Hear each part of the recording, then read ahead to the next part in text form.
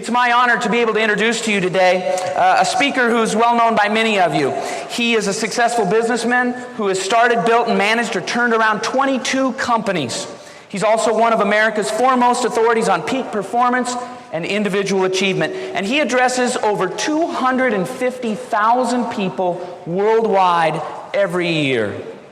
Since he began recording and taping his material, he's become one of the most listened to professional speakers in the world. His audio and video programs have been translated into 20 languages and are heard in over 38 countries. He's the author or narrator of such best-selling audio programs as Psychology of Achievement, Psychology of Selling, Psychology of Success, as well as The Science of Self-Confidence, How to Master Your Time, How to Start and Build Your Own Successful Business, and get this, more than 250 video training programs on leadership, sales, and personal performance.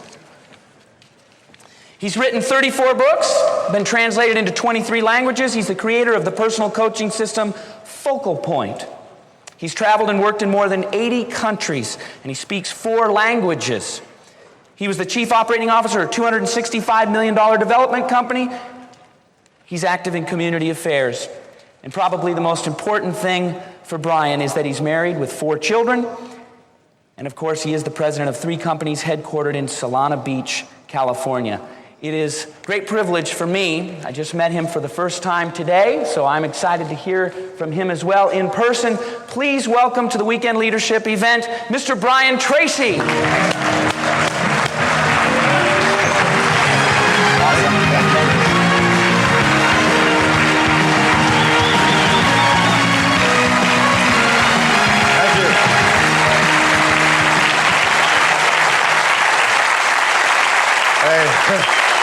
I love you guys. Thank you. Sit down.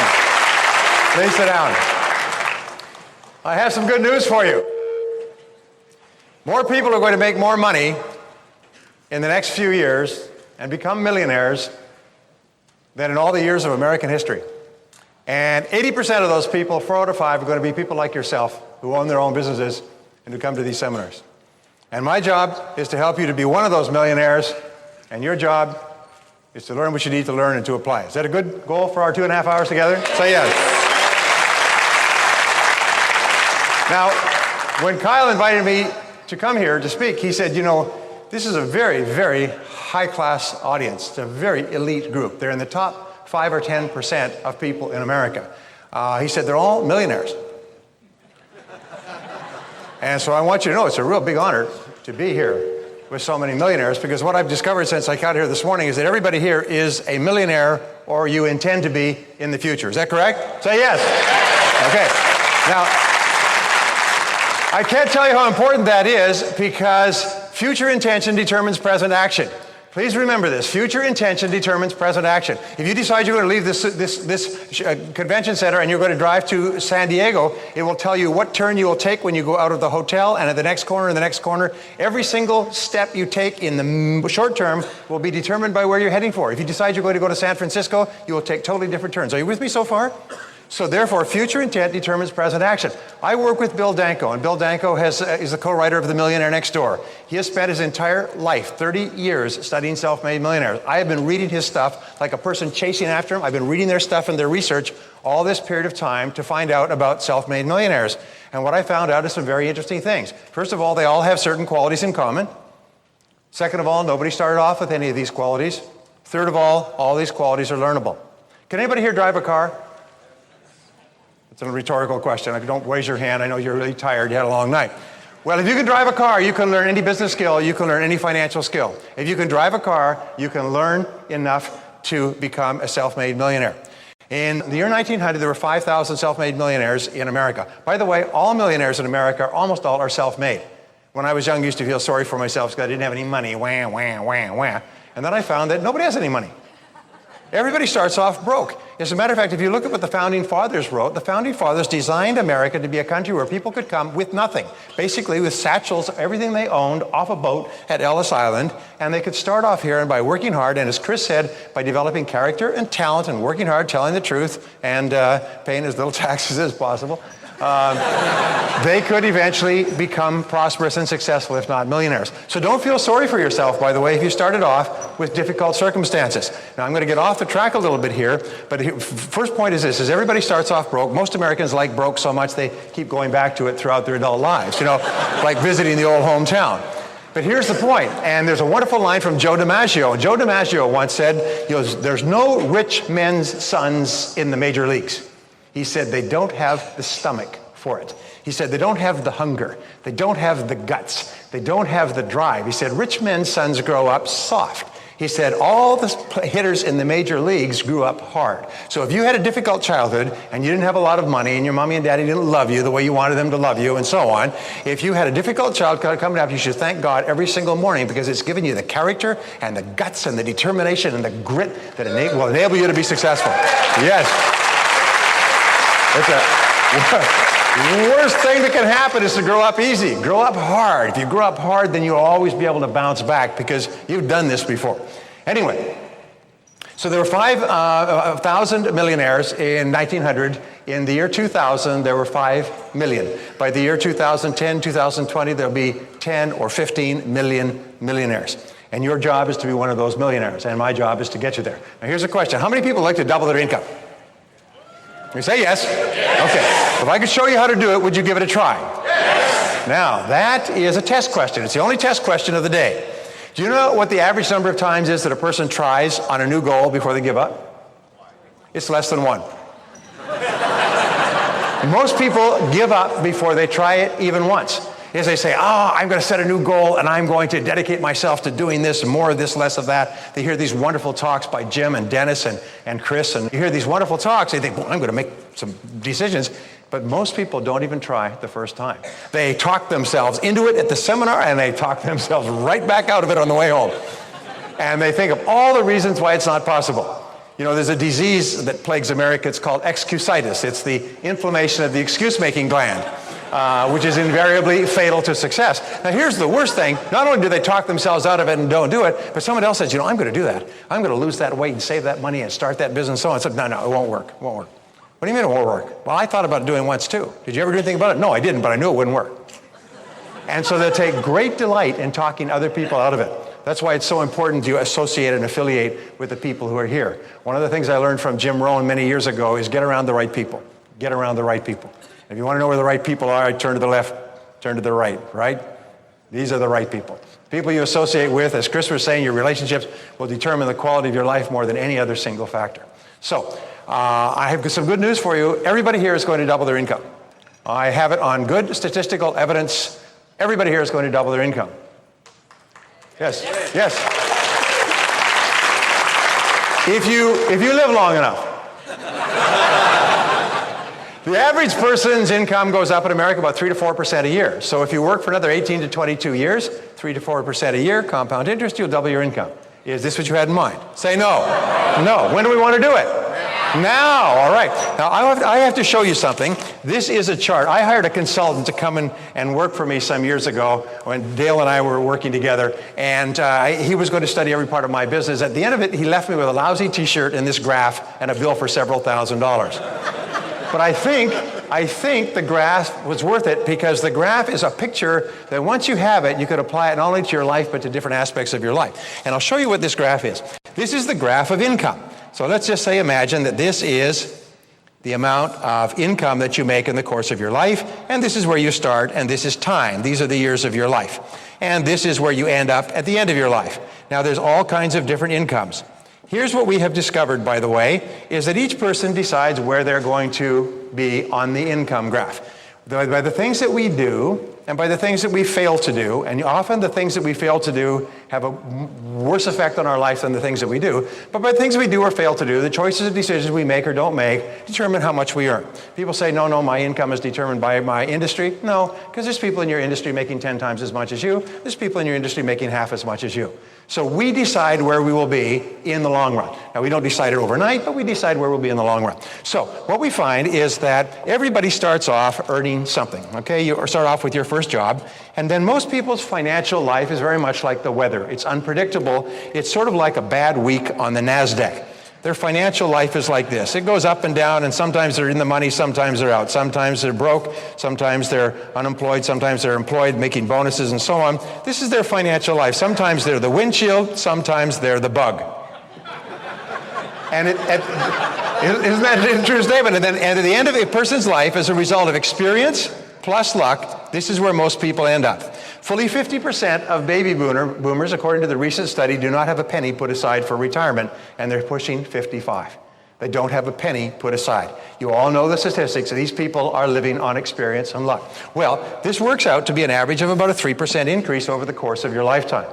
You know what the word job stands for. J-O-B says just over broke, okay? Nobody ever makes any money at a job. Nobody ever gets ahead. All you do is you keep your nose just above the waterline. That's all you do, and you hope that there's no storms. Because if there's a storm, suddenly, okay. Well, so this is the way most people live their lives. Now, it's very much, we say that most people's financial lives are like backing up in a car at night and hitting something, whoomp, and you get out to see what it is, and it's a new job. Or it's a new marriage, or a new relationship, or a new investment, or something else, all right? Now you're driving along. Now imagine this. Imagine that this is like a back road in the farm country. You're driving along these rutted out, beat to heck back roads in the country, and you have no road map and you have no road signs. So you're lost most of the time financially. This is the story of most people. So they're lost and they have no road maps and no road signs, and it's a terrible road. Well, even if you're driving a brand new Mercedes-Benz, an absolutely beautiful car, engineered perfectly in every way, which is what your mind is. Your mind is the most incredible device for success, achievement, happiness, and long life in the whole world. You're driving with this incredible mind. You're driving a Mercedes-Benz. Even if you're sincere and hardworking and determined and honest and all of those good things, if you're lost on the back road with no road signs and no road maps, you'll never make any progress. Are you with me so far? Please stay with the analogy. Now, let's say you're driving along and you've been working for 10, 20, 30 years, and there are people who've been working 10, 20, 30 years, and they still don't have a pot to you-know-what in or a window to throw it out of. We're living in the most affluent country in the history of man on earth. People from 194 countries dream of coming here. We're living here surrounded by affluence that is unimaginable, and most people worry about money all the time. Now, we did a little bit of background research on you before you came here. We did some checking on you, and we found, this will come as a shock to you, there are people in this very room who worry about money all the time. Yes, and we know who you are. We are watching you. All right, so you're driving along, and your navigator says, honey, you know, this kind of living is lousy. I'm tired of worrying about there being too much month at the end of the money and so on. And you know, as we're driving along here, lost in these backwoods, I see this freeway over here. There's a freeway over there. I see cars just whipping along that freeway. Every so often I see them through the trees, or I get a glimpse of those cars just whipping along. If we could get onto that freeway, we could really make a lot of progress. So how do we get onto the freeway? Well, let's find a way, and you work your way across country, and you finally find the way onto the freeway.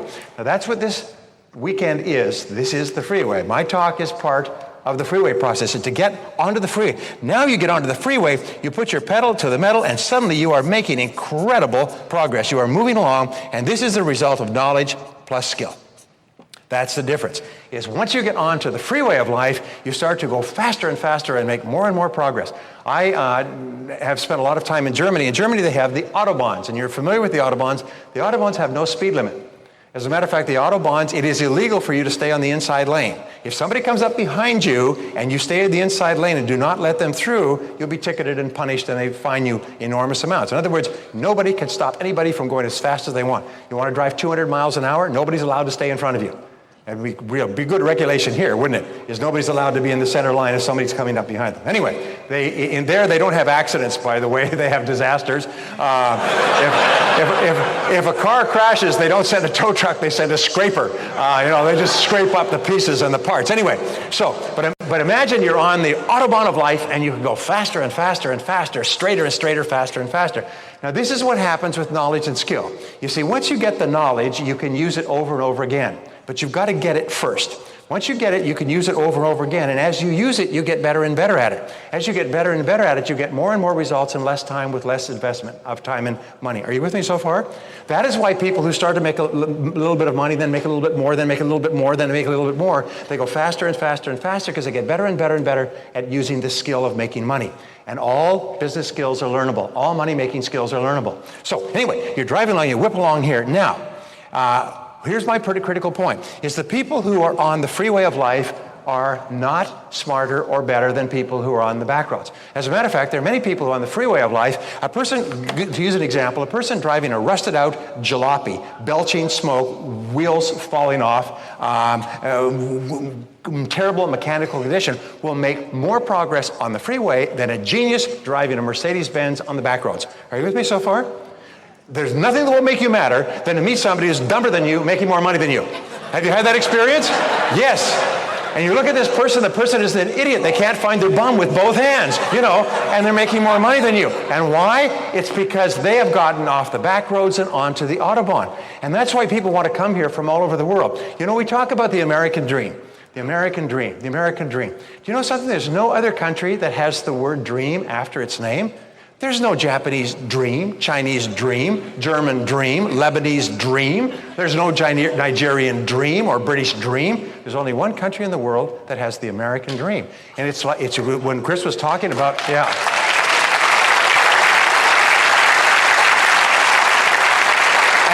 And so I've given this a lot of thought, and I can come to the conclusion that the American dream is basically two things, many other things too. It's two things. First of all, it's freedom. Like Braveheart, remember Braveheart? Freedom! We love to be free.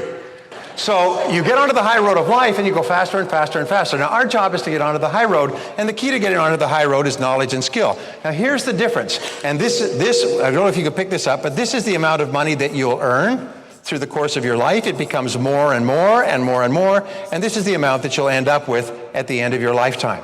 And this is controlled.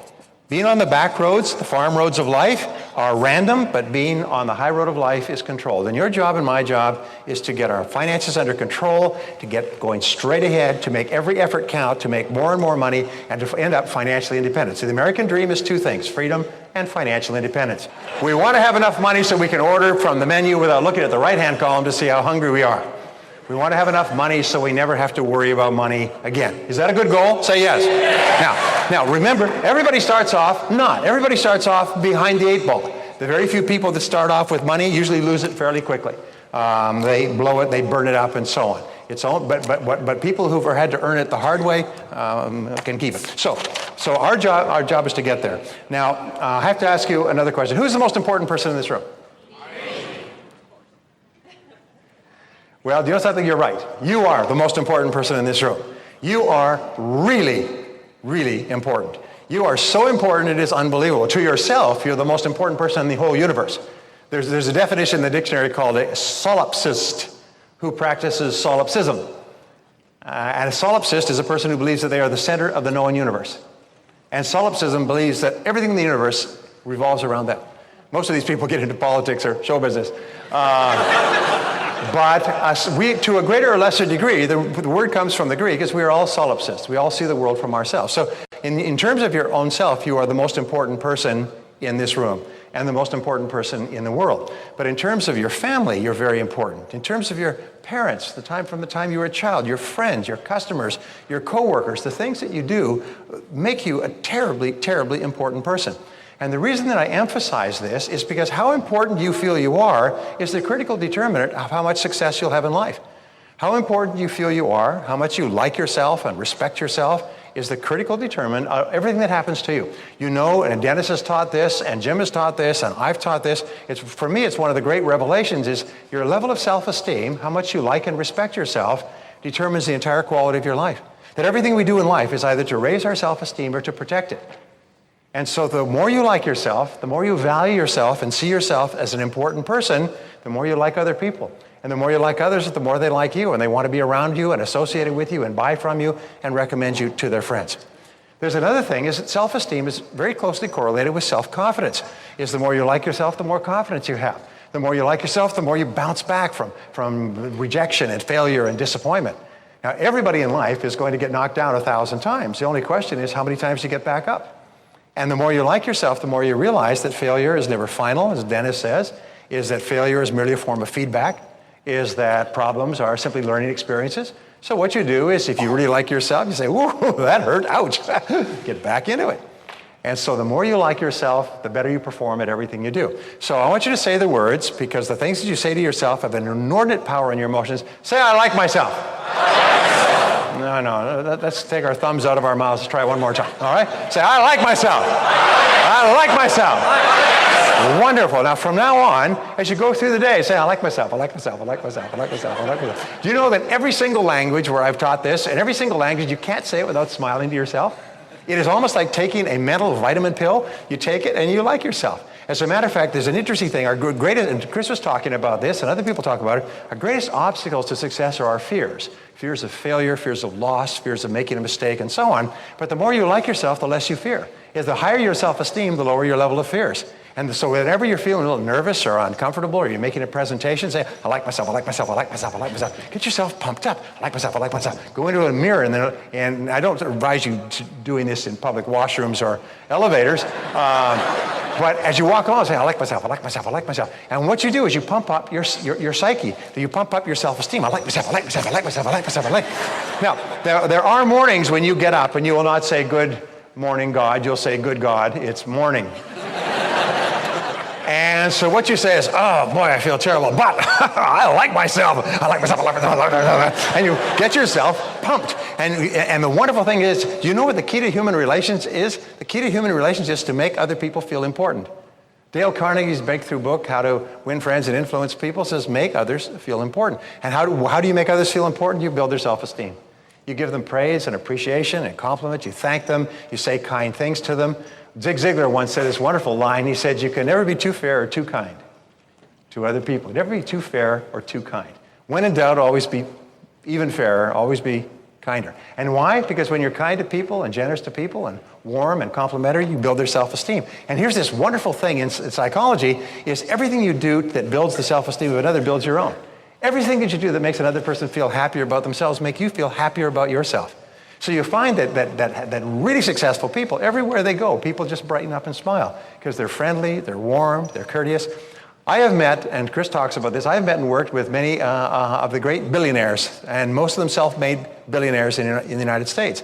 And I find in every single case when you meet with these people, and sometimes I spent several hours with them talking about their business alone in a room with the telephones off, and I found that in every case, and I think of these people, they shine in my mind, they're all warm, friendly, kind. If you didn't know that these people were some of the richest people in the world, if you didn't know in advance, there's no way you could tell from meeting them because they're just such nice people.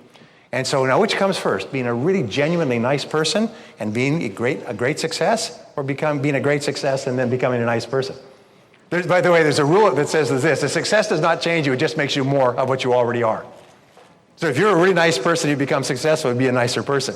If you're a jerk and you become successful, you become a bigger jerk. You know, you go to Hollywood, right? Okay. Anyway, so the fact is that you are the most important person here. And whenever you feel yourself a little bit down, just say, hey, I like myself, I like myself, I like myself. You take control of your mental life by putting your hands on the wheel and say, wait, I like myself. Failure is only feedback. Learn from every experience. Get up, get going, and so on. Okay, is this important? You get this? Okay. Now, next question. How many people here are self-employed? Well, Dale, what's the true answer to that question? We all are. We all are. The worst mistake you could ever make in your whole life is to ever think you work for anyone else but yourself. As a matter of fact, your job is not only to be self-employed, but to be unemployable. Right? Where you just simply can't work for anybody else. You can only work for yourself. And it's interesting, it's the attitude. Chris was talking about attitude. It's the attitude of self-employment that separates the winners from the non-winners. It's top people, and according to the studies, the top 3% of adults see themselves as self-employed, even if they work for another company, even if someone else signs their paycheck all their lives. They see themselves as self-employed. They see themselves as in charge of their own life. And I have thought about this over and over again, and one of the great turning points in my life was this, is when I realized that I was responsible for everything that happened to me. I was in charge. I was self-employed. And the acceptance of total responsibility is one of the great scary thoughts, but one of the great liberating thoughts of life. And so I found that really high performers, all leaders, all men and women of great accomplishment, men and women of strength and character, men and women who accomplish great things, are people who are highly self-responsible. It is the key to success, and I'll come back to this a little bit later. So here are the words that you use. The words are, I am responsible. Say it. I am responsible. Oh, no. Try it again. One more. I am responsible. I like myself. And I'm responsible. Those are the keys to success. As long as you hold on to those, whenever you have a problem or difficulty of any kind, you'll go back to that. I like myself and I'm responsible. If there's something in my life that's not working, then by gum, it's up to me to change it. I'm not going to sit here and moan and cry and weep and moan and blame other people. I just get busy and do something about it. All successful people are take-charge people. And these are really, really important in terms of becoming a millionaire. Can you imagine a milquetoast millionaire? A person who does not accept responsibility with low self-esteem? No. You've got to have a person who really likes themselves and who really feels in charge of their own life. One last question. What is the most important part of this weekend? You're right. It's what you do afterwards. It's not what we learn. It's not the pleasure that we have. It's not the interaction. It's what you do afterwards. Now, I've learned a very interesting point, and this has been borne out in 50 years of study. The most identifiable quality of successful people is that they're intensely action-oriented, is they're moving fast. They're in action. They hear a good idea. They move quickly. They don't sit there and think about it. When you sit there and think about it, what happens is the energy goes away. So you'll find that the most important part of today is what you do afterwards and how fast you do it.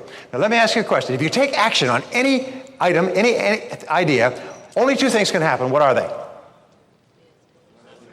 You succeed or you fail. Okay? It works or it doesn't work. If it works, what do? You do more of it. If it doesn't work, what do? You learn from it quickly, get smarter, and try something else. But you cannot lose from taking action. You can only lose from not taking action. And when I spoke many years ago to one of the richest men in the world, he's now worth about $5.4 billion, and at that time he was just building his company. His company was just growing.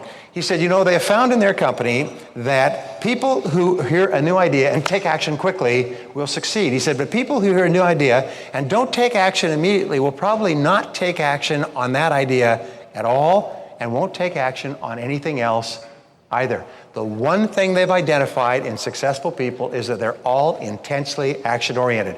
So always think in terms of what action do I take? What do I do now? Somebody comes to you with a problem. They say, I've got this problem. You say, good. What are you going to do about it? What's your next step? What's your next action step? How are you going to solve the problem? In other words, keep helping people think in terms of the actions that they're going to take to achieve their goals or resolve their problems. And you lead by example. As Albert Schweitzer said many years ago, he said, you must teach men at the school of example, for they will learn at no other. So the most important thing that you do for your friends and for your family is be an action-oriented person. Be a high self-esteem, high responsibility, action-oriented person. Those are the three qualities for financial success. Probably the three qualities for all kinds of success. Does it make sense so far? Yes. Say yes. Yes. Okay. Now, let me just go back quickly to my own story. I did not have an auspicious beginning. I grew up in a family that had no money. Our favorite theme song in our family was "We Can't Afford It, We Can't Afford It, We Can't Afford It, We Can't Afford It." In every tune and bar, is anybody growing up in a family? That was your theme song, "We Can't Afford It." And I'm still now, even at my age, I still go and I look at it and say, geez, we can't afford it. What do you mean you can't afford it? It's a newspaper, for Christ's sake. Maybe I'll read somebody else's, I mean, that costs 50 cents. Anyway. My friend Susie Orman said this. She said, one of the most important things in becoming wealthy is to deal with your goblins with regard to money. Almost all of us have goblins with regard to money. Fears, emotions, go back into our early childhood, the way our parents responded to money, what happened with money, did we not have very much, did we lose it, were our parents hurt financially? So we grow up with these fears with regard to money, and in order to become financially independent, you have to get over those fears. You have to first of all identify what they are. What is the number one fear with regard to money? Yeah, fear of poverty. We're afraid of being poor. We're afraid of not having any money. We're afraid of being destitute or dependent upon someone else. Now, it's not likely to happen, but nonetheless, that fear, which is an irrational fear, often holds us back from taking chances. And it's just something you have to identify. And I learned many years ago that if you have the fear of poverty, you say, all right, what's the flip side of the fear of poverty? What's the virtue of the fear of poverty? What's the good part of being afraid of not having money? What's the good part? Yeah, you work harder to get more money. You work harder and you're smarter in holding on to the money. You build up a financial estate. So starting off poor, as I said before, it can often be a very good thing because it makes you very smart about making money and holding on to it. So in other words, when you talk about money like that, you bring it to the surface of your mind and you become free from the fears that are involved. That's no extra charge for that, just to throw in. Okay, so I started off with no money. I did not graduate from high school. I finished in the half of the class that makes the top half possible. They say that everybody serves some purpose, even if it's to be a bad example, and I was the bad example. The teachers would point to me and say, if you don't smarten up, you'll end up like him. And that would scare people, like the boogeyman under the bed. That would scare kids into doing their assignments. I had a chance to go to several schools when I was growing up because I kept getting thrown out of them. Suspended, expelled, rejected, suspended, expelled, rejected, and finally I left school and I got a job, a laboring job. I was told, by the way, that if you don't get a good education and get good grades, you won't do well in school. If you don't get good grades and do well in school, you won't get a good job, you won't go to college, you won't have a good life. So I've been told this all my life. You know, they tell you that, to tell kids that to scare them. So you grow up and they say, I didn't get very good grades in school. And by the way, remember I told you about the research that we did on you? Yes, we found some other interesting things. We found there are people in this very room who did not get good grades in school. Yes, and we know who you are. We were amazed at how many of you there are. It was astonishing. Anyway, here's what I learned later in life. It took me about 10, 15 years to learn this, is there's no relationship between grades in school and success in life, unless you believe there is. If you believe that because you got poor grades you can't be successful, that becomes your truth. As William James of Harvard said, belief creates the actual fact.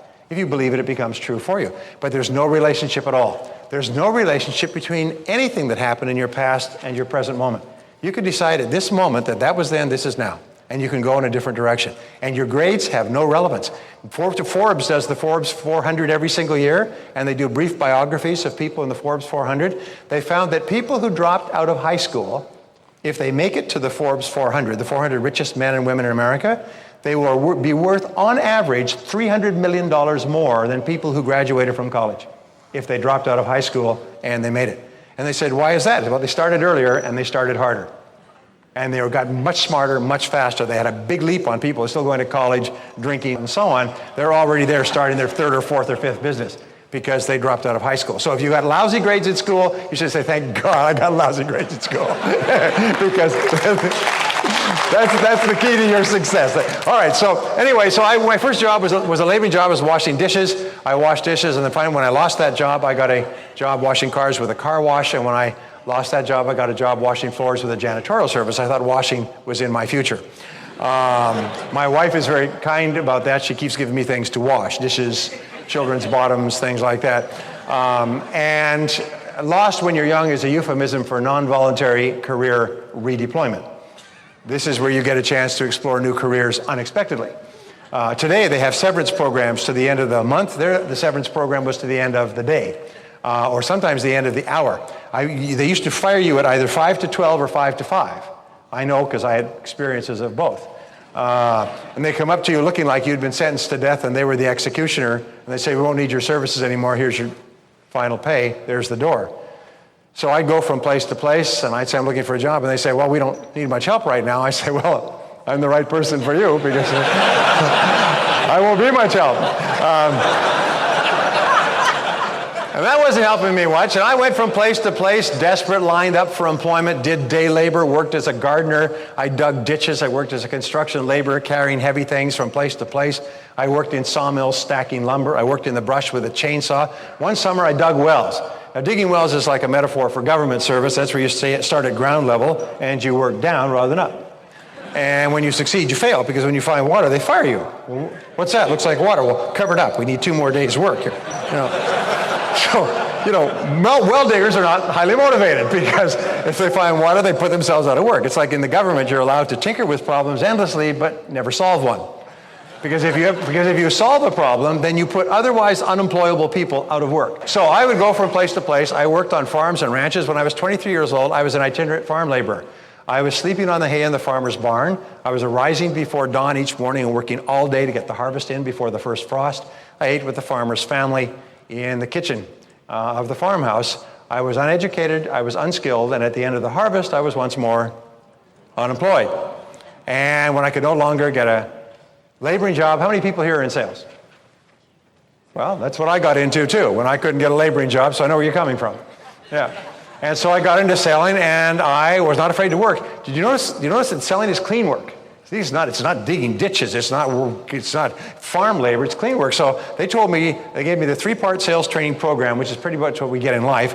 Here's your cards, here's your brochures, there's the door.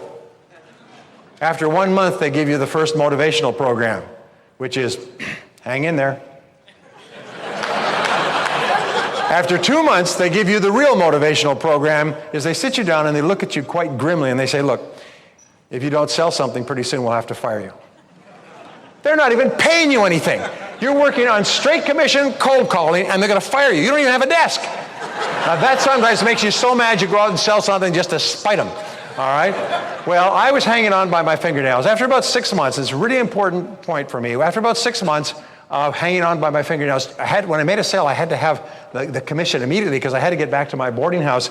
I was paying a couple of dollars a night for a room in a boarding house, and I had an ex-Gestapo landlady. Her motto was no pay, no stay, no credit, nothing. So finally, there's this one guy in our company. He's making 5 or 10 times as much as anybody else. He's got a pocket full of $20 bills that would choke a horse. I get up at 6, 7 o'clock in the morning, and I'm out there in the parking lot at 7 o'clock when people come to work. I'm working all day. I take a brief lunch, dinner between 5 and 6, and I go and knock on doors and apartment doors in the neighborhoods after dinner until 9 or 10 o'clock at night. If the light was on, I'd knock on the door. I even woke people up in their pajamas to try to sell to them. Not a good start for a sales conversation. And this guy would roll in around 9 o'clock. Prospect would come in around 9:15. They'd sit down, have a nice little chat, cup of coffee. He'd talk to him a little bit, write some on paper, and pull out his check and write a check. And he'd go out in the morning and make a couple of sales, come back, have lunch with a customer, make another sale, make a couple of... I was making 1 sale a week. This guy was selling with both hands like a faro dealer in Reno. I mean, it was unbelievable. And I finally, and everybody looked at him, and great, So finally I went to him and I said, tell me, what are you doing differently from me? How come you make so many sales? And he said, well, show me your presentation. I'll critique it for you. I said, you show me yours and I'll show you mine. I said, by the way, how do you define a sales presentation? He said, well, a sales presentation is a logical and orderly process where, first of all, you separate prospects from suspects. You then establish rapport with them. You don't try to make friends with people who have no money, obviously, or not qualified. You then identify their needs by asking them questions. You show that our product or service is the very best, all things considered, to satisfy their needs. You answer their questions or objections. You get them to take action, and then you get resales and referrals from the same people, which loops you back into prospecting. I couldn't believe it. I was writing this all the time. There's a logical process to it. I couldn't believe there was a logical process to it. I was using the blah, blah cell. Blah, blah, blah, blah, blah, blah, blah. I was hoping people would stop me and buy, and nobody was. So I wrote it all down. I said, well, don't you say this? He said, no, you don't say this. You ask questions. And so I realized that telling is not selling. Asking questions is selling. So I went out and I began to ask questions, and I would go through a logical process and make sure it was a prospect before I began talking, and then take some time to get to know them a little bit better so that we had a feeling of rapport and so on, and then identified their needs, and my sales started to inch up. And then I said, well, what else can I do? He said, have you read any books on selling? I said, are there books on selling?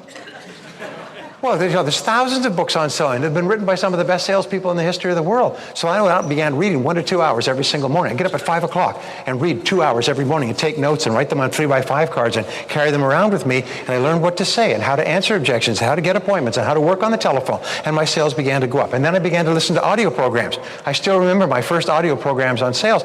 I thought I'd died and gone to heaven.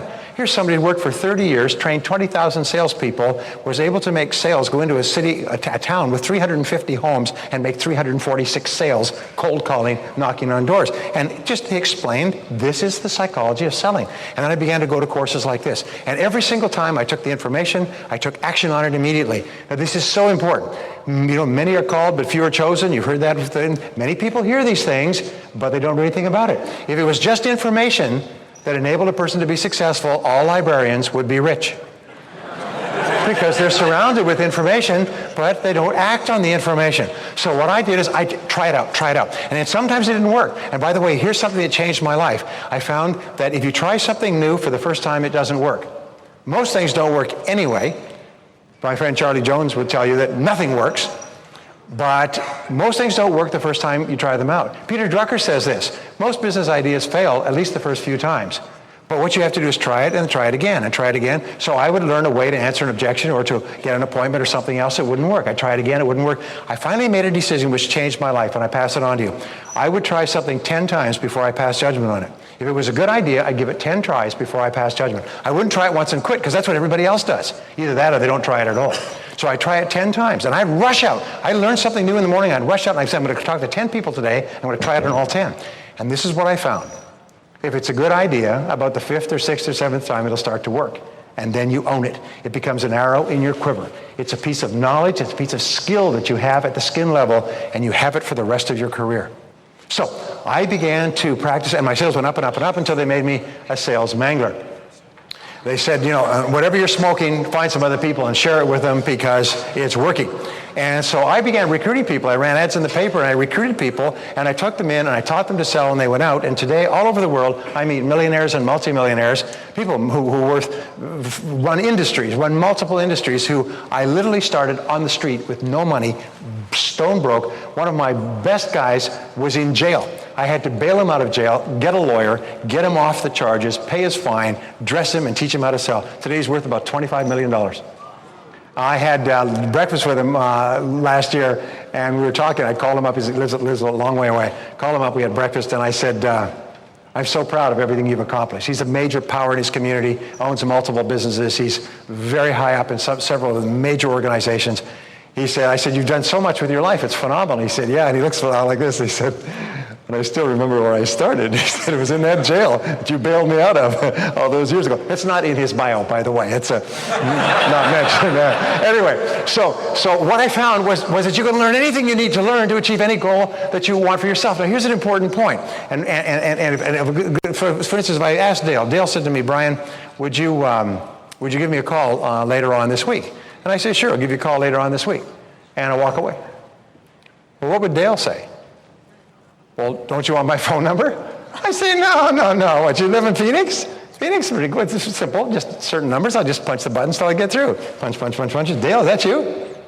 No? Again, punch. Dale, is that you? No, punch. It's only 7 digits plus an area code. Hey, what could be harder than that, huh? Is that you? Now, how long would it take me to get through to Dale if I just punched the buttons at random?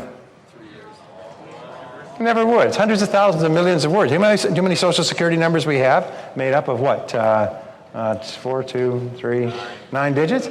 Here's 10 digits. In other words, hundreds of millions. I would never get through to Dale. But what if Dale gave me his number and it was 235 1234 and I wrote it down and I got the area code? I could dial Dale from anywhere in the world, and if he was there, I'd get through. And I could give Dale's number. It's Gail. Karen, I'm sorry, give it to Karen. Karen could call. I'll give it to you. You could call. If you had the right number, you could get through. Isn't that true? In other words, if you have the number in the right sequence, you can dial from anywhere and you'll get through. But now what if they'll give you the number and it's the last 4 digits are 1, 2, 3, 4, and I wrote them down 1, 3, 2, 4. I got 1 digit out of place. Now that's not very much. One crummy digit. I mean, God, we're talking about, 10 numbers here and 1 digit. I shouldn't be penalized for that, should I? But if I tried to get through to Dale with the wrong digits in the wrong order, would I get through? What if I was sincere and hardworking and I set goals and I came to Jim Rohn seminars and I read books and listened to tapes and I loved the Lord and paid my taxes and was a good family person, but I wasn't dialing the numbers in the right sequence? Would I ever get through?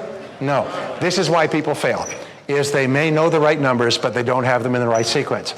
Here's an interesting question. If you went to the university, for example, to get a degree in engineering, could you take any courses you wanted? Could you say, well, I'll take a few of these courses after 4 years. Well, I've taken a whole bunch of courses. I like my degree now. They'd laugh in your face, wouldn't they? If you go to get a degree in any subject, what do you have to do? You have to take certain courses in order, in sequence, some before and some after. Some are prerequisites and so on. You have to take the courses in sequence. Only when you have passed all the required courses in sequence do you get your degree. But you get your degree automatically if you've done the courses. That's the key to success. If you want to be successful in real estate or in building your own business, most people run their own business like broken teeth. In other words, they know a little bit about this and a little bit about that and a bit about this, and they can make a couple of sales and negotiate some purchases and so on and so forth. And 86% of business owners in America make less than they would earn if they were working for wages with someone else. Why? It's because they have not learned the entire sequence of building and operating a business. And yet you look at the Fortune 500 companies that are multi-billion-dollar companies, almost everyone started on a kitchen table. You find that one way or another they've learned all the necessary steps, and they do them in the proper sequence. And if you start to do things in the proper sequence, you get through every single time. Are you with me so far? This is really important. It's the difference between success and failure. Anyway, so imagine you went to the dentist and the dentist decided to drill before putting in the anesthesia. I mean, what's wrong with that? I mean, the anesthesia, early in the drilling, later in the drilling. Well, would this be a good dentist? No, there's a sequence, for Christ's sakes. Well, how about they drill before they do any x-rays? Let's drill before we do any x-rays. So who knows what tooth needs it? Let's drill them all, That's what people do in selling. They just call them all. What the heck? Who knows? Anyway, I'm not going to get serious. So what I learned is that there's a proper order and sequence. And what I learned was this, and it changed my life. What I learned was the law of cause and effect. Now, the law of cause and effect is called the granddaddy law. It's the iron law of the universe. It says that for every effect in your life, there's a cause. That everything happens for a reason. It says that success is not an accident. Failure is not an accident. Everything happens for a reason. And if you can be clear about the effect that you want, which is why Jim and Dennis talk so much about goals, and I will later, is if you can be clear about the effect that you want, you can trace it back to someone who at one time did not have that effect, and then find out what they did, and do the same thing over and over again until you get the same result. And as my friend Nito says, success leaves tracks. If you want to follow a person in the snow, you put your feet in their tracks. If you want to find a successful person, if you want to become wealthy, success leaves tracks. Follow the tracks. You got most people who want to become wealthy are trying to make their own trail. Don't go where every other person has gone. Go to where no one has gone and blaze a new trail. Yeah. You know what they call a pioneer? A pioneer is someone lying face down in the dirt with their back full of arrows. That's not your goal.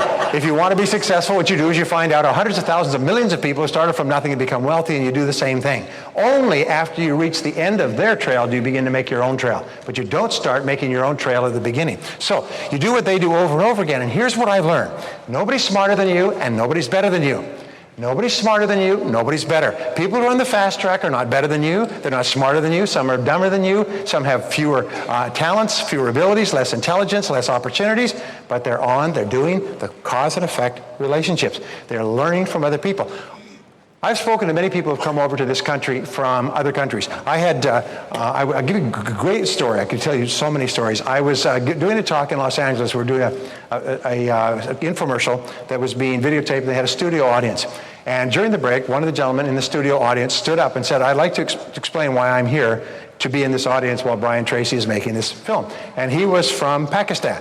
And he was beautifully dressed. And he stood up. He said, I am from Pakistan. He spoke very well. He said, I came over to the United States 3 years ago. He said, my uncle and my brother had signed my paper, so he was legal. So he said, I came over here to work with them in their company, and by the time I got everything cleared and I'd gone to university and cleared up and come here, their company had gone broke and they both moved away in different directions. When I arrived in Los Angeles, they were gone, I knew nobody, and I was penniless.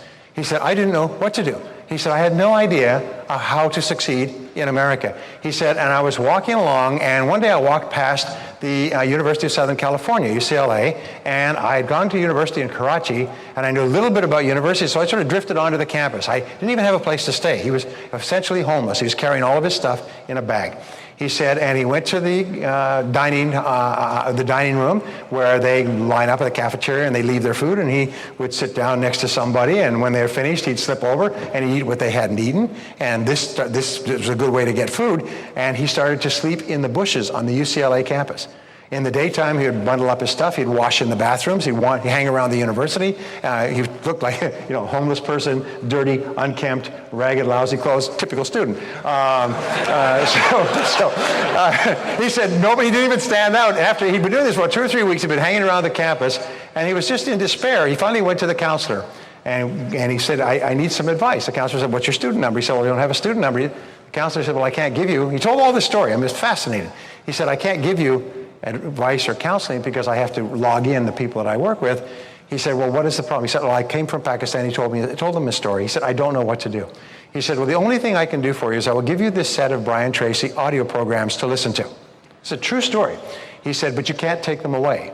I'll give you a tape player. You can sit in this room over here, and you can listen to them and take notes. So he didn't have a lot going, if you know. So he said, okay, I'll do that. To him, it was completely bizarre, listening to a bunch of audio cassettes in a cubicle. So he took them over and he sat them down. He got notes from the wastebaskets, and he began making notes. He came back every day for a week. He listened to the programs hour after hour and wrote notes on how to succeed in America. He said, went back at the end of the week, he gave it back to me, he said, thank you. He said, now I understand how you succeed in this country.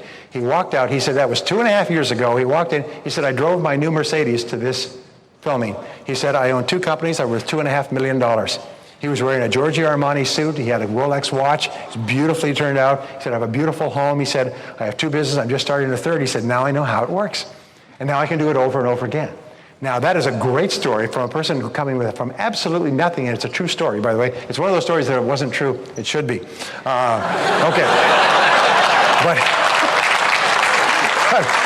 But it's word for word true. Anyway, so the law of cause and effect says that if you do what other successful people do, you get the same results they will. But if you don't do what other successful people do, nothing can help you. So your job and my job, and this changed my whole life. Chris mentioned I started, built, managed, or turned around 22 businesses. I've also consulted with more than 1,000 businesses of every size, Fortune 500 companies in 23 countries. In every single case, I go in order to work with them, I have to study and figure out how this business works. What are the cause and effect relationships? How is money, income, profit generated in this business? What are the constraints that are holding profit back? And so on. And so I've been able to develop a pretty good intellectual foundation in these companies, but what I found is if you do what other successful people do in an industry, you get the same results. Do you know that in business today, the 80-20 rule applies? Is that 20% of businesses make all the money, and the other 80% are marginal? And they all start off at the same starting line, but 20% make all the money. In our society, 20% of the people make all the money, and the other 80% worry about money all their life. So which would you like to be in, the top 20 or the bottom 80? Top 20. Now make the decision to be in the top 20. Then the only question you ask is, how do you get there? Well, here is the turning point for me. As I began to study philosophy and metaphysics, what I found is that thoughts are causes. Thoughts are causes, and conditions are effects. And when I learned this, I couldn't believe it. Thoughts are causes? You mean my thoughts control the conditions of my life? I want to give you one of the simplest of all mathematical formulations. It's this: 1 equals 1. There's a direct relationship between what you think and what happens to you. The quality of your thinking determines the quality of your life. Your thoughts are causes and your conditions are effects. In other words, you create your own world by the way you think. And the great philosophers, the great metaphysicians, the great mystical teachers and spiritual teachers and all the religions have come to this conclusion, is that you become what you think about most of the time. You become what you think about most of the time. Now, you've heard this over and over again, but it's absolutely astonishing. You become what you think about most of the time. So the question I have to ask you is, what do you think about most of the time? What they found, self-made millionaires think about becoming financially independent most of the time, starting at a very early age. And every single financial decision they make throughout their years is, will this help me to be financially independent or not? And if it won't, then I won't do it. I just put it off for now, and I'm going to make the decision that will lead to financial independence. Thin people think about being thin most of the time. Fit people think about being fit. Loving people think about being loving. Happy people think about being happy. Are you with me so far? Yes, so what do you think about most of the time? By the way, this principle is true, but it's not always true, because if it was always true, every young man would turn into a young woman by the age of 20. And fat people would turn into pizzas, okay.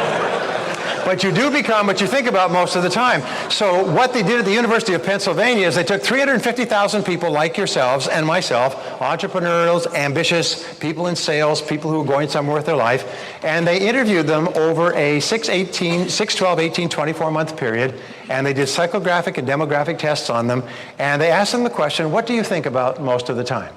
What do you think about most of the time? Now, I said before that you are in an elite, that you're in the top 10%. And how do we know that? It's because you're here. Only the top 10% of adults will ever come to a seminar like this in their whole lives. In fact, I've met people 40 and 50 years old who have never been to a seminar or an adult learning experience after they left school. They have never been to one. It's almost like this world of continuous learning and upgrading of skills runs parallel. It's a parallel universe to them. They don't even participate in it. Many people that you told you were coming to this couldn't believe it. They couldn't understand. Why on earth would you go to something like that? You know all that stuff. Whenever somebody says to me, I know all that stuff, I say, geez, you must be rich. Geez, you must be rich. Could I borrow $1 million from you? Because if you know all that stuff, you must be awfully rich. And they look away as they go to catch their bus home. You know. Anyway, so you're in the top 10% because you're here, because you can always tell who a person is by looking at what they do. It's not what they say or wish or hope or attend or declare when they are accepting the nomination at the primary. It's only what they do which is the true test of who they really are. Remember this, there's an awful lot of attempt to fool people by saying, you know, watch my hand, watch my hand. Don't ignore what I do, just watch what I promise to do. No, always just watch what a person does, because what a person does is the true expression of their real values. Only action is action.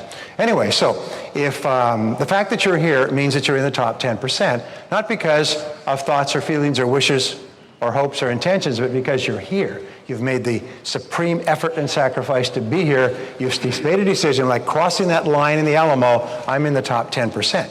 Whether you knew it or not doesn't matter.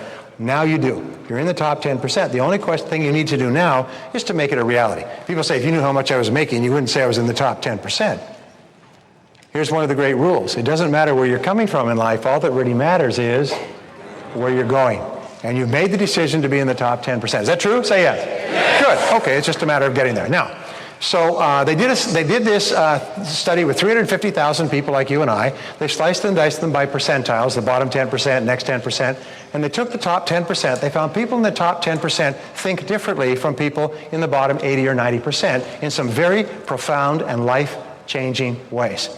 Now, can you imagine how people think and what people think about most of the time in the top 10%? Can you guess? What do people in the top 10% think about most of the time?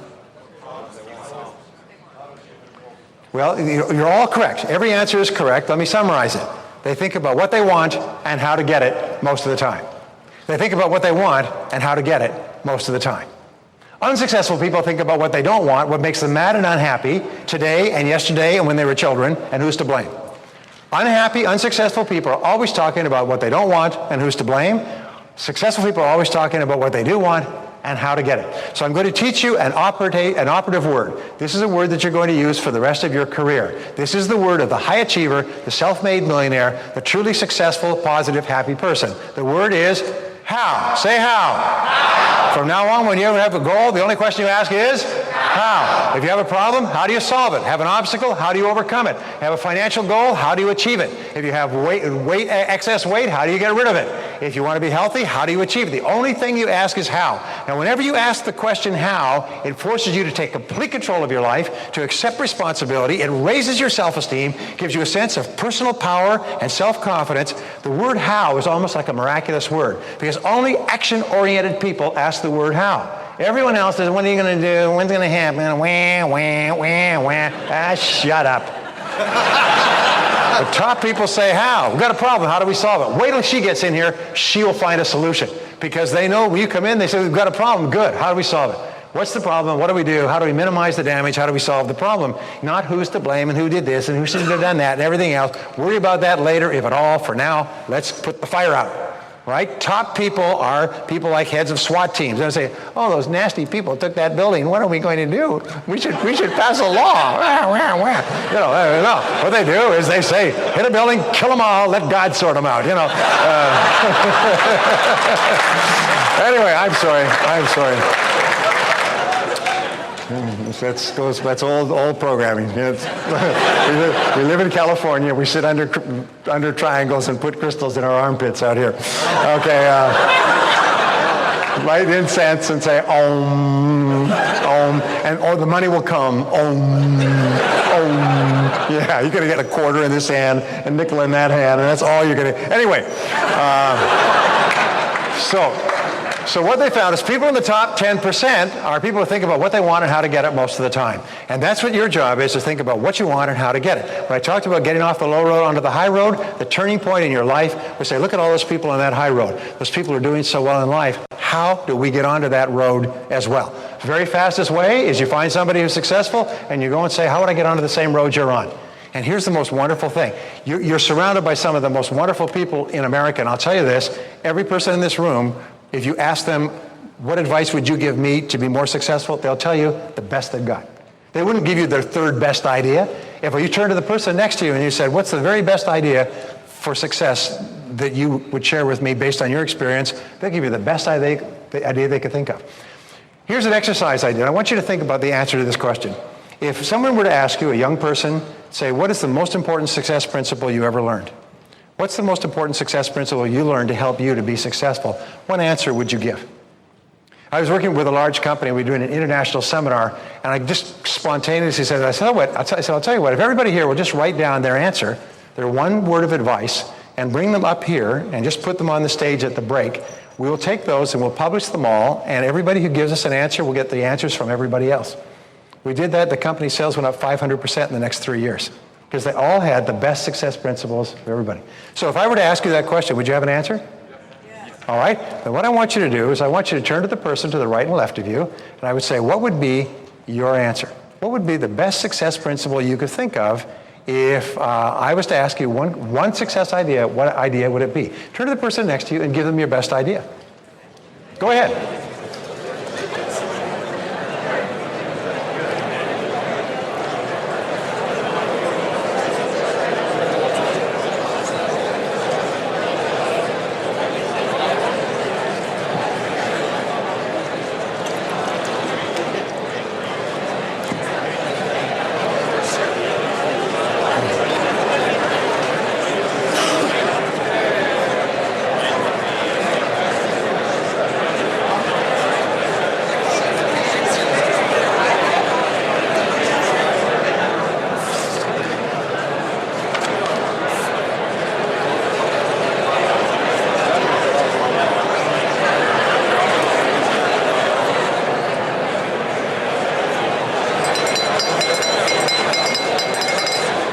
Now, coming back. Now this is an important question. This is an important question for the rest of this conference. When you introduce yourself to each other, go up and say, hi, I'm so-and-so from so-and-so. What's yours? What's your best idea? You have had so much experience. There's enough wisdom in this room to make everybody here rich 2 or 3 times over. Isn't that true? So therefore, one of the best things... All right. One of the kindest and most generous things you can do is to share your ideas with other people. So whenever you get into a conversation, say, what's yours? What's yours? And this will make a wonderful mastermind conversation. Every time you meet with 2 or 3 people, say, what's yours? And share ideas. And write these ideas down. As Jim says, write them down. Don't let them fly away.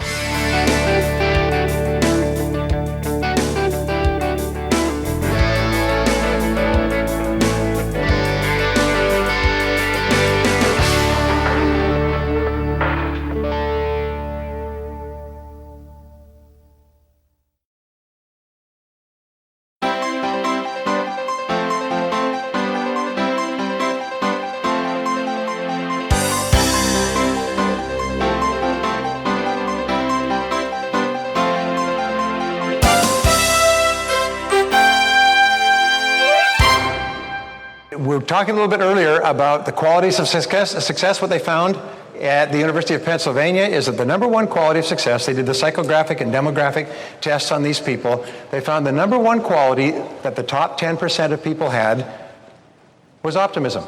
As Chris was talking earlier, they're optimistic. They have a positive, constructive attitude toward life.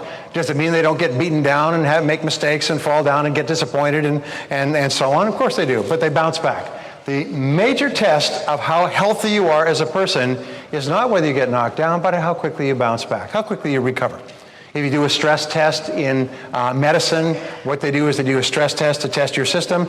The critical question is how quickly do you respond? How quickly do you come back to where you were before? So optimism, we find, is the mark of mental fitness. And mental fitness is like physical fitness. You develop mental fitness by doing mental fitness exercises. And I want to give you the 4 critical exercises for optimists.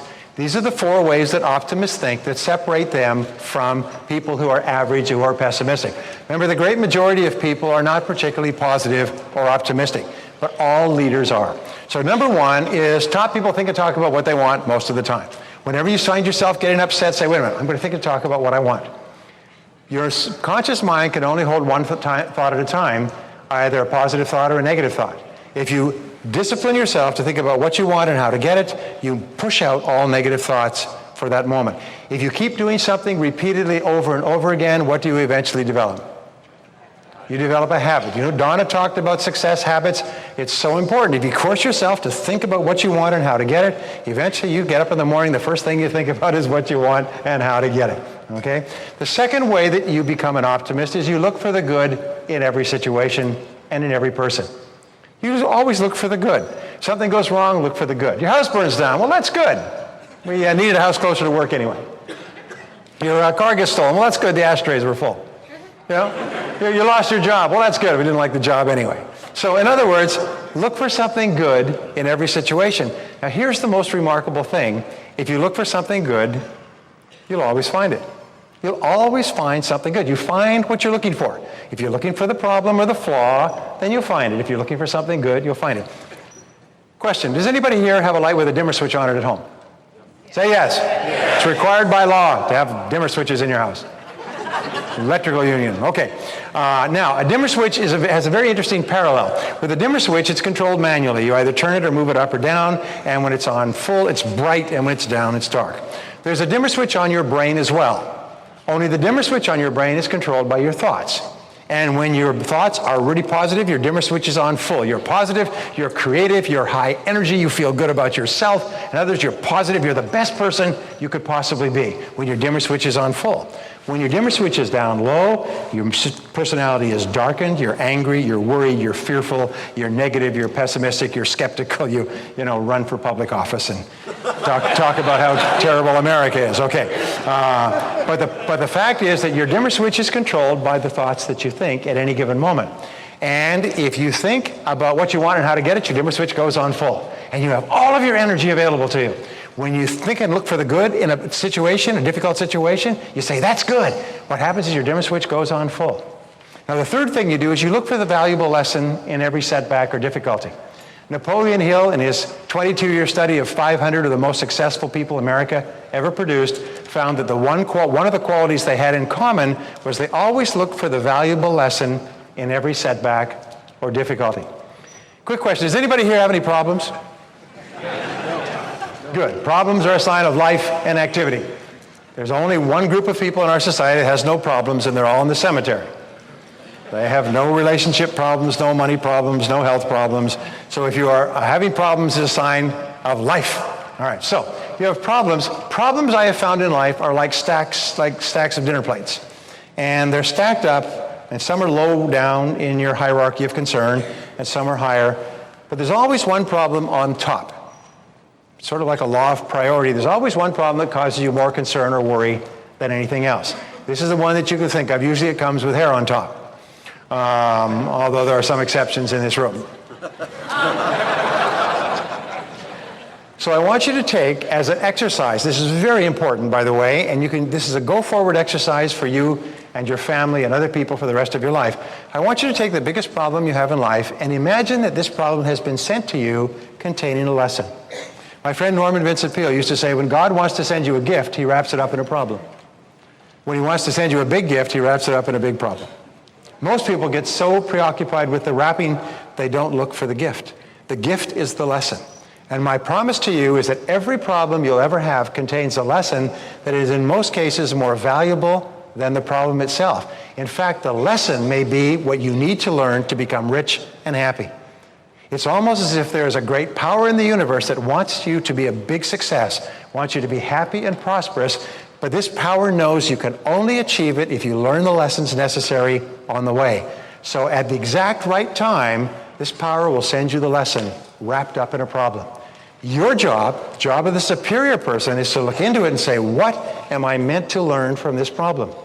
What am I meant to learn, and what else am I meant to learn? And what else am I meant to learn? Keep drilling down, because sometimes one big problem contains a whole series of lessons that will profoundly change your life if you can recognize the problems. And as Donna said, by the way, if you don't recognize the solution within the problem, it'll come around again, only this time it'll be more expensive. And if you don't get the lesson then, it'll come around again. This great power will keep sending you the lesson until you get it. And then once you pass that, you go to the next lesson and you have the next problem. So your job is to say, what am I meant to learn from this situation? And my promise to you is you'll always find a lesson, and while you're looking for the lesson, your dimmer switch will be on full. You'll be positive, you'll be optimistic, you'll be forward-thinking, you'll be more creative, you'll be more relaxed, you'll be more open, you'll be the best person you can possibly be. Now, if you want to be a great help to other people, when they are talking about their lives, say, what are your goals? What are you trying to accomplish? Help your children, help your staff. When they have a problem, say, what's good in this? Because there's always something good comes from every difficulty. What's the lesson that you're meant to learn from this? You help them to think creatively and positively and optimistically as well, until it becomes a habit for them as well. Remember the old saying, you become what you teach. You learn what you teach. So therefore, when you teach these principles to others who can benefit from them, you actually internalize them more and more yourself until they become an automatic part of the way that you deal with life. The fourth key to optimism is to feed your mind continually. Come to courses like this, listen to audio programs, read the books, talk to positive people. Keep feeding your mind. Just like if you wanted to have a healthy body, you'd eat really nutritious foods. If you want to have a healthy mind, take in positive, nutritious, what Jim calls mental protein rather than mental candy. All right? Now, what we have found is that optimists have three remarkable qualities. Optimists, by the way, start off with an unrealistic expectation of success.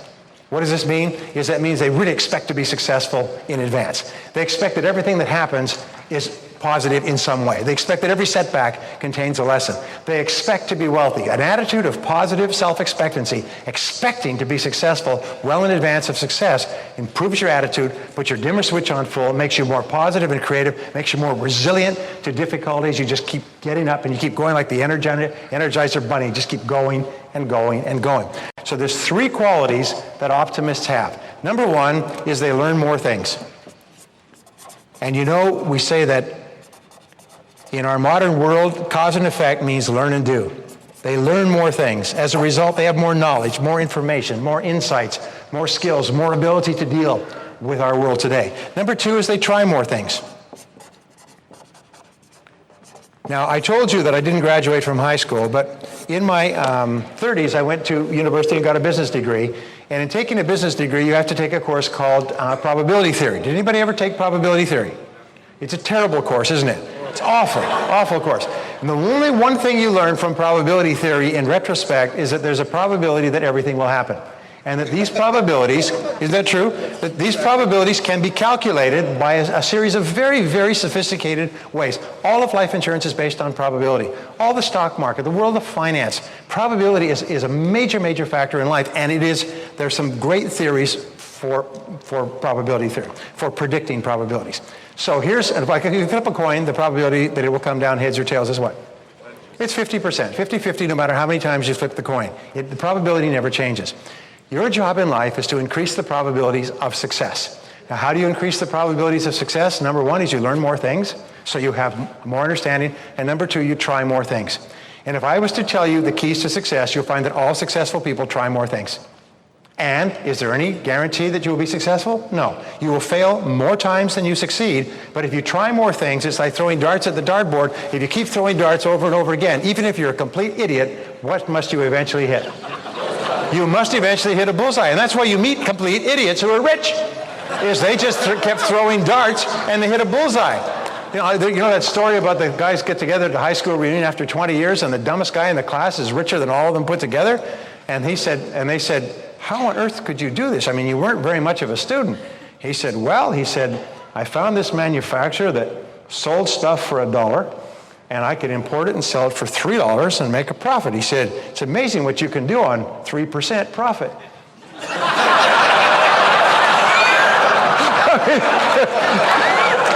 Anyway, the third quality is that they persist longer.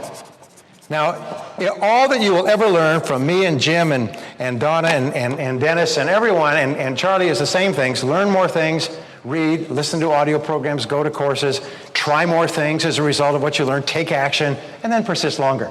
And if you'll do that, your success is guaranteed. You'll find that every single person who is successful learned more things, tried more things, persisted until they succeeded. And every person who's a failure didn't. It's really, really simple. And what keeps you doing this is optimism. It's an attitude that no matter what happens, I will eventually succeed. It's only a matter of time. It doesn't matter what's going on now. If I just keep trying more things and persisting longer, I will succeed. And by gum, that becomes your fact. That becomes the fact of life. So I want to give you a quick exercise. I want you to take a piece of paper and I want you to write down the answer to this question. What are your 3 most important goals in life right now? What are your 3 most important goals in life right now? You have 30 seconds, so write quickly. If you can't think of an answer, write money, money, money. 20 seconds left. Write quickly. 3 most important goals in life right now. 15 seconds. Write quickly. 10, 9, 8, 7, 6, 5, 4, 3, 2, 1. Stop. Okay. This is called the quick list method, by the way. You can use this for the rest of your life. And what we have found is that if you only have 30 seconds to write the answer to this question, your answers will be as accurate as if you had 30 minutes or 3 hours. You can ask your spouse, honey, what are your 3 most important goals in life right now? And then compare them with yours and be prepared for a fun conversation. But ask your kids, son, daughter, what are your 3 most important goals in life right now? In our advanced coaching programs, we help people do this in every part of their lives. Now let me see if I can guess your 3 most important goals. I was in Las Vegas recently and I learned this trick on how you can read the minds of audiences. One of the guys showed me how, and I see if I remember how it works, okay? Let's see, you tune in. You may have to tune in. Okay, wait, rub your hands together to tune in. Okay, it's coming clear. Shh. Okay, now I know what your 3 goals are. They were a financial goal, a relationship goal, and a health goal. How we do? Pretty good, huh? And for some people say, no, that's not what I wrote. Well, we'll get you some counseling later. That's what, that's what Jim Rohn coaching is for people, But the fact is, because those are the 3 critical parts of your life, your health, your finances, and your relationships, those will be your goals. And I'll even guarantee what your goal, guess what your goals are. Make more money, lose weight, become fitter, spend more time with the people you love. How's that? We doing pretty good there? So in other words, these are your goals. Now, here is your homework assignment. Your homework assignment is for the next 24 hours, think and talk about those 3 goals. Think and talk about those 3 goals, and the only question you ask is, how? How do I achieve them? Not whether they're achievable. We'll talk about how we firm them up a little bit in a couple of minutes, but how do we achieve them? And from now on, think and talk about what you want and how to get it. Whenever you want to help someone else, help them think and talk about what they want and how to get it. Help them look for the good in every situation. Help them seek the valuable lesson in every problem that they have. Keep feeding your mind with positive stuff so you keep getting better and better. I've got to tell you a quick story. Ole and Sven, they're up in Minnesota. They shoot a deer. They're dragging the deer back to the truck by the tail, and they keep slipping and losing their balance. And a farmer comes along and says, boys, what are you doing? He says, well, we're dragging the deer back to the truck. He said, well, boys, you're not supposed to drag a deer by the tail. That's awkward.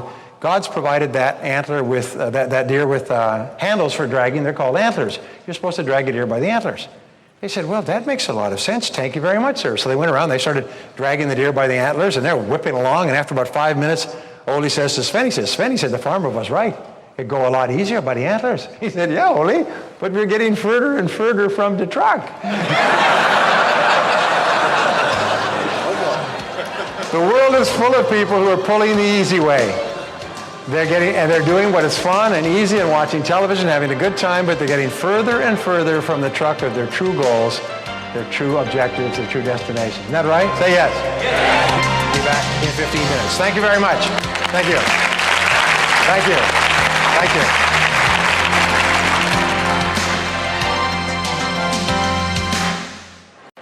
Once upon a time, there was a dinner party that took place in Memphis, Tennessee. I was speaking for a large national corporation, a franchise organization where you could buy a franchise, and if you were successful, you could buy another franchise and so on. And I was the keynote speaker, so they had me sitting next to a very nice couple.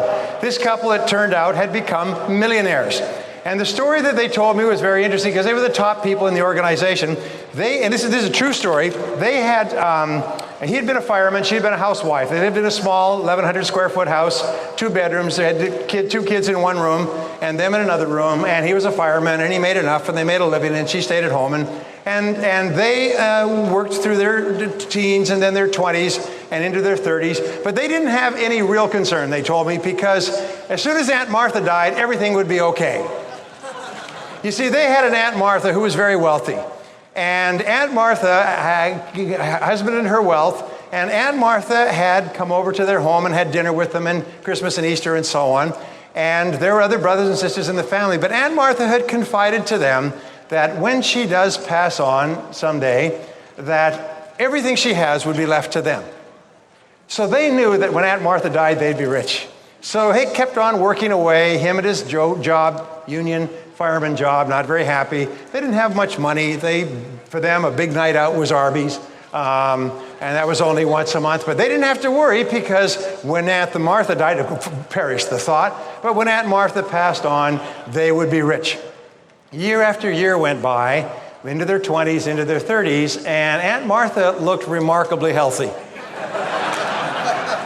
And they gave her gifts and sent her cards, and all the kids wrote letters to her, and they had her over for meals and so on, and they treated her very, very well. But you know, perish the thought, but you know, they're now in their 30s, and Aunt Martha is still just trucking away. She's in her 60s or 70s, and one day he looked at her across the table, and she looked back at him, and she said, women are wise, and she said, what if Aunt Martha lives another 20 years? There's longevity in the family. Are we going to be sitting here at this Formica kitchen table, worried about money for 20 years, waiting for Aunt Martha to die? And it hit him and it hit her, and they got so, it's almost like a flashbulb went off. They said, no. And they said, then let's start doing something. Let's imagine that Martha's going to live forever. If Aunt Martha's going to live forever, that is different. So they decided, they began exploring. He began working for what was turned out to be a janitorial service in the evening. Then he bought a franchise from ServPro, and he built the franchise up, and he found he had a natural knack for it. And so he built another franchise, and he called pretty soon. He was running it. His wife was running it out of the house. Pretty soon, after 2 or 3 years, he quit his union job, began working it full time, built up a whole series of franchises. He was a millionaire. He was a great success. When he went into that organization, they did everything but throw flowers in his path. He was a symbol of what was possible for an average person to create a wonderful business. He and his wife were confident. They were well dressed. They were warm, friendly. Everybody liked them and so on. And they said, and if we had not made that decision across that kitchen table, we'd still be there in that little crummy house. I said, and what's the rest of the story? The rest of the story was that Aunt Martha lived another 20 years. And when she died, all the other members of the family, the brothers and sisters on both sides, they'd all been waiting for Aunt Martha to die. And when they got there to the reading of the will, and they were talking, all the others were confident. They were there, they didn't care, they were wealthy. All the others were confident because Aunt Martha, turned out, had promised every one of them that they were her favorite, and she was leaving all her money to them. And when they read the will, Aunt Martha was penniless.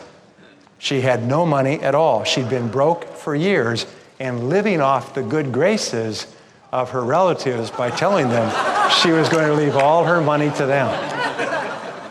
Now, there's a reason that I tell you the story, aside from the fact that it's true, is what is your Aunt Martha? You know, what are you waiting for to happen before you go for it? You know that in life, successful people just commit. Has anybody played Texas Hold'em? You could admit it. Okay. In Texas Hold'em, they have, and by the way, it's a remarkable game because there's something in there that appeals to the American imagination, is you reach a point where you're down to the point where you cannot raise, you cannot bet, and you have to go all in. If you don't go all in and take a chance of losing it all, you'll be wiped out. Every so often you see a person who wins because they went all in with weak cards. Have you seen that on the World Championships of Poker?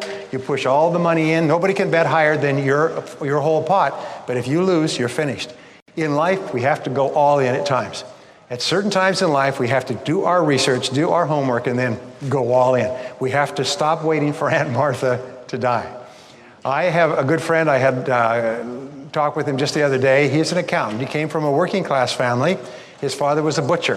When he grew up in his late teens, his father got him into the butchers union, the meat cutters union, and he went off and started working summers as a meat cutter, learning how to cut meat. His father wanted him to be a butcher as well. Well, after a summer of cutting meat, he decided he didn't like this. He decided he wanted to continue his education. Didn't have any money, so he went to community college. This is in San Diego. Went to community college. In community college, he took a couple of business courses and accounting courses, developed a real love for accounting. And as Donna was saying earlier, follow the area that you really like. He got into accounting, and he worked hard, and when he got out of school, when he got his degree, he got a job with a small accounting firm, and then another accounting firm. He ended up working with Price Waterhouse. And at Price Waterhouse, he was doing real well. And one of his partners was a woman who was also an accountant, also came from an average family. And they started talking about forming their own firm. They said Price Waterhouse only likes to work with big companies. And there's a whole unserved market of small and middle-sized companies that need accounting services but can't afford to pay the big bucks. They could start a firm and they could offer services, and by hiring accountants out of school at low levels, they could provide the same quality of services that they learned how to provide at Price Waterhouse. They put together a business plan, they knew how to do that, and a market planning, and a sales plan, and an organization plan, and a financial plan. And they put it all together, and they're going to start their own company. And at the last minute, he said, I chickened out. He said, I was so concerned about security. My father had always told me, security is everything. Get a job, keep the job, be secure, don't take a chance. He said, so I chickened out. And we separated. She said, well, I'm going to do it anyway. We've done all the planning, the market is there. And she walked out and she rolled the dice and she went all in. And she started her own accounting firm. He said he had lunch with her 2 weeks ago. She's now about 45, as he is. She has an accounting firm with 34 staff. She's worth about $4 million. She lives in a beautiful home with beautiful children. She's married extremely well. He said, all the equity I own in my life, in my working life, is what's in my home, is the increase in value in my home. He said, by deciding not to get into my own business, he said, I decided to stay broke all my adult life. The worst mistake I ever made, because I was afraid to take a risk. I was waiting for some Aunt Martha to die. Now, there's only three ways that you and I are going to get out of this life financially independent. One is you're going to win the lottery. And 64% of Americans believe that the only way they're going to achieve financial independence is if they somehow win the lottery. If you ever, one of the things that I am totally opposed to, by the way, philosophically, is gambling. I'm totally opposed to gambling because everybody who gambles loses. If you ever want to have a real good look at gambling, watch the movie Casino with Robert De Niro and how they talk about the suckers. And these people, the longer they keep them here, the more guaranteed they'll walk away with nothing. And that every single gambler leaves with nothing. It's only a matter of time. I am totally opposed to Indian casinos throughout this state because what they do is they suck off the hard work of young men and women. They take food off the trays, and they destroy the long-term future of people who invest that discretionary funds, or if you like, gamble it away, and don't have it to do something else with. So you can win the lottery. Now your chance to win the lottery about 11 million to 1, the equivalent of being struck by lightning twice in the same place 2 years apart. In other words, you're never going to win the lottery. The lottery is called the stupidity tax. It's the only tax you pay voluntarily. Okay? If you do invest in the lottery, they don't even give you the money if you win. Have you noticed that? First of all, they lop off 50% in taxes, then they give you it spread over 20 years. Everybody know what I'm talking about? If a private company set up a lottery like that, they'd all be put in prison. Okay? They consider that to be a great act of skullduggery and embezzlement of the public, and the government does it to us all the time. So you're not going to win the lottery, all right? Number two is somebody could die, Aunt Martha, somewhere. Somebody relative that you don't know of, somewhere on the far side of the world, could die and leave you a pile of money. Okay? But I'm here to tell you, I'm sorry to be the bearer of bad tidings, it ain't going to happen. There is no long-lost rich relative that's going to leave you a lot of money. So the only other way you can do it is by earning it yourself. Right? Are you with me so far? Say yes. Okay, so the only question is what? The only question is how? How do we earn it ourselves? Well, there are several steps that we can take. Now, we don't have enough time to go into great depth in the things I've talked about, so I'm going to give you some key principles that are important. W. Clement Stone, who was actually the person who funded and underwrote Napoleon Hill, W. Clement Stone, who started as a 12-year-old boy selling papers on the streets of Chicago, fatherless, and built an $800 million fortune, just died a couple of years ago. He lived forever. A lot of people waiting for him to die. He lived to about 102. He outlived all the people waiting for him to die. Anyway, he said in one of his most profound observations, he said, if you cannot save money, then the seeds of greatness are not in you. If you cannot save money, the seeds of greatness are not in you. Now, one of the great truths of today is that all the answers have been found. If you want to become a millionaire, you can become a millionaire. If you want to become a millionaire, you must decide to become a millionaire. I was talking to somebody recently who was in college with this guy who never got very good grades. And he was telling me this story. It's really interesting. Again, it was 15, 20 years ago. This guy never got very good grades. And he said, well, why are you here? He said, well, I want to make a lot of money. He said, well, how are you going to do that? He said, I have no idea. He said, but by gum, I want to make a lot of money when I leave school. And that's what I'm going to do. I'm going to make a lot of money. And I have no idea how I'm going to do it. Today, this guy owns about 12 businesses. He's worth millions of dollars. He said he had that one blazing idea when he was in school, he was going to make a lot of money. And if your goal is to make a lot of money, and that becomes your goal, then you will make a lot of money. But if you have a whole bunch of other goals, it's like shooting a shotgun. If you had a door right here and you shot a double-barreled shotgun at the door, blam, what would happen? You'd blow it off its hinges. I mean, that's what the SWAT teams use to knock doors off their hinges. If you put that same door on the side of a field, on the other side of a field, leaning against a fence, and you fired a shotgun at it, what would happen? Well, the expression they use is pepper spray. It would feel like pepper spray, like somebody had thrown a bunch of peppercorns at it, because traveling across the field, this buckshot would spread and hit the wind and eventually dissipate and lose its energy, and whatever pellets arrived there would have no force at all. But what if you took a rifle, and you aimed it at that door on the other side of a field? What would happen? Blam, it knocked the door down. Why? It's because a rifle is absolutely focused. So what we know is that the key to success is, first of all, you have to know exactly what you want. And then second of all, you have to focus and concentrate. You have to focus and concentrate. I have found that the power of clarity is being absolutely clear about the fact that you want to make a lot of money and become financially independent. Does this mean that you become like Scrooge McDuck or like a miser or somebody who's a penny pincher? No. As a matter of fact, you find that most self-made millionaires, their greatest pride in life is their family. Their greatest source of expenditure is on their spouse and on their children.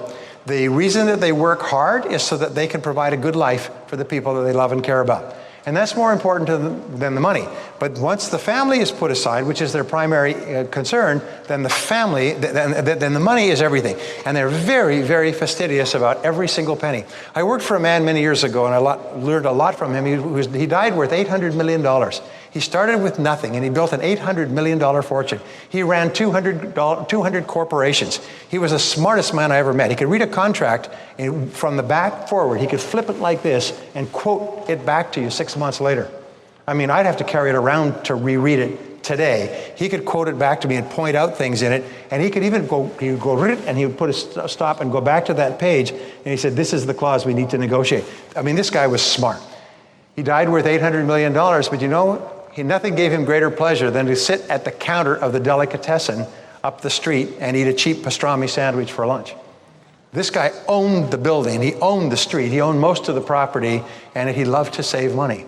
And what I found, he lived in a beautiful home in Palm Springs, he had beautiful homes, he had a private jet that was at his call at all times, but when it came to thinking about expenditures, he was very, very frugal. Now, my friends who wrote The Millionaire Next Door said that there's one quality that seems to be characteristic of all self-made millionaires. It's frugality, is that they save their money. They're very careful with their money until they're wealthy. He said people who earn an enormous amount of money, in Texas they call them big hat, no cattle. In other words, they make a lot of money, but they're broke. They got no cattle. They got a big hat, but no cattle. These people spend their money as fast as they make it. Do you know that most of the people who look like they have money don't really have any? And the people that don't look like they have money often are millionaires. Why? It's because they say that the number one problem is the inability to refrain from spending. People make the money and they have this incredible desire to spend it. So I'm going to give you 3 keys to getting your finances under control and beginning the process of becoming millionaires. My promise to you is that if you decide to become a millionaire, you will. And the first part of becoming a millionaire is the hardest. Here's an interesting graph that was done. Remember the 80-20 rule? Here's 80% of the time. Here's 20% of the time. This is the way people become wealthy. Is they achieve most of their wealth in the last 20% of the process. In the first 80% of the process, they're learning, they're saving, they're growing, they're making mistakes. Progress seems very slow. And what happens to most people in the first part of the process if progress is slow? They quit. They quit and they spend it all and go back to zero. But what you do is you just keep on keeping on, knowing that you're getting smarter and smarter. And at a certain point, you hit a flash point. And at this point, all that experience that you've had will suddenly start to pay off. I've spoken to lots of people here today who are wealthy who've had the same experience. You work for a long time. But if you have the patience and the confidence and the trust that if you just keep slogging away, at a certain point, you hit the takeoff point.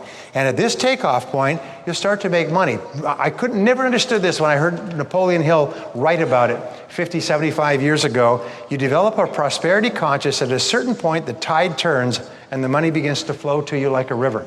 And what would have taken you 10 or 20 years to earn, you earn in a month or 2 months. And you can't even believe this until it happens. Does anybody know what I'm talking about here? By the way, it's the most remarkable thing. And so this is our goal. But in order, in the Bible, and Jim quotes the Bible, remember it's the parable of the talents, which is very interesting. It said, "O good and faithful servant, you have been faithful over small things, I will make you master over many." And the only way that you can become a millionaire is by first becoming a 100-aire, and then a 500-aire, and then a 1,000-aire, and then a 2,000-aire, and so on. People say, well, I want to jump from here to great financial success. That has never happened and will never happen. The era of the dot-com was an aberration in human history. It wiped out $5 trillion worth of wealth and probably destroyed more lives financially than any other plague in history. That's never going to happen again. The way that we make money is we work hard and save our money. So number one rule, as you've heard 1,000 times, is pay yourself first. Pay yourself first, which means to save 10 to 20% of your income. I was talking with David Bach on the phone the other day. Does anybody know who David Bach is? David Bach is a really nice young guy. He's a financial planner who's got a book, and it's the number one book this week on the Wall Street Journal bestseller list. It's called The Automatic Millionaire. And people are buying this book by the thousands. He has 2 other books, Nice Women Finish Rich, Nice Men Finish Rich. And he got 3 books in the top 10 in the financial bestsellers. Do you know what the books say?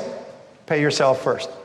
And people are paying and buying the book and going, wow, what an incredible concept. And he talks to people who come in, working people. The guy's a truck driver, she's a waitress, and they come in to plan their finances. He feels a little sorry for them because they got kind of crummy clothes and they got kind of working class jobs. And together they never made more than $50,000 in their lives. And they're 45 or 50. And then he shows them, this is what the Automatic Millionaire starts with. Then they show him their financial plan. They're worth $2.3 million. And they never made more than $50,000 a year. They own homes and cars and businesses and everything else. Why? It's because they just saved their money and invested it carefully. So we say, in order to qualify for big things, you've got to do little things. If you want to be in the championships, you've got to fight you've got to compete in the smaller competitions. So number one, pay yourself first 10 to 20%. Now here is the great challenge, is most people can't do this. Most people say, geez, 10 or 20%. So what I say is this, is start with 1%. Start with 1% of your income. Is there anybody here who could not save 1% of their income?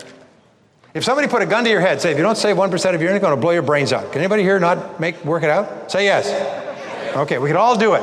So therefore, you save 1%. If you make $5,000 a month, that means you save $50 a month. You open up a separate bank account, and just as religiously as if you're going to be shot if you don't do it, you put $50 a month in that bank account, 1 crummy percent. Now, simultaneously, whenever you get any extra money or something you didn't expect, a bonus, an IRS refund, or something else, just put it into that account. This becomes your financial accumulation account. When you become comfortable saving 1% a month, then you move it to 2% a month. And then you move it to 3% a month. And you do this until you become comfortable. And it's very much like changing the direction of a great ocean liner.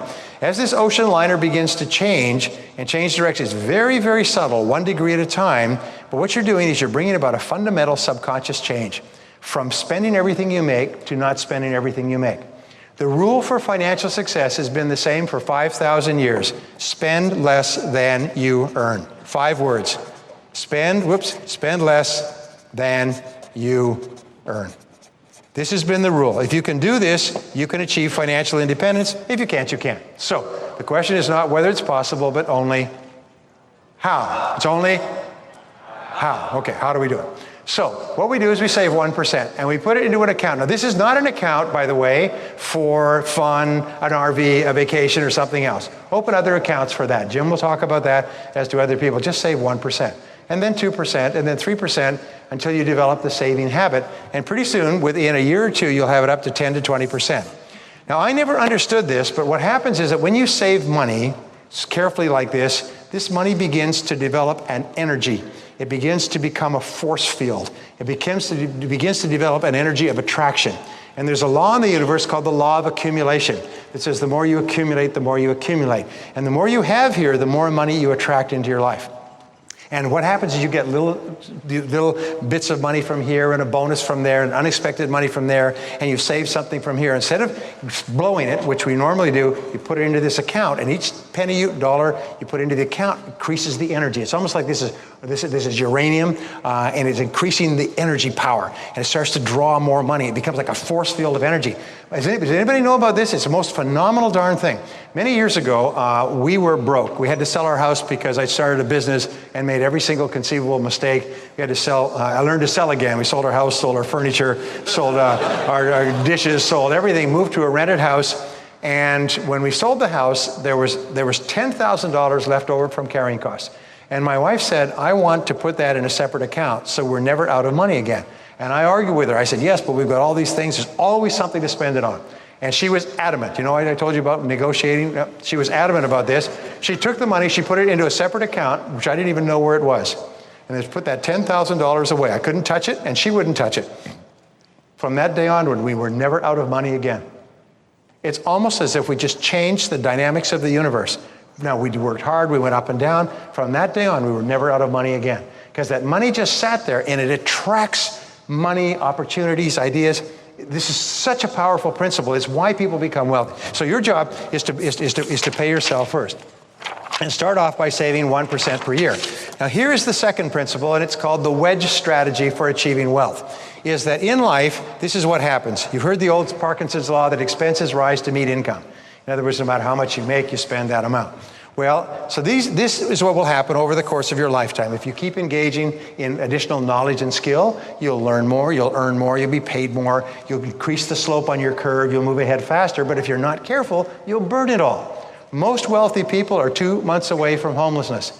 If their income was cut off, doctors, lawyers, architects, engineers, if these people's income was cut off for any period of time, within 2 months, they would be foreclosed on, because they're spending everything they have and a little bit more besides. So this is your income. So this is your income, and this is time. Now what happens is the natural tendency is for our expenses, this is our income, and these are our expenses. Our expenses just go like this. No matter what happens, we just can't get ahead because we keep raising our expenditures, like jacking them up, and we never get a gap. So here's the goal. If I were to ask you to save from your income today, most people have a hard time doing it because every penny you have is committed. So what I'm going to ask you to do from this moment on is to save future income. So if I were to give you $1, if I was to say, Karen, here's $1, if I give you $1, would you save 50 cents of it? Now, if I give you $1 that you don't have, it's not too hard to commit to saving half of what you don't have, right? Are you with me so far? So this is what you're going to do, and you're going to make a deal from now on, is you're going to save 50% of your increase. So you figure out what your income is today, and as you use the techniques here, you're going to become more skilled at making money. So from now on, save 50% of the increase and allow your standard of living to go up by 50%. Is that a pretty good trade-off? Say yes. In other words, you're not going to suffer, you're not going to die, you're not going to be hungry. Your living standard will go up. You will be able to enjoy more things, but save half of all your increase for the rest of your life. My promise to you is if you start early enough, and you save half of your increase, you'll become wealthy. Because this amount of money will compound. And as Albert Einstein said, compound interest is the most powerful force in the universe. If you start to put $1, $2, $3, start to invest it carefully and let it grow and compound, in time, they say $1 invested at 3% interest at the time of Christ would be worth all the money in the world today, because it would have grown so much with compound interest over 2,000 years. So your job is to practice the wedge strategy. From now on, you sit down and you say, all right, exactly how much are we earning today? Whatever it is, from now on, whatever we earn above that, fully 50% will be saved. So this is the starting point of getting out of debt and getting your finances under control. But it's the foundation. If you can't do this, you can't do anything. If you can't save a nickel, you can't make $1 million. Are you with me so far? Say yes. Zig says that if you will be hard on yourself, life will be easy on you. But if you insist upon being easy on yourself, life is going to be very hard on you. And the starting point is with the next dollar. One critical point, and this is interesting psychologically, oh boy, this is good stuff, is that when you are a young person and you're told to save your money, you develop, remember I told you about the goblins, the financial goblins we have, the gremlins in our minds. When you're told to save your money, that means you're not buying candy. If you have an allowance means candy. It means toys, it means fun, it means ice cream. And say, you should save part of your income. You should save 10% or 50 cents or whatever it happens to be. But that, you associate saving money with pain. That means you can't get candy. Now, you're just a kid. You're not working this out philosophically. You're just saying save money means don't buy candy. Now, when you're an adult, what has happened is this is programmed deep in your subconscious mind. And when you think of saving money, the first thought you think of is sacrifice, pain, hurts, no candy. And what you have to do is you have to go back into your subconscious mind and rewire it like an electrician and hook up the wires differently so that saving money makes me happy. Because what we have found is that all people who are wealthy enjoy caring for their money. Now here's another thing, is money goes where it's loved and appreciated. If you love your money, the money will come to you more. How do you tell that you love your money? Because you tend it carefully. You take good care of it. I don't know whether it was Jim or Dennis or somebody else said, but you could pretty much tell a person's financial status by looking at the way they carry their money. People whose financial life is a mess, their purse is full of coins and $1 bills and fives, and they go scooping through it like looking for a diamond ring in a pile of dog poop, to look for money. But if you look at other people, and I learned this, it's a very simple thing, is fold your money, keep it folded, you should know it, have all the heads facing one direction, have all the denominations so they're in a proper order. Just take a couple of minutes to organize your money. And what that does, it exerts a reverse influence on your subconscious mind with regard to money. And does anybody know what I'm talking about? If the things that we do physically have an emotional impact on us, if we get all of our financial life organized and keep our money organized and our coins organized, by the very act of that, we treat our money better and we attract more money into our life. Money goes where it's loved and appreciated. It doesn't go where it's treated in a haphazard or indifferent fashion. And from now on, think, I love to save money. Just say it, I love to save money. I love to have money in the bank. And in time, you will look at your bank account and your investment account, and it'll make you happy. And you will no longer have this urge to blow the money.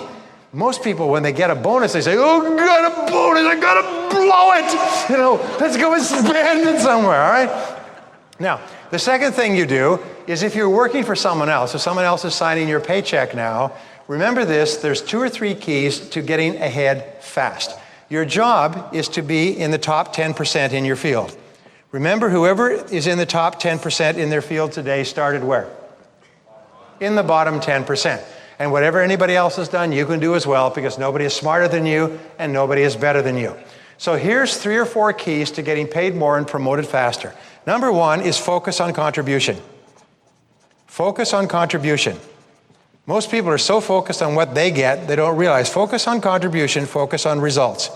Always ask yourself, how can I make a greater contribution? And these are the words, how can I add value to my company? Now, there's several ways you could add value. And number 2 is to upgrade your skills continually.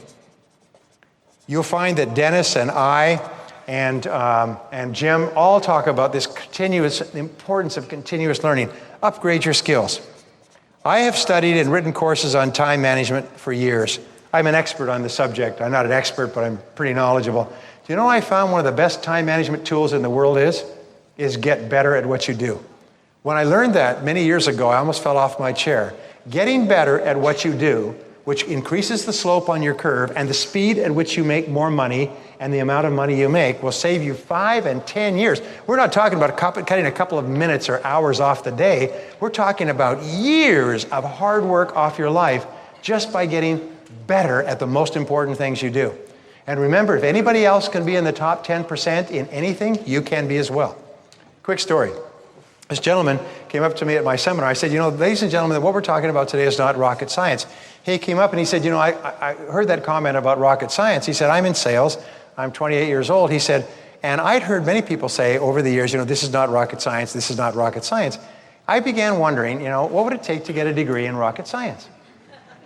And when I was a kid, I loved rockets. I used to practice with rockets, and I got toy rockets, and I got rocket posters, and I used to watch the takeoffs at Cape Canaveral, and then my parents got me rocket books. I mean, that was my thing. And when I got into high school, I discovered girls and forgot about rockets, and then went into college, and then got into sales. I said, I wonder what it would take to get a degree in rocket science. So I went back to the college, and I said, I'm really interested in rocket science. What would it take?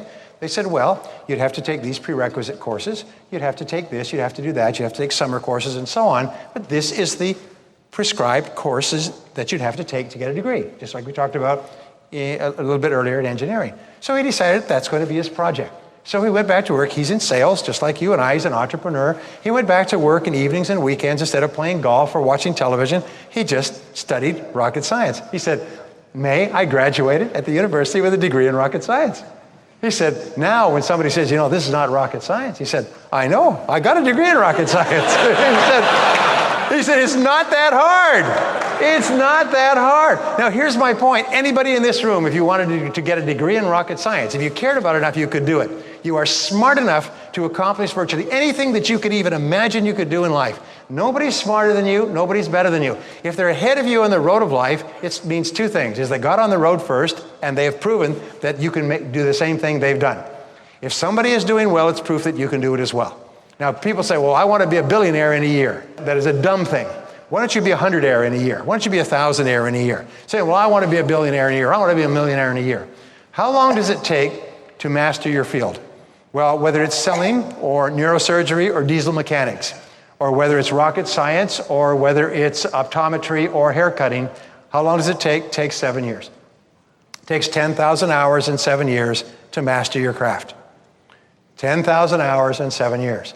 Now, one of the greatest diseases that has afflicted America, like an epidemic that has swept the country psychologically, is quick fix. I want quick fix. I want to take my entire wasted life and turn it around by Monday. I want to be financially independent in a year, and I want to be free from decades of silly things that I've done with my life, and I want to get it all back. And that's not how it works. What you do is you begin turning this great ocean liner slowly. It takes 7 years. Now, I've studied mastery, and I've studied it for years. I've studied all these subjects because they're so important to me. All the studies say 10,000 hours in your craft, 7 years. Now, people say, oh, my God, 7 years. I'm 30. I'll be 37 years old. Jeez. Well, how much older will you be in 7 years in any case?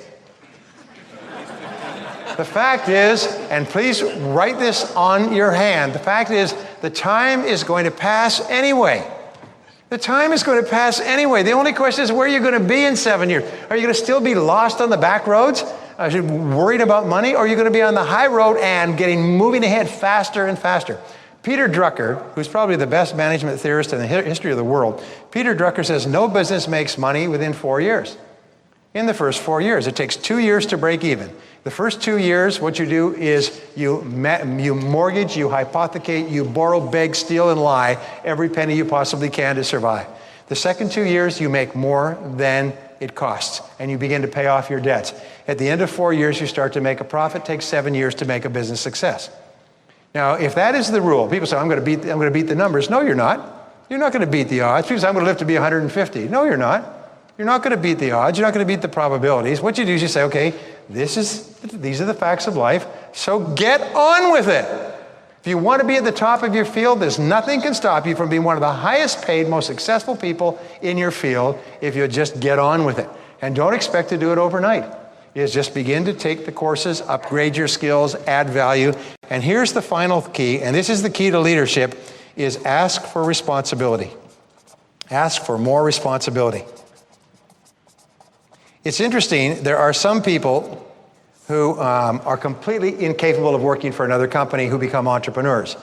But these people often are not successful entrepreneurs because they're just simply disorganized. Look at Jeff Bezos, very successful entrepreneur. Worked for other large companies within structures for years.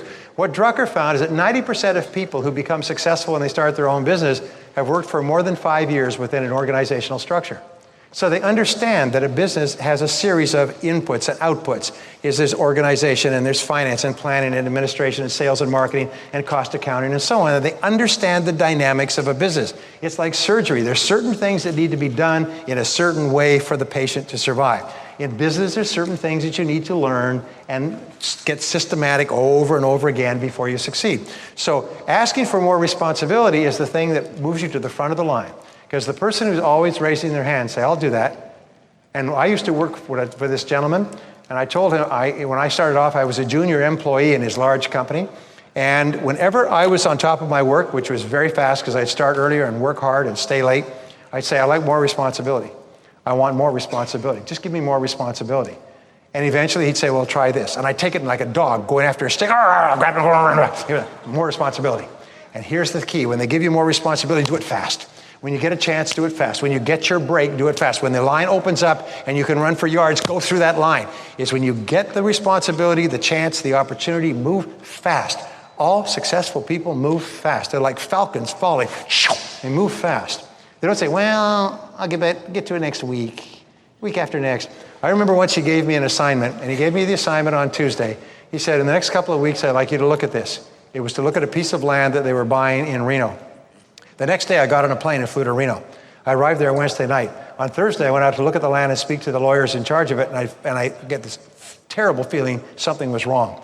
And what I found, I won't go into the story, but I tell you, in one solid day of moving around, I found that my company had been cheated, that they'd been sold a piece of bare land that had no water, could never be developed for $2 million.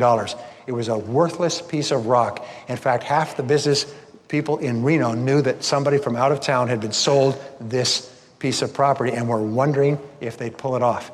They'd been trying to unload this property to an unsuspecting investor for years. They had tried to cheat this person, and at the last minute, I went to the lawyer and I demanded a $250,000 check from their trust fund. And he said, thank God you found out. He said, working for the other party, he said, I couldn't say anything. Thank God you found out. He wrote the check for me at 5 minutes to 5. The deal was supposed to close at 5 o'clock. I took the check home and I picked it back to my boss and I told him what happened. He said, He said, so you went the day after I asked you to go, not the following week, which I suggested. Yes, From then on, he just started to deal me responsibilities. I made him $50 million in the next 3 years. He gave me housing developers and buildings and offices and shopping centers and unbelievable stuff. And so my point was that the one action of just moving fast on one thing suddenly bumped me ahead of everybody else that I'd started with in that company. And from then on, I was the go-to guy. You be the go-to person in your company. There's nothing that will move you to the top of your business faster than to ask for more responsibility and fulfill it quickly. Be known as the person, if you want something done fast, give it to him, give it to her. That causes your star to rise. It will cause other people to try to hire you away. They'll pay you more to keep you. They'll give you bonuses. I ended up later learning, because when I started my own business, I hired an accountant from his company who had been in charge of the finances on my deals. She said he paid you more than he ever paid anybody in his business career in bonuses for the amount of money that you made him. And by the way, you didn't have too many friends in that company. All the others who knew about it were real angry. Okay. Starting your own business, I'll just give you 2 more points. Starting your own business, what is Michael Jordan's wonderful recommendation for success in American life? Just do it. All self-made millionaires own their own businesses. So how do you start your own business? Well, America is one of the most wonderful countries in the world. All you have to do is you sit right where you are and you say, I am now the president of my own business, and you now are. If you name it after yourself, what is your name, Adam? Pardon? Rita. Rita, and what's your last name? You can't pronounce it. Virolaide? Yes. Okay, Rita Virolaide and Associates, Rita Virolaide, president. You have your own business cards made up. From now on, you're the president of your own company. Now, there's a wonderful American philosophical principle, which is this: if you build it, they will come. If you create a vacuum in the universe, nature will fill the vacuum. If you set up your own company, and what you do is you set up a sole proprietorship or an S corporation. Why? It's because 100% of the money that you invest in a sole proprietorship or an S corporation is deductible from your taxable income. If you set up a C corporation, only your profits are deductible, and there won't be profits for a while. So you set up an S corporation, and you can do it on the internet. There's all kinds of inexpensive ways to do it. Set up a company, name it after yourself if you like. Call it Dale Wernette and Associates or Karen Wernette and Associates, and put yourself as the president. Now you have a company. You now have what is called a shelf company. And I promise you this, within 3 to 6 months, something will happen that will enable you to activate your company. A business opportunity will appear that goes into your company. It's the most amazing things will start to happen. Your whole mind will shift when you have your own company. Have your own business cards made up that say president. When you're out with somebody else, they say, Dale, well, let me give you I'll give you a call later on this week. Yeah, call me on my private line. Dale Wernette, president. Geez, I've never known you to be president of anything. Yeah, the president of my own professional services corporation.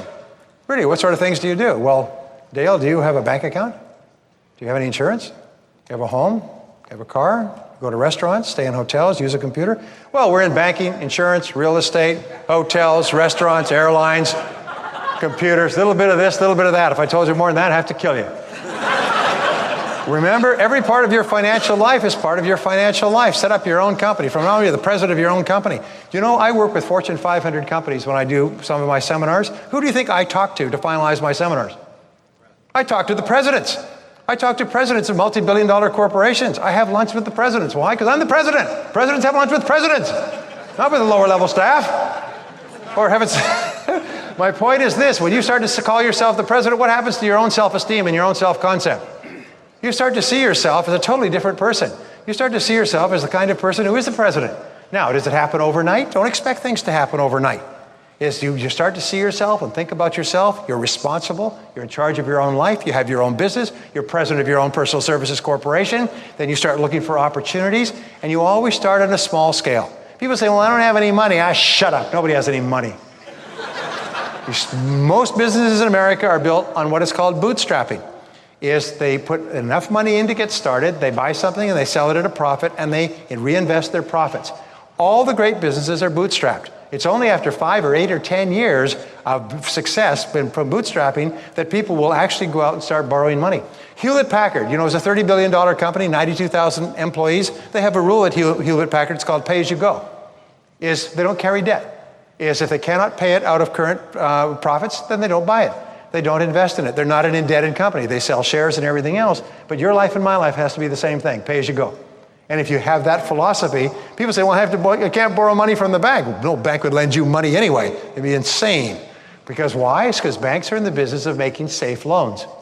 Banks like to have 400% collateralization for any loan. It means they want you to have $4 for every dollar they give you, plus they want your firstborn son and one of your arms put into a vice in other words, banks are not in the business of making speculative loans, but if you demonstrate that you can be responsible with money, that you can invest it, that you can make it work, and that you can make it grow, they start to line up to give you money. They throw you money, like Ditech, like those Ditech commercials, they all want to lend you money.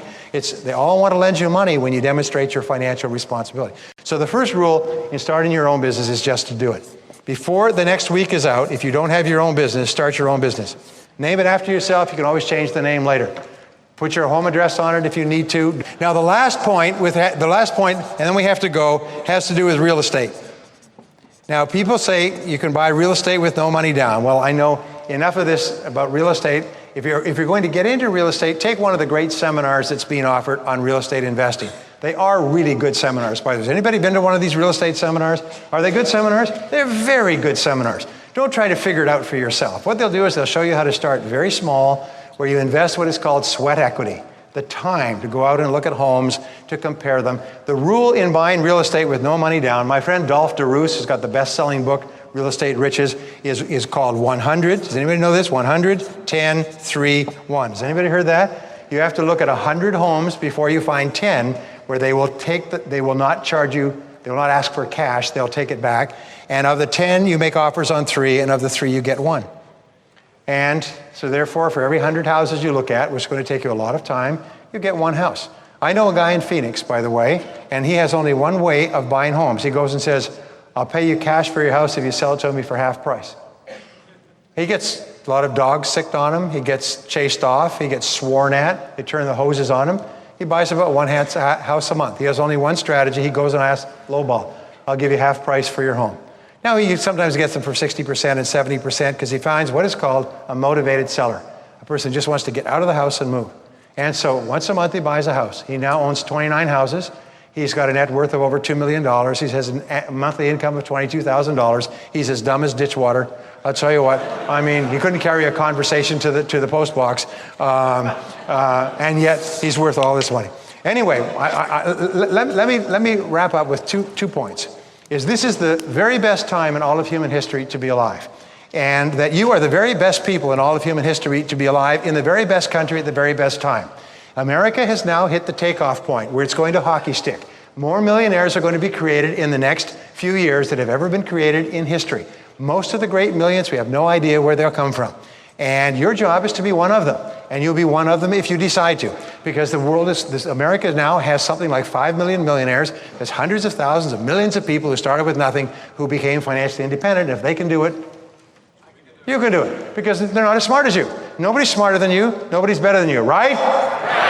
Your job is to make a decision, set it down as a goal, develop a plan, and work on the plan every day. You set some very specific financial goals. Begin saving your money $1 a time. Begin saving your money 1% a month. Begin building up financial assets so that you have assets to take advantage of opportunities. And my promise to you is you'll set up a force field in the universe that will start to attract into your life everything that you need. If you learn everything you can learn from this seminar and from what you get here, you'll eventually reach the point where, just like I've spoken to several people here, they're already millionaires. They started off with nothing and became millionaires. And they're back here at the well to learn more things to help them to get on that fast track and move ahead faster. The critical quality is optimism. You've got to be an optimist. So I have to tell you this quick story about optimism, and then we're on our way. 2 little boys, Johnny and Jimmy. Johnny is a complete optimist. He's happy. He's positive. He sings. He plays jokes. He's the most popular kid in the neighborhood. He's a parent's delight. He's just not afraid of anything. And little Jimmy, however, his twin brother, they're 10 years old, is a complete pessimist. He's negative. He complains. He cries. He hurts himself. He doesn't like his food. Nobody wants to play with him. He's one of those kids you have to put a pork chop around his neck to get the dog to play with him. You know. And he's just he still wets the bed. He's a real frustration to his parents. Finally, the parents realize they've got something out of balance here. So they take the 2 little boys to a child psychologist. The psychologist examines the boys and comes back to the parents and says, yes, there is a real problem here. I've never seen this before. Johnny is so optimistic, it's unbelievable. It's wonderful. He's happy. He laughs. He sings. I mean, he's great. He said, he's so optimistic. He's so unafraid, he could even hurt himself. Little Jimmy, however, is so pessimistic. It's just not normal for a boy at that age to be so negative. We need to do something to bring the boys back into a greater balance. Well, Christmas was coming very shortly, so this is what they did. Christmas morning, they all gathered around the Christmas tree, and all the presents were for little Jimmy, the pessimist. Every single present. And they gave him the present one after another. They were hoping that this would really sort of blast out his thinking. And so they gave him the present, but he didn't like the color. And he didn't like the model number. And it wasn't what he asked for. It wasn't what his friend had. It wasn't what he hoped for. It wasn't what he wanted. And he had a complaint about every single present. At the end of the opening, he's sitting there surrounded by presents and wrapping paper. He bursts out in tears, says, "This is the worst Christmas he ever had in his whole life." The parents are just beside themselves. Here's little Johnny sitting there, smiling at his little brother. He says, "Is there anything for me?" And they go, "Oh, yes, there's one thing for you. It's out in the garage." So they took him out to the garage, and there in the double garage, they opened it up. There's an 8-foot-high pile of horse manure.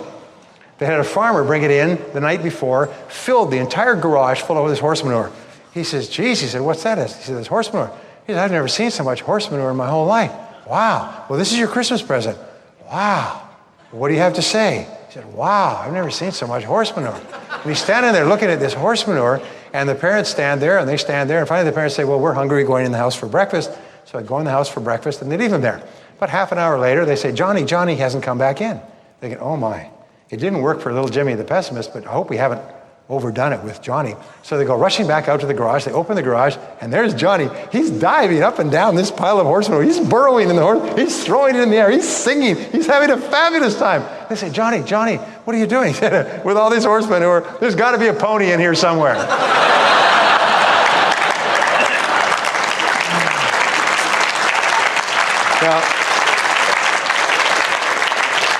Now remember in life, you're going to have lots of ups and downs. You're going to have lots of horse manure. But if you just keep looking for the good, look for the valuable lesson, I promise you there's got to be a pony in there somewhere. Thank you very much. God bless you. Thank you.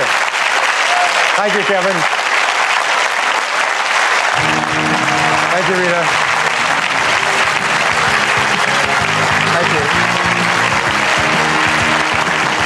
Thank you.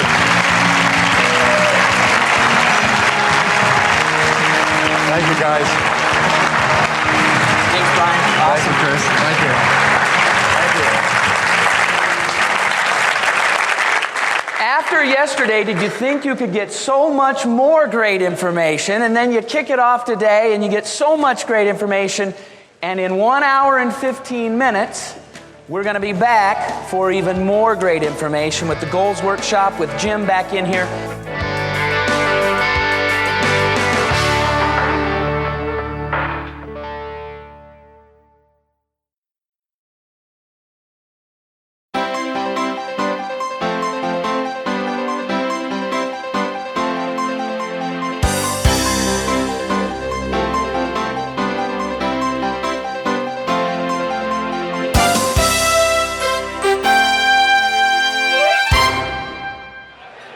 Everybody, ready for the next VIP lunch? You're a bunch of VIPs. Give yourself a round of applause. Very important people.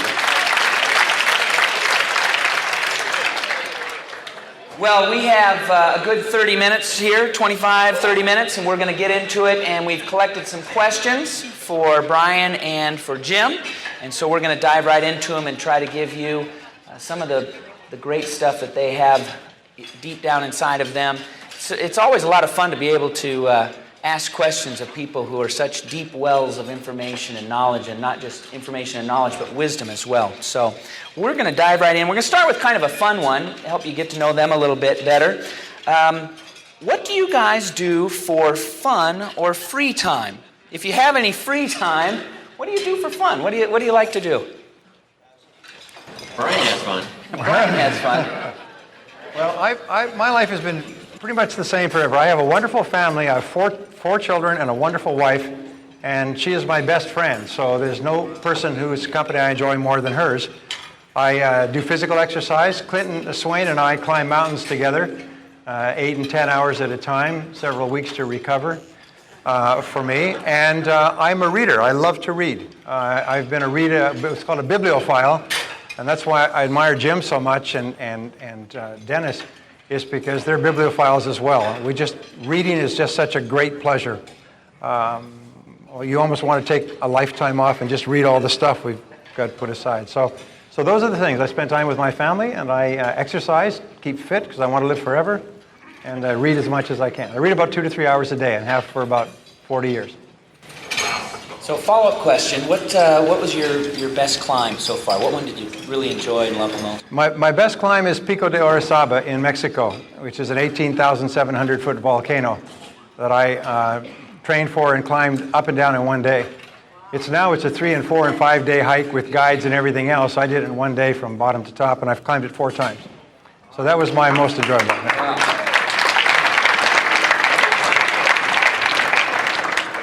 What do you do with all your free time? I climbed Camelback Mountain in Phoenix. It's a nice climb. And if you tell someone, hey, I've been on the top of Camelback Mountain, you have to have pictures to prove it, right? Because nobody will believe you unless you got the pictures. Plant a flag up there. But for a long, long time, I've got a little motor home with my trail bike, dirt bike on the back, and I head for Northern California, Clear Lake, ride the Jeep trails up on top. One of my great recreations, where there's no stoplights, no traffic lights, and where the air is clear and where you can do some thinking. Part of it's to get away, but I'm now going to put a fax machine in my motorhome so I can, update my technology. Part of my mode for the future is to be in touch and out of reach.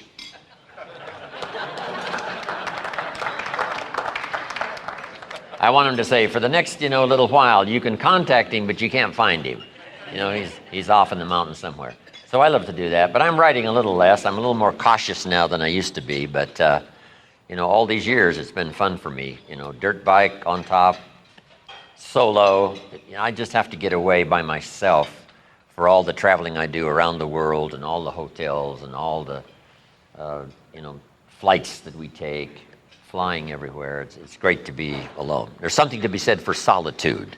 Not forever, but, get away, think things over, make some wise decisions, hopefully, and just contemplate the past and design the future. All right, here's a couple we'll go through. How do you know when to quit something and start something new? How do you know when you should turn it off and go do something new? Well, one of the techniques of thinking that I learned, and I consider it to be one of the most important of all thinking techniques you can ever learn, is what I call zero-based thinking. And zero-based thinking is where you ask yourself this question: knowing what I now know, is there anything that I'm doing today that I wouldn't get into again today if I had to do it over? And you go through every part of your life and ask this question. Start with your relationships. Is there any relationship, business or personal, that knowing what I now know I wouldn't get into? Go to business. Is there any part of my business, any process, any activity that knowing what I now know I wouldn't get into? And then you look at your investments and your commitments of time and money and emotion and saying, is there anything that I'm doing that knowing what I now know I wouldn't start up again today? And if the answer is no, I wouldn't, then the next question is, how do you get out of it and how fast? Because there's a basic rule in life is that things don't improve by themselves, they go from bad to worse. People don't change, they just become even more so. Situations don't get better by themselves. So therefore, you keep asking this question, and you keep using it as a framework, and you hold it up to life and say, is there anything in my life that knowing what I now know I wouldn't get into? And you can always tell if you have a zero-based thinking situation because it's your major source of stress. It causes you stress, distraction, irritation, anxiety, worry. It can even cause you psychosomatic illness and even more serious things. So one of the things you do on a go-forward basis, you keep clearing your life and saying, knowing what I now know, would I get into this again with my current information? If the answer is no, get out, and get out quickly. And that's been very helpful to me.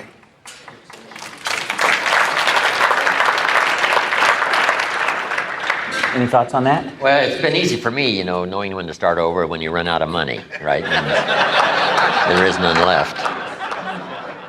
But Brian or someone along the line, it's been a long, long time ago, in my enterprises for all these years, I've learned to raise my zero. It used to be when I had no more money, then that was it. Finally, I raised my zero to about 10,000 and said, when I get down to 10,000, I'm going to start making the decisions I used to make when I got to zero. And then I raised it to 50,000. And then one of the best was when I raised it finally to 100,000. When I'm down to 100,000, that means I'm out of money. It's over. I've got to make now some serious decisions.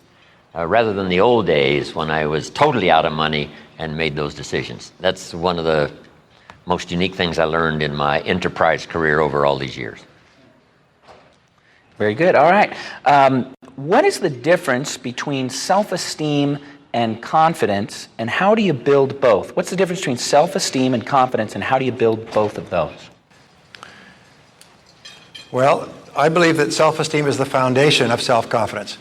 Is that if you have a very high sense of self-esteem, if you like and respect yourself, then the expression of that on the outside is that you will be confident. Not arrogant, not aggressive, but you'll be confident because you'll know that you can take whatever the world throws at you and you'll bounce back. What doesn't kill me makes me stronger. If this isn't working, try something else. If you have a high enough level of self-esteem, I learned this from Dennis many years ago, is that it won't knock you down because you will not associate temporary setbacks and failures with a diminution of your self-esteem. You say, well, this is what happens. It's like boxers get hit and football players get tackled. People who try stuff have temporary setbacks and disappointments. You just throw it off and keep on going. So if your self-esteem is strong enough, then you'll have the confidence to keep on going, which will ultimately mean that you'll succeed. I say the greatest step toward success is self-confidence. And the greatest builder of self-confidence is self-esteem. And self-esteem, I think, comes from doing the daily things you know you should do, so that at the end of the day you can say, I did it. Whether it's an apple a day for your health, or the calls that you should have made, you did make, the people you should have seen, you did see, the work you should have done, you did do. This greatly raises self-esteem. Then sometimes self-esteem starts to soar when you make some very critical decisions. Decide to walk a new road, start a new direction, take on some new disciplines. In the mix of those decision-making processes, self-esteem really starts to grow. I asked the waitress at Denny's years ago when I was recruiting, have you found the opportunity that's going to take care of you and your family for the rest of your life?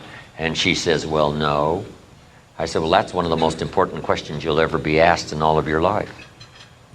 I said, would you mind if I asked you the second most important question you'll ever be asked in all of your life? She says, no, what is the second question? I said, the second question is, are you spending some time every week looking for that opportunity? And she says, well, no. I says, wow, two of the most important questions you'll ever be asked in all of your life. And your answer to both of these questions is no. How would you explain that to your family? No, I haven't found opportunity, and no, I'm not looking. Wow. Then I would say, would you mind if I gave you a gift? She says, what is the gift? I said, the gift is the gift of advice that I was given that changed my whole life. And that is, if you haven't found opportunity yet, you must spend some time every week looking for opportunity until you find it.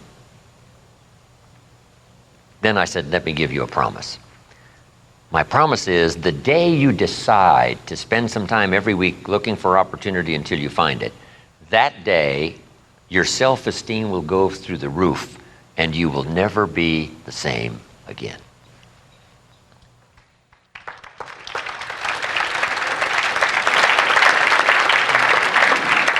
Then back in those days when I was recruiting, I would say, by the way, here's my business card.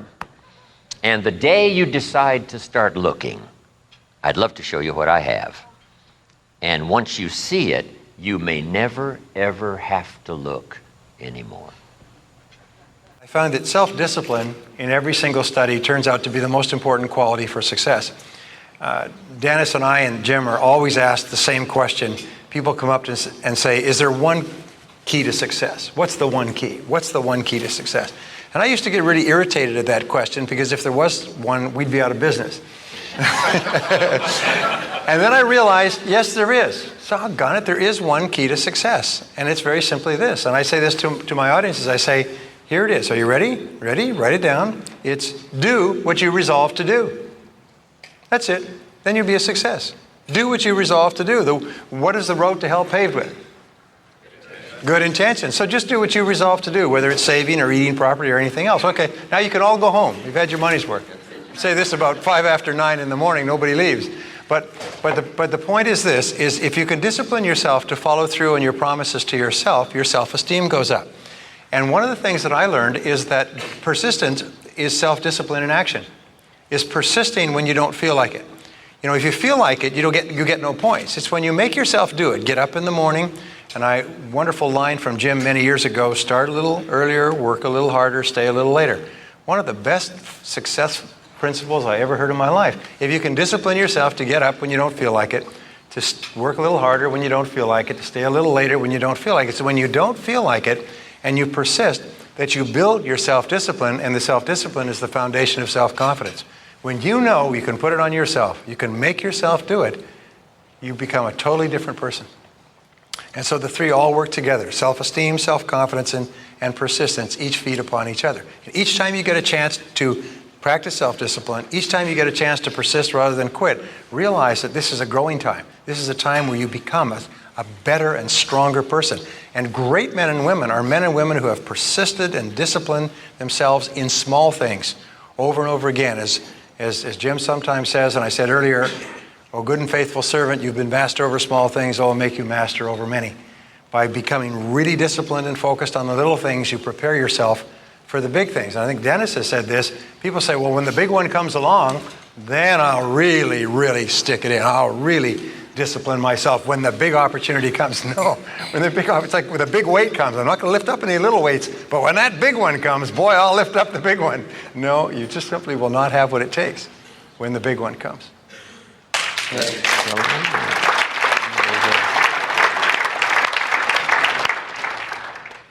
Is there a thought that you repeatedly have throughout the day, sort of a mantra, so to speak, that you continually think to keep you on track, that is sort of the motto for your life? What's the thought that you have throughout your day that keeps you on track and moving forward? If there is one, yeah. Well, I learned that just as you become what you think about, you become what you say to yourself. And I started saying this without realizing its cosmic implications, but it's just, I love my work. I love my family. When I'm with my family, I love my family. I sit there and I watch them and they laugh and they talk. And I think, I love this. And when I'm with you, I say, I love this. I love my work. I get up in the morning, I say, I love to do this. I love to be with these people. I love to be with people who are eager to learn. It's such a joy. And when I'm exercising, I could feel my body. Clinton and I were climbing Pico San Bernardino Peak last week. And of course, he runs like a mountain goat. And I go like a tortoise overloaded with bricks. And I'm saying, Jesus hurts me. I said, isn't this good? I love this. I love this. Now that takes a little bit more convincing. But if you just talk to yourself, you can decide. You can decide, I really enjoy what I'm doing. I do this because I love it, because I want to. And your whole attitude, it's like turning up the dimmer switch in your mind, is different. And so you get up in the morning and say, I like myself. I love my work. I love my work. I love my work. And then what I found later is that all successful people love what they do. And so their work is a continual source of energy. They can hardly wait to get to it. They hate to leave it. Not to take more of your time, but I've always talked about what I call the clock test. You can tell where you're going in life by how you relate to the clock during the working day. If you look at the clock, you find that top people look at the clock to see how soon they can start and how much time they've got left to do their work. Weak people look at the clock to see how long they can put off starting and how soon they can quit. But if you look at successful people, they look at the clock and they race against the clock to see how much more stuff that they love to do, that they can do before their time is up. So their clock becomes a competitor. They're competing with the clock, whereas unsuccessful people are using the clock to find out when they can stop. So think about that. If you're in a job where you're watching the clock, it means you're in the wrong work for you. Because if you're in the right job, you lose track of time. If you're in the right relationship, you lose track of time. If you're doing what's right for you, you lose track of time.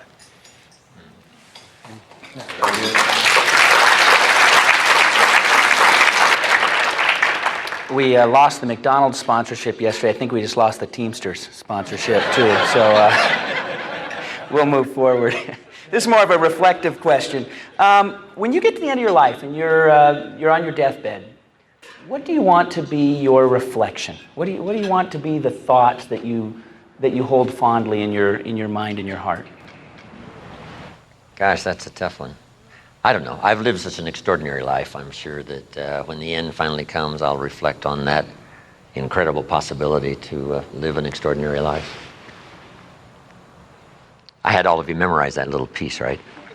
From testimonials and personal experience, we have enough information to conclude that it's possible to design and live an extraordinary life.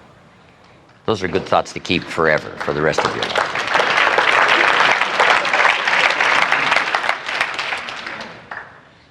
Well, I gave a lot of thought to this. I was in Australia some years ago, and I had to be there for about 3 days, and I went for a walk on the Gold Coast. The beach on the Gold Coast goes for several hundred miles. It's like Miami Beach for several hundred miles. It's the most amazing beach. I went walking on this beach, and I was thinking about the same question. And the answer that came to me was that I would want, after I had passed away, for people who met my children, who didn't even know me, when my name came up, they would say, oh, I knew that guy. He was a good man. He was a good man. He was a really good man. I would like people to speak of me in a complimentary way to my children all their lives, so that when they heard people speak about me, they could be proud that I was their father. And so I sort of set that as my standard, to never say or do anything that would...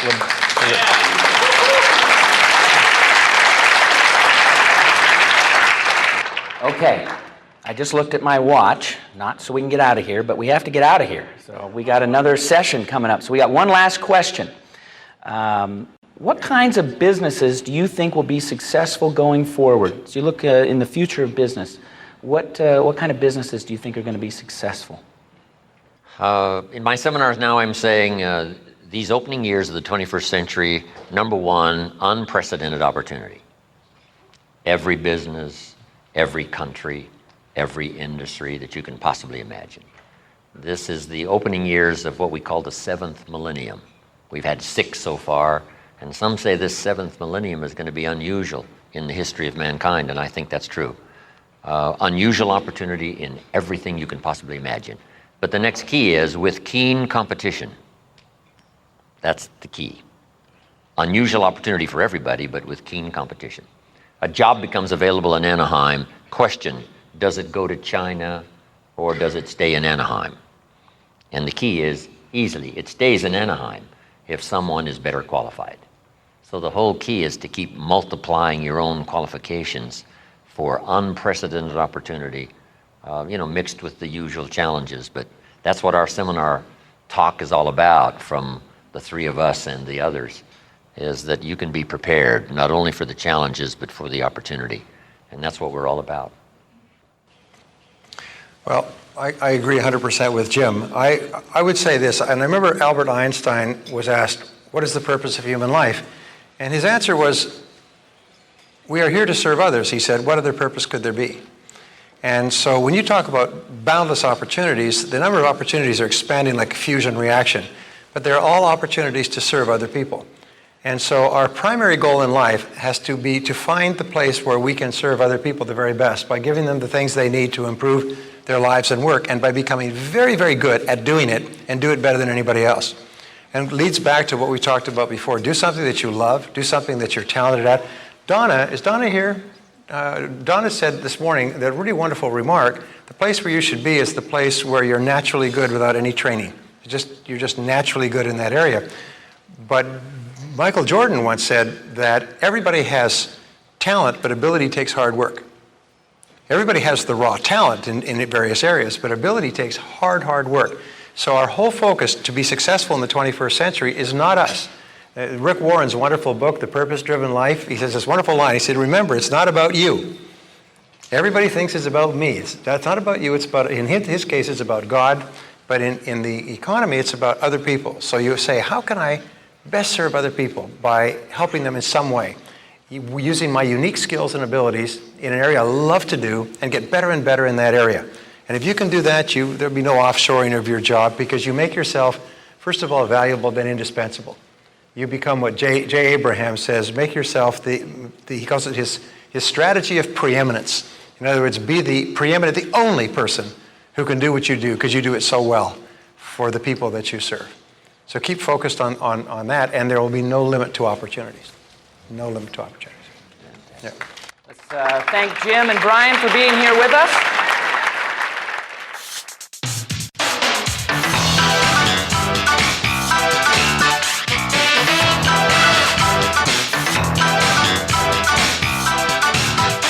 The Jim Rohn 1-year success plan. And I've had the great honor to be working with Kyle and Jim to put that together, and we have people from all over the world that have participated over the last 18, 19 months. We have over a 99% retention rate. That means less than 1% of the people who've signed up for the Jim Rohn Success Plan have stopped for any reason whatsoever.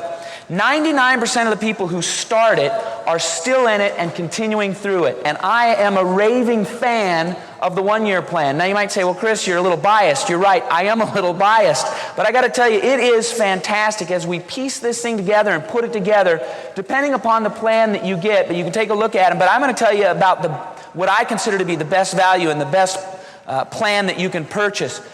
When you purchase that 1-year plan, here's what you get. You get 20 CDs of the last 2-day event that we did in Dallas, 2001. You get 8 DVDs of the same event. You get Brian Tracy's Success Mastery Clinic, 16 CDs that we cover through the second half of the year. You get 52 emails. Each and every week you get an email. And the way we've done it, we've divided each of the months into a different topic. So we cover personal development and health and finances, time management, sales, networking, communication, leadership. Each of the months is a different emphasis on personal growth. So you get 52 emails, and of course we divide it. The first month you get, every week you get an email. It includes an article from Jim. About 40 of the weeks have an article from me where you get that as well. You will get action points, the things that you can do to apply that stuff that very week. You get a recap of the CDs, the DVDs each week. You will also, as part of the plan, as you go through, you get a workbook, and we email that to you as well. And that is, it ends up, by the time you're all through, over 700 pages of workbook. Now, if that's not enough, you also get a monthly conference call. And Jim Rohn International has set up some of the best people for these conference calls. And you get that, you get to listen in on it. For the month of sales, we have Zig Ziglar. He's our conference call. For the time management month, Brian Tracy's the conference call. For communications, Nito Cobain. For leadership, Mark Sanborn. You also get 4 quarterly gold calls if you come in at the highest level, which are just extra bonus calls. I would strongly encourage you to think about that. If you want to take what you've learned here, and sometimes people say, how do you continue the excitement and the knowledge and that kind of thing as you move forward from here? The best thing you can do, I believe, I truly believe this, I say it completely, Scout's honor. I believe in this program with all my heart. It is dynamite, and we get rave reviews. If you want, you can go in the back. We've got a stack of unsolicited reviews. I mean, it's a stack of paper. And you might bump into somebody here that's in the one-year program. Ask them. It's phenomenal. And so I want to encourage you to sign up for the one-year program, join us at the reception, and it'll help you take this experience and the knowledge that you're learning here and carry out over the course of the coming year. With that, we need to get back to it. So let's welcome back to the stage, Jim Rohn. Jim.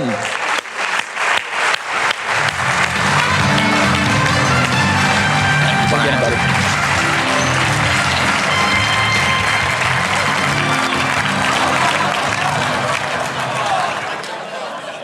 Anaheim, California, home of Disneyland.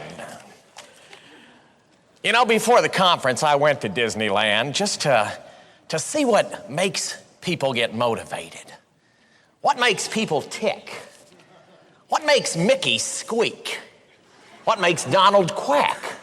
What makes Goofy? What is Goofy? Is he a dog? Well, that's one of life's great questions, and we'll discuss that in a later session. But I have to tell you, my day at Disneyland was a life-changing day. Standing in line with all those people and waiting and waiting and waiting.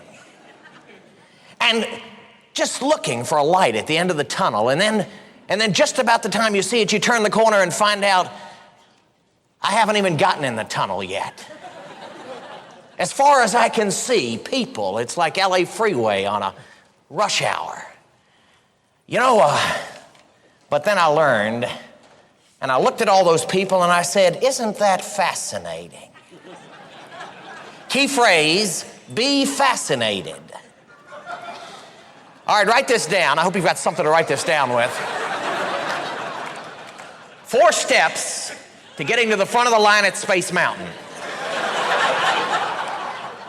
4 steps, then 4 more steps, then 4 more steps, and 4 more steps. And you keep this up, I guarantee you will be in the front of the line at Space Mountain. Space Mountain, what an interesting ride. It reminds me of the inside of the mind of a very disorganized person. Lots of things whirling around crazily and scaring the heck out of everybody. All right, next. Make sure you write this down. This is going to be the secret to theme park success. 4 ifs that'll make a fun day at Disneyland. 4 ifs. Number 1, if you're in the front of the line, of course. Number 2, if you're not the one buying the admission tickets. Number 3, if you're on the outside rather than the inside of the Winnie the Pooh costume on a very hot day. And number 4, if you remember to write down the parking lot where you parked your car and still have the piece of paper you wrote it on. All right. You know, being here with all you people reminds me of my favorite Disney attraction, the Hall of Presidents. You're all a great bunch of leaders. Give yourself a big hand. That's unlike the group I spoke to last week in Yakima, Washington. It was the Pessimist Club. Can you imagine that? They reminded me of another Disney attraction, the Mad Hatter's Tea Party. You know, I think I've got to go, and I'm fascinated by that.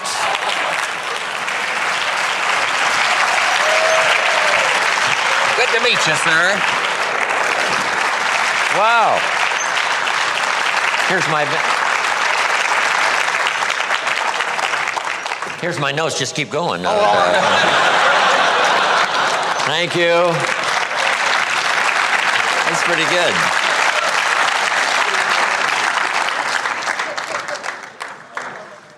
I've heard about duplicate yourself, but I mean, that's a little bit ridiculous here. Thanks a lot. How's everybody? How are the rest of you? Don't want to leave anybody out.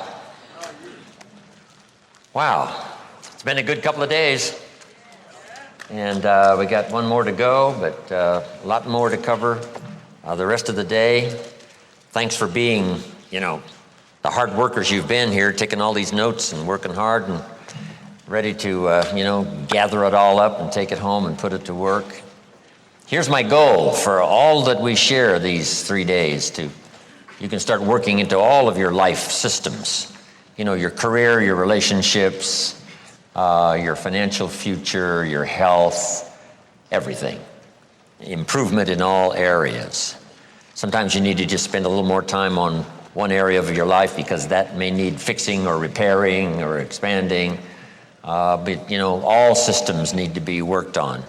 And hopefully the variety of ideas that we're going to share here in all of this time is going to be helpful for you. Then I've got a request. How many of you promise me that if some of these ideas make good sense, you'll pass them on to somebody else? Could I see your hands? Okay, that looks like everybody. See, that's what makes me extremely happy, is to know that ideas are going to be shared long after the lights are out and long after the cameras have been shut off and long after the room is dark, long after we've all gone our separate ways, that the ideas will keep growing.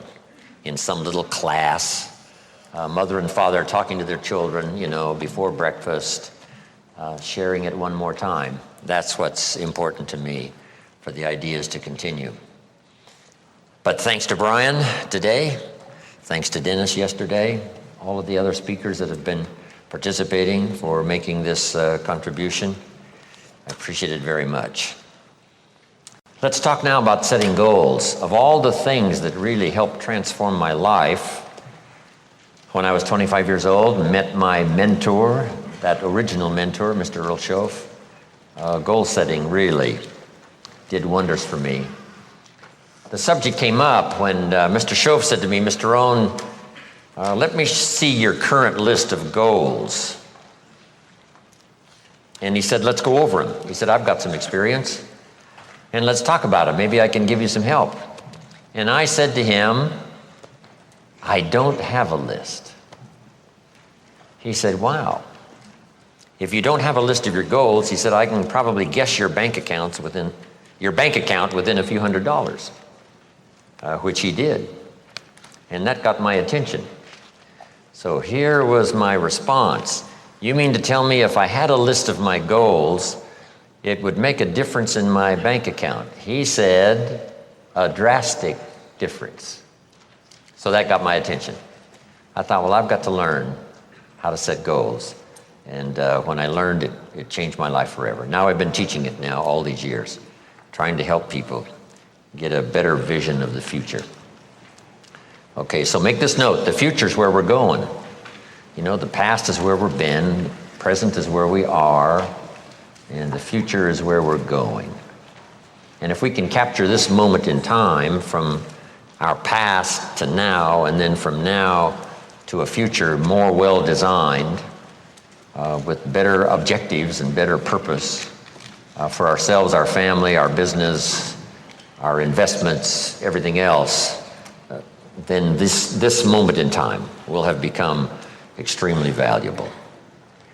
So let me give you first what really affects us all. Number one, we're affected by the environment in which we live. We're affected by the physical environment. I was challenged way back in those early days, why not make the environment better everywhere you go? I learned, Mama taught, turn off the lights when you check out of your hotel and you leave the room. Before you leave, turn out the lights.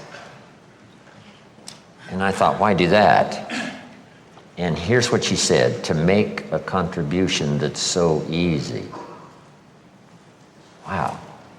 And if you could make a contribution that is so easy, that didn't cost you any money, and didn't cost you any time, didn't cost you a piece of your life, why not make the contribution that's easy? Because if everybody did it, think of how much we would conserve. Someone says, well, yes, but the hotel benefits if you turn out all the lights. And here's the answer that sophisticated people always have. Who cares who benefits? If it benefits the hotel, and if everybody did it, probably the cost of the hotel room would come down. So every benefit you can give, every benefit you can share, because here's what happens. If you learn to give, you will what? Receive. Maybe not in the manner in which you gave, maybe not in like kind. Someone will save energy for you because you saved energy for them. But in some mysterious ways, it always comes back to us. If you give, you will receive. In fact, here's what it says, that for the uneducated is a little bit strange.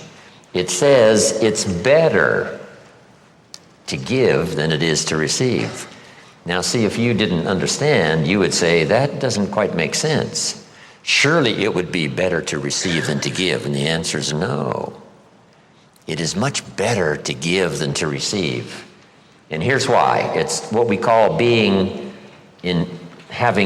intelligent self-interest.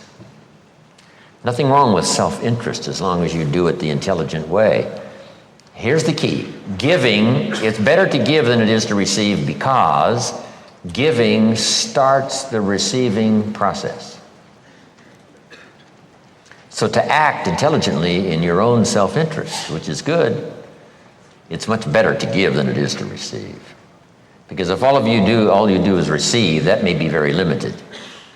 But if you give, and giving starts the receiving process coming your way from unknown resources and from unknown places, back it comes around to you because you became a giver. That's one of the unique mysteries of life. We give to receive, and it's better to give than it is to receive. So that's what Mama said, turn out the lights, make a contribution. Why not make the easy ones? Here's what else. We talked about it at our lunch break today to those who were there. It raises your self-esteem, plus your self-respect, that you do things that the average person doesn't do. Maybe if they were taught, they would. Maybe if somebody mentioned it, they would. But it's easy for most everybody to just go on their way, and if they're not interrupted by a good idea that says, hey, it's so easy to make a contribution, this one would be easy. Turn out the lights when you leave the hotel room and make a contribution.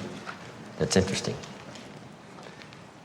Next is the phrase, in terms of environment, always leave something better than you found it.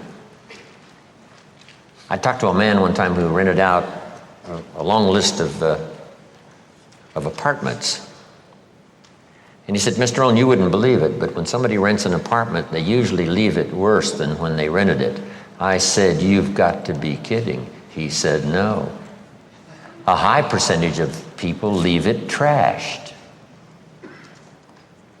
If they stay 6 months or stay 1 year, they leave it trashed. Not just not better, but trashed.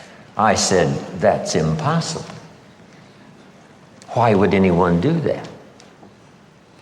Mama said to me, no, leave it what? Better than you found it.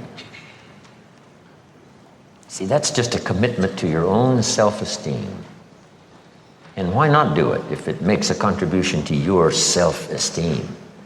It's called intelligent self-interest. Intelligent self-interest. Self-interest says, I wish to be ruler over many. And intelligent self-interest says, I understand how to do that. Be faithful when the amounts are small. If you'll take care of the few, we will someday give you a position of very high importance over many. But if you don't be disciplined when the amounts are small, why would we trust you when the amounts are large? Brian mentioned that earlier. Why would life give you a fortune to manage if you couldn't manage the gifts of a few? Interesting philosophy to consider, okay? Your own self-interest. Leave the contribution. I'm even aware of it when I leave a restaurant and I get me a toothpick, right? And you take off the little cellophane off the toothpick. It's easy to throw it by the cash register, right, or somewhere where it looks like other people have done the same. Mama said, put it in your pocket. Somebody says, wow, a little piece of cellophane, what difference does it make? It doesn't make that much difference, only in your self-respect. Take your trash home and deposit it.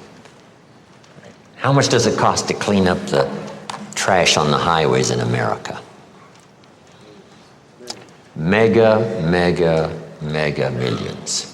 Wouldn't people take home their own trash and deposit it there rather than scatter it on the highways across America? And the answer is most people do not. It's so easy to throw it out the window. But now, add this, it's so easy to keep it in your car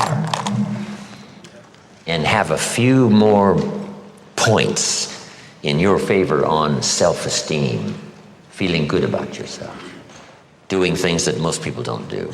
If everybody did it, what a different country we would have. But it doesn't really matter. You say, well, if everybody's going to do it, why shouldn't I do it? And the answer is for your own dignity and for your own self-esteem. You do things that most other people allow themselves to do that you don't do. And so when I talk about the environment, now we're affected by the political environment and the social environment, and we're affected by the economy environment. All of us are persuaded in one way or another to live like we live. Here's a good word to jot down: association. Be very careful of your associations. We're going to talk a little later about financial independence and, caring for your resources. Here's what we've discovered. People that are around people that spend all they make, chances are excellent, what? They spend all they make. It's just part of that association. Once you're sort of in it, you sort of do what everyone else does. So here's the key to association. Number one is limited association. Some people you can spend, a few hours with, but not a few days. Some you can spend a few days, but not a lifetime. Some you can spend a little time, but not a lot of time. Limit your associations because of the influence. All of us have to be around people, that have a variety of their own, beliefs and what they do that influences us or, is there. It's in our presence wherever we go. But here's the whole key. Some of it's limited association. Here's the next one. This one is kind of severe, and that is discontinue association. Sometimes you have to say in an association, is it causing me more harm than good? And sometimes the time finally comes where you have to part ways, just because the association is not to your benefit, for the rest of your life. And then here's the one you've engaged in this weekend: expanded association. Get around people who have good ideas to share. Get around people who have a good story to share. One of the great benefits of being here this weekend is a chance for all of you to meet each other, share testimonials, share ideas, share your reactions to what's been taught, to the ideas that's been presented. Share some common experiences you might have had in your life, and you go home with this bag full of testimonials and the inspiration that comes from it. This kind of expanded association is so valuable. Whenever there's an occasion, and it can fit into your schedule of time and money, make sure you go where there are people of like interest, right? Ready for good ideas. Never, too successful to learn some more. This is good environment, expanded association. Next, we're affected by events, dramatic events, or worldwide events, or home events, or personal events. Some events affect us all. Do any of you remember the missile crisis? Hey, there's a few of us go back that far, right? Come on. Do I have a little company here? Anybody remember the missile crisis? Okay, I got a little company here. Khrushchev has his missiles on the way to Cuba. John Kennedy finds out about it and calls and says, "Mr. Chairman of the Communist Party, Russia, you cannot put your missiles in Cuba." And Khrushchev says, "Young Mr. President, you don't understand. This is Nikita Khrushchev. And we are the Soviet Union, and we will put our missiles wherever we please." And that started an incredible crisis known as the missile crisis. John Kennedy said, "Mr. Khrushchev, listen carefully. You can't put your missiles 90 miles from Florida." And Mr. Khrushchev said, "Well, Mr. President, I hate to inform you, but the missiles are already on the way." And John Kennedy said, "Mr. Khrushchev, we will not let those missiles arrive." Next conversation. Nikita Khrushchev says, "Mr. President, you don't understand. If you touch those missiles that are on the way, it means war." Last conversation. John Kennedy calls, says, "Mr. Khrushchev, I must inform you, sir, in all seriousness. If it is war, Russia will cease to exist." That's a heck of a conversation, isn't it?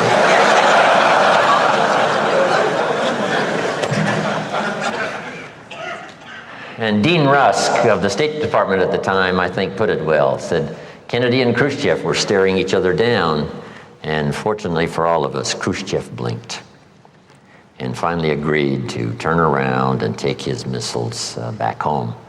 And the world breathed easier. Back then, some of you might remember, we were digging bomb shelters in our backyards, right? This whole thing about atomic war finally became a reality, and we were saying, wow, surely not, for the sake of our children and our grandchildren. And I'm sure that the Russian officials and Soviet Union officials and Nikita Khrushchev finally decided, for the sake of their children and their grandchildren, there was no need to have this confrontation with the United States. But it was so close. So some events affect us all. Here's number 4. We're all affected by our results, whatever they've been, the results of our errors or the results of our disciplines. Now, here's what's so staggering about being a human being. It's possible immediately upon decision to start a new program of changing results. If you're headed in a certain direction and it looks like in 5 years you're going to wind up here, and you take a look at that in 5 years and you say, yes, it looks like what I'm doing right now, if I continue doing what I'm doing now, it looks like in 5 years I will wind up here. Let's say that suddenly, on careful consideration, you decide that's not a very good place. That's not a very exciting place to arrive. Is it possible as a human being to change your destination point 5 years from now? And the answer is yes. See, that is so extraordinary. No other life form can do that.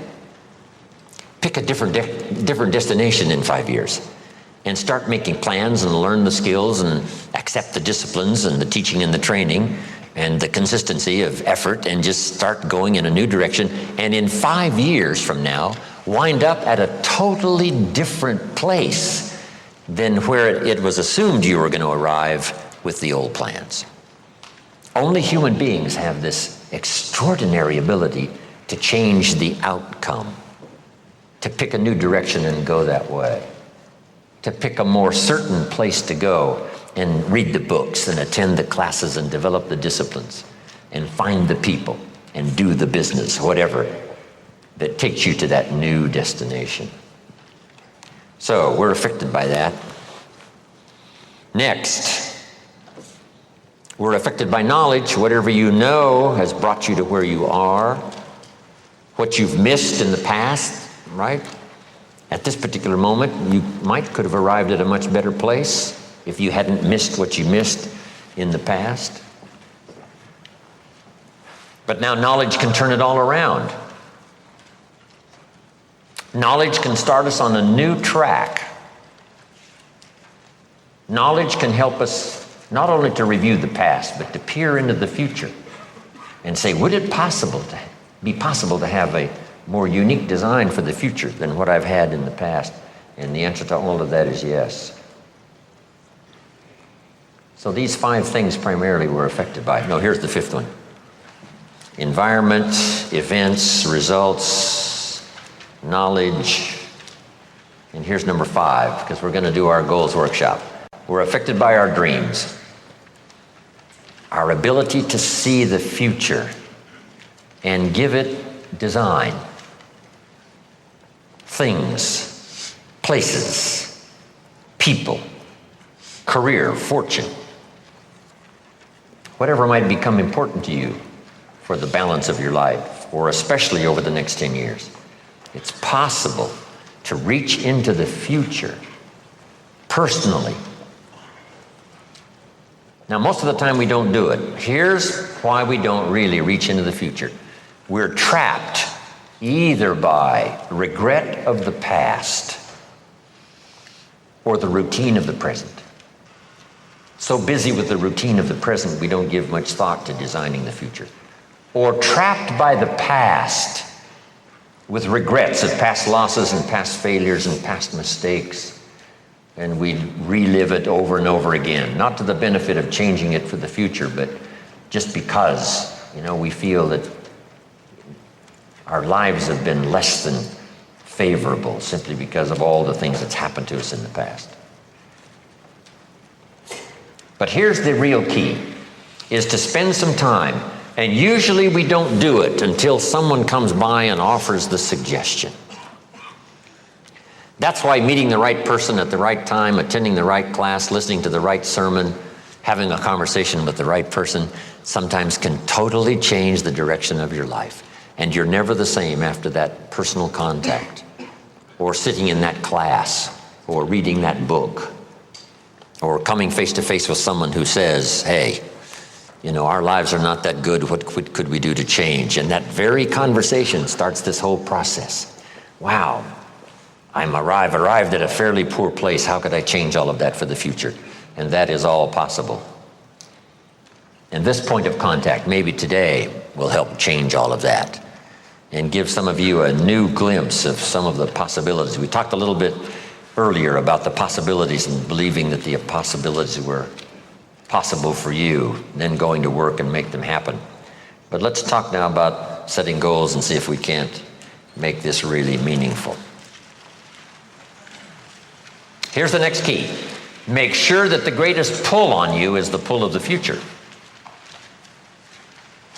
Not the pull of the past that keeps taking you back. Not the pull of gravity like the present that just keeps you sort of stuck where you are. But we want to make sure that the greatest influence and pull on us is the pull of the future. If you have powerful goals well designed and plenty of them to stir your imagination, here's what they will do. Goals become like a magnet. And the bigger they are and the stronger they are and the longer the list and the more things you'd like to acquire during the course of your lifetime, the stronger they pull. And here's the other advantage in setting goals, so that these goals begin to pull you in that forward future direction. They pull you through all kinds of downtime, all kinds of nighttime experiences, all kinds of winters. You can much more easily survive the next crisis, the next winter of your life, if you have well-set goals, finely tuned, places you want to go, things you want to do, people you want to meet, skills you want to develop, fortune you want to make, benevolence you want to engage in. If all of that becomes powerful and clear and you're on your way, I promise you, no matter what happens, those goals will pull you through. You won't be lost in the middle because you'll be able to see beyond. So with that in mind, let's now engage in this little session. It may be one of the most important for the weekend, designing the next 10 years. I want you to take a fresh piece of paper, or at least put a title up on one page and call it Goals Workshop. And in this Goals Workshop, I'm going to ask a series of questions, and I want you to write down the question first and then do the exercise. Okay? Write down the question first and then do the exercise. If you're ready to go, say, let's go.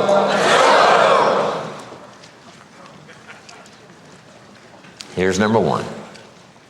I want you to list 5 things you've already accomplished that you're proud of. Make a list of 5 things you've already accomplished that you're proud of. Because all of us have set goals, maybe haphazardly, maybe spasmodically. Even when we were kids, we wished for something, worked hard, and sure enough, we got it. List 5 achievements, 5 goals that you've reached in the past already that you're proud of. If you won a gold medal at the Olympics, that would be a good one to put on there. Whatever you've accomplished, just a list of 5 things. This is just a little review that, we're not sitting in a very bad place. We've all accomplished some things. Some of us, a lot of things. When you're working with children, this is a good exercise to start with. What have you already accomplished that you're proud of? In this little country town in Idaho, I graduated 3rd in my class in high school. And I'm going to another class reunion in September. I graduated in 1949, 3rd in my class. I was pretty proud of that. Because I wasn't the smartest kid in the world. But we're called the 49ers. Idaho 49ers, graduated in 1949. It'll be interesting, right? Another class reunion come September. Some of my classmates are still there in this little farm community. Farmers, bankers, real estate people. It's a great group. 5 things you've already accomplished that you're proud of. Wish we had time here to go over everybody's list of 5. I'm sure some of you would be really impressed.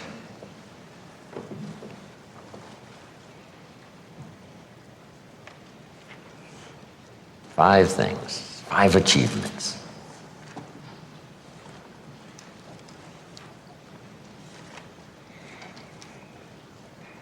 So this list of 5 now proves, right, that you already know how to set goals.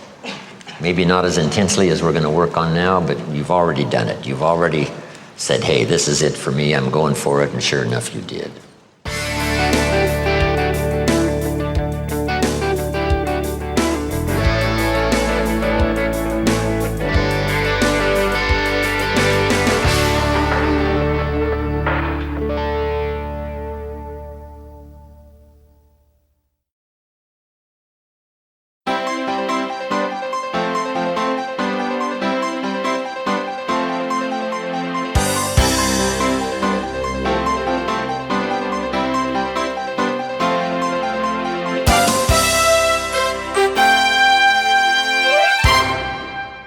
Okay, here's what's next now.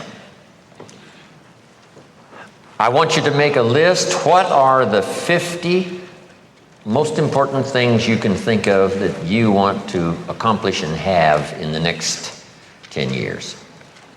So just put at the top of this now, my 10-year goals, and I want you to make a list of at least 50 items. Little things, big things, and it doesn't matter what they are. Now, this list does not mean the list of the things you think you can acquire. This is a list of the things you want.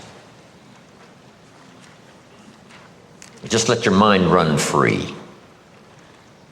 A list of 50 items that would really do it for you in the next 10 years. If you had this, if you went to these places and met these people, and if you had these skills and these investments, education for your children, all the rest of it. So I want you to take the time now, and I want you to go right down the page, not side by side on your goals, right down the page, because we're going to do something with this list a little later. Right down the page, 50 items. What would make your life dazzlingly unique in the next 10 years? Everything you can think of. From the cities you want to visit, experiences you want to have.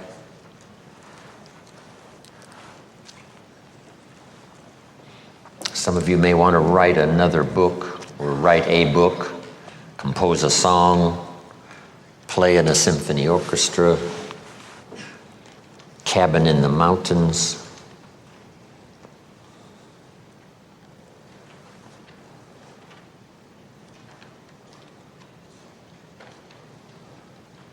Multiple residences.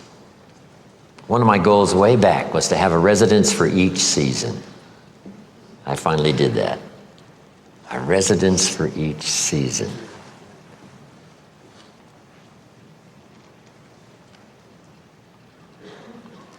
Who would you like to meet?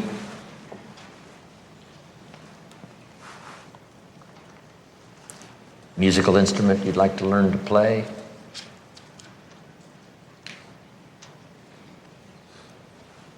Organize a rock and roll band? Star in a movie? What would do it for you the next 10 years? Or 10 years plus?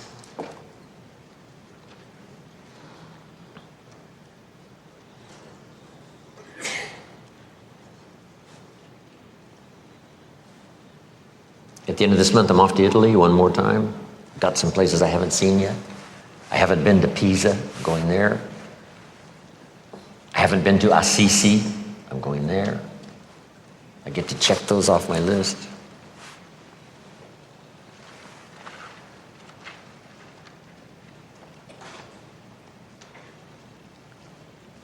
I haven't been to Egypt, that's on my list.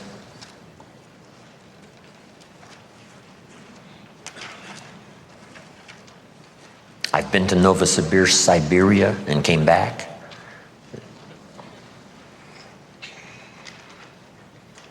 Years ago, people went to Siberia and never came back.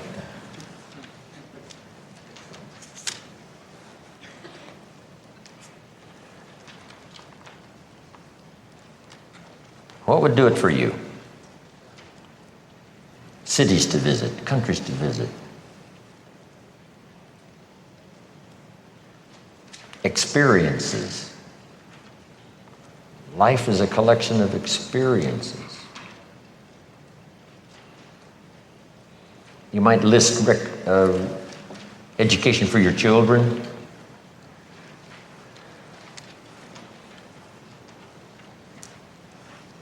It's a good time to, put together your income goals for the next 10 years plus.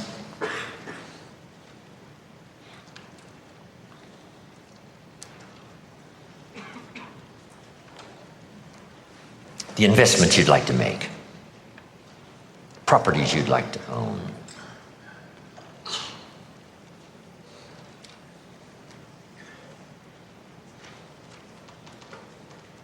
Expand your library.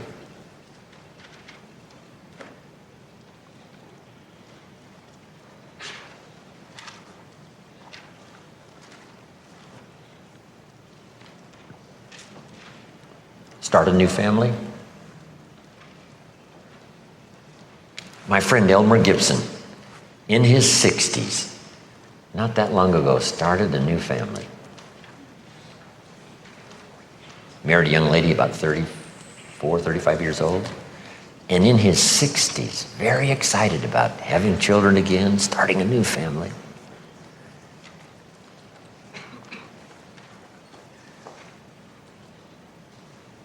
Some of my goals are with my grandchildren. I've published my granddaughter's book of poems. Now she's written these short stories. My grandson is a classical pianist, writes music, composes, one of the best, age 17, Monterey Peninsula. I've got a lot of goals with them.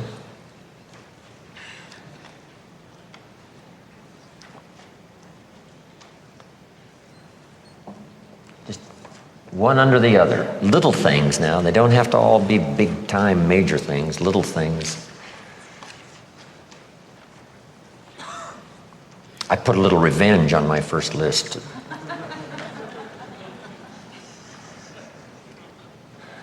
My mentor said it was healthy. Some of the people who said I couldn't do well, they went on my list. Couldn't wait to get my new car, drive it up on their lawn. Say, oh, pardon me.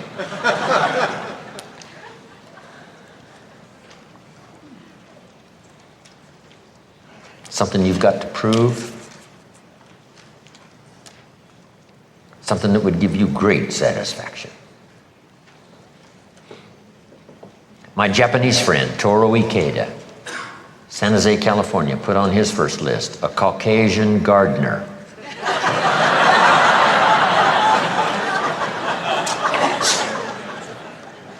Back then, everybody had a Japanese gardener. Said, no, I'm Japanese, I'm gonna have a Caucasian gardener. Okay, Toro. What would do it for you? Debt-free?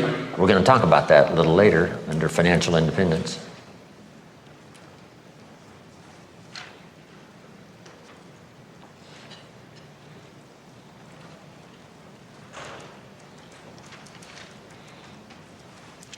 Something you've got to prove, put that on there. Something you've got to prove to yourself. You know, satisfactions of every kind, make the list.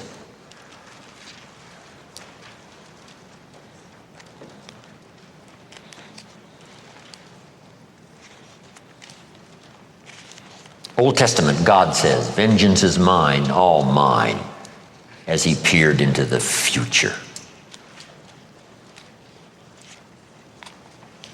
No wonder he wanted it all. It feels so good, right?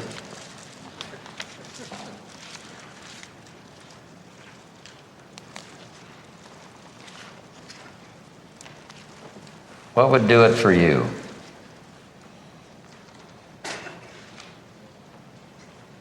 Cars, homes, you know, yachts, experiences. Maybe you want to parachute out of an airplane, bungee jump. I pass on that, but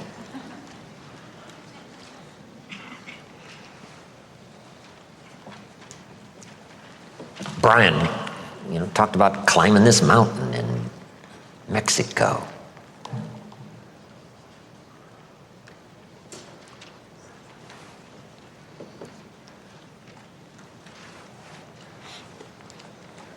Write a book, become an author. It's one of the toughest disciplines. I found it tough for me.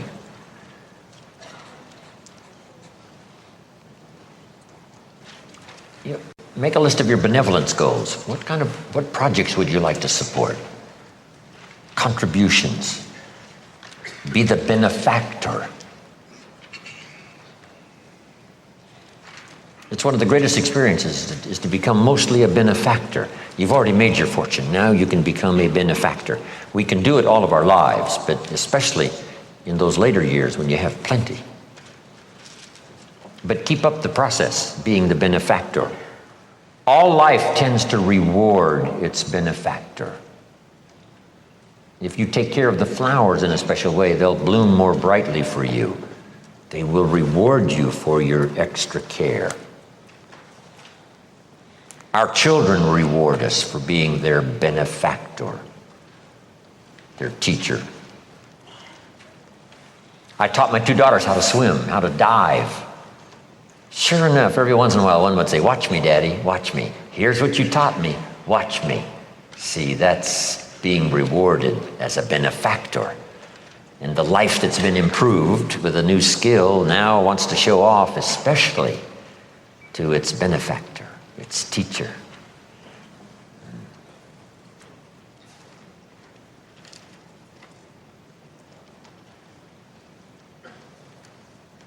Set up youth camps, orphanages. What would really give you this great satisfaction on being the benefactor?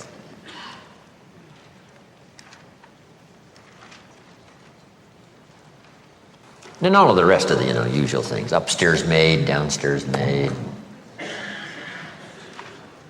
A cook. Wow, think of what that would do for the family if you had a cook. Take care of all that. Somebody to take care of the house, somebody to cook the meals.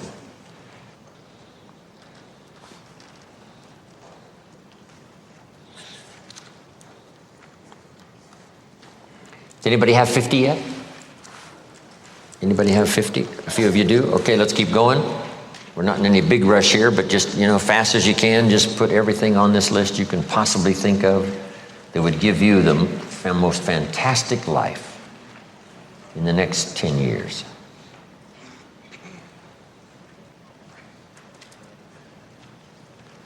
Maybe you want to be a speaker, lecturer. Put that down. Teacher.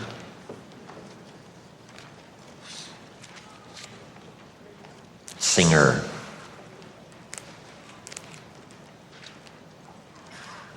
One of the greatest forces in the world is music. Music and lyrics combined. Lyrics alone are powerful like poetry. And music by itself is powerful.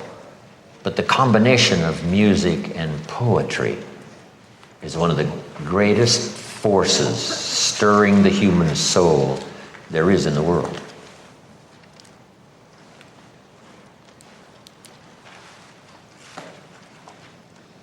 One of the problems of poetry is it doesn't have a minor key. Most of the music in the world is written in the minor key, and it's a bit difficult to write poetry in the minor key. But the combination of lyrics, poetry, and music we heard when we were children, we still remember. If we heard it again, we say, "I remember that song." On all special occasions of our life, if there was music involved, sure enough, that music is still there. If we hear it again, we'll say, "Yes, I remember, I remember." So maybe you'd like to be more involved in music. Teacher, preacher, executive, entrepreneur.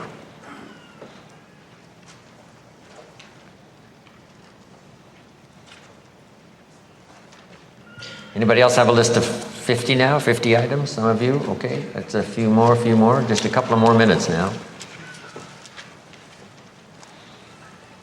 For sake of time, I might have to cut you off on some of these questions, not fully doing the full exercise that we could take much time for. What I want to set up is a model that you can use in the future for yourself, but also a model that you could use to teach. 50 items. If you get hard pressed, just put a lot of little things on there, right? If you can't quite get to 50. See, kids would have no problem with this. I mean, they'd ask for extra paper already. Adults, it's unbelievable, right? If you could have everything you wanted to make life exactly like you wanted it over the next 10 years, what would you take? That's the list I want you to make. If you could have it all, no questions asked, you could have it all. over the next 10 years, 20 years of your life? No questions asked. You could have it all. What list would you make if you could have it all?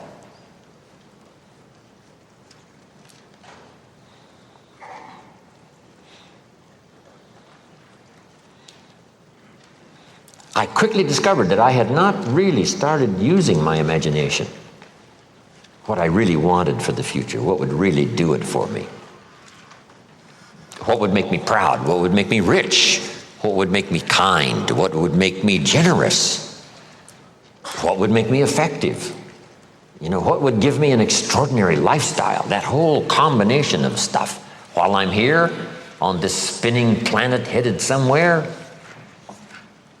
and it's possible to design and live an extraordinary life, this is now part of the design, what you want in the next 10 years.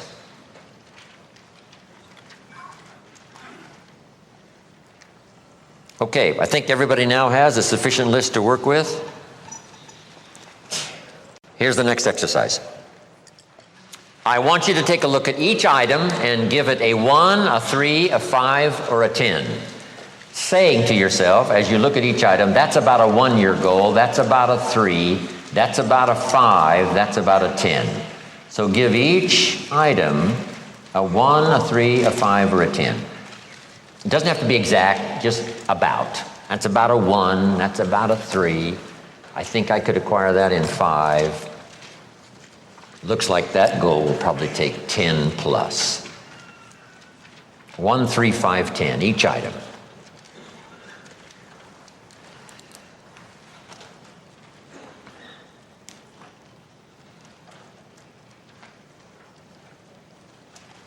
You can also add some more to your list while we're doing this exercise. But give each item a 1, a 3, a 5, or a 10.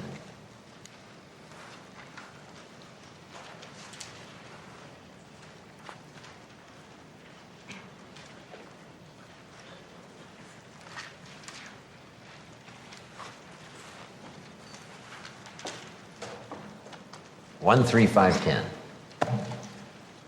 Approximate.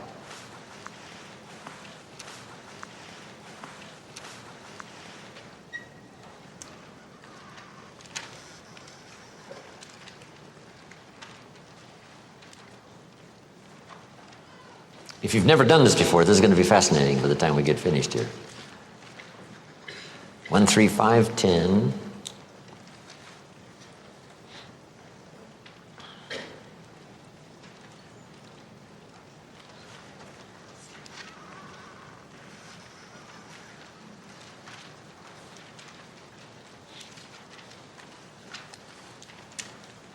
When I first started doing this, I hadn't thought this much about my goals in 10 years, right? I mean, just flashes of things, right, that came and, hey, I set my mind, some things I got.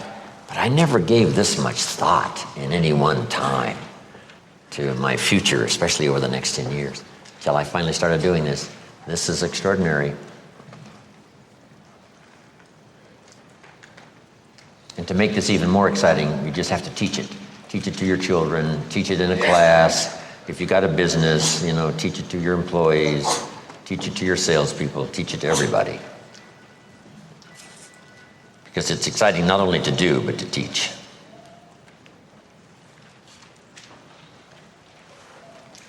Okay, have you pretty well got that now? Each item with a number, 1, 3, 5, or 10.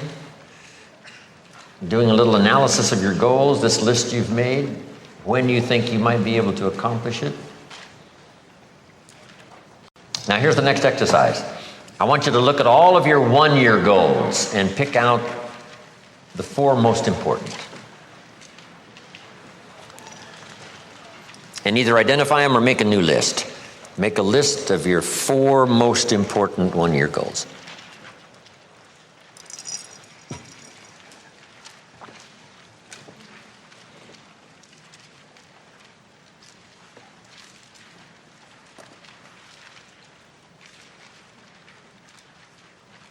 One of the great exercises of life is what's important, what's not important. In time management, we teach, if you pick up the phone to make a call, first you must decide, is this a major call or a minor call? Is it really important? If it's really important, maybe I should make an agenda, then make the call, so I could just stay on track. If it's a minor call, no problem. Always deciding, is major, minor. If you're going to have a conversation with someone, is this going to be a major conversation or just, pleasant conversation? If it's major, preparation. Be a little more prepared for the major versus the casual.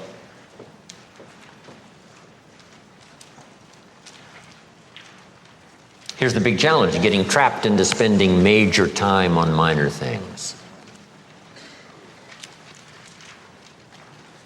I finally come to the point now, not only of time management, but energy management. It's easy to give too much energy to minor things and not have enough left for some of the major things. Only major time on major things. Major energy on major things. Minor energy on minor things. Save it up, your energy, for the majors. In the day, your majors during the week, majors for your family. Have you got that list now? The 5 most important one-year goals. Now, once you've composed that list, here's the next question. Why are these goals important to you? And I want you to write a little paragraph. Doesn't have to be long, just get it started. A little paragraph. Why these goals are important to you, these 5 major one-year goals, or 4 major one-year goals.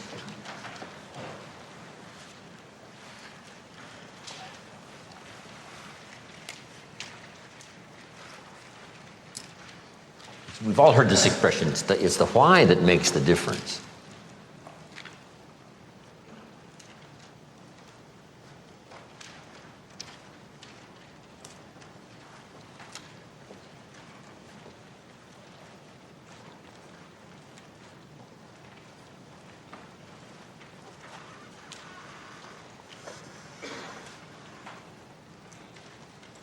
One of the most prominent words in a child's vocabulary, what? When they get started in life, what? Why?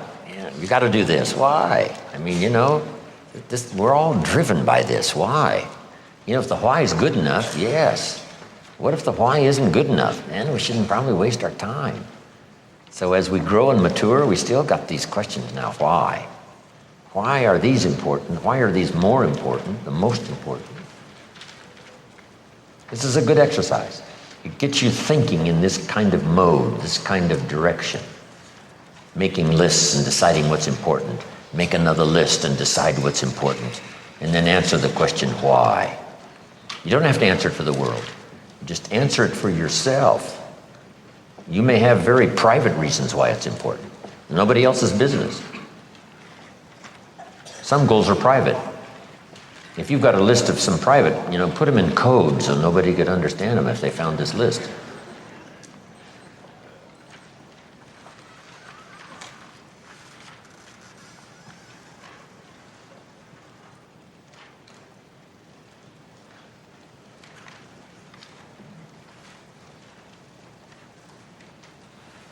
Okay, here's now one more exercise.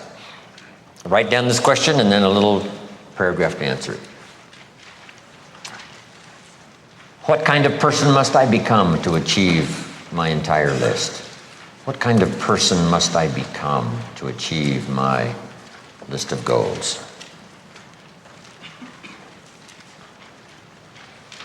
Maybe you need to become more educated, take some classes, learn some disciplines, talk to some people who've had the experience, set up some interviews. I must become more curious. What kind of person must you become? Are you too timid and shy? You need to get stronger.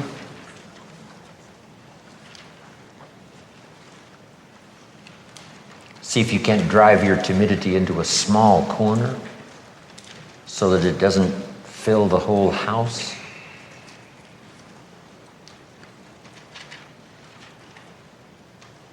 What kind of person? A leader? Executive?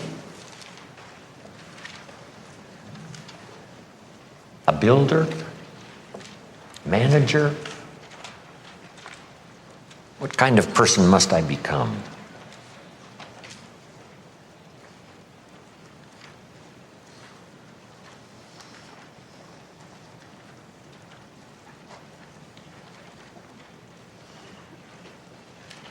So we've arrived now at the two most important parts of all of this exercise, the why and what kind of person.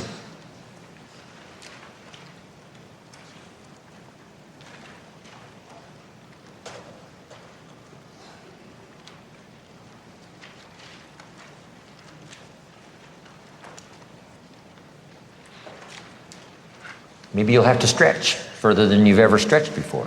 Expand your thinking. Develop more capacity to believe. Have faith.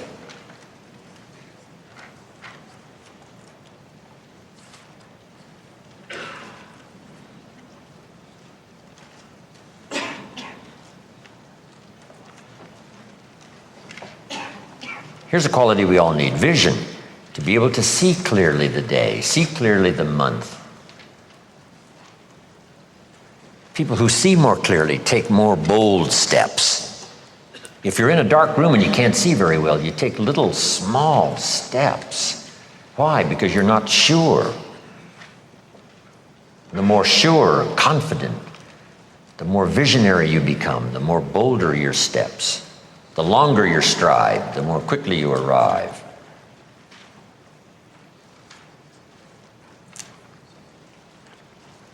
Maybe you need to learn to be in control. You've let everybody else do the controlling. Instead of being always influenced, be the influence.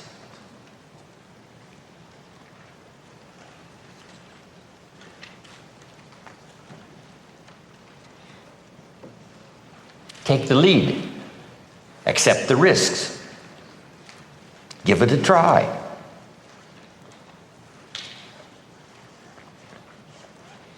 And one of the most important that served me now all my life is to be able to attract the people that can help you do extraordinary things. To attract the people. And we'll talk more about that under leadership.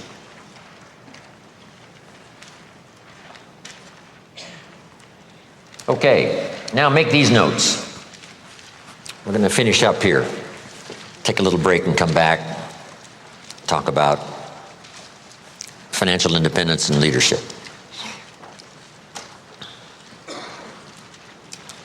Okay, a little note now. It says, purpose is stronger than object. We did this little why exercise, and that's the beginning. Why are these goals important to you? But this is a good phrase to remember. Purpose is stronger than object. What you want is important. What you want will pull. What you want is like a magnet. Here's what I want. That's powerful, what you want. Benjamin Disraeli said, nothing can resist a human will that will stake its existence on its purpose. I'll do it or die. What do you want? Now, but here's the other part. What for? Here's what I want. But what for? What is the purpose? First is the object, is what you want. Second is the purpose. You might have said, I want $1 million home. That's wonderful. That'll pull. But here's what'll pull even stronger. What for? What for? And if you can describe more in detail to stir the emotion and the intellect and the spirit and the soul, here's why, here's what for. Then it's the what for that's even more powerful than the what. What you're going to do with this home, the drama, the scene. Here's what I can see happening every day. Here's what I can see happening every week. It's going to be the centerpiece of the family activity. Here's what's going to go on. Here's the sense it's going to give me and my family. Here's what it's going to do for us. See, the purpose is what's really powerful, what's really strong. Not just the what, not just the structure, but the purpose. The purpose is the life. The purpose is the life force, the activity, the drama of what's going on. So if you can learn to do that, here's what I want and here's why. Here's what for.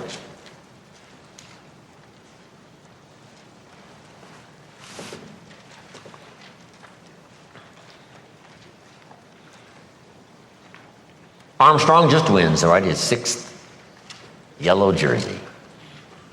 It'd be a good question to ask him. What for, Lance? What was all this for? Well, 1 was to prove to myself. 1, after I beat cancer. Now can I do 6? This is one of the most amazing athletes in the world. And if you had a chance to talk to him and you finished the conversation, when you walked away, you would say, wow, now I understand why he did it. And now I understand how he did it. Now he give me a sense of what drove him. Here's why, here's what for. Wow, when someone finishes that discourse, you say, no wonder the performance was extraordinary. No wonder the achievement was out of sight. Here was what for, and here was the purpose. See, that's important. Talk that over with your children. What do you want and what for? What's it going to do for you? How's it going to make you feel? Then what's the next step beyond that? Once you've achieved that, now what? Okay. So purpose is stronger than object. Here's the next one now. On your goals, a lot of your goals need to be personal development, the person you wish to become.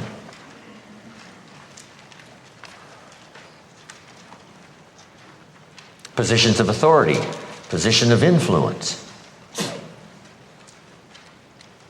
Being able to influence not only your family but others, community influence, national influence. There's a whole debate now on who best influences the country and who could best influence the military and who could best influence the economy and who could best influence the other nations of the world and the leaders of the world. Who has the strongest and most powerful influence? Who could become a giant in terms of influence by language, by style, by background, by reputation? The person you wish to become. Not just the center of attention, but perhaps the center of activity. Someone who can give directions, someone who can give people the right tips on early steps to take to build a career, to build a business. A person of supreme confidence that what they share is good and valuable. It's great to be that kind of person. There's a unique story of Lydia Colon, who started with $1 from the Spanish-speaking community in Miami. And now she's a millionaire, does business in several countries, and she's rich. And as she looked back over her story and how she got started, she was sponsored in business by someone. And here is her answer, part of the answer. I was sponsored and instructed and helped by the right person. If that hadn't occurred, I may never have had this opportunity, or I wouldn't have gone this far, or it wouldn't have been this easy for me to do. But thank God, she says, I found the right person. Wow. So jot this down. One of the greatest wishes and desires for all of us should be to be the right person. So that when somebody looks back, they'll say, wow, I could have met 100 people, but I met this person. I want to be that person. That when people look back, say, wow, one of the reasons for my success, I met the right person that gave me the right instructions, that didn't lead me astray, that gave me the straight talk, told it like it was. Become the right person. Here's the next one on the personal development side of setting goals. Beware of what you become in pursuit of what you want. It's incredible what you can become.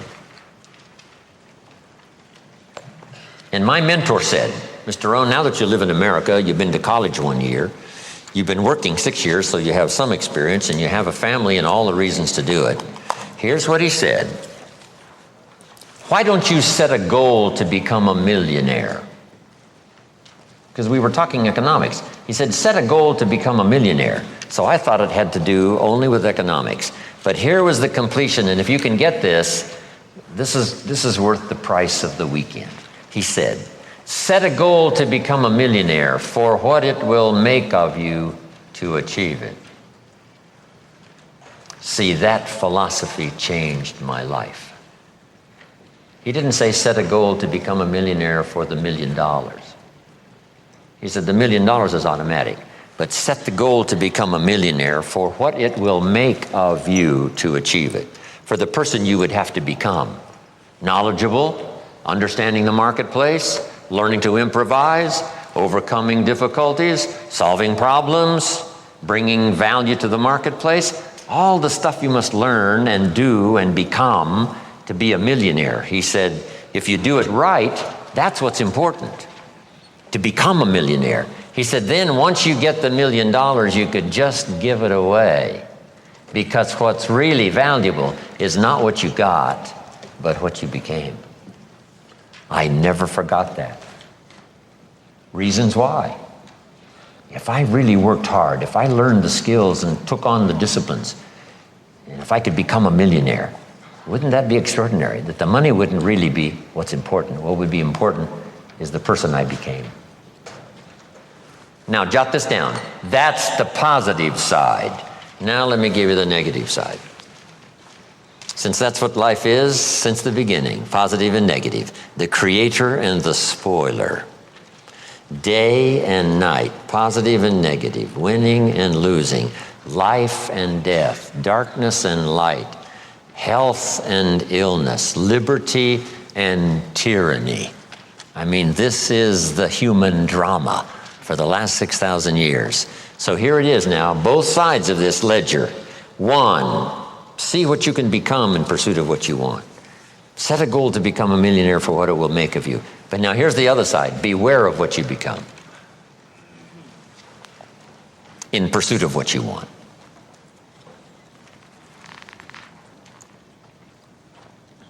Those are the two words of antiquity that are important. One is behold, the other is beware. We must do both. We must see the opportunities on one side, and we must see the dangers on the other side. We must try to minimize the dangers and maximize the opportunities. That's the game of life. And if you can become that kind of unique person that can sense the dangers, hopefully before, all of us after we've felt the pain and we've traveled the wrong road and we've accepted the wrong influence, sure enough, we find ourselves in a wreck, maybe physically or with our health or with life or with a marriage or whatever. Then we can quickly make the repair and start on a new road. But how much better to have maybe this kind of advice. Behold the opportunity and beware. Okay, now here's part of the beware. Don't sell out for what you want. Don't violate your principles. Don't compromise good friendship. Don't throw away some values just for some objective that maybe has you driven too much. There's an old story that says Judas got the money, a sizable sum of money. You say, well, then that's a success story. No, it was not a success story. Say, well, yes, if you get the money, that is success. No, his name was Judas. Doesn't that ring a bell? Right? This is the story of Judas got the money. It was not a success story, even though it involved a small fortune. Why wasn't it a success story? Because he sold out. It was what Judas became to get the money. Finally, Judas has the money in his hot little hand, and he's unhappy. Somebody says, well, how could you be unhappy if you had a small fortune? Here's why he was unhappy. He wasn't unhappy with the money. He was unhappy with himself. He tried to take the money back and said, here, I'm unhappy. Take this money back. I'm sorry I was the betrayer. They said, heck with you, Judas. And they threw him out with his money. He says, wow, what'll I do now? The only thing he could think of doing. He went out and hanged his worthless self for the betrayer he had become. And it certainly wasn't worth the money. So if Judas could speak back to us loud and clear today in this little seminar session, here's what he might say. Beware of what you become in pursuit of what you want. Just a little bit of caution here.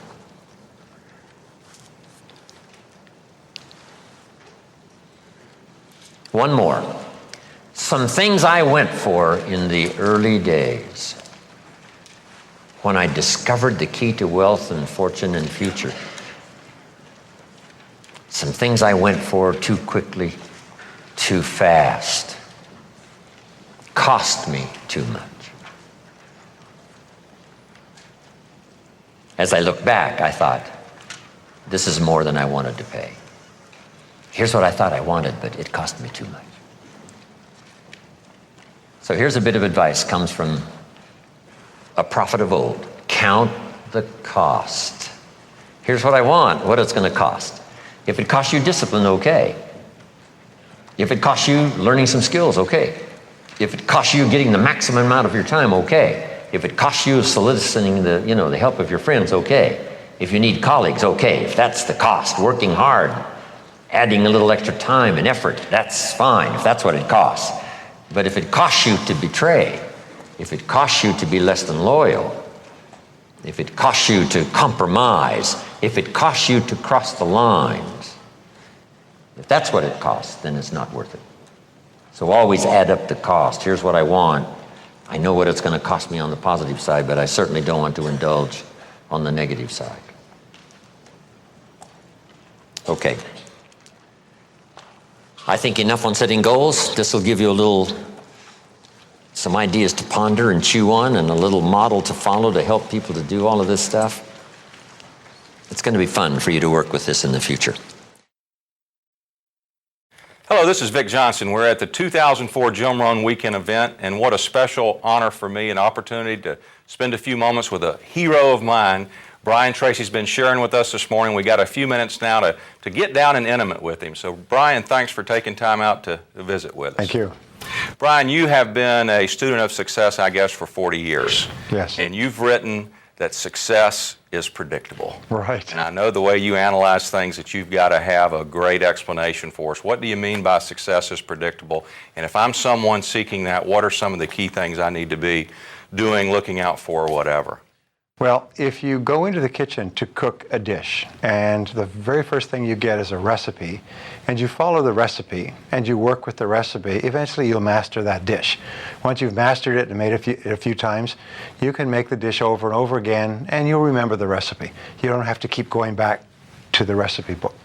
Now, if somebody says, boy, that's really delicious, you don't say, well, it's a miracle, like something out of voodoo. No, you just followed a proven recipe that had been worked out by people before you. And that's basically the secret of success. If you want to be successful in starting a business, then you study what people have learned, and everything that people have learned they've written down or shared in seminars or put onto audio programs is I learned this from a very wise man named Kopmeyer, who spent more than 50 years studying success. And he had developed more than 1,000 success principles that he had derived out of something like 6,000 books. And when I met him, I asked him the question you would ask. Of all these 1,000 principles, because I had studied it all, which is the most important principle of all? And he said, Brian, he said, it's simple. He said, use proven success methods. He said, learn from the experts. He said, Brian, you'll never live long enough to learn it all for yourself. So what I find is that successful people are those who learn from others who've gone before them. Unsuccessful people try to make it all up, like a cook going into the kitchen, taking ingredients out of the cupboards, throwing them all in a bowl, and wondering why it doesn't taste good. This is why people's sales careers, why 80% of salespeople are functioning well below their potential. Only 20% make all the money. Why 20% of businesses in any industry make all the profits. Why 20% of the professionals in any service make 80% of the money, and so on, is because they follow proven success principles, proven recipes, proven formulas, proven combinations, and they just do them over and over again until they master them. Then they can do more and more of them, faster and faster, easier and easier, at a higher level of quality. And all that translates into greater results. Kind of following up on that, obviously what it says to me, if I'm going to get the recipe for success, I'm going to have to find some people who already have mastered the recipe, so to speak. This morning, you talked about getting around the right people and how important that was, which sounds like kind of the same thing. I find the recipe from the right people.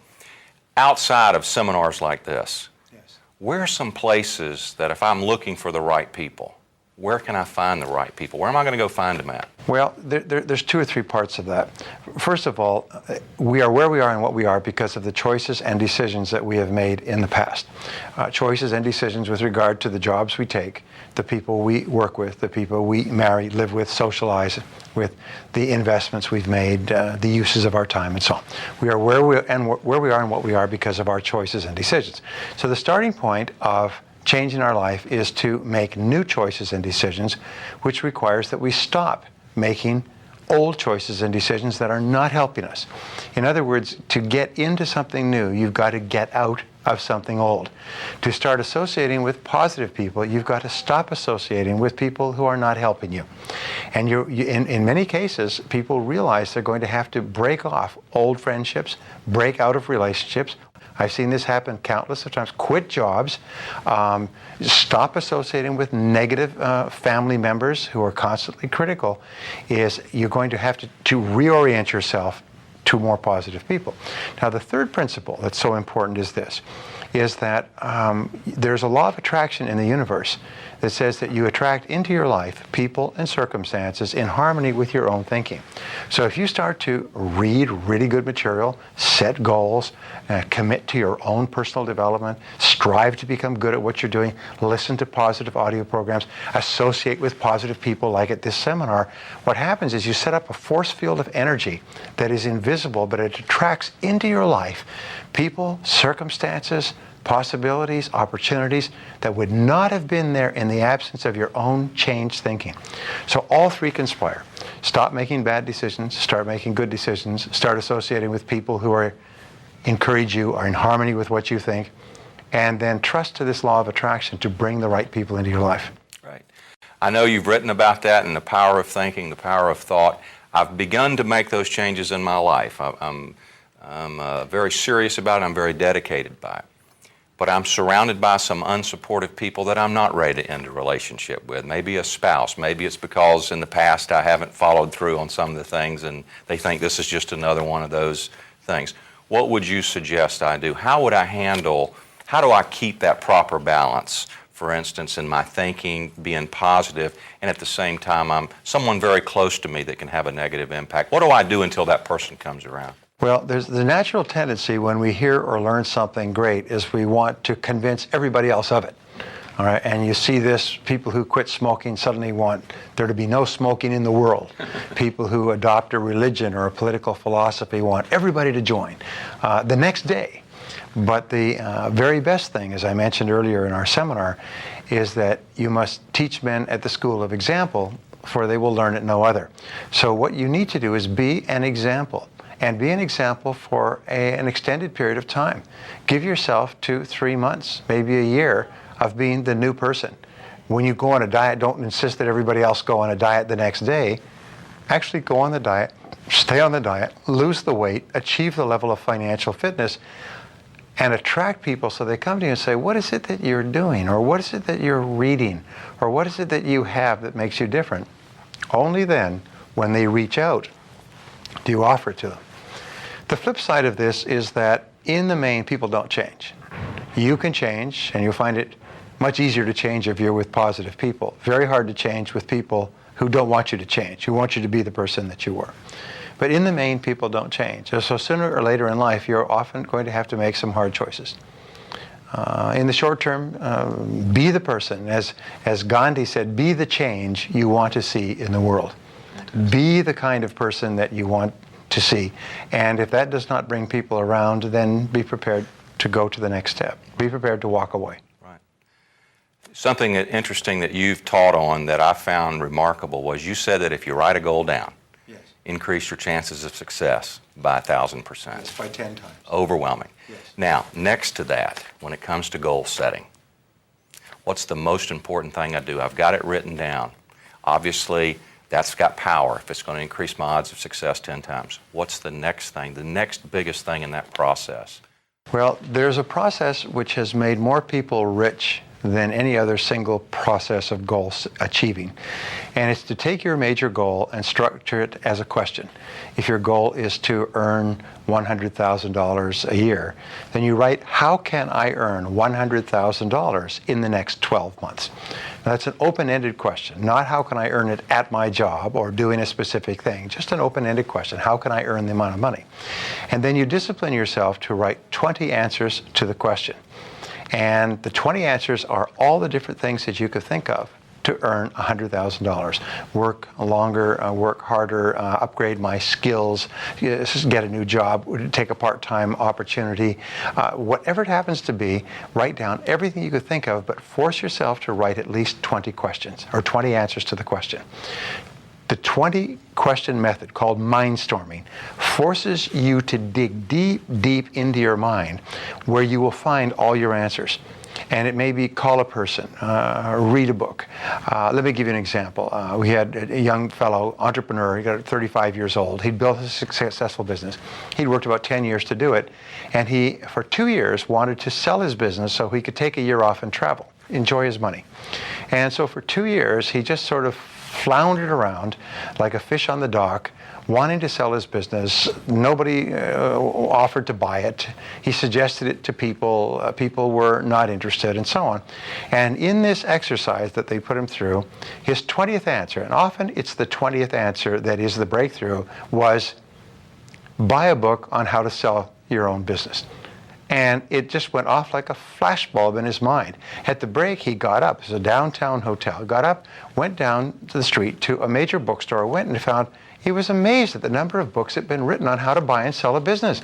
So he bought 2 or 3 books. 2 months later, he had restructured, packaged his business, sold it completely, satisfactorily, and took a year off.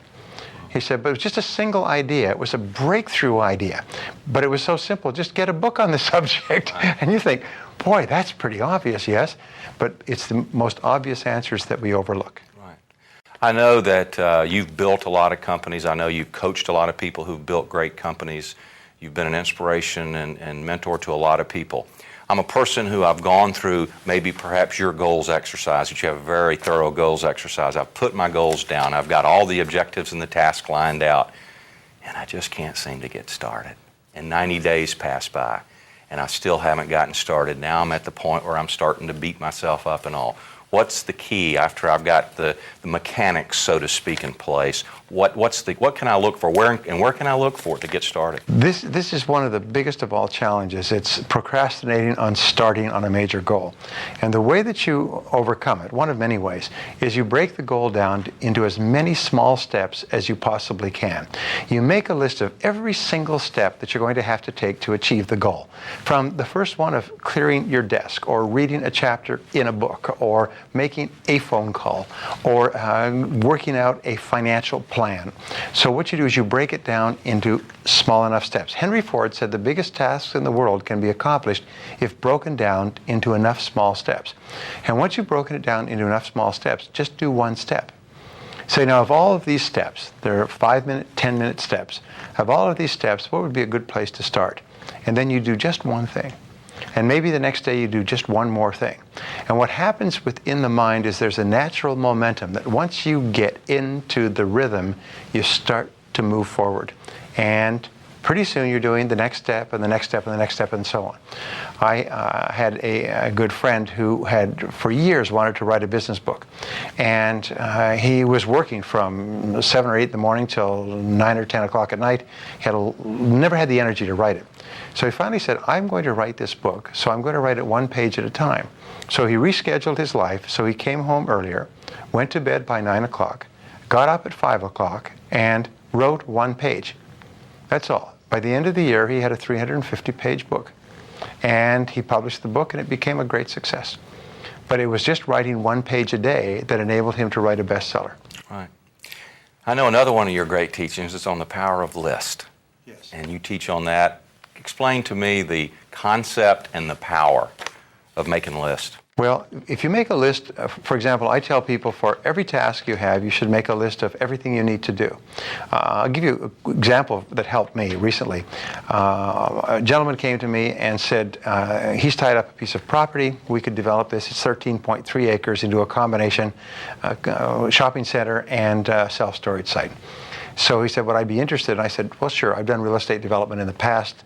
And the first thing I did after we had tied up the property and established a partnership, it was a good deal, I sat down and made a list of everything that would have to be done from the very beginning to the very end to have an open, fully leased shopping center and a fully built, leased out self-storage center. And it was 40 or 50 things. And it started off with getting different approvals from the Caltrans transportation, getting utilities, getting the land graded, getting approvals for architectural approvals. Especially it meant getting a agreement from a major tenant, a major supermarket, to take the major space, because the city said we will approve the self-storage if you have a shopping center attached to it, but not alone. The key to the shopping center was the supermarket. The key to renting out all the other space was to have the supermarket, and so on. So then we sat down and we just began to follow the list. One of the ideas on the list was to bring in a major developer with vastly more experience and contacts in shopping center development and carve off the self-storage for ourselves, do a partnership, a joint venture, and so on. So by the time we finished the list, we had done that. We had a major tenant. We had all approvals. We had road, we had transportation, sewer, utilities, highways, freeways, everything else, and the entire project is up and running on schedule. But if you look at it standing back, it's overwhelming. What you do is you make a list of everything that needs to be done. You select the most important thing on the list, the thing that you have to do before you do something else, and you start on that one task, and you just work away at it like a force of erosion. You can do this with any day. Write down everything that you have to do in the course of the day on a list. Any goal, make a list of every step in the goal. Any plan you have, financial plan, retirement plan. Even if you want to write a book, what are all the things that you have to do in order to write and publish a book? And then you just start with one of those tasks. Fantastic. I get this question. I had, in fact, earlier today, and it seems we're getting more and more of it, maybe getting more and more of it from an aging boomer. They're either not ready to retire or not able to retire. Right. They've been doing what they've been doing for 20 years or 30 years. They probably didn't want to do it to begin with, but they're really sick of it now. Right. They either think they're too old or time has passed them by or whatever.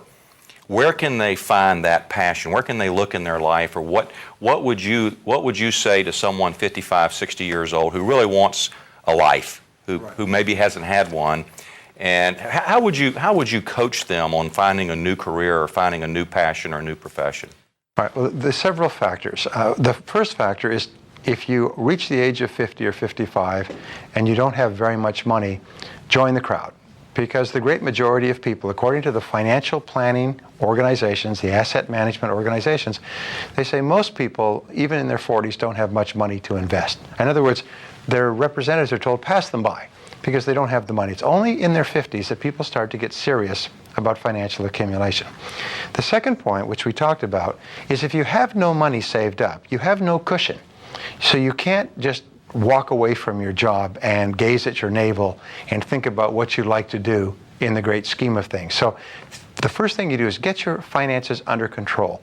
If necessary, start to cut back on your expenditures. Start to eat at home more often. Think of selling and moving to a smaller house now that the children are gone. Think of driving your car until it falls apart rather than driving a new car. You've got to build up cash reserves. With no cash reserves, you're trapped. Just like a mastodon in quicksand, you're trapped. You can't get out. So let's say you decide you're going to take a year. Over the course of the year, you're going to pull back on your expenditures by 10 or 20%. Get yourself out of debt. Get yourself some free room to run it. Then realize this, is that the retirement age of 65 was set back in 1870 by Otto von Bismarck in Germany when they first developed the first retirement scheme. The number 65 was pulled out of the air. The interesting thing was that the life expectancy in 1870 was about 40 years. So when they said that at the age of 65 you will be able to retire and receive a pension, They never expected anybody ever to get it, but they picked it out of the air, and they picked a number so far in the future that they never have to pay it, okay?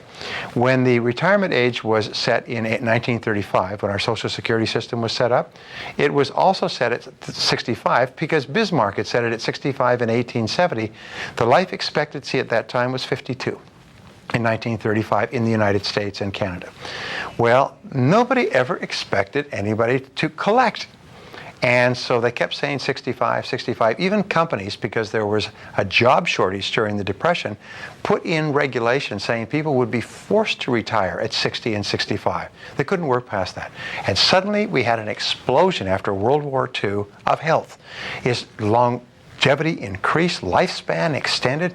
Now the average lifespan is 77 to 80 years, which means that 50% of the population will live to be 80 years or more, and some 85, 90. One of the biggest growing groups in our society is people over 100, by the tens of thousands a year. If they retire at 65, they will have literally burned off all their savings long before they are really old. So my bottom line is this. The true retirement age today is 75, not 65. People are as physically healthy today at 75 as they might have been at 65 a few years ago. Most people, according to the AARP, more than 50% of people over 50 do not intend to retire until well into their 70s. Part of it is by choice. I don't want to retire. I want to keep busy. I'll do less, I'll do different, I'll do something else. A lot of it is because of necessity. They have no money. That's why they talk about senior citizens working at McDonald's. They don't work at McDonald's because they can hardly wait to work at McDonald's. It's because they just didn't save anything during their lives. But wherever you are today, remember that your working life is to 75, not 65. So if you're 55, that means you've got 20 full years, productive years, where you're going to be at the top of your game. You're going to be as good as you've ever been physically. So you're going to have lots of time to accumulate all the money that you need to be able to coast through the next 10 or 15 years after that. Fantastic. Great advice. One final question. I know you are an avid reader. Yes. If I haven't had that habit in my life, I really haven't picked up a book maybe since high school. Right. What are the 5 books I should start with? What are the 5 basic foundation books that I need to read first? Well, it depends upon your subject. It's a very hard question to ask because if you are talking about personal development or personal motivation, there's 5 books. If you're talking about history, there'd be 5. Philosophy, 5. Economics, 5. Politics, 5. Selling, 5. Business, 5. I mean, you could pick them out of the thousands that are there. I would say, and I don't mean to be self-serving, but I wrote a book some years ago which has become a top seller worldwide. It's called Maximum Achievement. And it takes everything that's been written in the last several hundred years on personal success and reintegrates it at a new level. And I've spoken to many people here whose lives have been totally transformed as a result of reading that book, Maximum Achievement. After that, you can read Think and Grow Rich by Napoleon Hill, read The Power of Positive Thinking by Norman Vincent Peale. You can read The Power of Thinking Big by David Schwartz. And you could read, what is that wonderful book by Napoleon Hill and W. Clement Stone about a powerful, positive attitude. Right. Once you start to read along that line, you will get all kinds of inspirations. The main thing is to read a chapter a day. Right. That's all. Don't worry about more than that. But a chapter a day will turn into about 2 books a month. Once you start to get excited about learning and applying, you'll read more. Subscribe to the magazines that are in your field because they have really good articles that are very carefully vetted, can be very helpful, very motivational and stimulating, and so on. But just read 30 to 60 minutes each day instead of watching television and reading the newspapers. And that alone will change the direction of your life. Thanks for your wisdom this morning. You're welcome.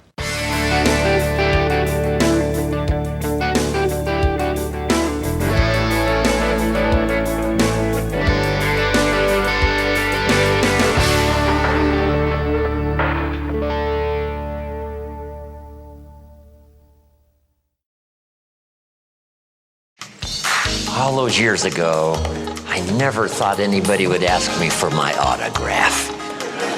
Isn't it unbelievable? Just incredible. So, I stayed till midnight and signed my name, right? Because I never dreamed it was going to happen, but sure enough, it did. autographs and Girl Scout cookies. I mean, I'm in the market. I really appreciate it. Everybody's doing okay? Say, I'm okay. Does anybody have 5 pages of notes already? Okay, I'm sure you're filling up your book. I appreciate that. Okay, we've got a couple of more subjects now to get through, and we got just about 55 minutes to do it. So let's get started. First, let's talk about my version of financial independence. You've heard from Brian. You've heard, some excellent advice. Dennis, these guys are long time experienced, and I'm sure you've got good notes on their presentation. This little bit I, designed long time ago. It's still valid today. Here's one of the major goals to go for: financial independence. Every American's, right, privilege to become financially independent. So here's my definition of financial independence. The ability to live, and I'll give you time to write it down. The ability to live from the income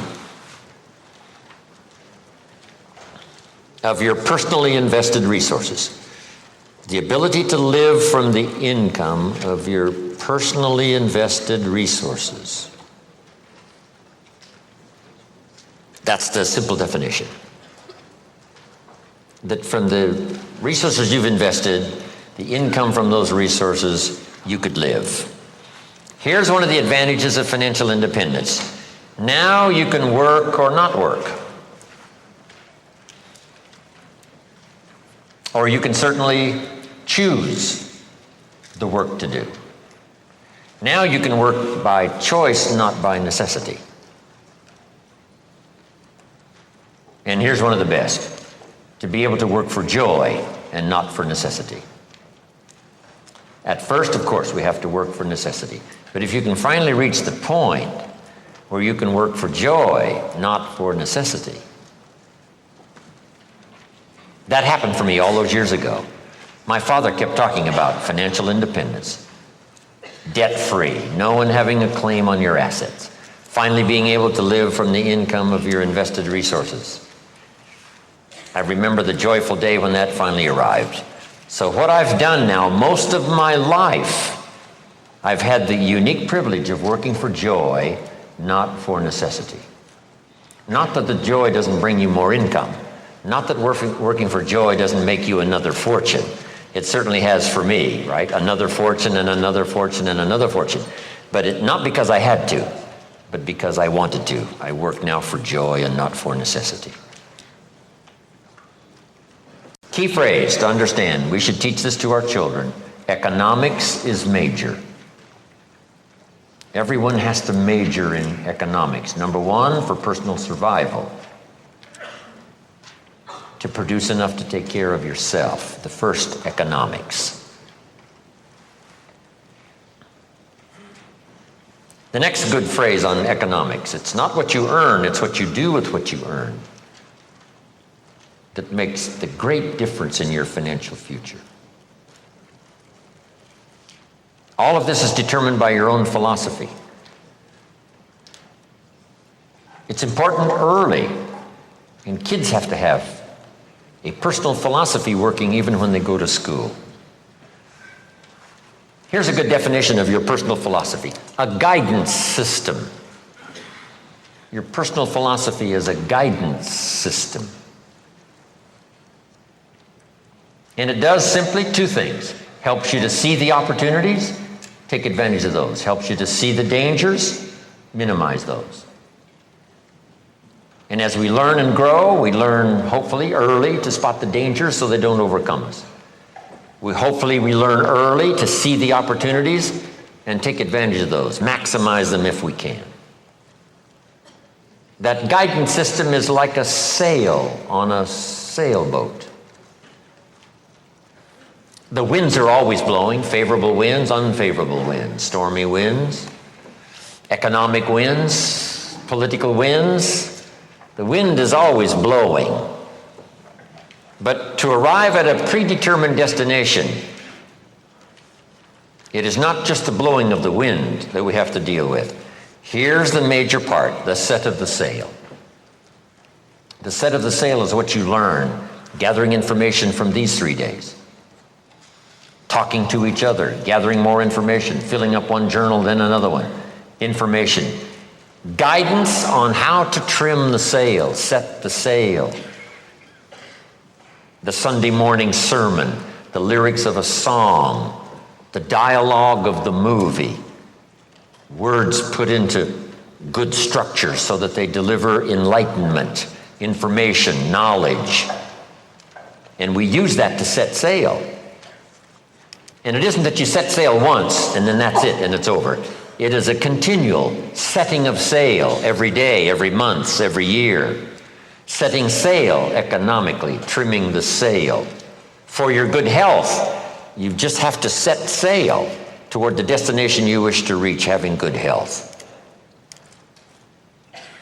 Then it's easy to neglect. Then it's easy to slide. Here's one of the better phrases. Everything by longevity tends to get off course. Everything by longevity tends to get off course. When the early astronauts made those trips to the moon, on the way to the moon, here's what they had to engage in: mid-course corrections. They look at all the gauges, and some solar winds that they didn't expect has pushed them off course as they look at the gauges. Now they must fire the little rockets to get the spaceship back on course. And it's especially critical if you're headed for the moon. If you're in an airplane and you miss Los Angeles and, make San Francisco, you're okay. But you can't miss the moon. And here's why. If you miss the moon, you can't get back. So just put this little note now. It's a pretty serious note. Some destinations are critical. Speaking of going to the moon, we just celebrated that, right? Neil Armstrong and the others. I met Neil Armstrong one time, a little talk he gave. Neil Armstrong, here's what he said in his little talk. Going to the moon was just a matter of solving a couple of problems. I thought, that's a simple way to put it. Problem number one, how to get there. And then you just figure that out, how to get there. Problem number two, what? How to get back. That's problem number two, and you just solve that. Now, he said, it's also critical not to leave until you've solved both problems. I thought that was classic. Wow, speeches and information give us so much to chew on, right? Because you know what I did in some of my enterprises? I figured out how to get in. I didn't figure out how to get out. And some cost me more than I wanted to pay. Just because I, too quickly figured how to get in, did not figure how to get out.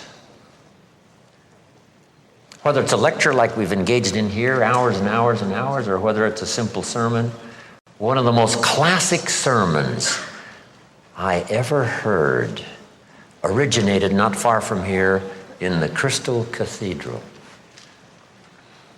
I used to do little speeches for the Positive Thinkers breakfast meetings at the Crystal Cathedral, before it was the Crystal Cathedral. Little sessions they had in the morning, right, where you could attend and hear some speakers. I used to do some of those speeches, 35 years ago, a long time ago. Possibility Thinkers breakfast is what it was. His son, Schuler Jr., was giving a classic sermon one morning, and I was privileged to hear it. Here was the notes on his sermon. It's very brief, so I'll give it to you. So jot this down. These are great notes. Here was his sermon. Number one, If you think it's impossible, it isn't. That's number one. If you think it's impossible, it isn't. Here was point number two. If you think you know everything, you don't. Wow, that's good. Point number three. If you think you're alone, you're not. Isn't that a classic? That's a classic sermon. If you think it's impossible, it isn't. If you think you know everything, you don't. And if you think you're alone, you're not. Now, here was one of the spectacular stories in this little sermon. He told the story of Rich DeVos, who started the big Amway Corporation. Rich DeVos is in bad shape. Rich needs a heart transplant. And if he doesn't get it, he's not going to last very long. Now, fast forward. Rich DeVos finally gets his heart transplant. And what was spectacular about the story was, after his heart transplant, he has dinner with the lady who gave him her heart.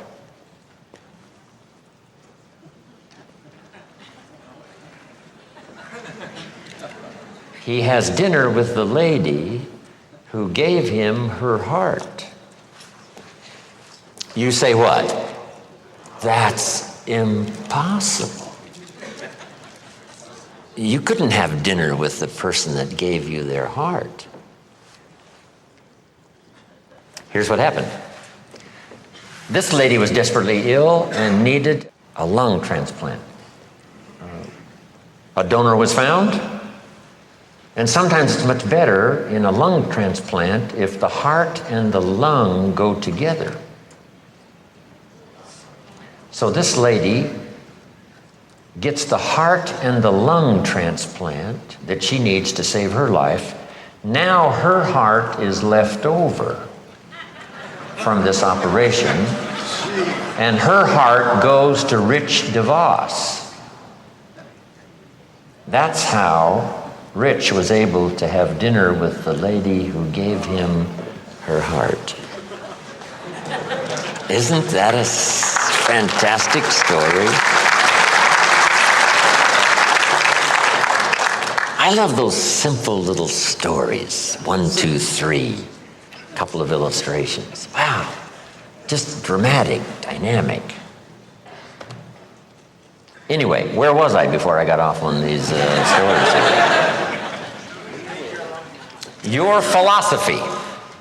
Whether it's your philosophy about economics or your philosophy about marriage or your guidance system about good health, it's easy to get off track. So by longevity, we start, and sure enough, it drifts off course. And that's what sermons are for. And that's what the lyrics of the songs are for in personal conversation, is to get us what? Back on track. Back on track. And hopefully we're not too far off track so that it doesn't take too long to get back on track. So maybe that's all you needed this weekend. You're doing pretty good, but in a few things you've drifted a little to the right, or you've drifted a little to the left, or just by, a casual approach to some things instead of the serious approach, you're a little bit off track. And it doesn't take that long, if it hasn't gone on too long, to get back on track. But even if it's been a long time, you can start the process overnight. You can start the process. Decision making this weekend could be some of the most important of your life and your future. Not because we have given the seminars, but because the moment was right for you. And somehow it was said okay, and somehow it was delivered with sincerity, and you got the message, and this weekend makes a pivotal turn for you in terms of the set of the sail. Okay, your philosophy. Now, your philosophy about money. Someone mentioned the other day the love of money. What about money? What about success? It's a good debate. I've got a good question, and it's not necessarily a high moral question, but it's a pretty good question. If you could do better, should you? That's not a bad question. Now, all of us have personal choice, but this is a good question, and a lot of my stuff is up for debate. You know, I don't even claim to be right. If you take all these notes and throw them away and go listen to somebody else, I'll be just as happy. Because, you know, it doesn't matter. As long as you finally, right, get the ideas that make a difference for you and add to the wealth and the structure of your own life systems. That's what's important. Not that I deliver the message that's all important. But piece by piece and speaker by speaker and teacher by teacher and phrase by phrase and book by book, we pick up the information that helps us to fine-tune our life and our future. But this is a good one for your own debate. If you could do better, should you? That's a good one. Now, let's talk about financial independence. When I meet Mr. Schoaf, I'm not in good shape. Here's where I was when I met him. Pennies in my pocket and nothing in the bank. Because the story of the Girl Scout with the cookies had just occurred in my life, and now I meet this man. Here's what he said. Now, to get started in a whole new direction, here's what you need to do. You need to develop a financial statement. So just make a little note on your notes there. If you haven't ever done it, this is not a bad place to start. A financial statement. And a financial statement is very simple. It's a piece of paper with a line down the middle. On this side is the value of all your assets, and over here is all of your liabilities. Here's what you've got in terms of worth, and here's what you owe. And then when you add up all of the value of your assets and you add up all that you owe, called liabilities, we come up with what we call now, finally, when you subtract one from the other, your current net worth. Now, this is not your net worth as a father. This is not your net worth as a parent. This is not your net worth as a friend. There's all kinds of worth and value. But if you really want your economics to go better, here's a good place to start. Key phrase, take a picture of where you are. And here's what it's called, the truth. Now, you don't have to publish this in some local newspaper, right? This is all private stuff. But you have to say, you know, finally, there's no use kidding myself. I got to take a picture of where I am. I got to know how good it is, or I got to know what? I got to know how bad it is. I got to know how much I'm on the upside, or how deep a hole am I really in. So this is what I started. It was a simple little program of coming up with my current net worth. My liabilities, that was easy. I owed my parents, I owed. I made the third borrowing on my car, and he was threatening to come and get it, drag it down the road, rear end up in front of my neighbors. So I had plenty of liabilities. On the asset side, I put my furniture even. I put everything I could think of. My shoes. I mean, wouldn't the Salvation Army give me $2 for my shoes? I mean, I am scrambling. And when I did this exercise, guess what it did? It really soberly gave me a current picture of where I was. And guess what? I was unhappy. But here's what's important about the truth. It sets you free. Number one, free to correct old errors in judgment. That's what the truth is for. To correct old errors. After 6 years, I started working when I was 19. And when I took a picture of where I was, it was not a very happy experience. So now, where do we go from here? In putting together a financial statement, realizing exactly where we are, no nonsense, this is the real deal. We don't have to share it with anybody, but we do need to know the truth for ourselves. Now here's what we need. Number one, perhaps a new philosophy. Let me give you sort of the simple philosophy of the rich and the poor. Here's the philosophy usually of the rich and the poor. Poor people spend their money and invest what's left. Brian talked a little bit about that, and there's usually what? Not much left. Here's usually the philosophy of the rich. The rich invest their money and spend what's left. It's just a little turn of semantics. But the little turn of semantics is like the turn of the set of the sail that takes you in a whole different direction to wind up at a good place in 1 year, or a place, of average, mundane, where you don't really want to be. Just that little simple shift of philosophy. So here's the key. Think like the rich. Invest your money first, then spend what's left. Don't spend your money and invest what's left. Now the whole key is lifestyle, and Brian touched a little bit on that. When I gave this little class one time at a school class, the teacher said, you must not, promise people that with a little bit of investment every month that they can, make their fortune, because people nowadays are overloaded. They're spending everything they make. Their standard of living is right up there. And I said, well, this is where it all begins. I said, could we think of someone, and this was a long time ago, of course, that makes $2,000 a month? She said, yes, no problem. We can probably find someone that makes $2,000 a month. What would this couple, this family tell you it takes to pay all the bills and just keep their head above water? And she said, well, $2,000. I said, could we possibly find somebody not far from here that makes $2,500 a month, right? Maybe even both working combined. $2,500 a month, $500 a month more.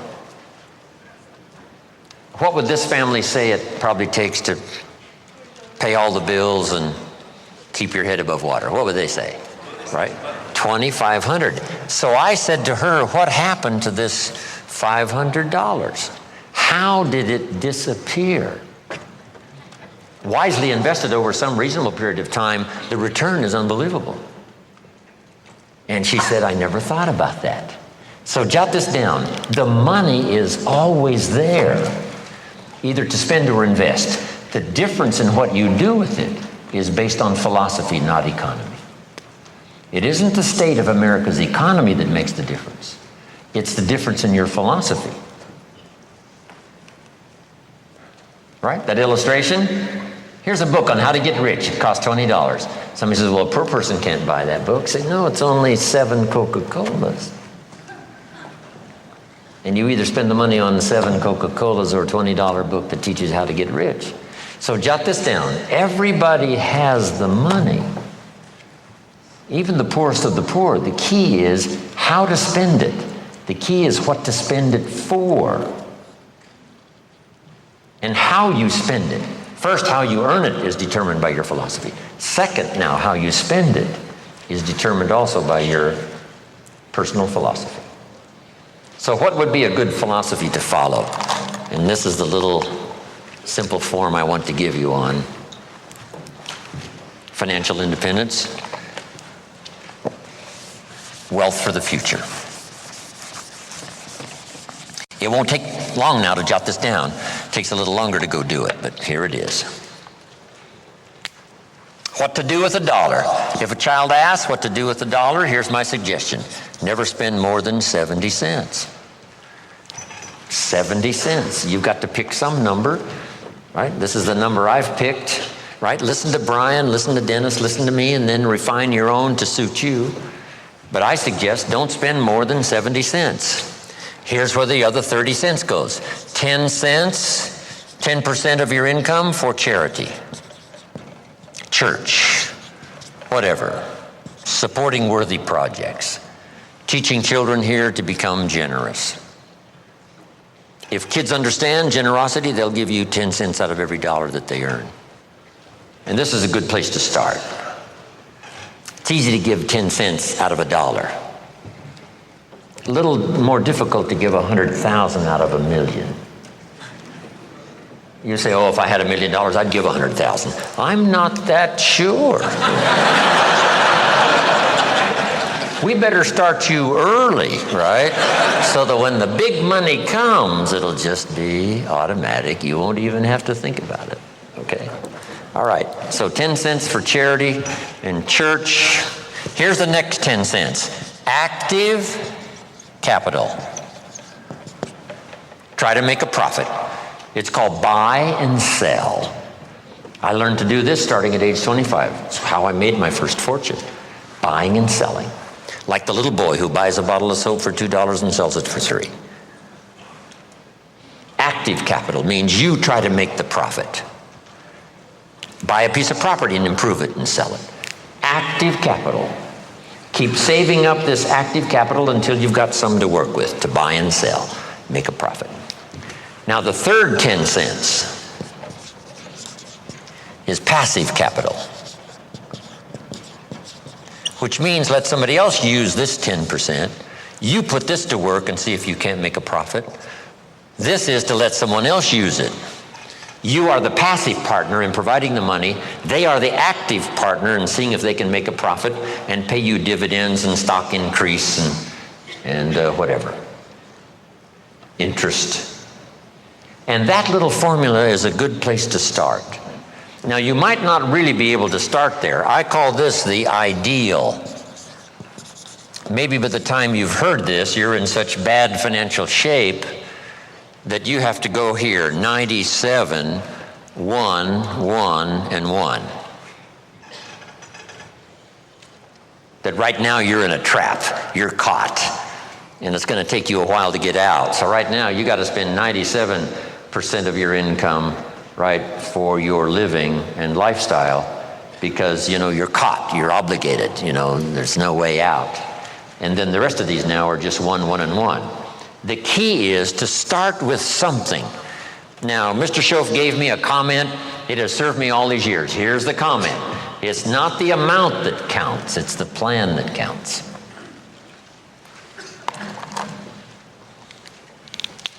When I first met him, I said, if I had more money, I'd have a better plan. He said, no, if you had a better plan, you'd have more money.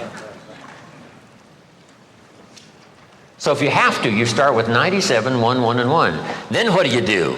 Now comes the project right away of trying to get this 97 figure to go down and these other 3 numbers to start going up. This now becomes an exciting game to play. In another seminar, I talk about measuring progress. This is one of the great motivating factors in the world, is to start something and make progress. Start something and make progress.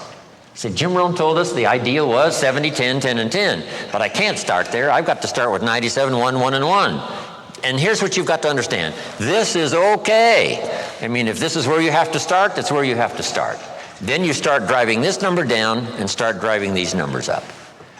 And it's a whole game to play till finally you can arrive at this pretty good ideal way what to do with the money you earn from a paycheck or from dividends or from whatever sources.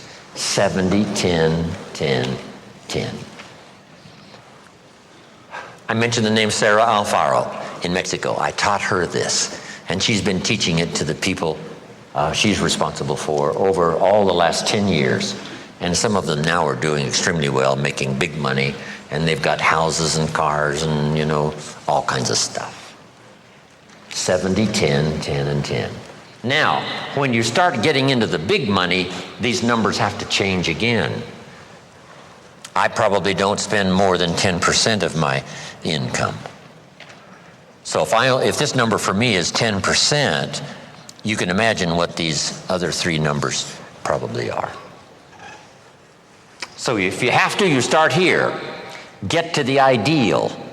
And then when it really starts to flow in your favor, you rearrange this program again, 10%.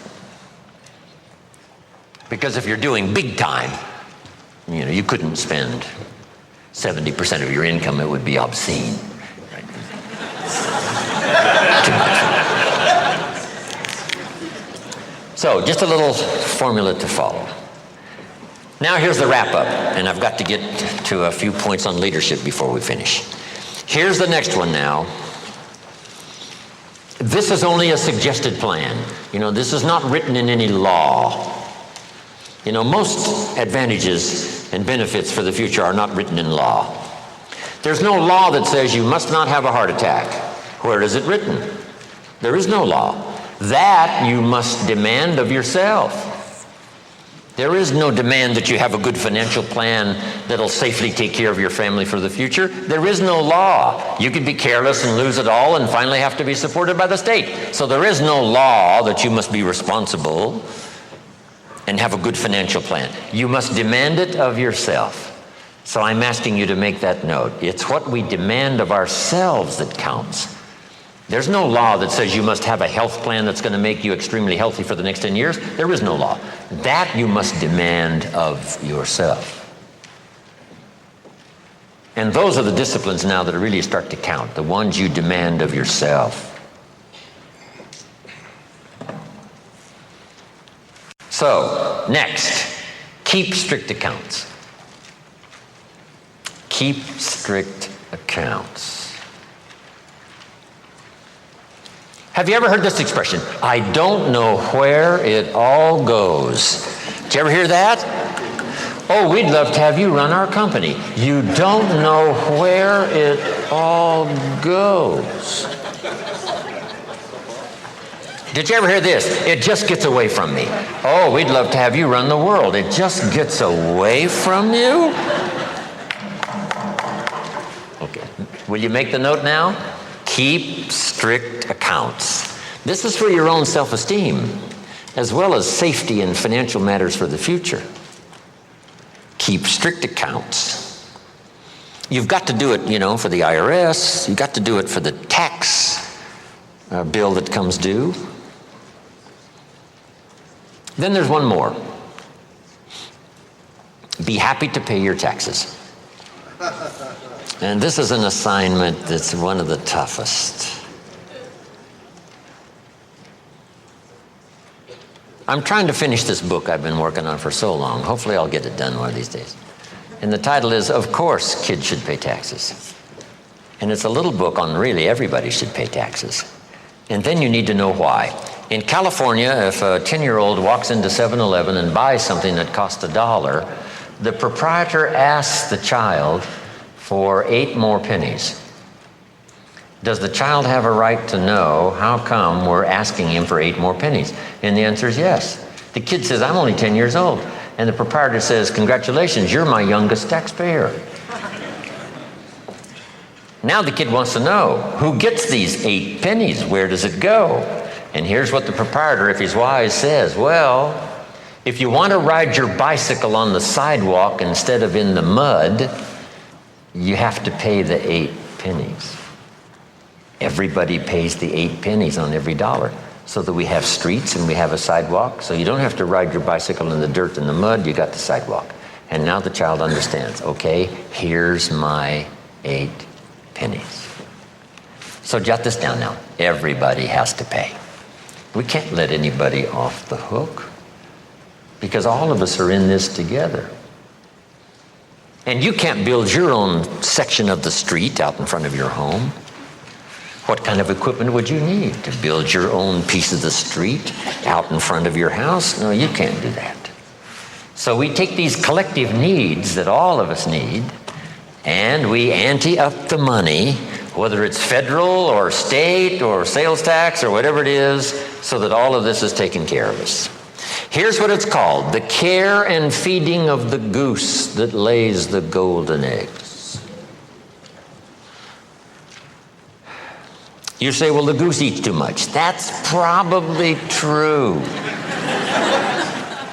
But make this note: better a fat goose than no goose at all.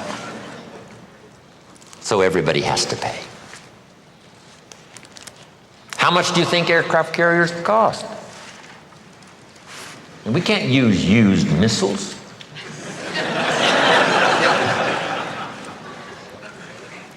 Here's where else the money goes. So you'll be safe in your bed at night while the policeman walks the beat.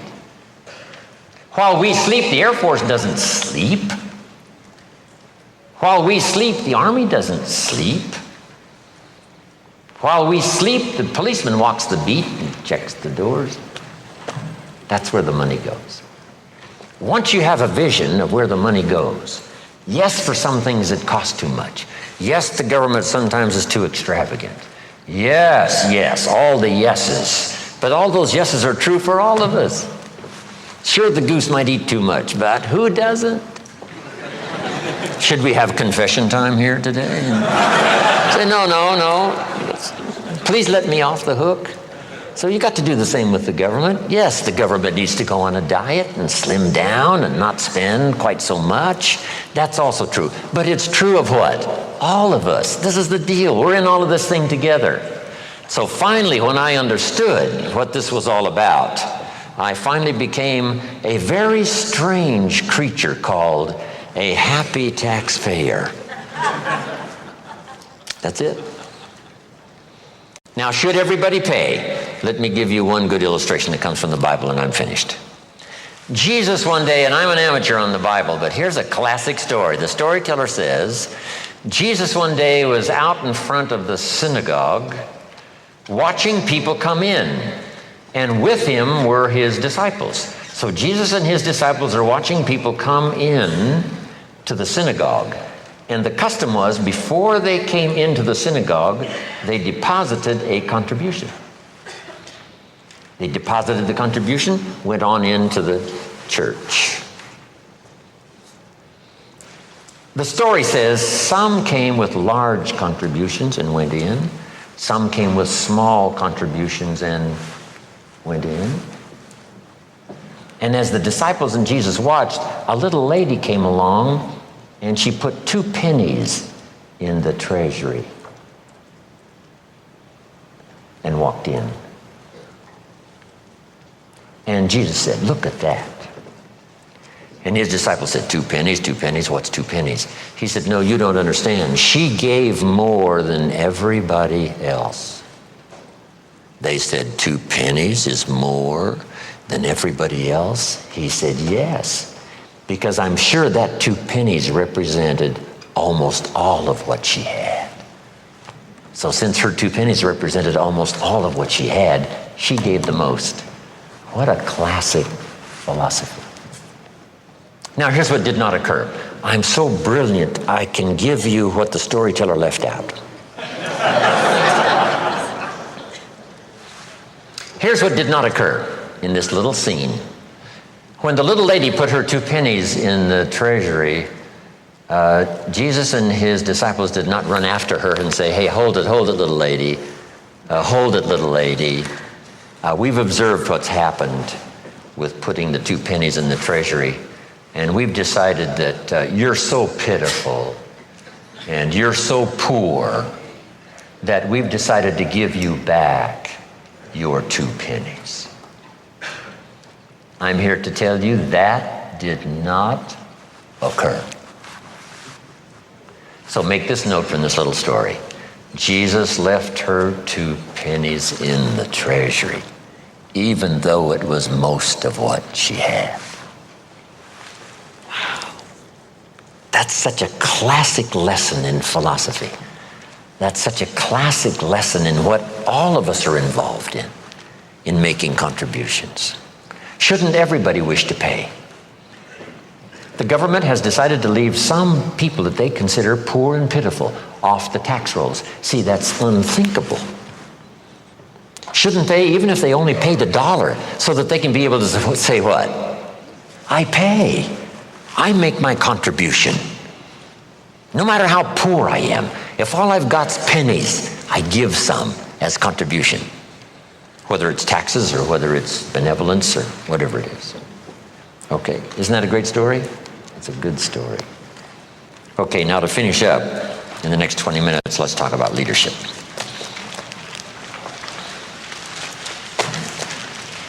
Wish we had a week. I've got all this stuff here.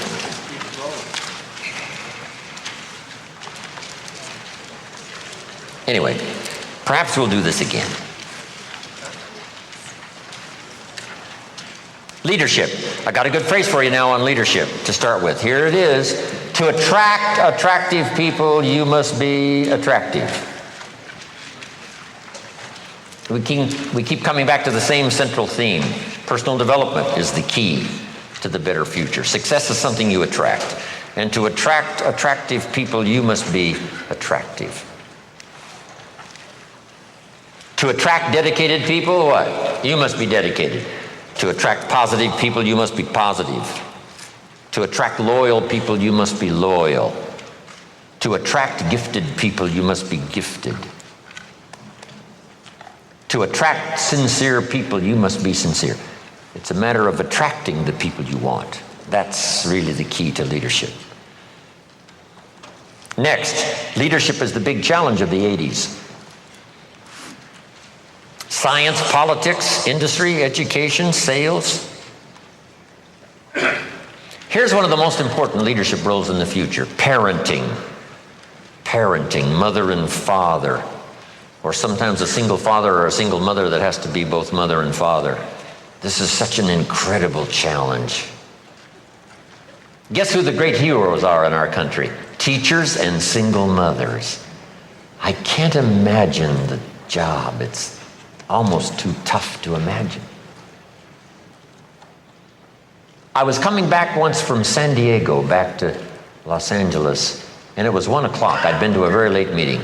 I stopped by Denny's.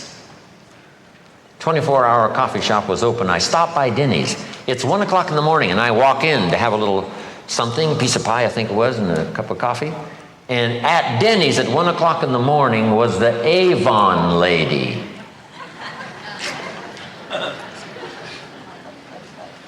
And she had a couple of waitresses around her, and she was showing the Avon products.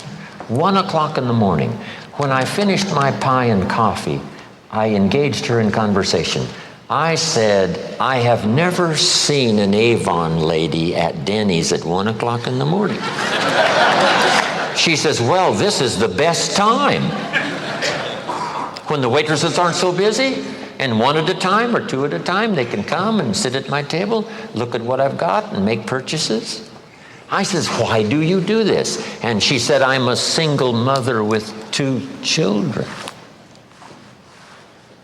Don't have to say any more, right?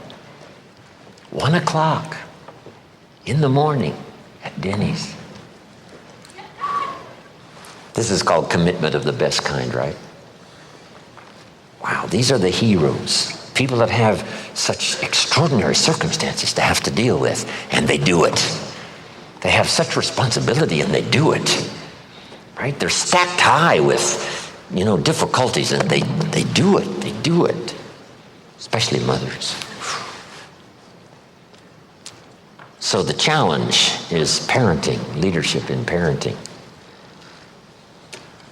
Here's the next challenge in leadership.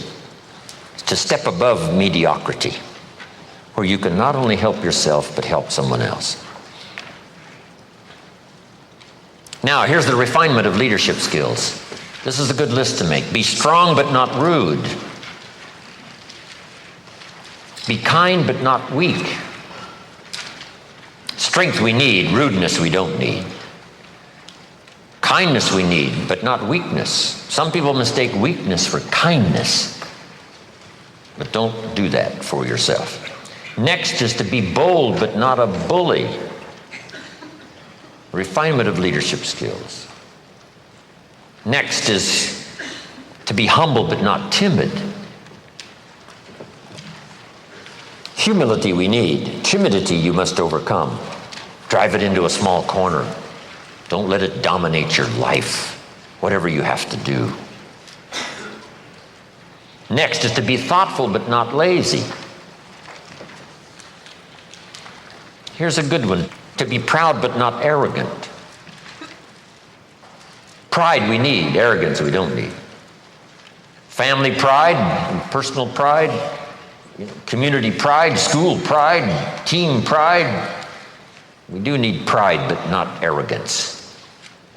Next is humor without folly. This is part of sophistication everybody needs to work for. Humor without folly. Witty, but not silly. These combinations are sometimes really difficult to pull off. Here's what the old prophet said. This is a good one for your notes. Be as wise as a serpent and as harmless as a dove. How to be both wise and harmless. See, that takes some real doing. Most wise people are not that harmless, and most harmless People are not that wise. But the real challenge is to be both wise and harmless. One of the writer of New Testament said, I've learned to be both ambitious and content. Now that is a real stretch. But here was his solution: to be content with what you've achieved and ambitious for more. Right? To engage in contentment with what you, if you're always discontented with what you've achieved or what you have, see that is the wrong malady. But if you're happy with what you've achieved, but ambitious for more, that's the key. Most ambitious people are not that content, and most content people are not that ambitious. But he said, here's what to strive for: to be both ambitious and content, to be both wise and harmless. Next, in leadership. Here's the major studies for leadership as you continue your journey. Number one, the study of possibilities. Play the what-if game. What if I had the resources to make the investment so my family would be secure and I had reached financial independence? What if? If you engage in the what-if game for the future, what if I took these extra classes? What if I developed these extra skills? What if I really disciplined myself to do more than I've ever done before? What could possibly be the outcome? Engage in that what-if game. What if I found the right people over the next 6 months? What could I possibly accomplish that I haven't accomplished so far? This is good, the what-if game. When I found an unusual financial opportunity, the first night I played the what-if game. By 3 in the morning, I'd made about $3 million. On paper. On paper.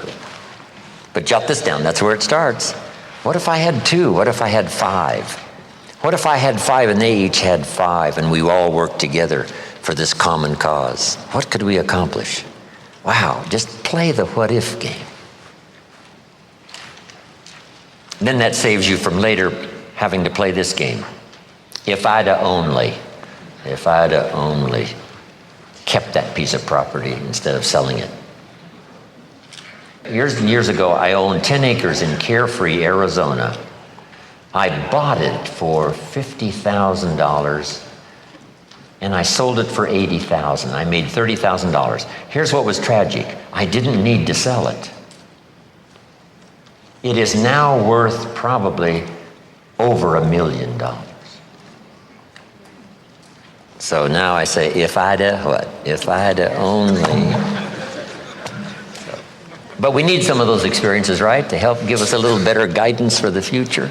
So play the what-if game, right? What if it went well? What if I found the right people? What if I had the health and the ability to do extraordinary things? I wonder what all I could do. Play that game. The study of possibility. Here's the next one, the study of opportunity. And you must learn to study opportunity because it comes in subtle forms. I got interested in building organization and recruiting people because I found out people could make you rich and wealthy. Here's one of the greatest economic mistakes anyone can make, especially living in America, not understanding that people can make you rich. When I found the opportunity to do that, it helped me make my first fortune. Recognizing opportunity so that it doesn't come and go. The moment was there and you didn't seize the moment. Begin to recognize more opportunity. The opportunity for association. All of my projects have been association, 2, 3 people. Right? The old phrase says if 2 or 3 agree, nothing's impossible. Just not 2 or 300, not 2 or 3,000, just 2 or 3 with a common purpose. You can do the most extraordinary things. Recognize those opportunities. Here's the next. Be a student of ability. If you added one more skill and then one more skill. I started learning extra skills when I was 25 years old, when I met my mentor. One skill led to the next, and one skill led to the next. Finally, my income reached unbelievable proportions, having learned these skills. By the time I was 29 years old, my income had hit about $30,000 a month, which back in those days was so much money. It was unbelievable. I learned those extra abilities, those extra skills. I had no idea when I started how it would compound my income and change my whole financial life and financial future. So have you got that now? Be a student of ability. What if you took on one more skill and then took on one more skill? Next, be a student of inevitability, which is called consequences that you don't want to suffer. If you have a poor diet, it doesn't take that long for the early signs to appear. And if you keep it up, it doesn't take long for the serious signs to appear. The consequences are too deadly. We must be students of inevitability. Yes, inevitability on the positive side, but most of us, can do that. But we must also study inevitability on the negative side. Consequences. If you're in a little boat on the River Niagara, on a little boat with no motor and no oars, and you're 100 feet from the falls, it's called inevitable. It's over. Somebody should have painted you that scene way upstream so that you wouldn't find yourself in such an inevitable position, right? It's over before you reach the falls in a little boat with no motor and no oars 100 feet away. Now here's the next one. Be a student of rationality. Be able to put everything through your own mind and your own thinking process. Challenge yourself to think constructively. Here's the next one. Challenge yourself to do some new thinking. I think it was Einstein who said, the real challenge is how can we use the same thinking that caused the problems now to come up with the answers? So here's what we have to do. Shift gears into some new areas of thinking, new ways of thinking how to solve problems. Not the old thinking that caused the problems, the new style of thinking that creates the answers. Rationality also means, yes, be optimistic, but also be a realist. Here's how it really is. Here's how it could be. Here are the possibilities, but here's how it really is. Take input, but not orders. Abraham Lincoln said, "Since I would be no one's slave, I will be no one's master." Be no one's slave. Take input, yes. Take advice, yes. Gather in information, yes. And then you decide. Now make this little list. This is a good list. 5 sources of inspiration. Number 1, deciding. Maybe some of you this weekend have engaged in the decision-making process that is going to send you home with a new phase of inspiration in your life to start making whatever changes you need to make, amend the errors in disciplines and judgments. Deciding is so exciting once you've decided, especially those major decisions that you know are going to have an outcome in spite of anything that can happen. Especially if you decide it like this, no matter what. See, you can't believe how self-confidence and self-esteem starts to serve you well when you start to say, no matter what.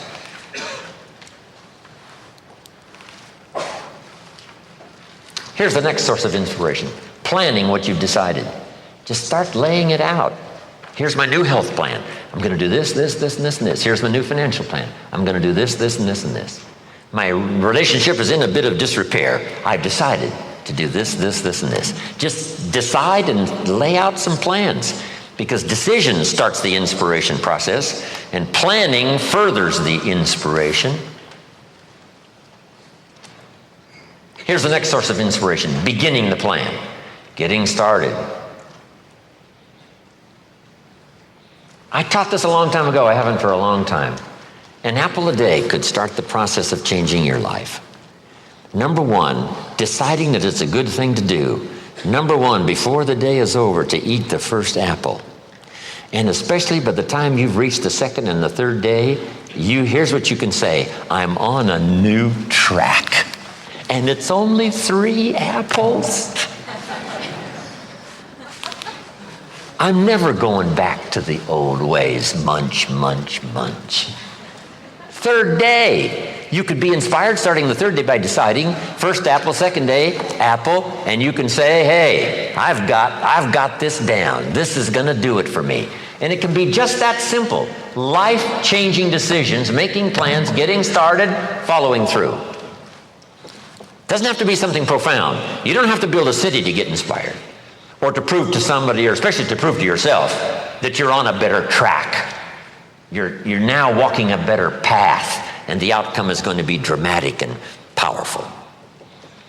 Key. So then that's the next one. The first source is deciding, the next one is planning, the next one is beginning. Here's the next one: progressing, staying at it. By the time you've finished that first week on a new plan, you'll be so excited. By the time you finish the first 30 days on a new financial plan, regardless how little the progress, the inspiration will continue to grow. Your self-esteem will soar. Then, of course, here's the fifth source of inspiration, and that's finally achieving. Not achieving everything. We cannot do that. We can't achieve everything at once. But we can work on this project and achieve that. Work on the next project and achieve that. We set up this goal and we achieve that. We set up a production goal and we hit it. We set up a goal to increase our income. Within 90 days, we had arrived at that new figure. Achieving. Wow.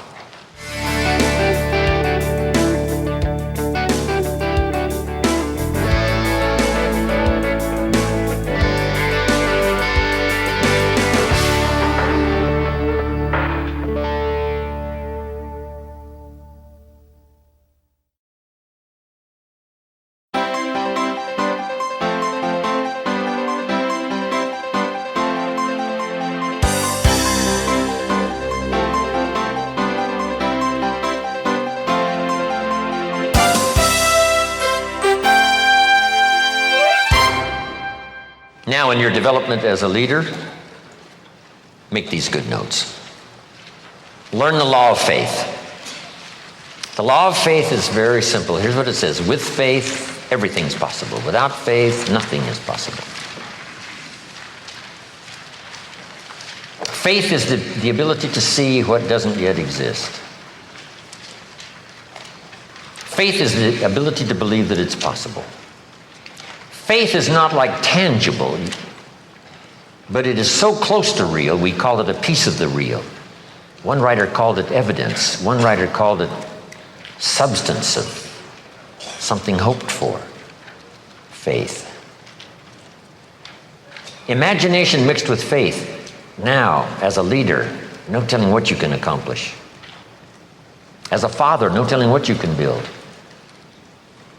When I built my first house for my family in Idaho all those years ago, I used to take friends of mine out to the vacant lot and show them through the house. Is that possible? Sure. Yes, of course. I used to say, here's the 3-car garage. And they would look and say, yeah, this will hold 3 cars. The house that wasn't there, I described it so well they could see it. I could see it. Isn't that what the artist does, that puts together the artist's rendering and says, this is the house that isn't there? Say, no, the house isn't there. Say, no, yes, this is the house. So I'd take, my friends on a little journey through the house. This is the fireplace. It's got bricks on one side and it's got white stone on the other side. They would say, wow, what a fireplace. And I'd take them through the bedrooms, the whole thing. Here's this kitchen with a view window. In the kitchen where you can see this incredible view, and they would look out the window. I described that house so well. One day, one of my friends bumped his elbow on the fireplace. I'm telling you. Here's what you must do as a leader, especially as a parent. You must be able to see the future. You must be able to design it. Yes, see it as it is. But here's the next step of faith. See it better than it is. If you see it better than it is now, that's the vision. That takes faith. Then here's the third step. We've talked about it so often during these 2 days already. See it better than it is. Believe it can be better than it is. And number 3 is make it better. Go to work. And then a little bit of caution. Don't see it for more than it can become. Plenty is possible without being foolish. What did Brian say? Somebody said, I want to be a millionaire by the end of the week. See, would you give us a little longer? Come on, that's not realistic. There's a thin line between faith and folly. And that's a good one not to cross. Plenty is possible without being foolish. Here's the next in finishing my portion today. I did a little talk one time on what made me wealthy. And here's what I covered. We did a little bit of it on lifestyle. One was my heritage has made me wealthy. My parents, my children,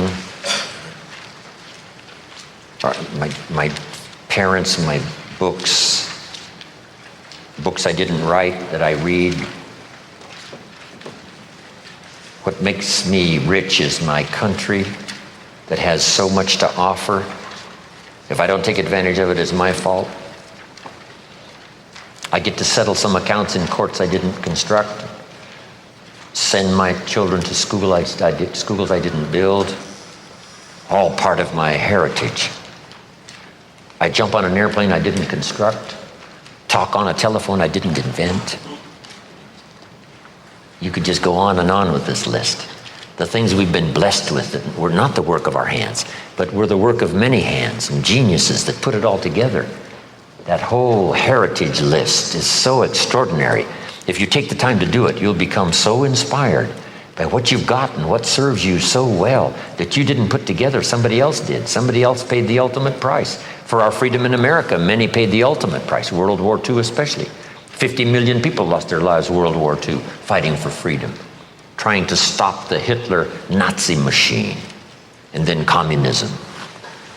Wow, and here we are. It's all handed to us, and the lights are on, and the place is ready, and the seats are here, and the tables are here, and the speaker has arrived. Wow, what gifts we have. Next, I said I'm wealthy because of my experiences. The places I've gone and the people I've met and what I've experienced has made me rich.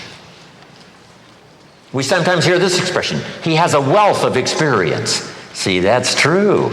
A wealth of experience. So here's the next key on this now. Treat your experiences as wealth, commodity, coin, currency.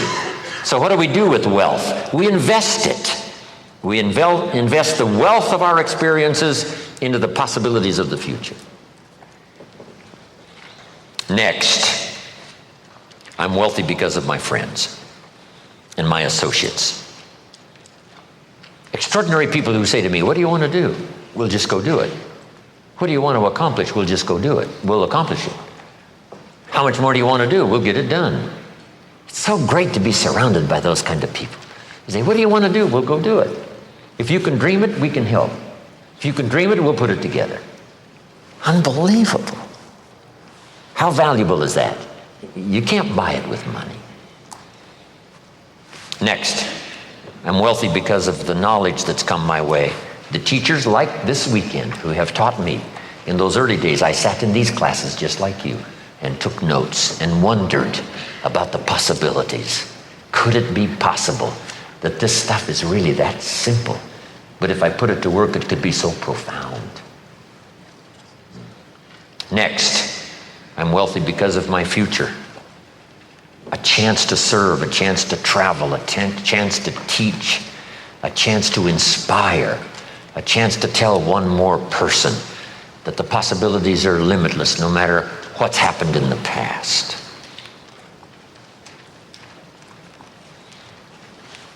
Next, relationships that are extraordinary. Marriage, friendship, those great experiences that have served us all so well. Here's the next. And we've written this somewhere, and some of you may already have it. It says, let others lead small lives, but not you. Let others, cry and whimper over small hurts, but not you. Then another one that really helped me secure a fortune and fortunes after. Here it is. Learn to help people not just with their jobs, but with their lives. I learned early in my accelerated business career to teach life skills as well as business skills, work skills and job skills. Because guess what? We need both work skills and life skills. Here's the last one. It's a promise from the Bible. Here's what it says. If you work on your gifts, they will make room for you. If you work on your gifts, they will make room for you. They'll make a place for you.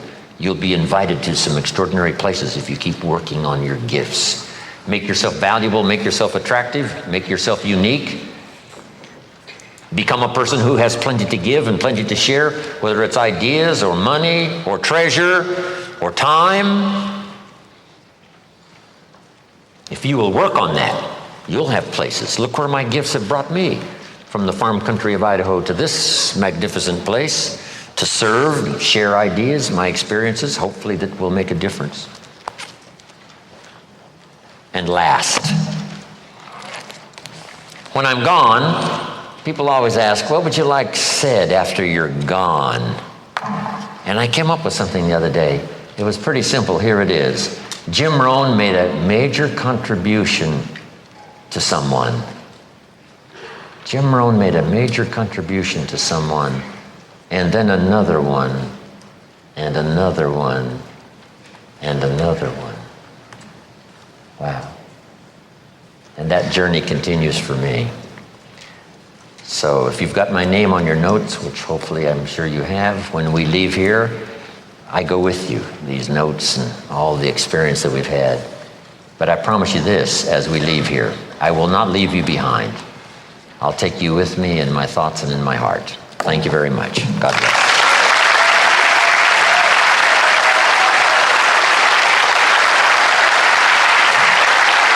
Wow, thank you.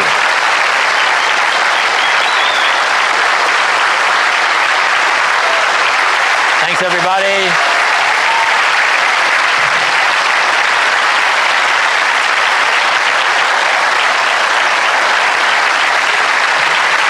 Thank you very much. I appreciate that. Thank you. Wow. Thanks. Incredible. Thanks a lot. Thanks a lot. Thank you. Thank you. Thank you. I will tell my grandchildren.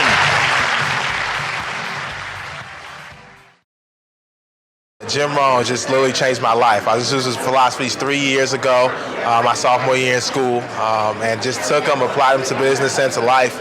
And this seminar, I guess, what's meant most to me is that I've heard the tapes, I almost the sets, even being a young guy, but just seeing it and hearing it in person one more time. It really solidifies things, actually taking the notes on it, and just laying out exactly everything he's taught you. It helps you get to that next level that the books and tapes necessarily can't buy themselves. And so I'm excited to be here, and thanks for the opportunity. The main reason is because of the association. No matter what you're trying to do, I don't believe you can be successful without being around the people that go in the direction you are. And never in one place have I been that you can be associated with so many positive people that want to see you succeed. And so it's important not just the information, but the association to take you where we want to go. And Jim Rohn's a mentor and a hero to me because he literally spends his whole life and time changing other people's lives, which he doesn't have to do. He's had his success, he's made the money, but for him to actually sit at home, discern the information, take the time to deliver it in a way that could affect other people so dramatically, that's why he means a lot to me, and he's better than any football player or rock star. He's actually changing lives on a daily basis. You don't have to be around someone like Jim for very long to know that you're in the presence of greatness. You kind of just feel like you're in awe. It'd like be around a king or a queen or something. You know, it's funny, I actually came to this seminar because I had a little seed of hope that I might be something great one day. And just being around Jim, he kind of instills in you this belief. It's kind of through osmosis. You just believe in yourself. You start to have a kind of a confidence in yourself that you will be great someday. I would tell them that if they're hungry and if they want to lead an exceptional life, they absolutely must be here, but only if they're hungry. I just came out of a 2-day weekend event with Mr. Jim Rohn. It was absolutely life-changing for me. Actually, I believe it was life-enhancing for me.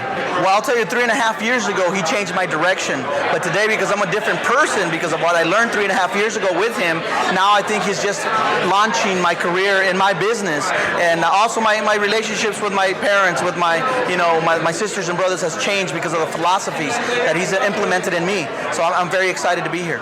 Well, Jim Rohn taught me to care more about other people than myself and put other people first. Also, Jim Rohn got me closer to God, and because of that, I think my life has improved. My relationships and my friendships have definitely improved because of that. Jim Rohn just made me a better person and caused me to look at myself, analyze myself, and work on me so that I could do better for others. So if I wanted to do good for other people, first I had to do good to myself and become a better person. I just came out of 2 days with Jim Rohn, and I'm just inspired, excited, pumped. It is a wonderful experience. It's just so dynamic. He's such a gentle, moving, powerful spirit, so thoughtful, kind. Just inspires me to think about what's possible for me. He's a model of a true gentleman. I've seen Jim a half dozen times over 20 years. I think the first time was 1980 or 81. And there's just something dynamic about being around, being able to shake hands, being able to talk with other people in the audience, to digest the information, and to hear him present it, because each time I come back, I'm different. I hear it differently. Some of the stories actually are similar, but it's so important to hear it again, to let it sink in a new way. He's 74. He really reminds me that there's a future, there's more to be done, and he just draws that out. Jim Rohn's got an ability, a gift that's unique in my experience to remind me of who I am and the purpose and the objectives for which I want to live my life, the things I want to be remembered for eventually when I'm no longer here. I just got out of 2 days with Jim Rohn, and I've had an exact great time, a wonderful experience. What inspired me to spend the weekend with Jim Rohn is 4 years ago I started a business, and without the help of Jim Rohn and his reading his books and watching his videos, I would have given up a long time ago. I'm here to get a tune-up, same as a race car needs a tune-up to go even faster. It's been a wonderful experience. It's very easy to get through it with Jim Rohn. He teaches me that the bad times are not always going to be bad, and that if you persevere through those, the good times will be even better. Well, from the tapes, you can certainly see it and you can also hear it, but to be here in person, you definitely feel it. I feel the emotion clear through into my heart, hearing the stories that I have heard some on the tapes, but hearing them and seeing them in person has been a very good feeling. I feel my potential of becoming a better person is only being tapped, and I'm very much looking forward to the journey that I'm beginning this weekend. Jim Rohn is a great example of walking, talking affirmations. Jim reinforces his own beliefs, his own commitments, and his own goals every time he opens his mouth. And that's what's really exciting about being around Jim, because it rubs off on you. And the more it rubs off on you, you emulate, you mirror what he does.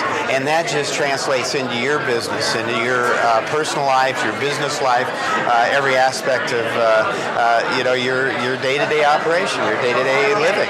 I just came out of 2 days of listening to Jim Rohn, and I'm super pumped. I didn't know what to expect, and frankly, I've been traditionally a skeptic of this type of event.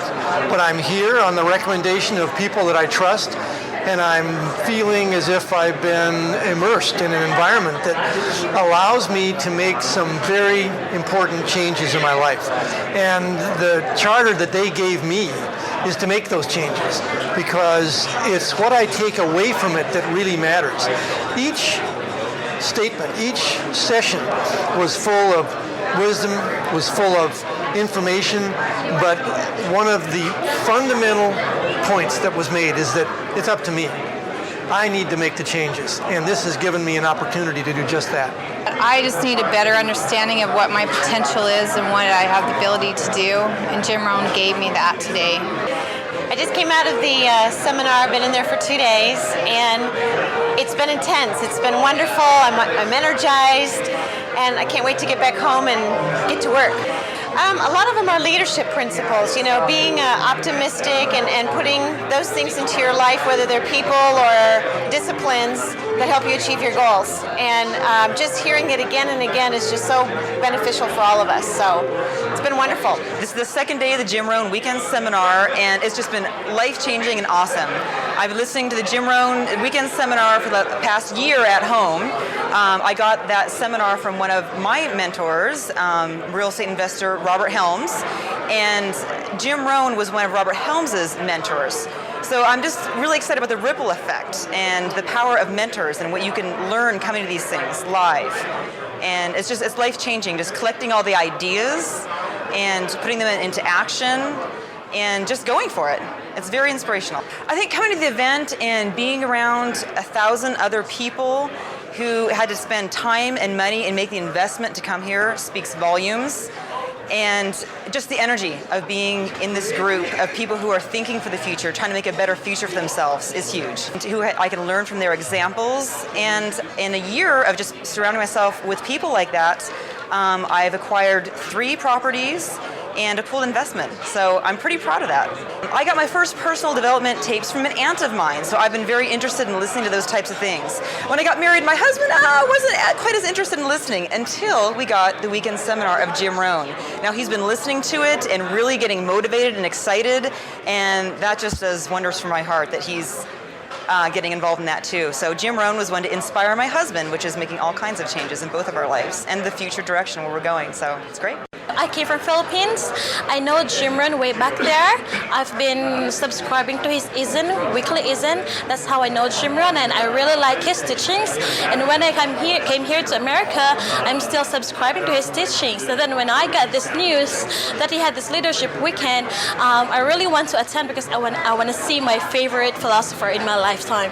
So this training is really great, and I love this so much. The energy and the speakers are really good. The teachings are really good, and I think it will impact my life 100%. You know, honestly, I really cried.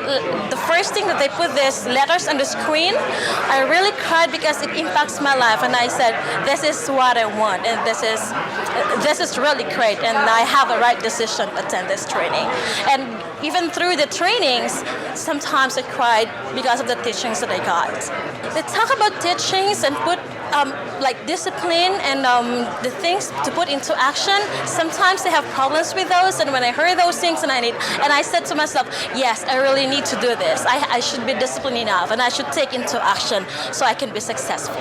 Of course, I need to apply these teachings, because this teachings is nothing if I will not apply it to myself, right? That's the greatest thing either. Apply, apply, apply. I'd been listening to Jim Rohn for many years, and in fact drove around in my car listening to Jim Rohn, Zig Ziglar, and Brian Tracy tapes. And Richard, being a passenger sometimes in my car, listened. In 2001, I was in Dallas, and I decided that his next 3-day weekend seminar, when he gave one, if Richard was old enough, I was going to bring him. And so when I heard that this one was coming on, I decided right then to go ahead and sign him up to come along with me. And here's what I learned. Don't blow all your money, because then you won't have anything to save up with. I watched him sit next to me and write down his goals in terms of becoming a black belt Taekwondo instructor. He's taking it right now. He's doing very well. He's an orange belt now? Yellow belt. Yellow belt. And I didn't know that this was one of his goals, and I'm not sure he did either. So it was interesting to watch this be drawn out of him during the seminar. Jim Rohn is a significant mentor in my life. And I've listened to him and watched him and taken his ideas over the years, as well as Zig and Brian. And in answer to your question, was it a kind of a male bonding experience this weekend? Absolutely. We had a good time. We've probably had more time to talk with each other and talk about goals and dreams for the future than we ever have before. So it was a wonderful weekend. Well, I've known Jim's material, I guess, for about 15 years. When I was in Long Beach, client Farmers Insurance said, "Would you like to go hear this guy talk?" And we did, and I've been kind of hooked ever since. I was on the one-year success plan last year, and it got me hooked a little deeper. And then I find myself, when I do my talks and my seminars and workshops, I'm quoting him all the time. It's really sticking in there. I've convinced Karen to go this time to this event. I think she was a little skeptical. Would that be safe to say? Yeah, I think about skeptical. what was going to happen. I think her mind has changed considerably after these last 2 days. I don't know why I was skeptical, but the experience that I've had in the 2 days that I've been here have been pretty much overwhelming. I took a lot of notes, and I am going to take the advice of the speakers, particularly Jim, and go home, digest everything, keep rereading, and hopefully apply lots of the things that he's talked about. And having done it with Dale, I think is going to probably enrich our lives a lot, just as a couple. We still have the reflection period Jim talks about to do. Go back and look at our notes, particularly that exercise we did, and we set our goals and what we wanted to happen in the next 10 years. We have to compare notes on that one. We've already been on the phone in our hotel room just a few minutes ago calling our friends in Los Angeles. You and Brad should be here. All our other friends in Arizona are going to hear that very shortly. When this happens again, we want to make sure they come with us. And I also think too, there are so many people who don't know anything or get involved with personal development. Many people don't. And we do, primarily through Dale's business, and that's why I'm involved in it, or I know about it. But all couples should come to this thing. Just all couples should come to this thing. It's just a pretty incredible experience. I had been listening to Jim Rohn probably through the Nightingale Content series since mid-'80s, and got the flyer, and it was a fantastic opportunity to bring my son and have him learn about goal setting and achieving some of the things that we want to do in our life. I've learned a lot about saving money and a lot of other great things like that to tie in with my book. I don't have a title yet, but we're still working on that. But we have a lot of ideas for it, some chapters, ideas, stuff like that. But I'm 13 and from Reynoldsburg, Ohio. I definitely suggest that other teenagers should come to these sort of events. Hi, I'm Sandra Espinosa from Honduras, and my daughter Joy is from Honduras too. We live in Bellflower, and came to this country with no money in my pocket. But in less than 1 year, I'm planning to be a millionaire thanks to the seminar that I'm attending today, and I got it as a birthday present. Today is my birthday, and I'm celebrating my birthday big time. So thank you, Jim, Dennis, and Brian. Love you all. Bye. Yeah, I'm just absorbing everything I can, and I really like what I'm learning. I've followed Jim Rohn for probably close to 30 years. This is the first time I've actually had a chance to meet him and be in the same room. This was an outstanding event. The speakers were inspirational as well as educational. I learned a lot. You can't, as Buckminster Fuller said, you can't learn less, and I learned a ton. So it was really great to be here, and the whole event was just a first-class operation. I put on a few events myself, and I know the work that goes into it, and this was world-class for sure. I'm originally from Ghana in West Africa. I now live in Niagara Falls, Canada. I heard about Jim Rohn a couple of years ago when somebody gave me one of his tapes. I listened to it, and I got hooked. So I have a collection of his tapes and CDs. So I've been on his mailing list, the E-Zine magazine. So they emailed me that he was going to be having a 3-day seminar in Anaheim, California. So I decided, hey, I've got to meet this guy because he's awesome on tape. So I came in earlier in the week, shut down my practice, and said, oh, this is cool. So when I arrived, as to my expectation, it was phenomenal. It was great. So I really recommend to anyone to meet him. He's a phenomenal individual. I've learned a lot from him. Even though I'm a physician, he's helped me a lot in my practice. My goal is to become a motivational speaker, particularly for the youth, teenagers, children, and all that stuff, because I'm a pediatrician. So that's my motivation. The more I attend some of these lessons, take notes, get some ideas, I can formulate my own philosophy that way. Well, the energy is amazing. It's like being in a football game. You've got to be there. I mean, it's okay. People tell it was great, but to be there in person, to witness it, to have your own testimony about it, to me, you can't describe it, really. And this is my second seminar with Jim Rohn. First for Justin. This is his 15th birthday present. Two reasons. I wanted to bring him to California. I also wanted him to see Jim Rohn. I've been a student of Jim Rohn for probably 10 years or better. I probably have his entire catalog, listened to his tapes numerous times. And the thing that I love about Jim Rohn is it's biblical based, but at the same time, he comes across as very regal. It's very down-to-earth information that applies to anybody. And I wanted my son Justin to see this because with all the different things that are out there in the world today, television, the internet, and everything else, Jim Rohn has a very solid foundation philosophy, and I wanted him to experience this firsthand by meeting Jim Rohn in person. Brian Tracy, Dennis Whaley, all the greats here today. I mean, you just can't do any better than this. And the energy that comes from this program today is just unbelievable. So it's been a fantastic 2 days, and it's well worth the trip out here. I started to plan to come this leadership event a year before after hearing Art of Exceptional Living cassette. Many times I listened to that. It changed the whole perception of how look things when things go wrong. And it happens so self-confidence that I have to have some sort of personal experience coming to the event to see the person who is talking through the cassette. So it gives some sort of live feeling. Next time when I hear, it'll be something directly talking with him sort of thing. I already started talking with my friends who have some next level. It is achievers feel more, there is still to achieve sort of thing. And it is giving exceptional feeling that whatever you achieved, and still there are a lot to go for it. And having come to this United States for past 4 years, I still feel some floating around, not feeling some belonging this place.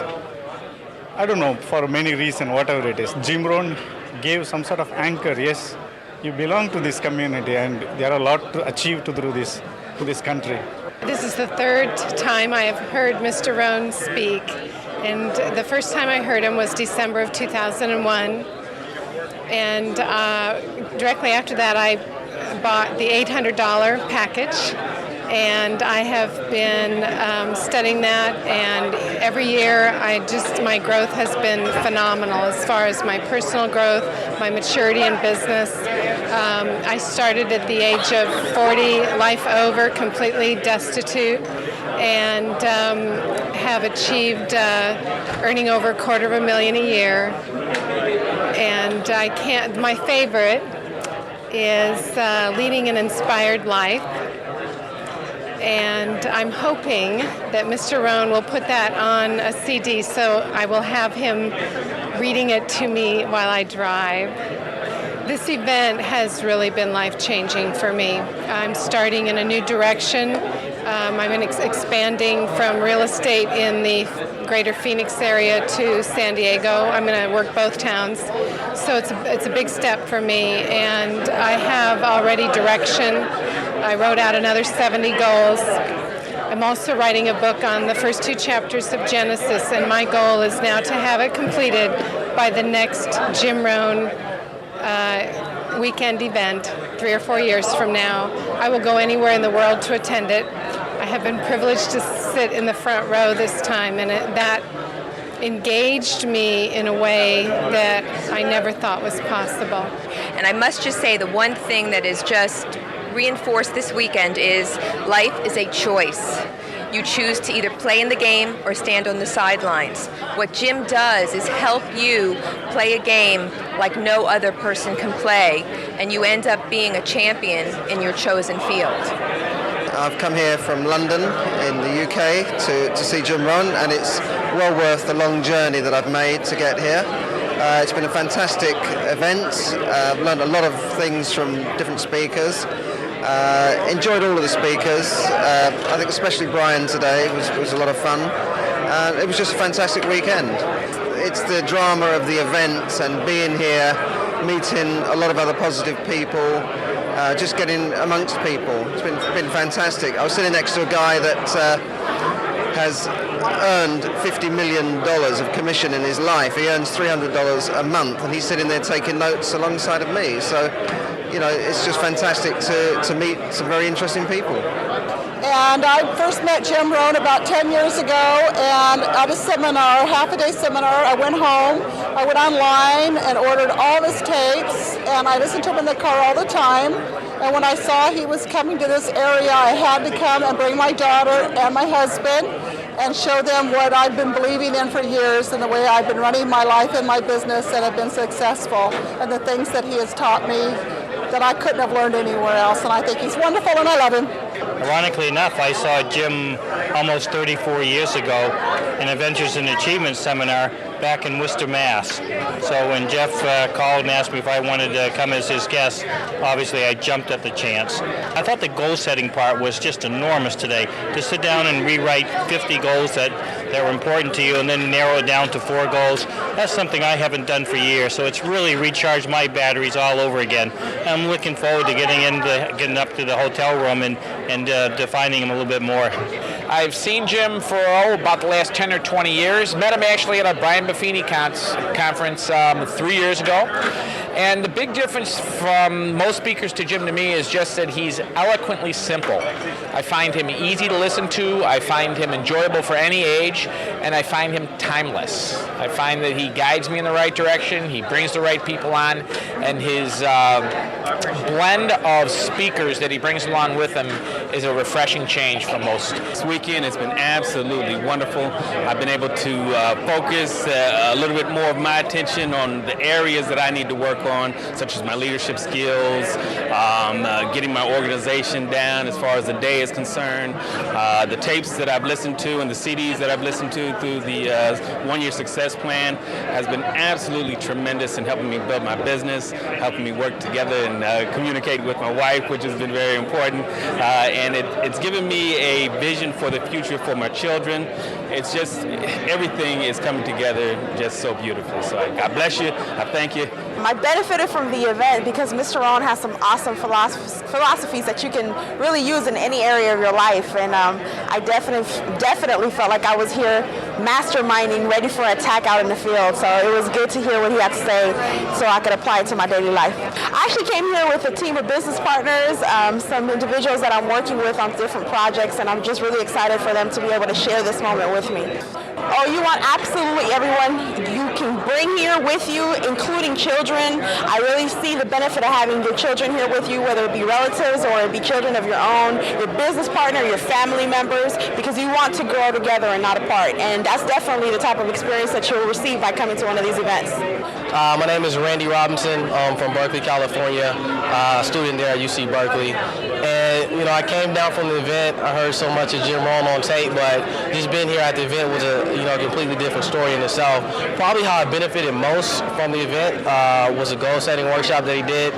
And, I mean, I heard the concept before, but, you know, he says when you start building a building, you build it beforehand, pretty much, by making out your blueprint. So I know I'm just going to take that concept, that information that he gave me, and apply it to my life, just design my life, so to speak, before it happens. So I already know it's going to happen by the time I get there.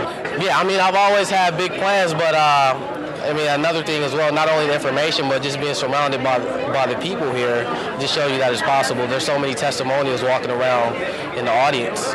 So it just lets you know that, you know, it's a lot possible to achieve more than you already have or to get wherever it is that you want to go. We're here at the Jim Rohn function. This is the first time we've been to one of these events. Won't be the last, that's for sure. We certainly would recommend that anybody from Australia who, you know, wants to get out here, they do so. It's very much worthwhile. Well, we've been fans of Jimmy Rohn and the others for many, many years, but there's a big difference between listening to someone on tapes, watching them on DVDs, and also seeing them in person. And we're great believers in personal development. It's part of our living.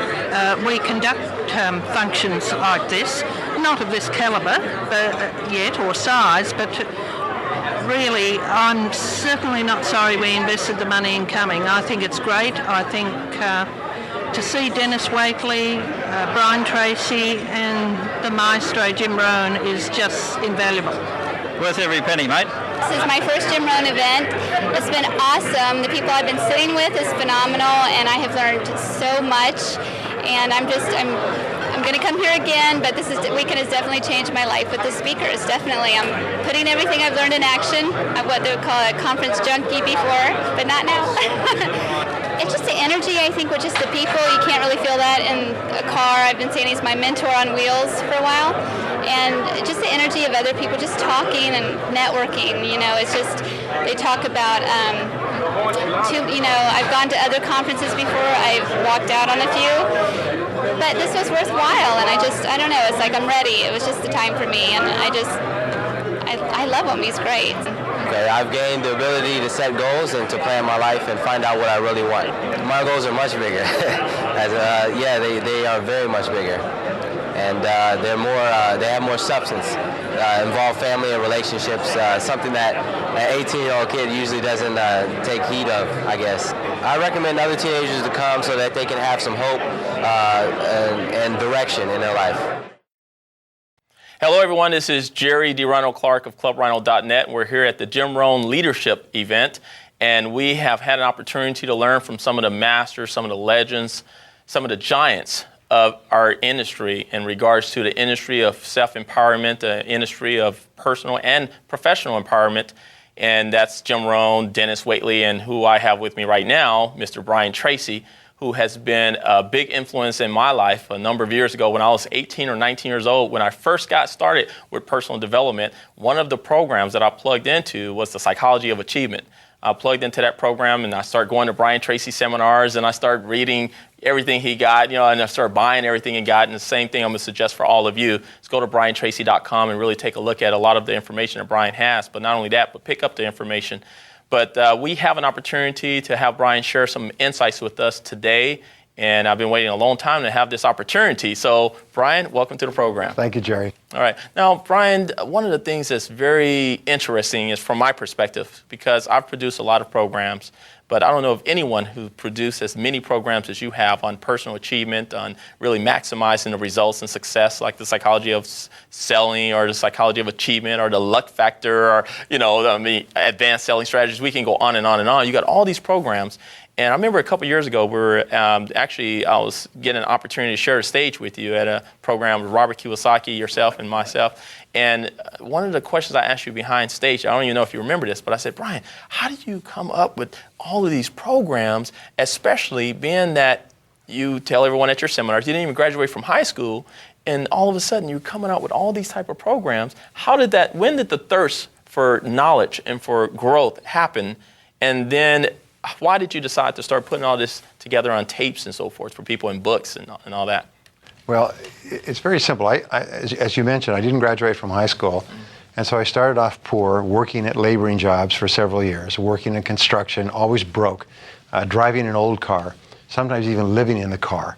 And one day I began asking, why is it that some people are more successful than others? Now, I learned later in life that every so often a question or a quote or something will hit you, and it will actually knock you into a different direction. And this knocked me into a different direction. And so I just began asking, why is it that some people make so much more money or live in better homes or are wealthy and have nice cars? Because I saw people around me who didn't seem to be much more talented than me or smarter or better in any way. And as I began seeking the answers, I found them. Now, the next thing I did is I did what I found. If I've found that people who are successful go to bed early and get up early and get their day started properly, well, I started to do it. If I found that successful people planned each day in advance and then set priorities and started on their most important tasks, I did that too. I found that successful people have written goals, so I wrote down some goals. I still remember coming across that idea, successful people have written goals. So I wrote down a series of goals on a piece of scrap paper, that's all I had, and within 30 days my life changed. And I looked at that scrap of paper and almost all the goals had been achieved. I hadn't even thought about them, but my whole life began to change, almost like you were driving in bump cars, and suddenly you start getting bumped from all directions, and all the bumping moves you towards your goals. Then I heard that successful people treat other people well. They're honest, and they're courteous, they're polite to other people, they're patient, they're friendly, they encourage other people. So I said, well, I'll do that. I can do that. You know, like the song, I can do that. Right. And I began to get results that were absolutely phenomenal. I went from literally from rags to non-rags. I went from literally living in a boarding house to a rented apartment, and then to an apartment loaded with furniture and nice clothes and cars and restaurants. And I couldn't believe it. And I looked at people on both sides of me who were doing the same old things, getting no results. So I became so excited about this.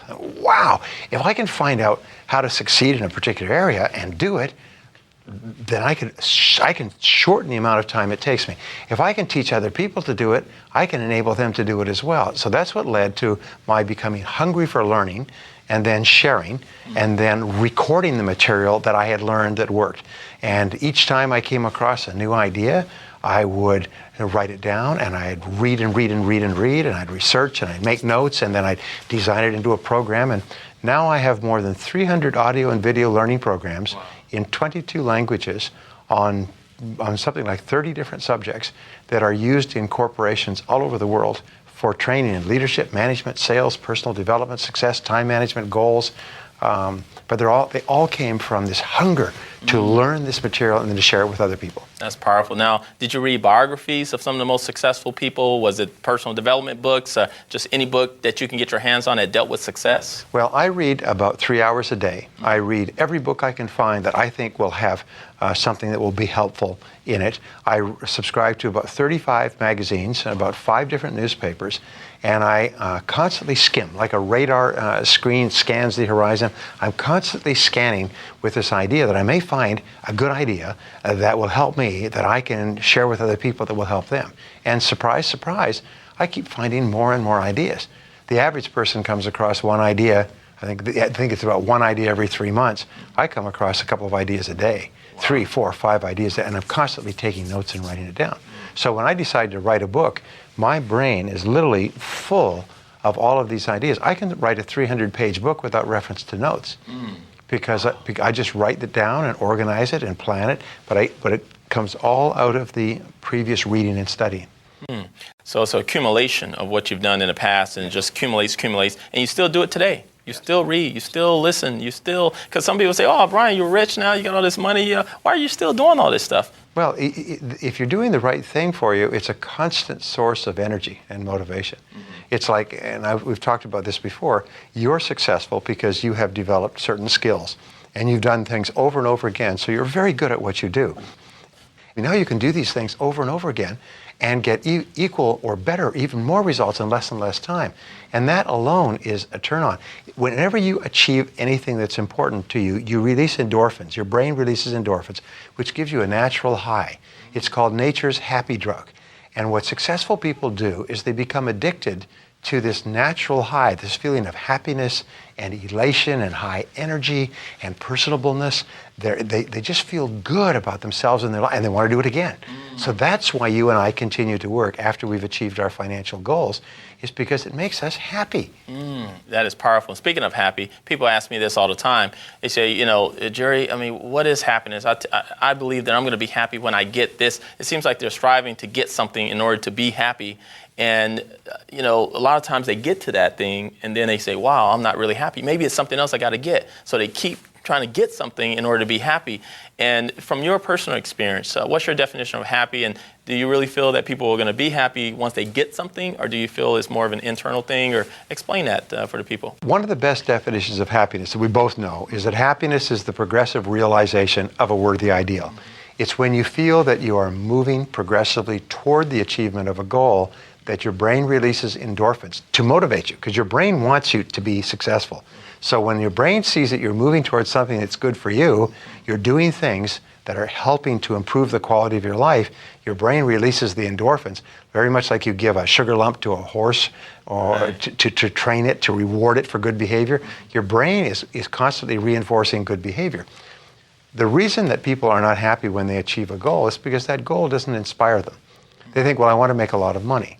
Well, it's much better to want to be really, really good at what you do, and as a result, make a lot of money. Right. So you can say, I want to make a lot of money, but the way I'm going to achieve that is I'm going to become really, really good at doing something I really enjoy.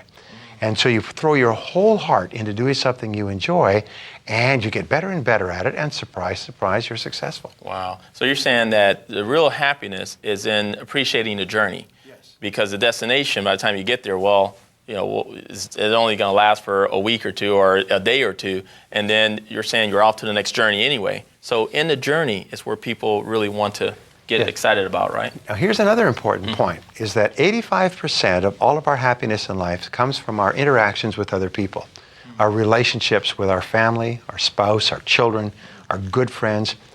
All 85% of your joy comes from that. The other 15% is accounted for by worldly achievements. And worldly achievements are temporary. I mean, if you make a lot of money, you can't eat it, you can't sleep with it, it doesn't make you warm, it doesn't fill your stomach, it's just there. Like they say, you know, you can only wear one pair of pants at a time, drive one car at a time, and so on. So successful people realize that the quality of their relationships is more important than anything else. And they enjoy them at each stage along the way. They don't allow themselves to become so distracted by their work that they ignore their relationships. Men, by the way, are the biggest offenders in this area. We think if I could just achieve this outside goal, then I would have everything fine with my relationships.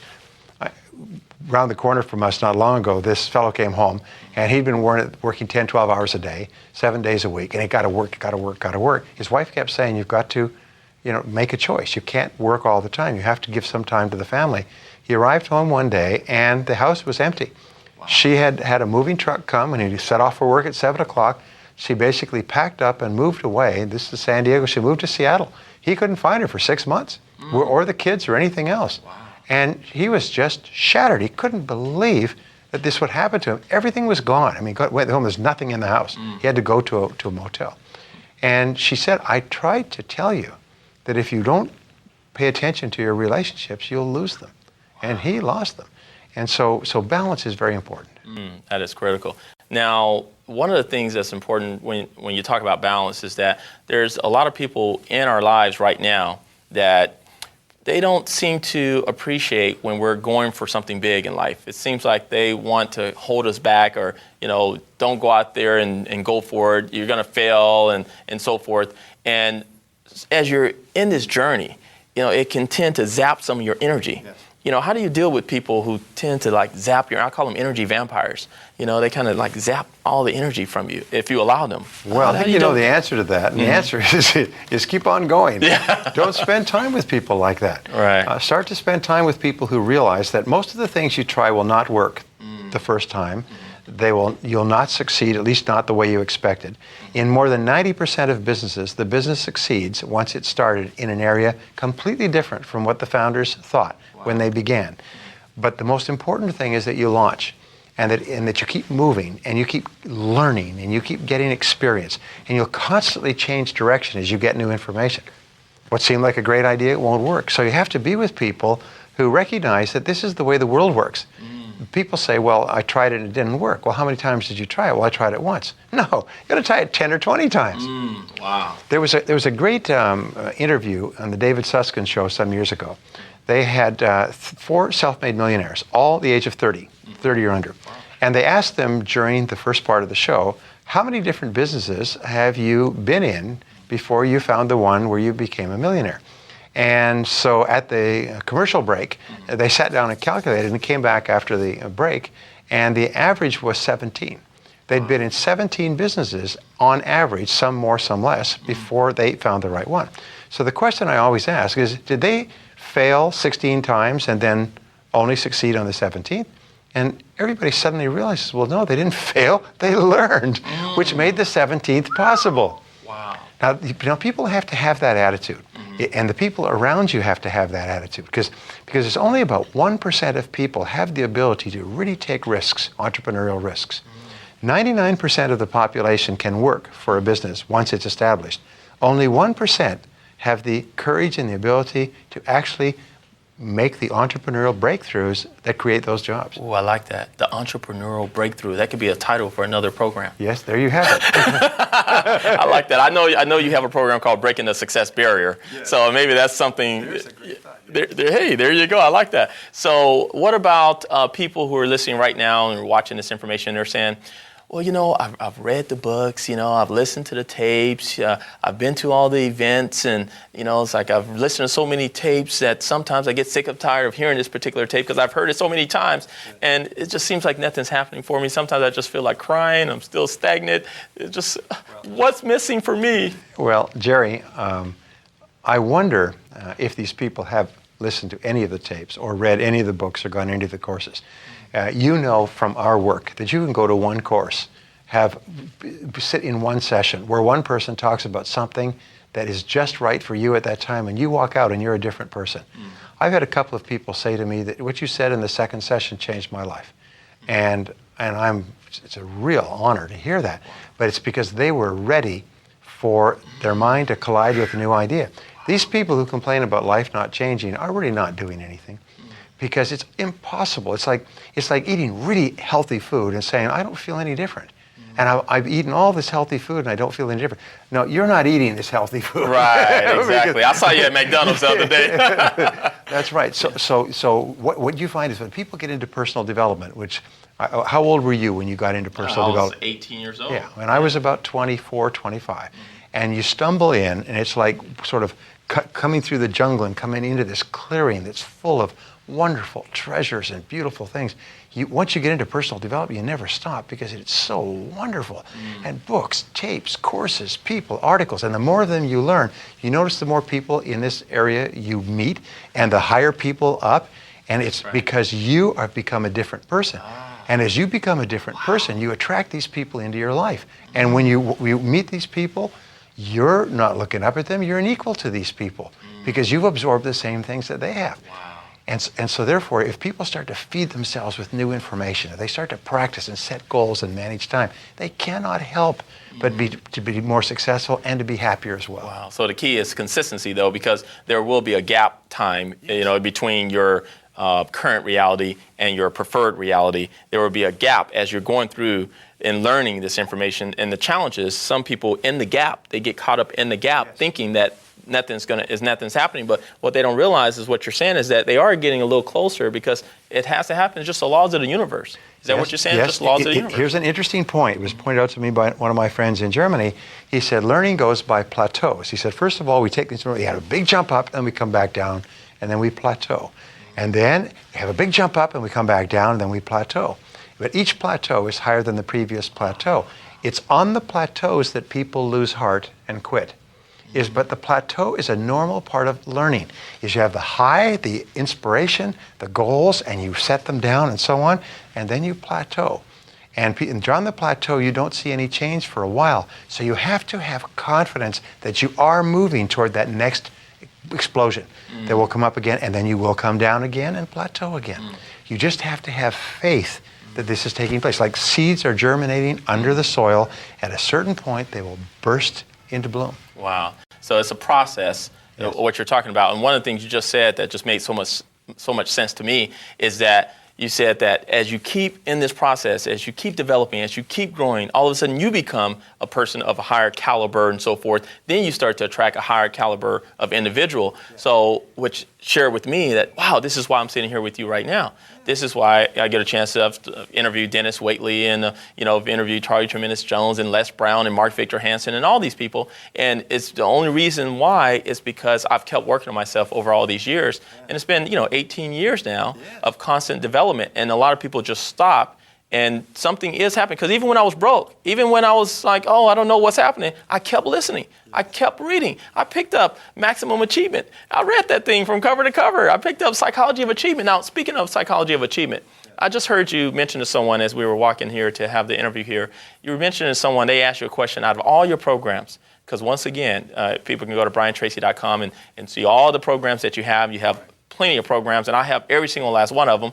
And the one thing that's very interesting is that person asked you, so what program would you start with?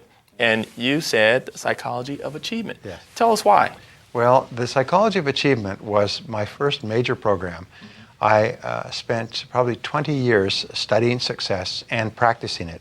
And then I put it all together into a 3-day seminar. Actually a 2-day, which became a 3 to 4-day seminar. Right. And then I reworked it many different times until I got the seminar so that it flowed like music. Is that people would walk into the seminar skeptical, hesitant, and within 60 minutes, their whole lives would be different. Their eyes would be wide open, they would be scribbling notes, they would be happy. And then the rest of the seminar just took off. And so once I had it to the point where it worked perfectly with a public audience, I then recorded it. And then re-recorded it, so the version of Psychology of Achievement today has now been reproduced all over the world. It's in 22 languages. It's Chinese, Japanese, Portuguese, Spanish, French, Italian. It's in German, Slovenian, Icelandic, Finnish, Danish. It's in now in Yiddish or Hebrew. It's in 22 languages. More than 1 million people have been through it. It's a training program that many companies have put tens of thousands of their people through on the live video-based seminar. And it literally brings about profound changes in life. So that's the one I would recommend first. And that's from a whole personal level, that Yes. internal growth. Yeah, you know, it's interesting. It has nothing to do with sales or business, but salespeople who go through it double their sales in the next 30 days. Business people transform their companies. It does have a lot to do with yourself as a person, why you are the person you are and how you can get more out of yourself. People go through it and their family life transforms. Literally within hours, there's a transformation takes place in their family life. That's powerful. Two more of your programs I want to mention real quickly here. Number one is the opposite perspective there. It's the Psychology of Selling, which goes from the perspective of really enhancing some of your external skills and being able to deal more effectively through the sales process, which all of us, no matter who's listening or watching right now, we all have to master this skill if we're going to be effective in life. Tell us about the Psychology of Selling and why it's important for everyone to really plug into that program. Well, the Psychology of Selling, I'm happy to say, is the best-selling sales program in the history of the world on audio. It is in 16 languages and 24 countries. Many companies, again, have bought thousands and tens of thousands of them. According to a follow-up study by Nightingale Conant, more salespeople have become millionaires as a result of that program than anything else, including several people who are here today came up and say, that program made me a millionaire. That's right. That program made me a millionaire. And so what the program does is it takes my many, many years of selling, and I started off selling on the street, cold calling, straight commission only, knocking on doors. At a time when there were no telephones. The telephone systems were so bad, you couldn't get through to people. And I learned my skills the hard way. And then when I put that program together, I spent a solid year studying, reading, researching, looking at everything that had been done in selling, and combining it with my own experience to put together a 12-part program that takes people literally from rags to riches. It takes people and makes them millionaires because it is such a good program. And I'm very proud of that program. It has outsold everything or anything that's ever been done in the history of the world. Very powerful. Yeah. And then the other one is just because of the title, everyone kind of gravitate towards it because everyone wants to be lucky. Yeah. So you have a program called the Luck Factor. You know, explain what do you mean by that? The Luck Factor is a program I started developing 20 years before I produced it. And it was based on some exhaustive research into the factor of luck. And the first thing it said is that there's a probability of everything happening, a high probability or a low probability. And that certain things are predictable if you can increase the probabilities. For example, if you want and I want to have a good conversation, if you think through the questions in advance, then the probability of our having a good conversation goes up dramatically. Exactly. If you sit there and you try to make it up as we're talking, it's going to be obvious to everybody that you haven't prepared. So preparation increases the likelihood that you'll be successful. But here's my rule, is that luck is really not luck at all. Luck is merely probabilities. And people confuse luck and chance. Going to Las Vegas and shooting craps is chance. It's a game of chance. In other words, there is no control on your part over the outcomes. However, with luck, that is probabilities, and you control the probabilities. If you set clear goals, your probabilities of being successful are greater. If you learn more about your business, your probabilities of succeeding in business are greater. If you treat people really well, their probabilities of having good relationships are greater. If you eat good foods and eat less and exercise properly, your probabilities of being really healthy and attractive physically are much greater than if you don't. It's not luck. A person says, boy, you're sure lucky. If you trace it back, you'll find that it was not luck. It was certain things that you did, many different things in a row that led to your great success. That is powerful. And then the last one here, I know I only said I was going to do 3, but here's one more. And it's a program you did through in collaboration with JimRohn.com, which was the Success Mastery. I know it's a 16 CD program. Tell us about that. Well, what Kyle Wilson and I and Jim Rohn did is we sat down and we said, if we could condense, after 10, 15 years after The Psychology of Achievement was a worldwide bestseller, with everything that we've learned on leadership and communications and negotiation, things like that that weren't in the original seminar, if we could present a state-of-the-art program with, in fact, 17 different subjects that people needed to know to be really successful, what would they be? So we worked together, and I spent many, many months writing this program and creating a workbook that went with it. And it's on time, money, relationships, leadership, family, every type of communication, self-esteem, personal growth, secrets of self-made millionaires. We put it all together into 2 days, and then we gave it to hundreds, thousands of people all over the country. And it just literally blew people away. And then we recorded it, the best recording you could imagine. Then they went in with 4 recordings from 4 2-day seminars, 16 hours each, and spent 6 months doing 4,000 edits, combining the very best lines and words from each of these 4 seminars into a seminar that virtually is a musical treat on personal success and achievement. Very, very powerful.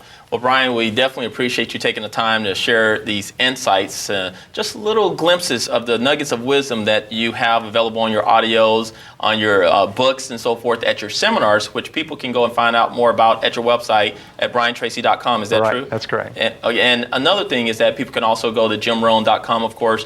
And I know that the Success Mastery course is available there. And I know there's a lot of collaboration that you do with Jim Rohn. Yes. Why do you think people should continue to come to events such as the Jim Rohn Leadership event and the events that you put together? Why do you think that's a constant? Can they just listen to the tapes only, or is it important to actually come? And that'll be our final question.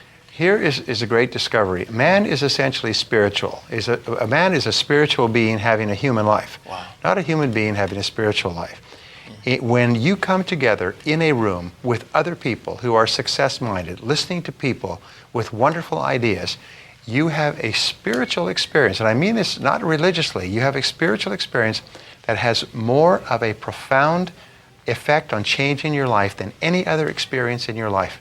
Someone once said that the course of human destiny is changed more by the spoken word live than by any other single factor. So by going to seminars with other people talking about success, things happen to you that will never happen any other way. That is excellent. And that's what happened to me. Being at one of your seminars when I was 18 or 19 years old, something happened to me. I said, one day I'm going to be successful. One day some big things are going to happen for me. And then I said, I want to find out more about Brian Tracy. I want to get everything he got. And that's what I did. And it really assisted me and impacted me in a big way. And I want to thank you for that. And thank you for your time today.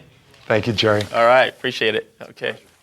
Everyone, it's been Jerry DeRhino Clark at ClubRhino.net here with Brian Tracy at BrianTracy.com, and we are at the Jim Rohn Leadership event. And if you haven't been to JimRohn.com and sign up for the free e-zine and all the things you get there, definitely encourage you to do that. And go to BrianTracy.com and make sure you sign up for his e-zine, and you'll be able to get nuggets of information there as well. Until next time, keep charging, and always remember to go, go, go.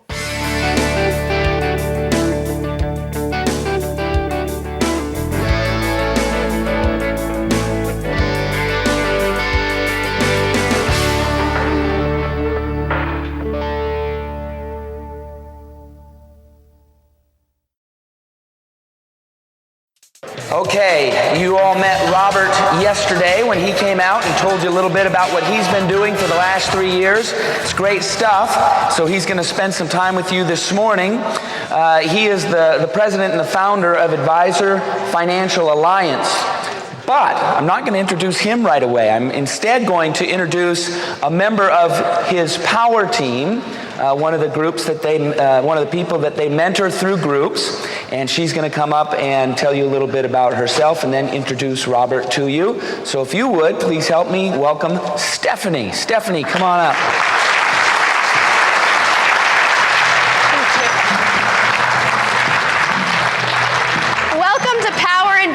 Featuring Robert Helms and Russell Gray. I just want to come up here this morning and share a little bit of my story with you, of how the success principles that we've learned today from the wonderful speakers, how once applied, how they can change your life. Chris Widener introduced Robert Helms to you the other day, and how after coming to the Jim Rohn Weekend event just a few years ago, he has acquired over 300 units in rental property.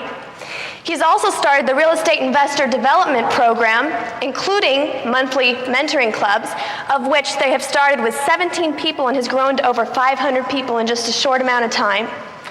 Also, he started a development company, and with current projects totaling over $100 million. He's a major mentor in my life. And I just want to tell you a little bit about my story and how coming through his program has really changed my life.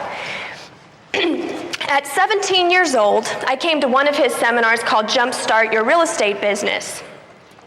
And after that seminar, just in a few years, I was able to purchase my first investment property with just $13,000 that I had saved up, and now have come to acquire about $860,000 of real estate.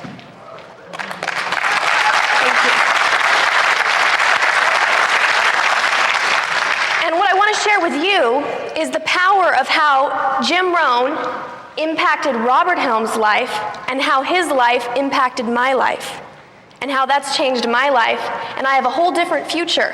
And what I want to encourage all of you to do is take the principles that you've learned here today and pass them on, because I'm sure glad Jim Rohn and Robert Helms have done that for my life. Ladies and gentlemen, I'd like to introduce to you Mr. Robert Helms. Thanks, Steph. You rock. Wow, how we doing? Hey, thanks for coming. It's like really early on Sunday, and you didn't even know this was in the schedule, and here you are. That already separates you from everybody else, doesn't it? I love that. Here's what we have: a real short period of time to share as much as we can with you. The good news is we spend a lot of time talking about personal investment philosophy. Has anyone spent some time in the last couple of days already talking about philosophy? Yeah, so we're okay. So we're going to jump ahead to the real estate portion of it. Stephanie's one of our success stories. You're going to meet a couple other success stories today, because lots of our folks have come down to be at this event, not because they even knew we were doing this, but just to be in the moment and be here with Mr. Rohn, Mr. Tracy, Mr. Whately, and all the amazing people that have been here. Have you had a good time so far? All right. Who wishes they owned more real estate? Excellent. We're going to get you a plan to own more real estate. So what I first want to talk about is why real estate. Why would you consider real estate investing versus anything else? There's some reasons I think real estate is a far superior investment to anything else you can do. And we'll talk about what some of those reasons are. And hopefully that'll get you at least in the mindset to begin to create wealth. Now, I know some of you are already successful investors. People who already own real estate and are successful aren't going to get up Sunday morning and come to a seminar like this, are they? Who already owns investment property? Wow, is that amazing? So why would people who already own investment property come to this? Because we know that learning never stops, does it? It's not the property you have now even, because we have so many investors in the room. Follow me on this. When you did your first investment, right, you were nervous and you were writing the offer and the pen weighed 400 pounds, right? You finally got the offer accepted and you got a property, and then all of a sudden that buyer's remorse kicked in, didn't it, right? But you worked through it and you got the kinks out and you finally had your first property. Now, if you bought a second property, was it easier or harder than the first property? A lot easier. Not only that, I'll bet you were better at negotiating. I bet you got a better deal. And I bet that if you own 4 or 5 rental properties, you look back at the first one and say, well, it seemed like a good idea at the time, but boy, I'm doing much better now. Is that true? Absolutely. So you want to continue to learn how to invest and get ideas from everybody. Now, what we do is, of course, we teach people everything we can about real estate investing, but we don't pretend to know it all. We say, go hear everybody. But it's not really about real estate, is it? It's about your personal success and your philosophy. We spend a lot of time in our seminars getting people in the mindset of being successful, and then we talk about real estate. People want a checklist. Well, what are the things I have to do? Well, the first thing on the checklist is to be ready to receive success. Anyway, let's talk about why real estate. We like real estate because it goes up in value. Real estate steadily goes up in many marketplaces. Now, not everywhere, right? There are some marketplaces that are more cash flow marketplaces where property doesn't go up in value real steadily. And then there's other places where property goes up. Where we are here in Southern California, has property done well in the last few years? Absolutely, right? So there's markets like that. And do you think that if we did a little research and a little due diligence, we could find up the markets that appreciate it pretty well? Absolutely. On average, in the United States, how much does real estate go up every year? 3%, 5%, I heard 6%. I used to go, well, you know, real estate goes up 5 or 6%. And then a member of my power team went and did the research and showed me that it was about 6%. In fact, here's what he did. He went back from 1968 to 2000 and charted growth of real estate appreciation through the United States and the Western United States. And here's the chart. We know that in this last period of time, the real estate has averaged about 5.89% across the United States. And in the Western United States, where you folks are, or at least where we're sitting today, real estate's gone up 6.19%. So on average, 5 or 6%. Now, who's really excited about a 5% return on their money? Like some of you that have, like, you know, investment in CDs at the bank think that's pretty good. But can we do better than 5 or 6%? Absolutely, we're going to do a lot better. In fact, the great thing about real estate is it gives you millionaire returns. What are millionaire returns? Well, consumer returns are 1%, 2%, 3%. Millionaire returns are 10%, 15%, 20%. If you're able to invest and get 15 or 20% year after year after year, how are you going to be financially 20 years from now? Done, right? Those kind of returns, compounded, if you do the math, are going to take care of you forever. So appreciation is one of the reasons we love real estate. Another thing is that it's easy to understand. The economic model for real estate is easy, and for those of you that don't know, let me explain it to you. People either live or work in your building and pay your rent. Should I do it again? People either live or work in your building and pay you rent. That's the economic model. Easy to understand. How many of you own stock and will admit it? Right, okay. I bought Cisco at 65. And it's coming back. In 300 years, right? Even though I bought the stock, I'm not exactly sure about their economic model. I know they make networking equipment of some kind, but I don't really understand if it's a recurring revenue model or service or just hardware or what. I don't know. I bought Cisco. Why? Because everybody else was, right? So I didn't understand the economic model. If I'm going to invest my hard-earned money into some vehicle to create return, do you think I should understand the way it works? Yeah, we want to be financially literate when it comes to real estate. So it's easy to understand. Another thing is it's pretty easy to buy and finance, right? It's easy to finance. Real estate, who already owns a home they live in? Excellent. Look, almost everybody. And has that been a good investment for you? Well, is your home an investment? If it goes up in value, it certainly can create an asset, but not everyone thinks it's an investment, right? Because does your home bring money into your pocketbook every month, or does it take money out?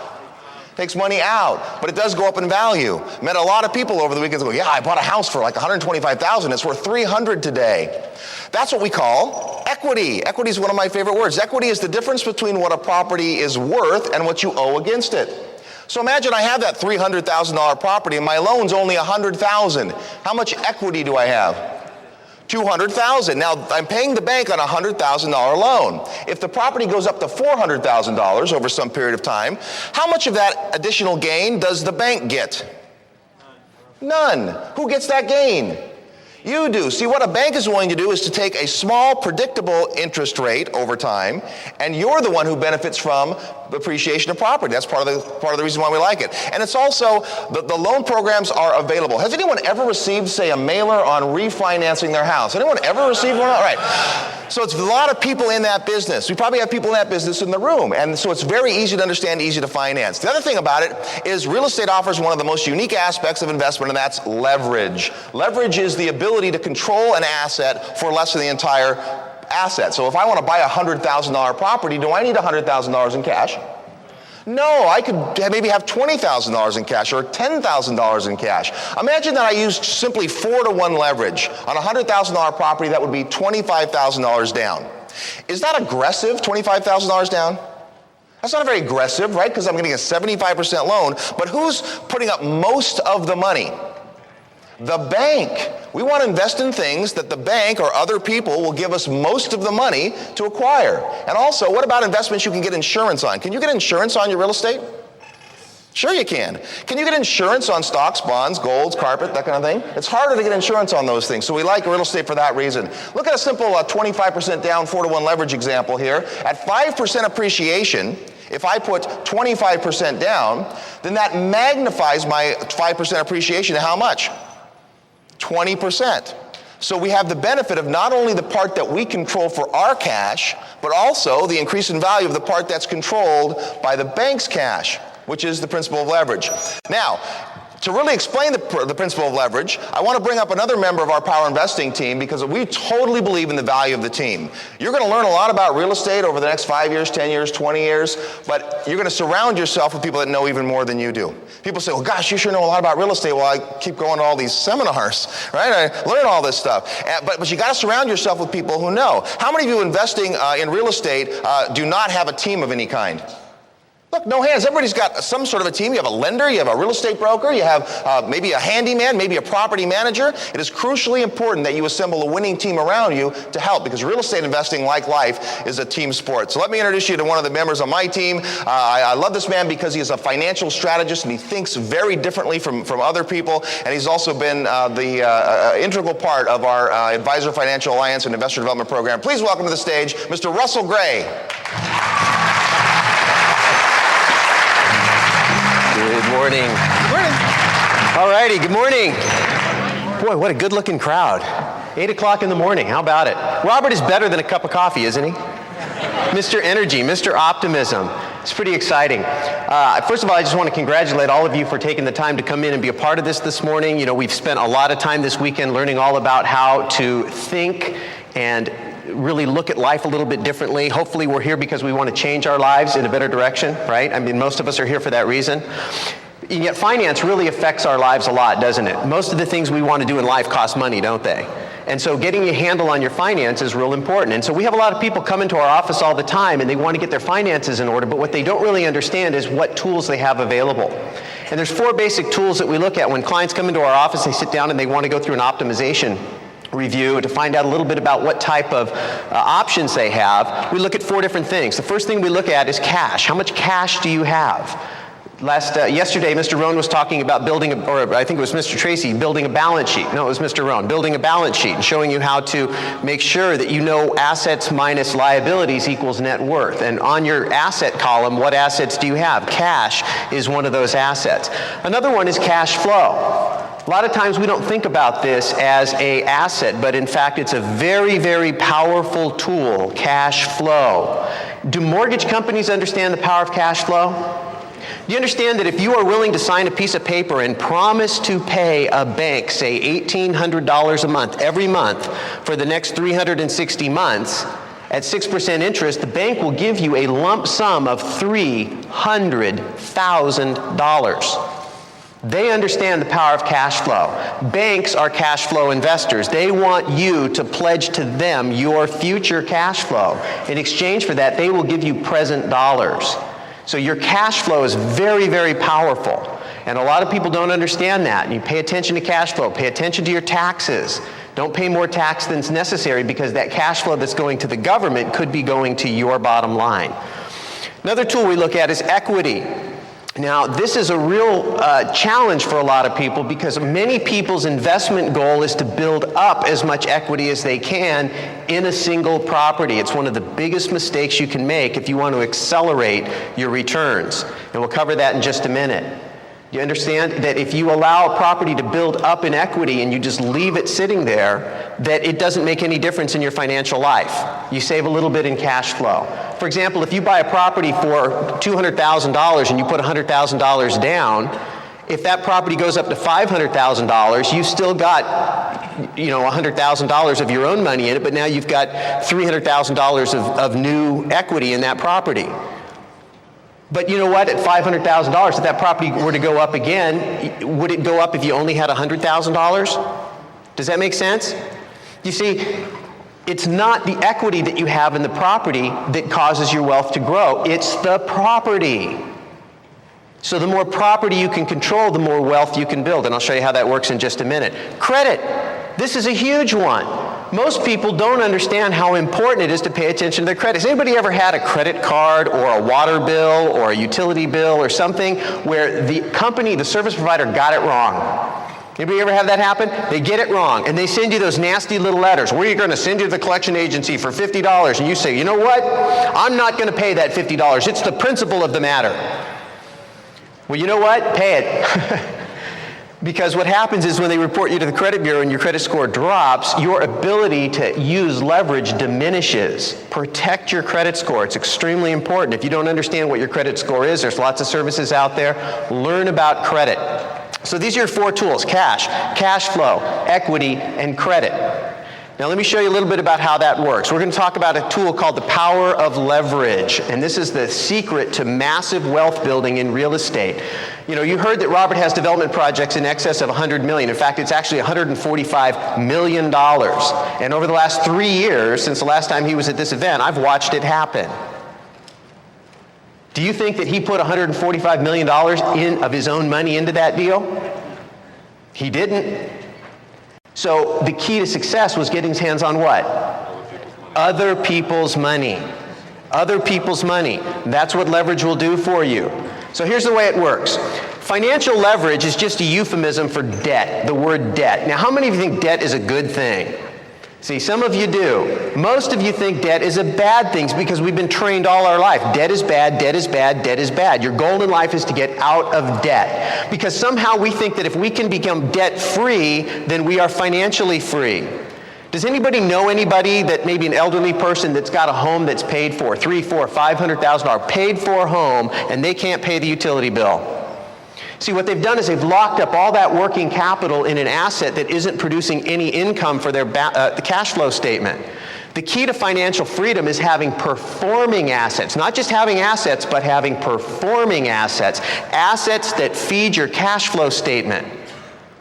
And so getting debt-free sometimes isn't the panacea that a lot of people say that it is. You got to understand there's 2 different types of debt. There's good debt and bad debt. And so let's talk about bad debt. Bad debt is when you borrow money to buy something that goes down in value and costs you money to own it.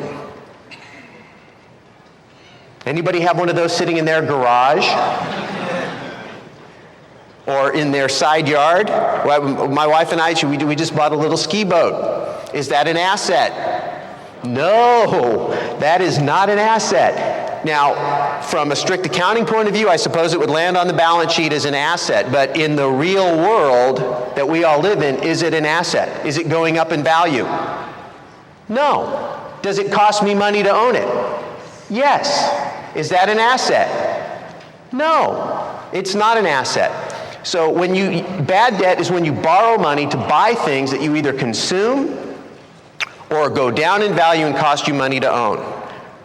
Now, there's another type of debt out there called good debt. And good debt works like this. You borrow money to control an asset that goes up in value and pays you money to own it. Is that okay? How many of you would like to have those kind of assets?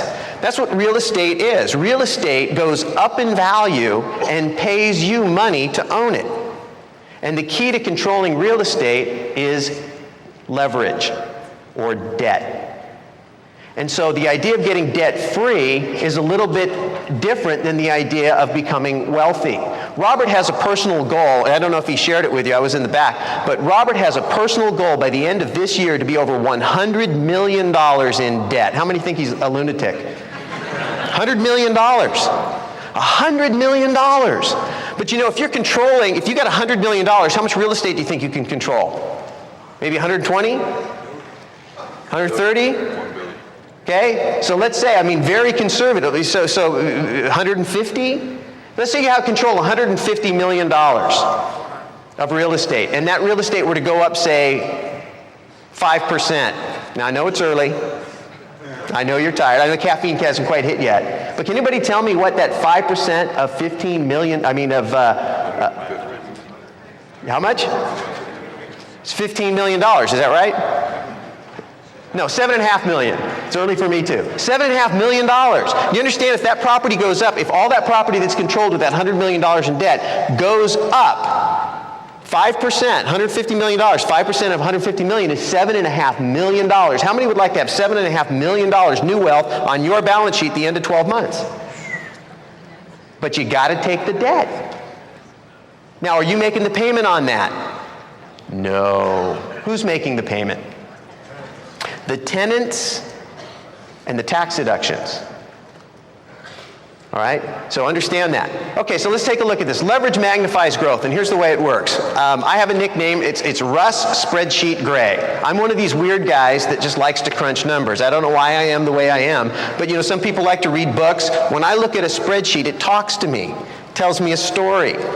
And so I like to play with numbers. In fact, you know, we heard all the time appreciation, this and that. I thought, you know, I got to go do the homework. So I got on the Housing and Urban Development website. I got out an Excel spreadsheet. I charted it all out and created that graph. Because it's nice to say real estate goes up. I wanted to prove it. I'm one of those kind of guys that, you know, it's nice that you have an opinion, but prove it to me. If I'm going to bet my financial future on something, I want to know. I don't want to guess. I don't want to hope. Has anybody realized that life does not give you replays? Anybody recognize that? Right? You don't get a replay. If you don't get it right the first time, game over. No replay button. You got to get it right the first time. Do you know 67% of the people in America hit age 65 broke? They retire in poverty. Property value. Now let's take a look at this. $500,000. Let's say you get a property for $500,000 and you put in $250,000 of what we call purchase equity. Purchase equity, that's another word for down payment. So you put $250,000 in, and so that means you're going to have how big of a loan? $250,000, right? So there you go. So you've got $250,000 of leverage and $250,000 of equity. So your leverage ratio is what? 2 to 1. You're controlling 2 parts of real estate for 1 part of your own equity. So you get a 2 to 1 leverage ratio. If the appreciation is 5%, how much equity growth do you get in terms of dollars? 5% of what? $500,000 is? I know it's early, so here we do. I'll do the math for you. There it is. Equity growth is the fair market value at the time of the acquisition times the annual appreciation rate. So $500,000 times 5% is $25,000. $25,000 of growth. Well, growth on what? Growth on the equity you put in. So $25,000 is what percent of $250,000? 10%, because see, the bank's half went up 5% and so did yours, and you get their 5 plus your 5, and that's 10. See, this is high finance here. 2 times 5 is 10. There you go. All right, so 10%. But what if you took that same $250,000 now and bought a $750,000 property or group of properties? Now how big is your debt? It's $500,000, so you have more debt. Your leverage ratio is now 3 to 1 because you're controlling 3 parts of real estate for 1 part of equity. So you have better leverage. Better leverage means more debt. Same 5% appreciation, but now you get $37,500 because 5% of $750 is more than 5% of $500. Simple concept, right? See, but our paradigm says, oh, we have to pay the loan down. Well, I don't know. 15% is your return on equity. Let's take a look at if you bought $1 million property. Now how much loan do you have?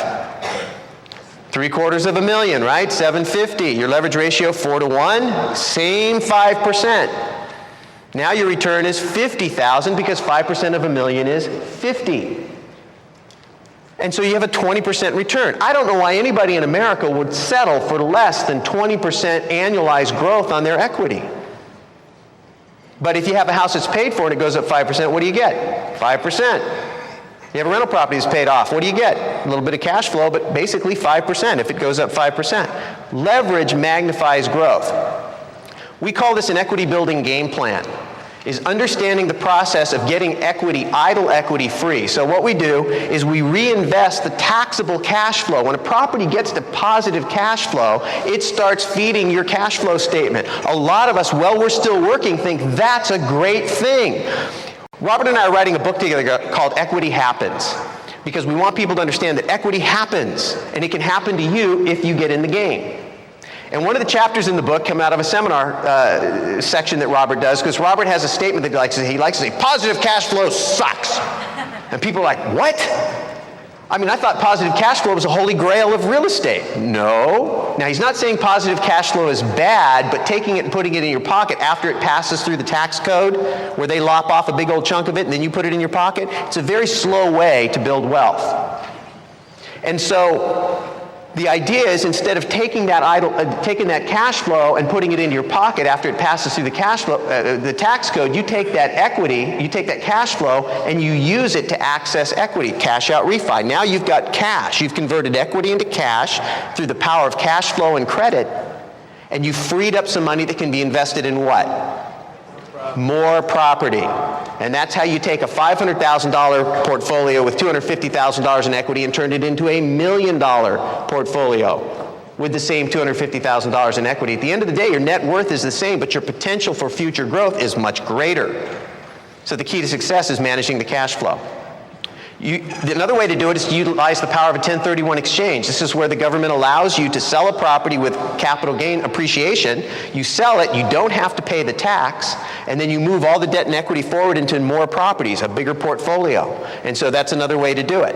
So there's two different ways to do that.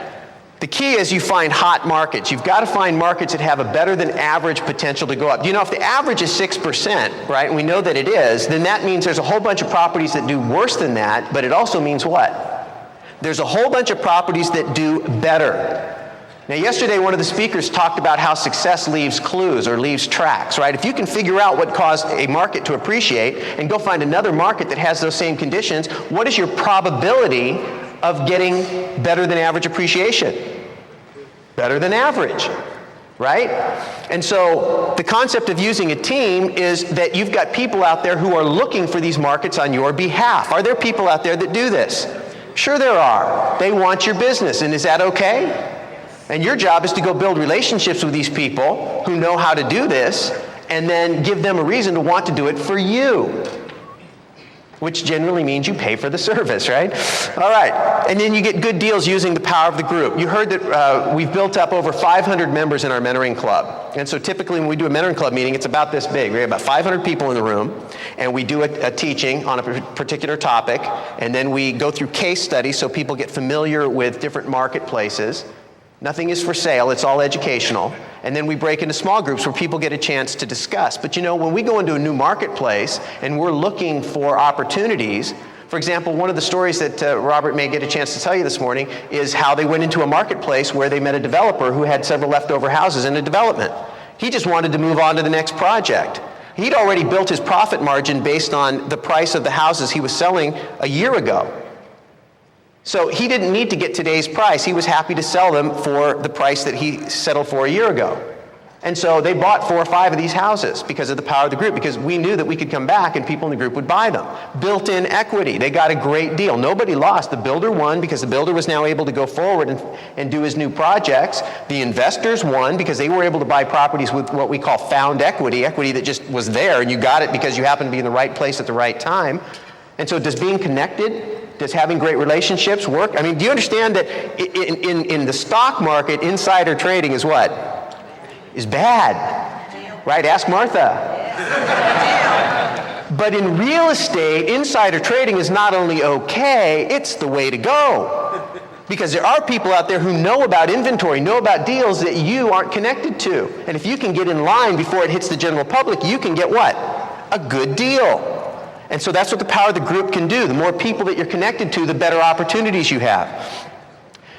Now, you use the concept of this equity building game plan by magnifying your equity growth and total return through optimum leverage. Now, do you understand I didn't say maximum leverage? Do you understand the difference between maximum and optimum? See, maximum is just, you know, all out, pedal to the metal, caution to the wind, reckless leverage.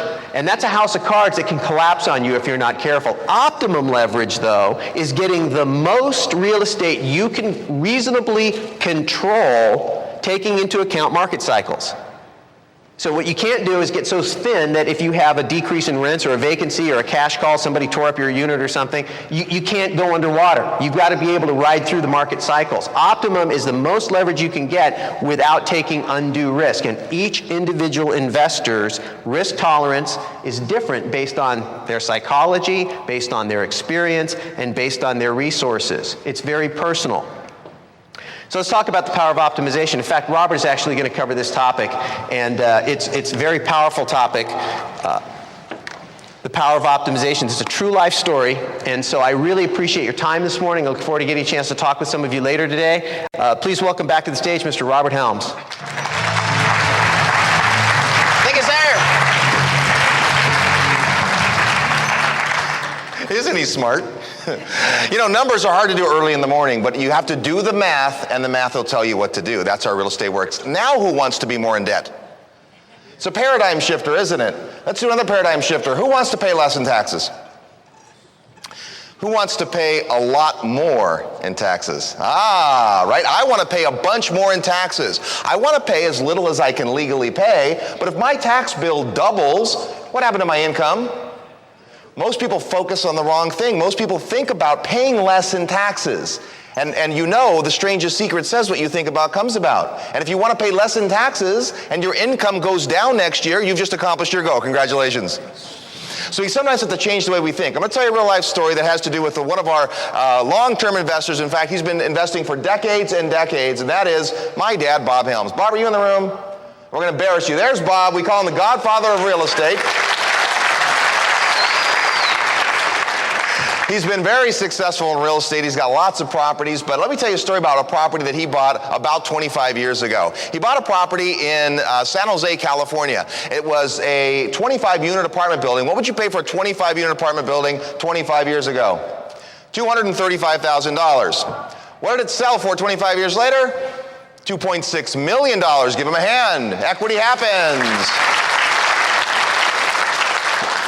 But it could have been so much better. Russ talked about optimization. Let me just give you an example of using the 1031 exchange. If you don't know what that is, as you learn more about real estate, you will. It's a great tax tool. And optimizing the portfolio. So we'll take a look at how equity happens, which happens to be the name of our book, shameless plug. Okay, so imagine this. From some time that the property is worth $235 until it was worth $2.6 million, somewhere in that over 25 years, was it worth $800,000? Yeah, at some point it was. We don't know when that was. At some point, was it worth $1.5 million? Yeah, at some point it was. We don't know when that was. At some point it was worth $1.5 million. Follow me on this. Imagine that instead of keeping that property like he and his brother did for all those years and selling it for $2.6 million, imagine instead when it was worth $800, they sold it and did an exchange into another property. Meaning that if they sold that property, there was still a loan against it, right? Maybe they put down, $40,000, something like that. So they probably had a loan. Let's say for round numbers, the loan against it was about $200,000. So if they sold the property when it was worth $800,000, they'd have to pay off the loan at $200,000. That would leave them how much money? $600,000. So now they take the $600,000 and they buy another property, 20% down. $600,000, if that's 20% down, how much is the 80% loan?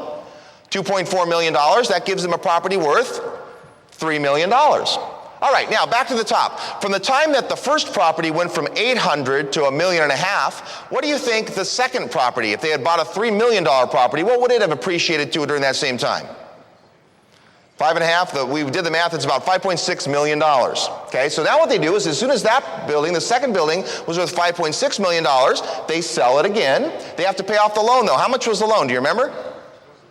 Right, it was $2.4 million. Now there might have been some principal pay down, but we'll just not talk about that, say it was an interest-only loan for the sake of the example. Now they pay off the $2.4 million, how much do they have left in cash? $3,200,000. They're going to buy another property. That's their down payment, $3.2 million at 20% down. The loan they get is $12,800,000 for a total property value of $16 million. Okay, now back to the top property. From the time the top property went from $1.5 million to $2.6 million, what do you think a $16 million property went to? About $27 million. But there was a loan against it. How much was the loan?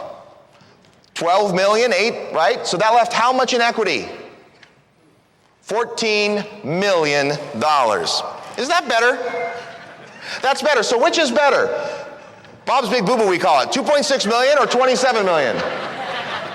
When you have equity, when they sold the property, they actually had pulled out some equity. The loan was about $400,000, so they came out with $2.2 million. That's pretty good, right? But which would be better, $2 million or $14 million? Now let me explain the power of optimization. In order to do this, here's how complicated it would have been.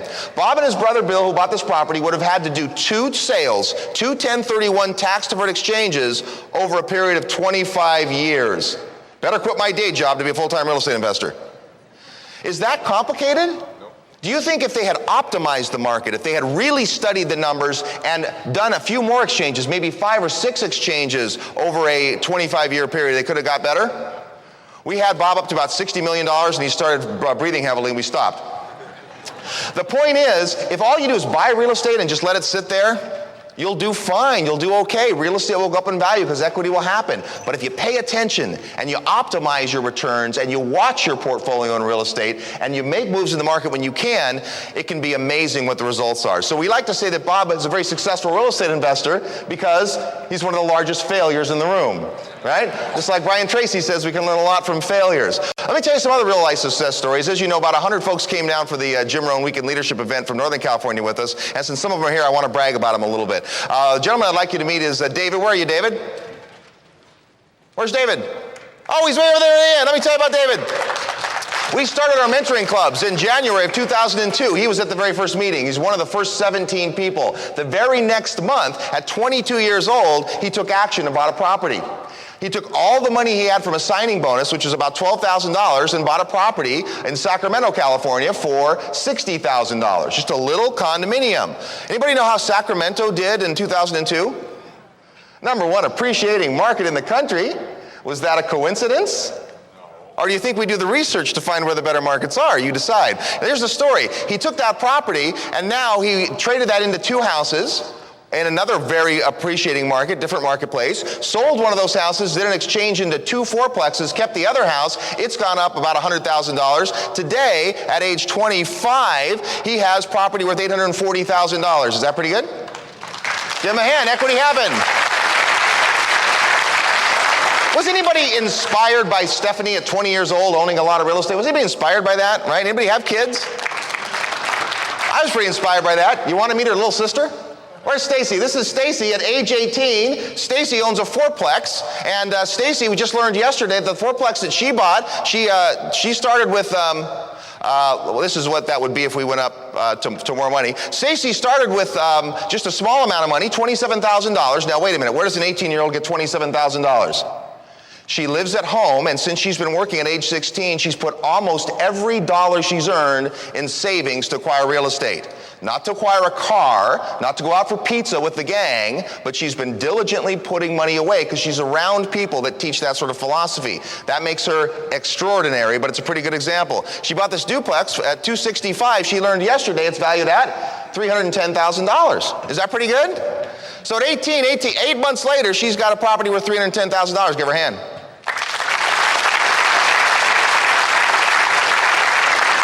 What kind of return on investment is that on her $27,000? Well, that's a return on investment of 166%. Is that better than 2% in the CD at the bank?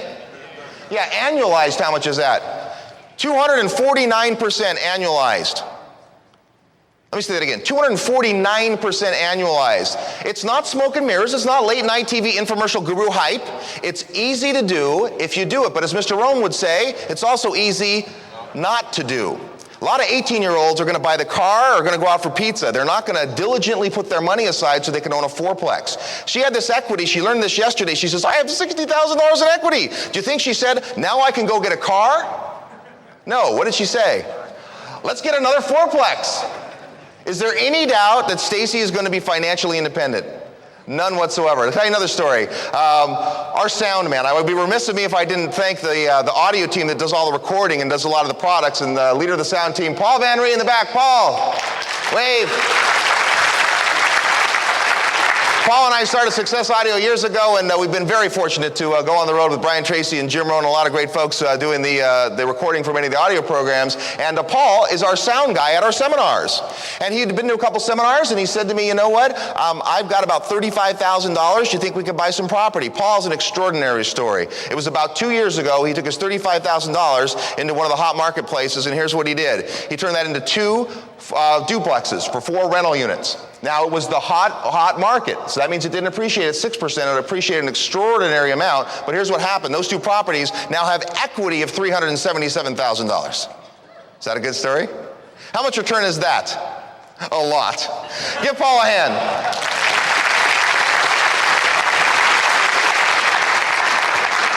This is what the power of mentorship is about, right? We like to brag about Paul because as our sound guy, he made almost $400,000 in a couple of years in real estate as the sound guy. We have a little rule at Advisor Financial Alliance. You have to earn more from your real estate investment than you do from your job. That way we can pay him really low. No, not really. Not at the beginning, not at first, right? But guess what? Stacy just met the criteria. She's now earned in 8 months $60,000. Do you think in her job at 18 years old she makes $60,000? No, she makes more from her real estate investment at 18 than she does from her job. So she gets to stay on the team. Anyway, the idea is you know about the power of mentorship. That's getting around people that can help you out. And the reason that's important is that you learn from other people's knowledge and experience, not just your own. The other thing about it is that it gives you a chance to focus. Focus is a crucial thing. We talked about people that focus on paying less taxes. You're focusing on the wrong thing. Instead, focus on paying more taxes. The power of focus is this. We say direction is more important than speed, right? Mr. Rohn says you can't change your destination overnight, but can you change your direction overnight? Absolutely. Direction is more important than speed. You don't have to do it fast. Brian Tracy yesterday said it takes how long to have a successful business? 7 years. Now, if you really pour it on and you go, you can do it in about 3 years. That's what I did. That's my success since last time is I poured it on. Do you think I went to the seminar in 2001 and that was all? That stopped my education and I just got all this money? No, I did what? I applied the ideas. Everything you've learned this week, and you got to put into practice. And you got to keep your head in the game and continue to be accountable, or some of the things about that. Anyway, we think real estate is an amazing opportunity. If you want to find out more about what we do, we did not come here to sell you books and tapes. We did not come here to get you to seminars or any of that. We just wanted to give back and share some ideas with you. Did you learn something this morning? Awesome. Here's how you find out more about us. I'd like to thank you for getting up early tonight, or early this morning. It seems still like it was last night, but and being here. Have a great day today. Remember to live this life as though it were your last. Thank you very much. All right, ladies and gentlemen, welcome to the 3rd day of the Jim Rohn Weekend Leadership Event. We've got an exciting day scheduled for you today. Right now, we have a gentleman, good friend of Jim Rohn International. I want to tell you a little bit about him. At the age of 19, he started a home-based business. At the age of 26, he retired. He took a few years off and did what he wanted to do and enjoyed life. And then shortly thereafter, he decided that he wanted to help other people know how to make their fortunes. So he started a company called Club Rhino. And he is the president and the founder of Club Rhino. Terrific guy. I've gotten to know him a little bit this weekend. I've heard his name around for quite some time. He's very well respected in the industry. And I'd like to have us welcome him to the stage today. Jerry Clark. Let's welcome him. Thanks, Chris. Thank you. All right. Woo! You guys been gaining a lot of good knowledge? All right. A lot of information you're going to implement? That's one of the keys, right? Implement the information. Now, what I'm going to do in the short period of time I have here is I'm just going to give you a quick overview of what it's going to take to really be able to, what is required for you to master, for you to be able to set yourself up in a powerful way. And then one specific area of this concept that I'm going to talk about, we're going to go into a little bit more detail. And so for those of you who got notes, let's just get right to it. I'm not going to have a lot of time to go over the story and how I was born in a garage and, I had to sleep underneath a baby's crib and, I was raised in a ghetto and, okay, none of that. We're going to get right to it. Is that okay? Okay, for those of you taking notes, I want you to draw a triangle on your sheet of paper. Draw a triangle on your sheet of paper. And at the top of the triangle, just write down success triangle. Write down success triangle. And the success triangle, what we're going to talk about here, real brief, I'm going to give you a quick overview of the success triangle. We're going to talk about one of those areas. But the success triangle is what is going to be required for you to master, for you to be able to set yourself up in a powerful way. Master, that's the key word. So I want you to write off on the left-hand side somewhere, write down the word master. Master. And below that, if you're going to master anything, it takes these 4 ingredients. So I want you to write down these 4 ingredients. If you're going to master anything, it's going to take these 4 ingredients. Number 1, time. You got to put in some time. Number 2, it's going to take energy. When I say energy, I'm talking effort. I'm talking money. All that's part of energy. So it's going to take time. It's going to take energy. And number 3, it's going to take something that you wish I wouldn't really say, but I'm going to tell you anyway. It's going to take frustration. So yes, you're going to get frustrated along the way. It's not going to be just a process. You just move right on up and all of a sudden you're making all this money and everything is great. You're going to be frustrated along the way. Yes, you will go through that process. And then number 4 is change. So it requires some change, because if nothing changes, nothing changes. And that's one of the most important things for you to understand. So the reason why I say that is because right now, this weekend, what you have been becoming more and more aware of is basically some of the knowledge that's necessary for you to implement in your subconscious. You become more aware, wow, this is what it's going to take, wonderful. But just because you become aware, that doesn't mean all of a sudden you master it. Is that true? From awareness, the next step is assimilation. You got to take it from awareness, then you got to assimilate the information. The way you assimilate the information is you keep listening. You get the tapes and the tools like you guys have been doing. That's been great. I've been watching you guys. You guys have been out there. You've been picking up the resources. That's what you do. Same thing you've been doing all your life, I'm sure. You've been picking up the tools, the resources. You've been listening over and over and over. You've been reading the books and so forth. You've been coming to all these events. You've been doing that over and over. That's part of the assimilation process. You keep that information going in, because the only thing that can come out is what goes what? Is what goes in. That's the only thing that comes out. So if you want to take a look and see what's happening with your life right now, just look in the mirror, you take a look at yourself, you take a look at the results, and if you're not so excited about the results, that means what's been going in is not so exciting. So you want to change that process and be consistent with it. So that's what I mean by assimilation. So you get the tools, great. You start to assimilate the information, great. It doesn't stop there. Just because you start assimilating information, that doesn't mean all of a sudden you're going to be wealthy either. You have to take that next step, which is action. Is that true? You have to take some action. But not only do you have to take action, you got to take consistent action. You got to get yourself to take action, but to do it on a continuous, consistent basis. How many of you recognize that? How many of you recognize that you can take action and you can take it for a little period of time and then you stop? Or not you, but someone you know. You take it for a little period of time and then all of a sudden you stop. And then all of a sudden you get the courage, you get pumped up again, you come to another event, you go out there and you take it a little bit more time to take some action, boom, and then you stop, and you keep that process up, going back and forth, back and forth, back and forth. What we're saying is that all it takes is some consistent action. Whether it's massive action or whether or not it's just, action is just kind of okay, just reasonable action. It's not really massive, but as long as you do it consistently, that's what's going to assist you in a major way. Because by doing that, that's how you'll be able to produce the results you desire. And what kind of results you desire? I feel that all of you want to destroy your alarm clock. Is that true? Every single person here want to destroy your alarm clock. How many of you want to eliminate commuting for the rest of your life? You want to eliminate. How many of you would like to fire your boss? And how many of you would like to at least earn $20,000 a month for the rest of your life, at least?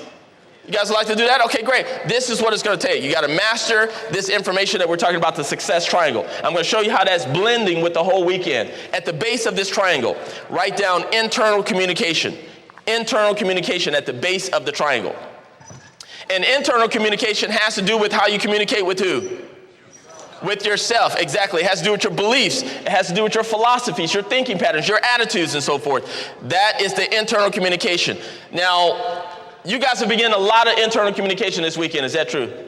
Lots of internal communication. In other words, you get a chance to listen to the giants up here. You listen to Jim Rohn, you listen to Dennis Whaley, you listen to Brian Tracy. These are some of the giants that I was introduced to when I was 18 years old. 18 years old, I started listening to this information. It was my first time ever hearing anything to do with personal development. And that was about 18 years ago, okay? So I'm 36 years old for those of you trying to calculate that. Now, here's the thing, is that what I want you to understand is that these are the people that I started to listen to. I started listening to Jim Rohn. I started listening to his information. That information started to go into my subconscious. I was assimilating that information on a regular basis. I started listening to Dennis Whaley. That information started to go in. Psychology of being a winner. There's a psychology to it. Wow. I was excited about that. There's an actual psychology to winning. I was excited. Brian Tracy taught me to like myself. I like myself. I like myself. I would walk around the house. I like myself. And everyone else would look at me. You're the only one that like yourself.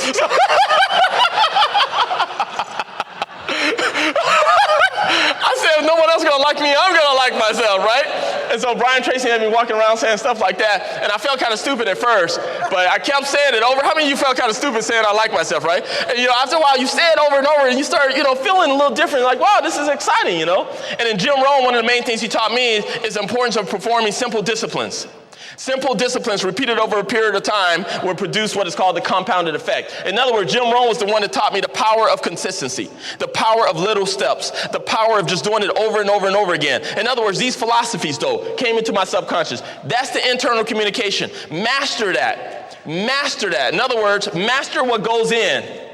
Deliberately choose what goes in instead of having it be by default, because we already know what happens when you have it go by default. That's very important. The second angle on this success triangle is external communication. Write down external communication. And that's the angle we're going to go into a little bit more detail. We're going to talk a little bit more about that. I got a special request from Jim Rohn International. Kyle Wilson asked me, hey, speak about external communication, how that can be very impactful for people. So we're going to go in that in detail. So external communication has to do with how you communicate with who? With others, exactly. It has to do with how you communicate with others. It's going to be very critical for everybody to understand, because no matter what you're doing, some of you are in network marketing or direct sales, some of you are in real estate industry, some of you are running companies right now, some of you are working at jobs doing a variety of things. Whatever profession you're in, how many of you notice there's a common denominator in regards to where you get your money from? People, right? Yeah. And so what you want to do is you want to understand people as much as possible, understand how to be more impactful, how to be more empowering with them and so forth. We're going to talk about some ideas on that. The third angle on this success triangle. By the way, I know I'm talking fast because there's a lot of information I just want to share with you real quickly. Is that okay with you guys? All right, great. You get the DVD, you better watch it over and over and over and over again, right? Okay. Now, here's the third angle, technical know-how. So the third angle on this success triangle is technical know-how. And technical know-how is the mechanics. In other words, it's the specific how-tos. How do I build a home-based business? How do I build a network marketing business? How do I become effective in my real estate operation? How do I become a successful insurance agent? How do I? Here's the point. The point is the how-tos. How many of you recognize that the how-tos are fairly easy to learn? You guys recognize that? You can learn the how-tos in a weekend or something. Not a big deal. Every profession is going to teach you how to do something. But the key, and many of you have recognized this, it's not necessarily learning how to do it. That's the easy part. The key is to get yourself to do it. Is that true? That's where the internal communication comes into place. That's what information like Jim Rohn, Dennis Whaley, Brian Tracy, all the other information that you guys have heard from Donna and from Chris and from Vic and from everybody that's sharing, it's that a lot of that internal communication is what you've been hearing. And that is going to get you to be consistent and actually taking action. That's what I want you to understand. But the external communication, that is what's going to get you to maximize the actions that you are taking. In other words, how many of you believe that you might as well maximize whatever it is you do, right? Maximize it. Why are you going to sit there and just not even fully maximize? See, I'm one of these type of guys that I knew that I wasn't going to be able to work for someone else for 40 years. See, I knew that a long time ago. I knew it by the time I was 19 years old that this is not going to be happening for me. 40 years in traffic, waking up to this electronic rooster. That was not going to happen. So understanding that, I quickly had to understand I have to learn some other things. I have to get a different vehicle and so forth. And that's why I got plugged into network marketing myself when I was 19 years old and just started making that happen, made millions of dollars from the industry of network marketing. But here's the thing that I want you all to understand. External communication. Let's go into some basic principles, some basic ideas in regards to external communication. Now, this all comes from a program I have called The Magic of Colors. This program is called The Magic of Colors, and don't worry, you all will be getting one free. Sound like Brian Tracy, huh? I learned quickly. But no, you can get that really. You guys, you'll see how you get that for free, though. And there is a small deposit.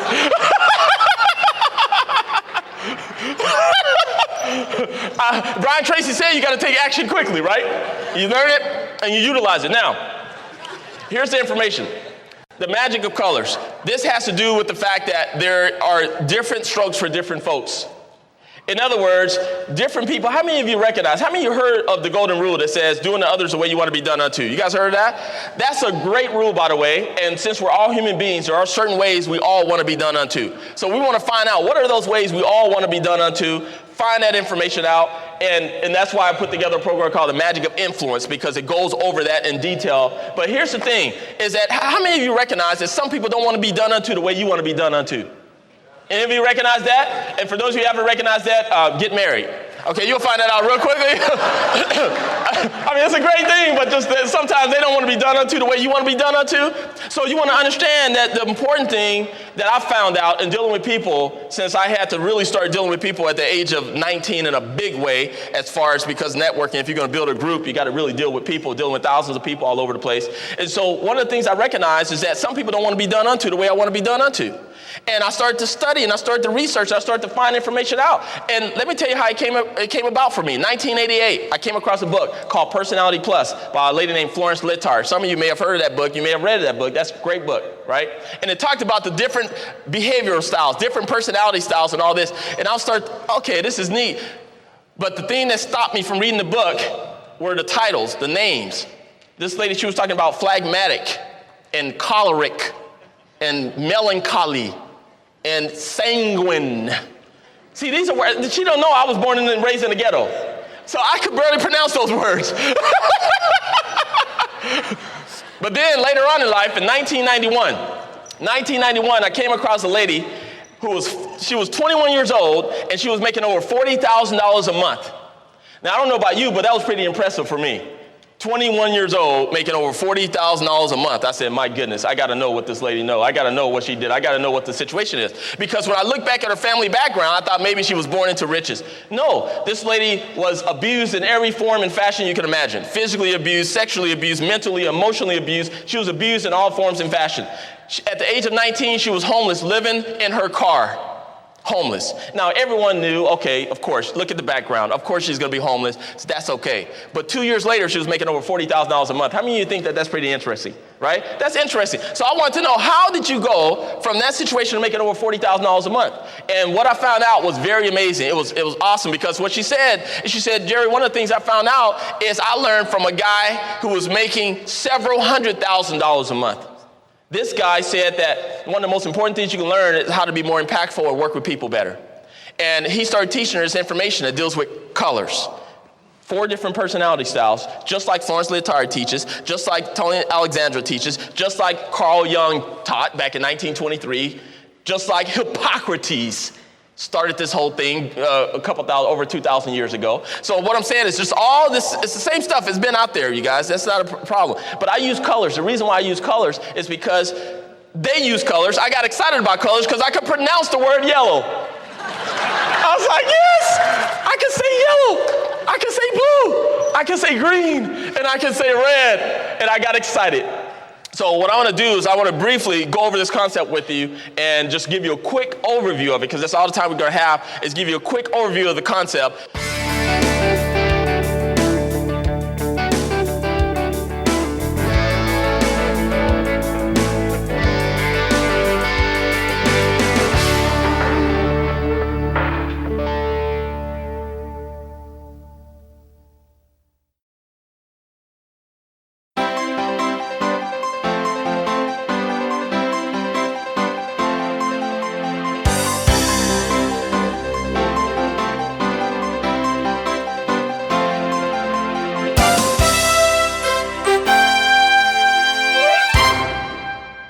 Now, the 4 colors.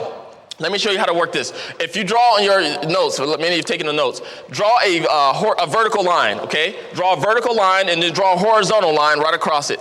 So you got 4 boxes, okay? You got 4 corners there. Now, on the top of this vertical line, I want you to write down the word relationship. Write down the word relationship on the top of the vertical line. At the bottom of the vertical line, I want you to write down task, T-A-S-K, task. Okay? And the reason why I say that is that people at the top of the vertical line are people that we call relationship-oriented. So these people are more relationship-oriented. They want to deal with relationships. They want to get to know you and things like that. Now, the people at the bottom, these are task-oriented people. These are the people that want to get to the task. Let's get to business. Let's take care of what we got to take care of. Now, some of you are already thinking of what you are already. So, okay, I think I'm more task. I think I'm more relationship. Now, on the horizontal line, on the left side, of what you're facing on your left side, which I think would be over here, right? That's your left side, right? Yeah, that's your left side. Oh, I feel like dancing. Hey, yeah. Okay, anyway, that's a different thing. All right. Write down. By the way, you guys, when I got into the training business, I told myself, no matter where I go, no matter what I do with the training, every single place I train at, someone's going to have a good time, even if it's just me. So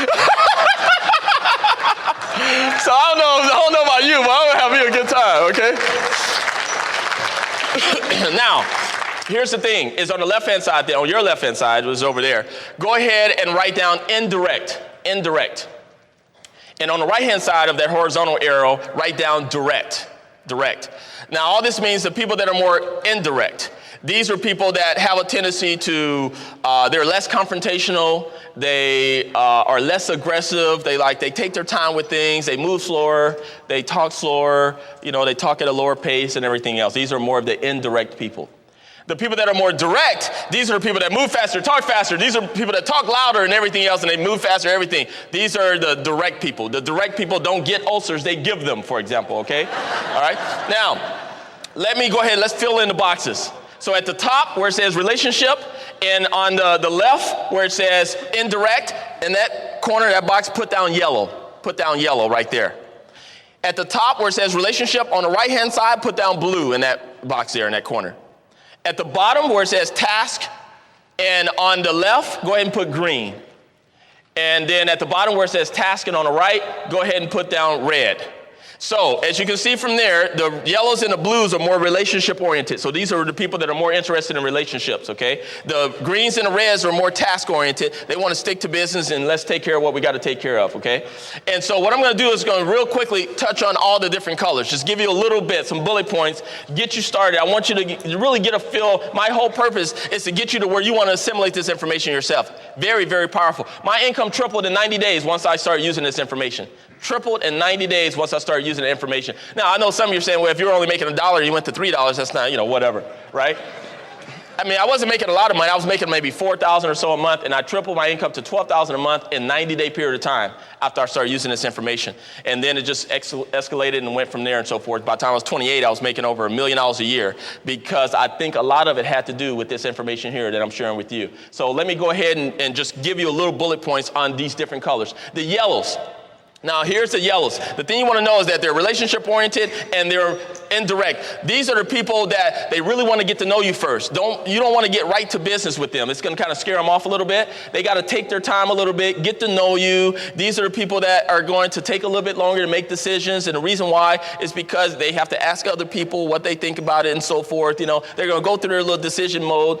And the thing about yellows is that these people, they are great listeners. This is a very good benefit to a yellow. They are naturally great listeners. Is that very important when it comes to sales, when it comes to business, when it comes to relationships? Is that important? Yellows are very, very good at that. And so they are very good listeners, and it's one of the biggest skills they have. They also are great at nurturing and supporting. That's another very big skill of the yellows, nurturing and supporting. Now, one of the weaknesses of the yellow, and once again, I am going quick on this, but one of the weaknesses of the yellows is that the yellows they have a tendency to have people walk over them sometimes. People will walk on them, walk over them sometimes, and sometimes they buy people's excuses a little too easily, okay? And sometimes they take things a little too personally, too quickly. Those are some of the things there. So they want to work on some of these areas here. But yellows are very good at listening, very powerful individuals. These are the ones that want to save the whales. They want to save the forest. They want to save the people. They don't want to have wars. They want all of us to just be together as one. Can we all join hands, be together, and just sing? We are the world. The yellows are great, though. I love the yellows, okay? Now, let's look at the blues real quickly. Over here, actually. The blues, these are the people that are relationship-oriented. They want to get to know you as well. But these people, instead of listening like the yellows, they talk. So the blues are the talkers because they're more direct. You notice that? They're more direct. So they move faster, they talk louder. So the blues are the talkers. These people wake up in the morning talking. They talk all day. Some of them go to sleep and sleep talk.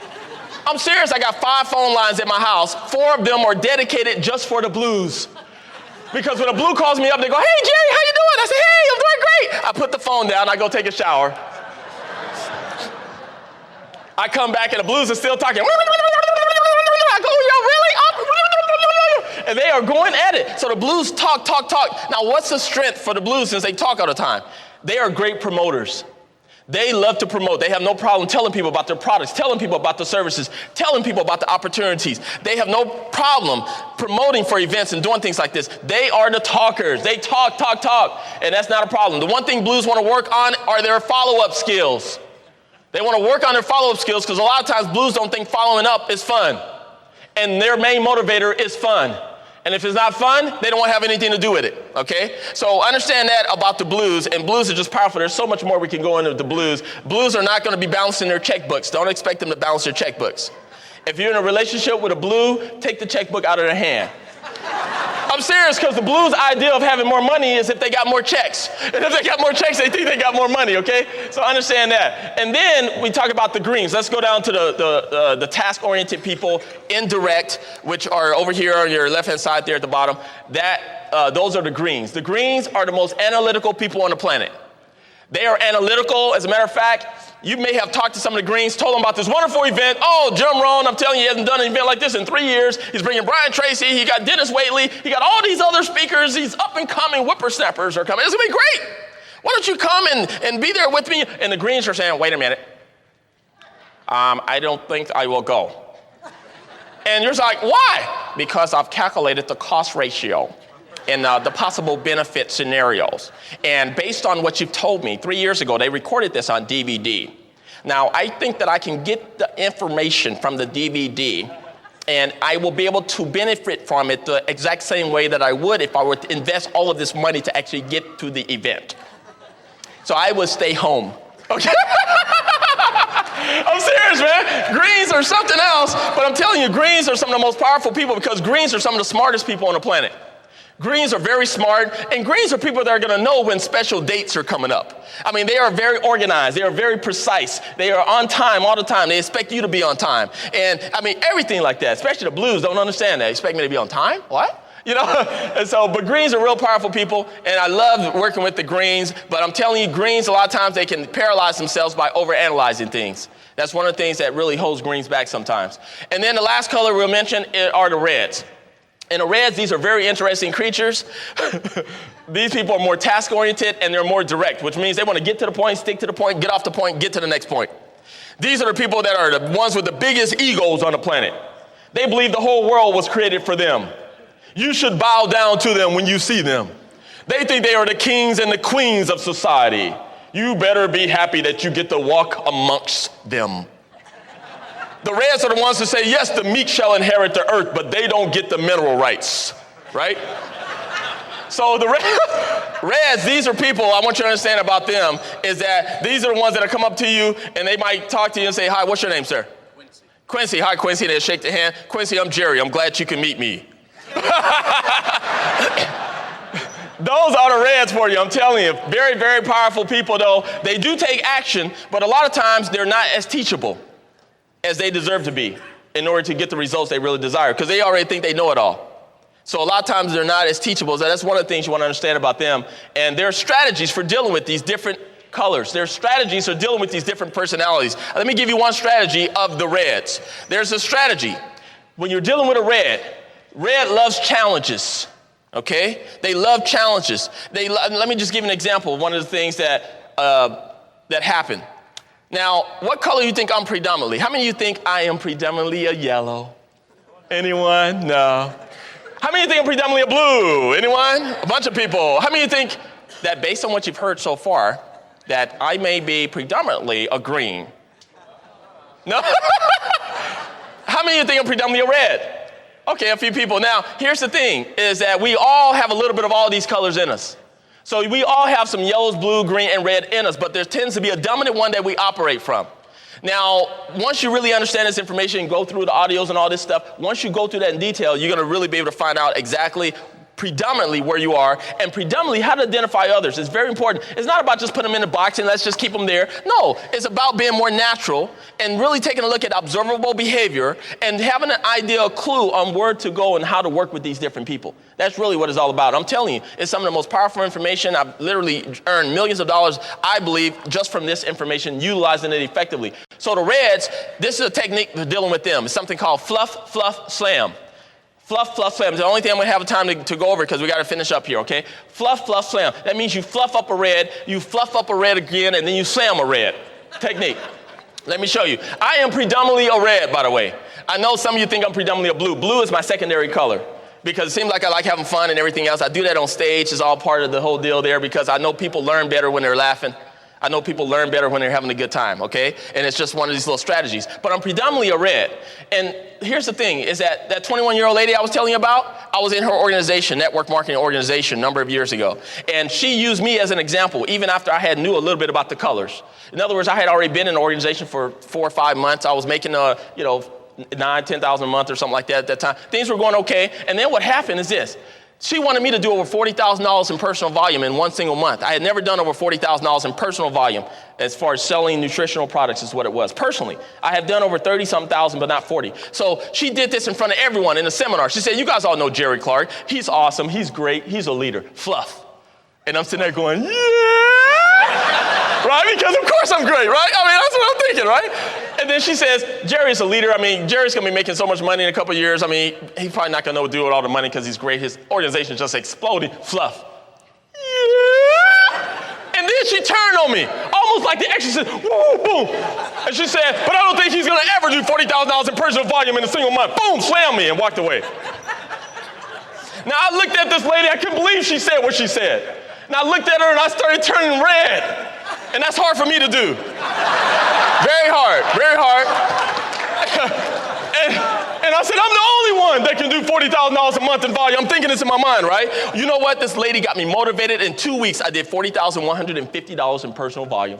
In 2 weeks. Now, well, listen, what I'm saying, this is what I'm saying. Learn this information. Learn how to utilize this information. It will allow you to maximize the results that you are taking with whatever you're doing. That's the powerful thing. So anyway, you guys, learn the magic of colors. You'll benefit from it. You'll get magnificent results. And continue to enjoy yourself this weekend. Continue to learn. Make sure you assimilate. Take action. Be consistent. And go, go, go. Thank you.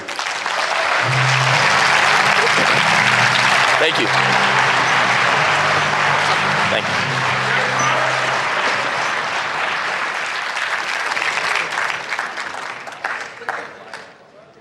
We realize that many folks here this morning, had you been at home, might have spent the morning focusing in on your spiritual life, whether it's at home and taking a walk or hiking or in a place of worship. So what we wanted to do was take just a few moments and focus ourselves in a little bit in a spiritual angle.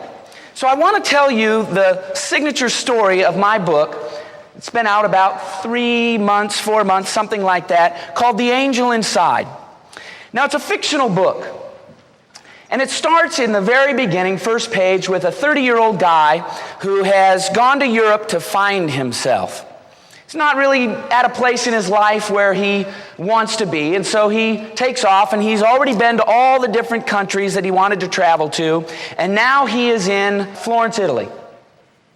And so he ends up, he's sitting on the bench, and he's kind of dejected because it's the very last day of his vacation.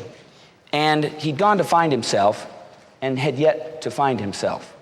So he's sitting on this bench and kind of dejected, and a little old man walks up to him.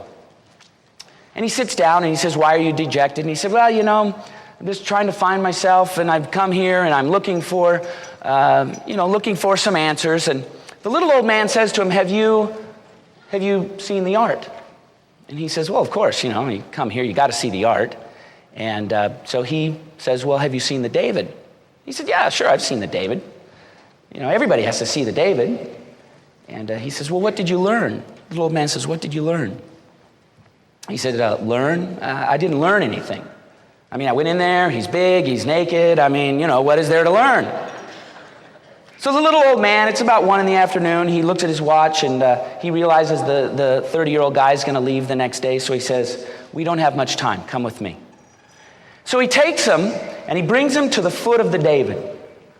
And he tells him a story that is most likely apocryphal, that when Michelangelo was working on the David, 13.5-foot piece of marble, he's chiseling away and a little boy comes in. The little boy says, "Sir, what are you doing to that rock? Why are you hitting it?" And Michelangelo says, little boy, there's an angel inside and I'm setting him free.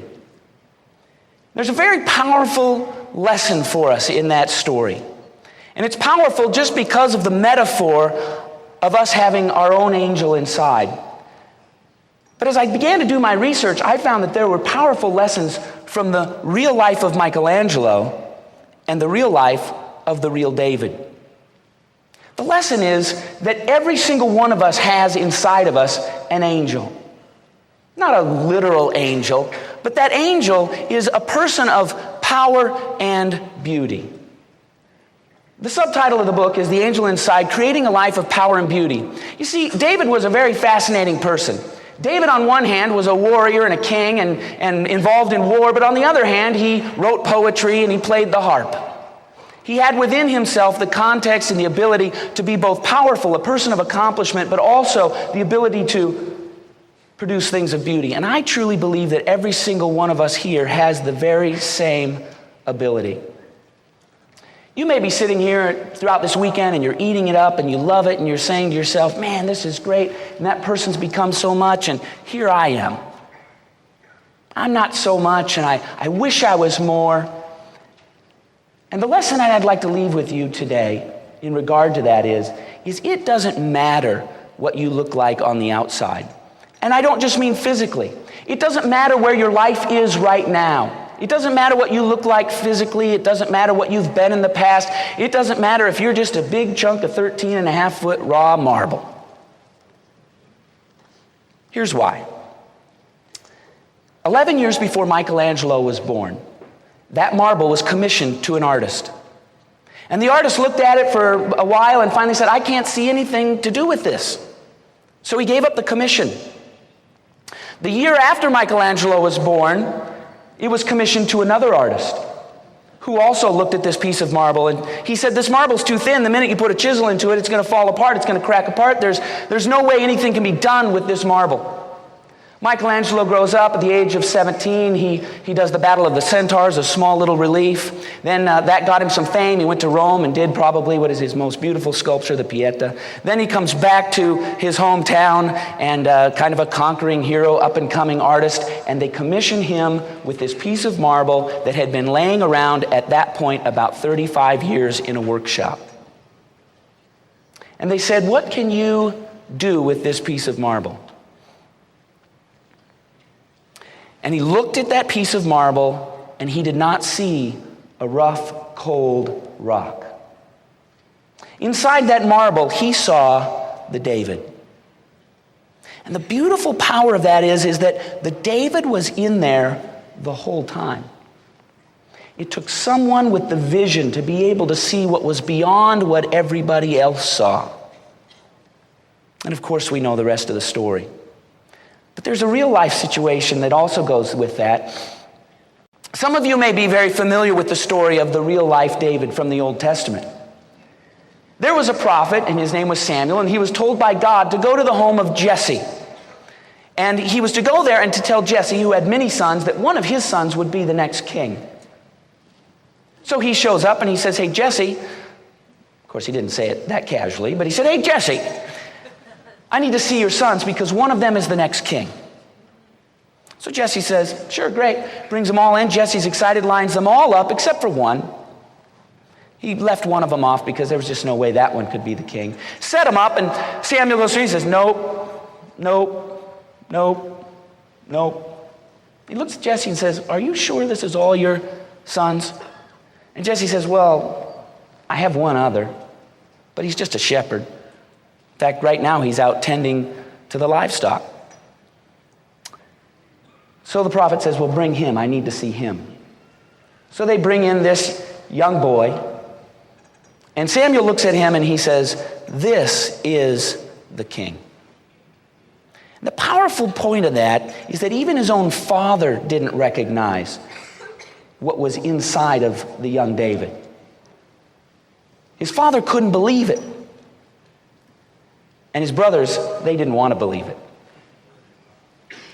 And so what happened was this David was seen by somebody else, seen by the prophet. And the prophet told Jesse something very powerful that is the main point of this whole thing and what I'd like you to understand. The prophet looked at Jesse and he said, man looks on the outside. God looks on the inside.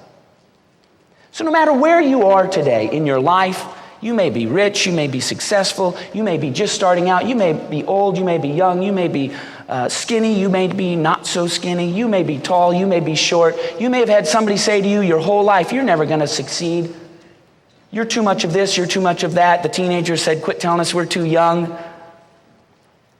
Because the fact is that every single one of us, no matter what is going on the outside, on the inside, you have the capacity to be a person of great power, great accomplishment, the ability to leave this place and do extraordinary things. Somebody pulled me aside just 20 minutes ago. He said, you know, I'm into real estate, but after watching Robert, he said, I'm coming back in 3 years on a private jet. And I said, dude, if you come back in a private jet, I asked him, I said, where do you live? He told me where he lived. I said, I'm going to fly there. I'm coming out with you. And he said, man, if I get there, you're welcome to take one of the seats. He's going to go and he's going to let that angel inside out and be a person of great power, great accomplishment. Others of you have maybe never let that angel inside out, a person of beauty. Maybe you're creative, you write, you create. When you leave this place, you're going to have so many ideas and so many great thoughts. And the key to becoming all that you can become is to realize that you are not the person that you are today, and you do not have to become the person that you are today. You are going to become something much more great, much more beautiful, much more powerful. If you only realize what resides deep down inside of you, it's truly, truly powerful. Now, to keep us going, we're going to bring out a very, very exciting guy. Many of you saw him the other day. Oh, thank you. Thank you.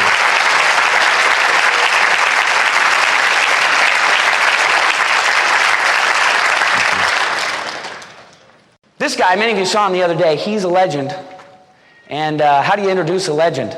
I mean, there's a great thing about introducing Charlie Tremendous Jones, because you love to introduce Charlie Tremendous Jones, but there's a downside to doing Charlie Tremendous Jones, because he always says, you know, I only want you to take 15 seconds to introduce me.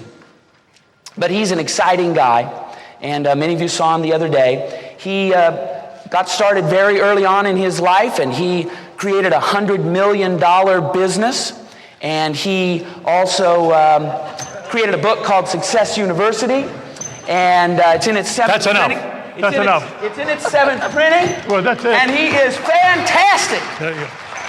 Thank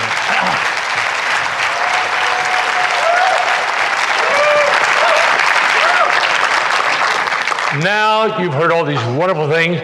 Now it's time, one of the greatest therapies of all, and you're going to learn this at the end, is music. So now let's have the music. And this is what you're going to hear. Here, get this. More volume. Read books for information. Read books to make you smile. Read books for inspiration. Just run that extra mile.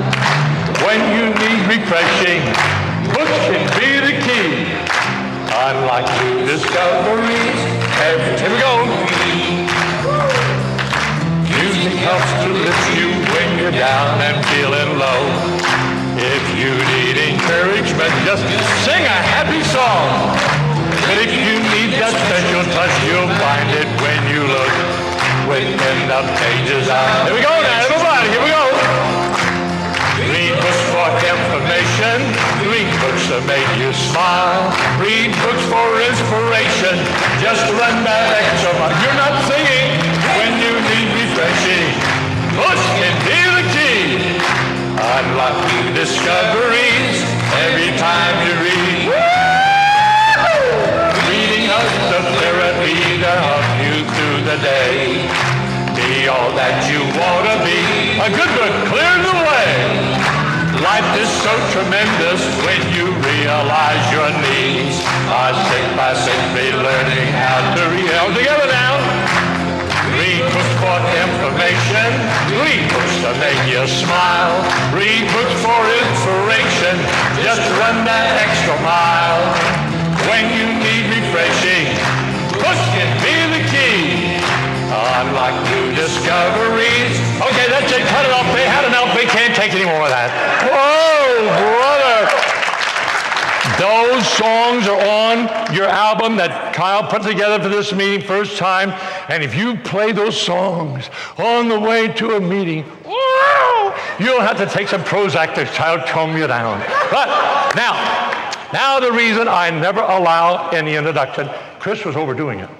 But I let him go on because out of courtesy, because he's such a wonderful man. But they never tell you the whole truth. They mentioned we have 6 children. True. May I tell you why? We only have 6. The reason we only have 6 children is my wife hates kids. And they tell you we have 7 grandchildren, but they never tell you they're all boys, except 5. And we have 2 great-grandsons. And in a few more months, Gloria and I will be married 57 years. Wait a minute! It hasn't been that good. Let me tell you how we did it. Back in 1948 when we got hitched, I made up my mind I'd never let her ruin the life of another man. And she decided she'd not let me ruin the life of another woman. But you can see I kid. All people know I kid, but I'm always serious. I am never kidding without being serious. So now I'll tell you how we really did it. I'll tell you how we did it. And you women, you're not going to like it. But what do I care? I don't get invited back anyhow. It was the grace of God in the book of Ephesians that taught me to teach Gloria to be totally submissive. I knew you wouldn't like it. And Gloria now is so submissive. She's here with me. She came to me this morning on her hands and knees. Said, Charles, come up from under that bed and fight like a man. And that's all right now, that's enough kidding. Now, my friend, you've heard more than enough great material. I want to put you in neutral now. I want you to just think a little bit with me about some material that I gave to myself. The one talk 5,000 times over the past 50 years, and the heart of it all is in that one of them they put together, decision making. You see, it doesn't matter how much knowledge you accumulate. It's all in vain if you're not doing the one thing that matters. The art of decision making is not to be read in a book. It's a fact of life. Now, have you noticed, I've been up here a few minutes, have you noticed how I breathe so naturally? Can you tell I'm breathing? No. You know why? I'm a natural breather. You say, I'm a natural breather too. Good. I'm glad you're a natural breather, because you know what? When you find somebody who makes a big deal out of breathing, they better see a doctor. When you find someone who makes a big deal out of making decisions, you better take some account. Because the way you make decisions has to someday be the way you breathe. It has to be coming sort of second nature. Now, you say, you know why, Charlie? That's my problem. I can't get started. They used to come to me, Charlie, when did you get started? And I think about it. Well, I never got started yet, but if I ever do, watch my smoke. Oh! You know, what do you mean you never got started? Well, I'll tell you why I never got started. I used to get started, and every time I got started, it's never going to go wrong, go right, and it would be a problem, and I'd start over again. I'd start over again and over again. And then finally I started learning, you don't get started because you're only going to get started over again. What you start learning to do is getting started every day. And I never had to start over again because I'm just getting started. You say, what's so profound about that? It's better than starting over again all your life. And now the problem with decision making is, your job is to make it. You say, well, I I'm not making any right decisions till I can make the right decision. If I can't make the right decision, I'll make no decisions. You may as well die now, my friend. Because, my friend, when you have all the wisdom in the world crammed into your head, you'll never have enough wisdom to make a right decision. You know why? God didn't make us to make right decisions. He made us to make decisions and invest our lives in making them right. I never made a right decision in my life, but nobody ever found out. My dear friend, right decision. The things that I thought were going to turn out wrong turn out right. The things I thought would turn out right turn out wrong. Life is paradoxes on top of paradoxes. When it comes to learning and living and being and achieving, you're on your own. And you make your decision. You get started day by day. And you don't make them right. You make them best you know how and make them right. And as you make them right, that's how you get made. Number two, make them yours. Make it yours. Is this the age of make it yours? No, this is the age of let's sleep on it. Let's go ahead and not do it. Let's talk it over. Talk it over. Famous last words. You know why most people want to talk things over with somebody? They want something to talk them out of it rather than into it. You say, don't you talk things over with your wife? I talk everything over with my wife after I've decided what we're going to do. And don't let a word of this get back to her. My dear friend, one of the greatest things you'll be learning in your life is never take advice. You know why? If you're going to fail your own way. When you make a decision, you make it yours. You know why? No one can grow for you. No man can grow for a woman. No woman can grow for a man. No parent can grow for a child. When you grow alone. Have you ever seen a monument in a park dedicated to a committee? My dear friends, talk things over with your wife. Pray with her, love her. Do all and when you talk to your friends, get counsel. But counsel, my friend, is different than advice. Counsel when you collect your facts and decide what you're going to do. Why? Because you're going to make lots of wrong decisions, but they only seem wrong. But when they're your decisions, you will make them right. Why the average person who listens to somebody can't wait to say, you talked me into it. I remember I'd have young men in my office years ago telling them about our opportunity, the freedom. All you do is lamp away to the bank. Here they'd be, oh. I said, well, sign your contract right here. I want to talk with my wife. Your wife? You know why God didn't make your wife a man? You don't need another husband. Listen, my friend, you need to be learning. A lot of women never grow because the husbands never let them grow, and a lot of men never grow because, my friend, you grow alone, whether you like it or not, because we're all alone, but we can be together, but we complement each other. We don't live for each other. And if you don't believe it, when one goes home, you'll find the woman who's learning to grow on her own will not panic like a woman who all her life is dependent upon someone to do everything for, and vice versa. When you make a decision, make it yours, and then third, when you make a decision, make it your decision, and then die by it, stick by it, live by it. Is this the age to stick by it? No. This is the age of the quitter. That's all I hear is, I quit. I'm gonna write a punk rock record. Oh, it'll be a big seller. It's just gonna be 2 words. I quit. Brother. I used to be afraid to go into my office in the morning for fear they'd be, hello, Charlie, we quit. I said, you can't quit. You never done anything yet. Brother, it's a disease. You say, how dare you joke about quitting? Did you not ever want to quit? Did I not ever want to quit? I've always wanted to quit. I used to want to quit in the morning. I want to quit at noon. I want to quit at night. Always. If your life was as lousy as mine, you would have quit. I used to be driving home at night thinking, there's the reason I ought to quit. There's another reason I ought to quit.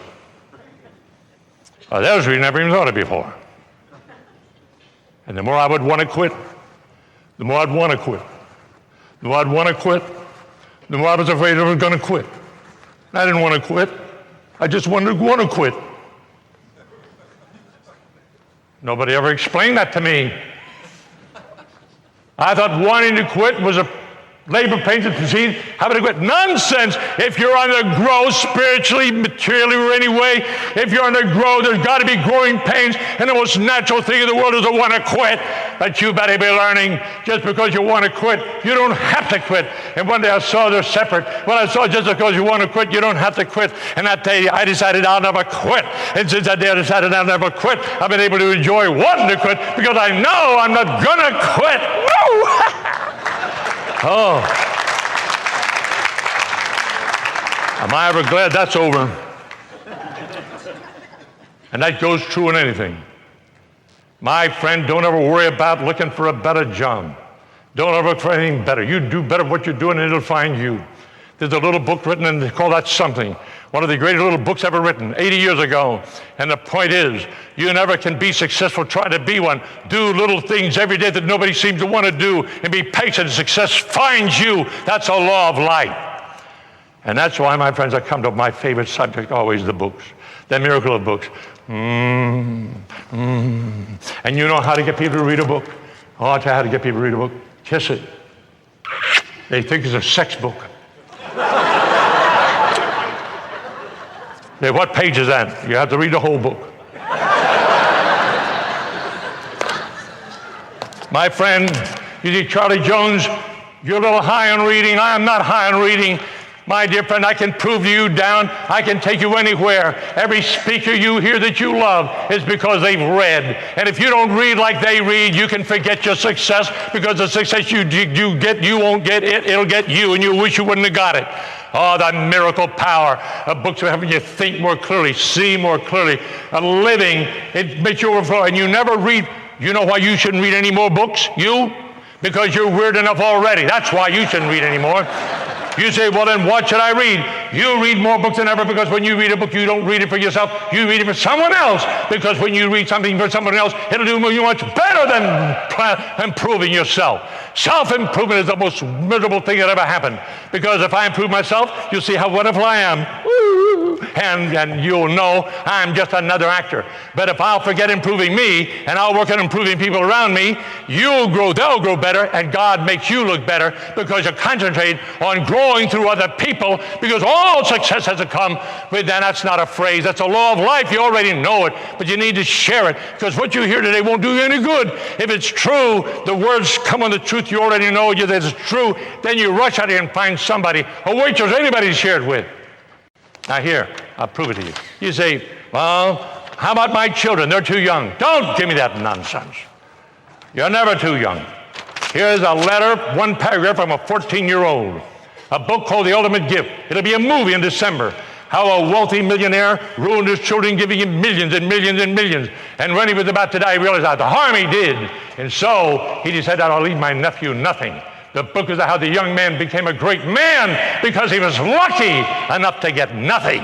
And here's a 14-year-old who read the story, The Ultimate Gift, about the kid who got nothing. Listen to the paragraph to the boss. Boss, when you gave me this book, I had no idea how much power you placed in my hands.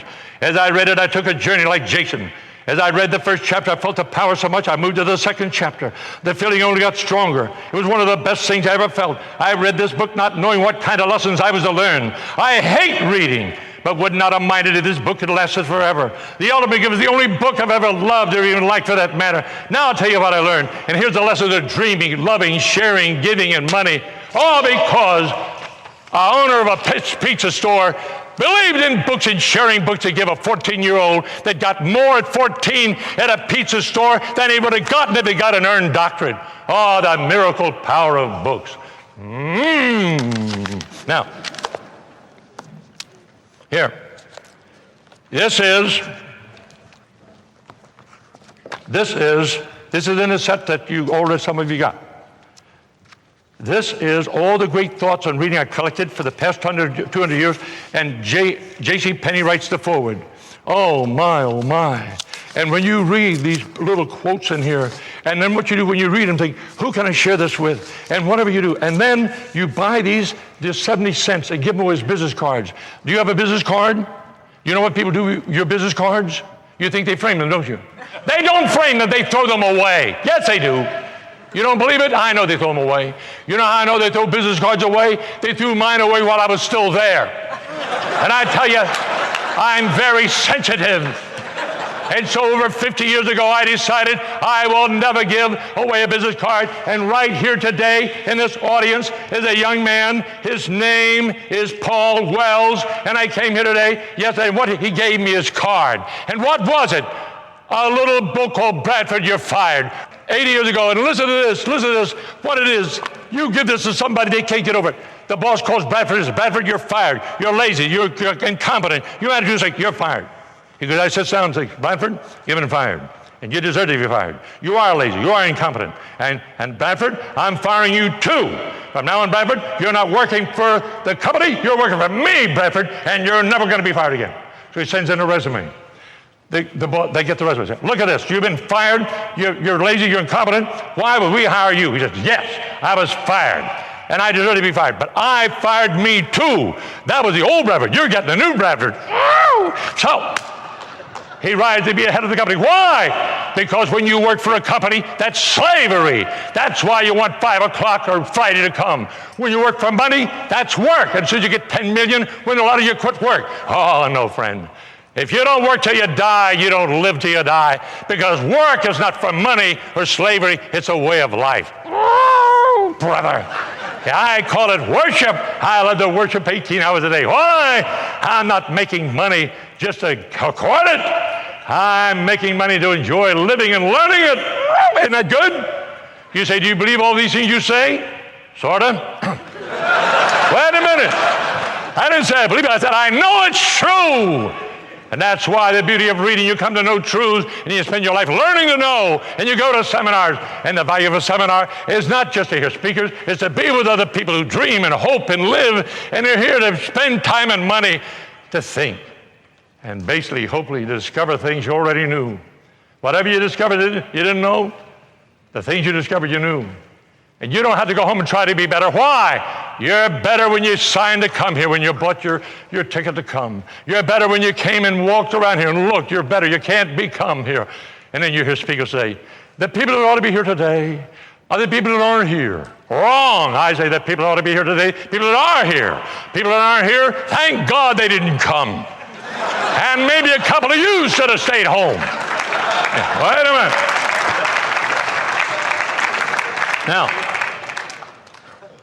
Now, books. Be learning. I told the young people the other day, memorize one verse a month, one scripture verse. That builds your confidence inward more than in the head. But memorize 5 new quotes a year. Now when people say, what do you think?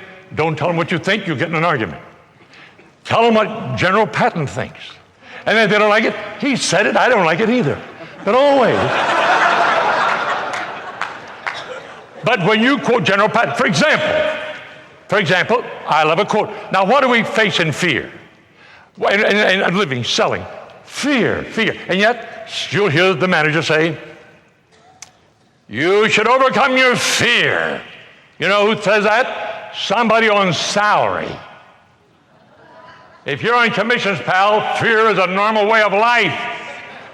And the more you fear, the better you prepare and think more clearly to make sure it's harder for them to say no.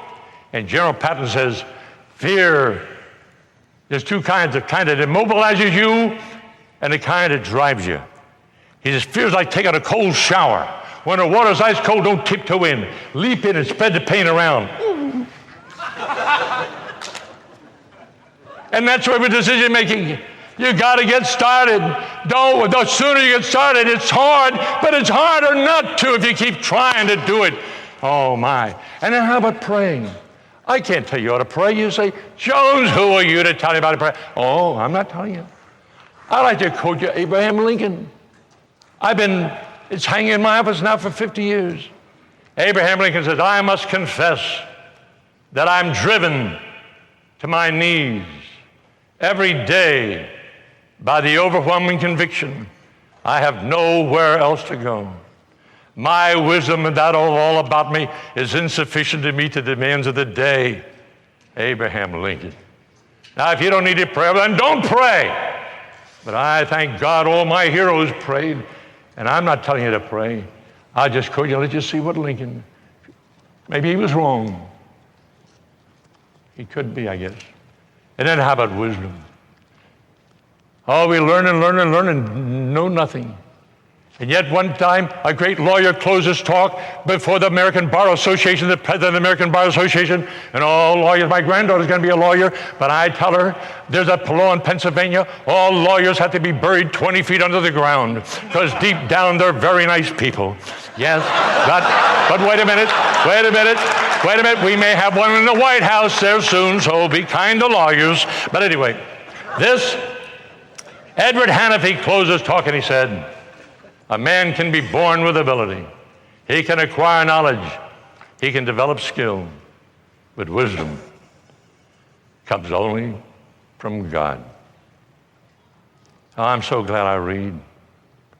I'm so grateful. I owe everything in my life for eternity to Jesus. Now I realize we're all different faiths, but we all have to believe what we believe. I always told my employees who didn't believe, don't you water down your beliefs for me. Don't expect me to water down mine for you. What are you if you're not anything?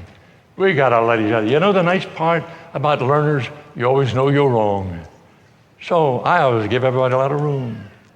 But I'm so glad that books, all my life in my marriage, all my life in my business, everybody got a book. Everybody I met got a book. And then best of all, I learned to read with my heart that I might help others. Because only as I help others does God seem to really help me inside out. Well, so I just had to mention a couple. And then I told you about Bradford, You're Fired. And we got to wrap up here in a minute. And you all know about Life is Tremendous. That book, many companies use that to give it away. And my book, like I said, it's not a great book, but I can only tell you if everybody in America would buy a copy of this book, it would mean an awful lot to me. But wait a minute, you're all going to be down someday. Don't laugh at me. Now, but may I tell you, I thank the Lord for Kyle Wilson because he's giving my book away with our CDs because it wasn't selling too good at the regular price. But anyway, don't worry. If you don't want it, don't buy it. It's okay. But here's the one. Before we have our song, here's the one. This is what I wrote in my letter. And by the way, this is on my website, so you don't have to buy it. These are the letters I wrote. These are letters that Zig Ziglar, John Maxwell all wrote to their children. And so some of you need to write a letter on your basic beliefs that someday your great-grandchildren and great-great-grand will read. And here's what I said to my grandson Sammy on Father's Day on the reading. Read. A proper diet is good for your body, and the best books are good for your mind. Your life will be determined by the people you associate with and the books you read. You'll come to love many people you'll meet in books. Read biographies, autobiographies, and histories. Books will provide many of the friends and mentors and role models and heroes you'll need in life. Biographies will help you see there's nothing can happen to you that wasn't experienced by many who use their failures, disappointments, and tragedies as stepping stones for a more tremendous life. Many of my best friends are people I've never met. Oswald Chambers, George Mueller, Charles Spurgeon, A.W. Tozer, Abraham Lincoln, Robert E. Lee, Francois Fenelon, Jean Guyon, and hundreds of others. Well, I hope you'll read together too. And this is my favorite book. There's a book here in Drudgery. Some of you go back. You know, from the platform we make it sound so exciting. But my friend, growing is not exciting. May I read you just one little paragraph of Oswald Chambers, which I've read and memorized for 45 years. Listen to this. Drudgery is one of the finest touchstones of character there is. Drudgery is the work that is very far from anything to do with the ideal. The utterly mean, grubby things, and when we come in contact with them, we know instantly whether or not we're real. And so, my friend, we're not made for the mountaintop. We got mountaintops. But the valleys is where you learn to keep on going. The commitment. And what does it take? Well, to me, it takes a constant reading. And I love Chambers. Here's what he says on November 5th. If you're going to be used by God, He will take you through many experiences. that are not meant for you personally at all. They're meant to make you useful in His hands, to help you understand what happens in the lives of others. What a book. I have them read me. Some of you read it to me during this meeting. I see lives changed by letting people read to me. So every morning my wife reads to me a little scripture and a little book. This book was written in 1917 at age 40. The author was 43 when he died. His wife wrote this after he died. His wife wrote after he died. And I tell my wife, honey, the world will never know how great a man I am. You haven't done one lousy word I've said. So I'm leaving her a lot of my cassettes, so listen to me when I'm dead. But now, my friend, I'm going to be around a little bit and give you all of you a hug. I hugged everybody, but remember, men, I do not like hugging men. Please do not come back the second time. And a lot of you women wonder why I don't hug women. I'll tell you why. Every time I hug my wife, we have a baby, and I'm not taking any chances on any of you. But anyway, I began the hugging thing years ago. I think it's ridiculous. I don't like to do it. But years ago, I got a letter that said, Mr. Jones, thank you for your hug. I'm 70 years old. You're the first person in my life who's ever embraced me. Thank you. I'd encourage you never to quit hugging. I know there may be other people like me who may die with one embrace. Well, I was never gifted like many of my speaker friends. I'm just an encourager who never gives up, and I wrote all the books. So I hope my being here and being a little bit of an encourager and kind of stimulating a little your hunger to read and making you think maybe there's a little sex in those books. You'll read, but don't read for yourself, read to share. And now, I'd like all of you to stand up, because the key to all I've said, decision making is okay, reading is okay. There's only one thing that you need to always learn to do. When you go to sleep at night, when you wake up in the morning, wake up saying, thank you, thank you, thank you, thank you. You say, what if it's a rotten day? You may as well thank God for rotten days. You may not be very thankful, you are. You say, oh, my days are filled with rotten days. It makes me appreciate a few good ones. But I'm not kidding. Because being thankful is what? Sometimes I'm thankful for God showing me how thankless I am. Because I am. But I'd rather have God show it to me than you tell it to me, because you're not God. So that's the beauty of thinking. So remember, be thanking everybody for coming. Thank Carl, thank the speakers. But now stand up by the way, if you have the cassette, you have a CD player, you can sing this on the way home. And I'll tell you, they think you're on drugs. Really, get ready. Now I'm going to be walking off the stage, but I want to go off with this in my ears. So if I have a heart attack going down, I'll think I'm in heaven. Here we go. Read books to make you smile. Read books for inspiration. Just run that extra mile. When you need refreshing, books can be the key. Unlock new discoveries every time you read. It's about time you started singing. Music helps to lift you when you're down and feeling low. If you need encouragement, just sing a happy song. If you need that special touch, you'll find it when you look within the pages of a precious book. Here we go now. Read books for information. Read books to make you smile. Read books for inspiration. Just run that extra mile. When you need refreshing, books can be the key. Unlock new discoveries every time you read. Help you through the day. Don't quit, don't quit. I'm on the way to heaven. Get up and start singing. And that's when you realize your needs are set by running out. How do you get it?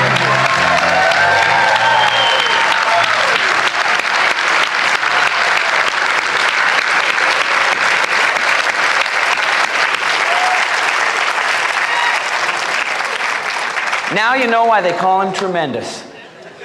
We were saying in the back, Jerry says there's 4 personality types. I said, I think there's 5. You got the 4 Jerry talked about, and there's Charlie Jones. Who else could get this crowd to do country music, right? Okay, we got a great program scheduled for right after the break. 15 minutes. We're going to start back here at 10:30, so do what you need to do, and we're going to get back to the Speakers Roundtable.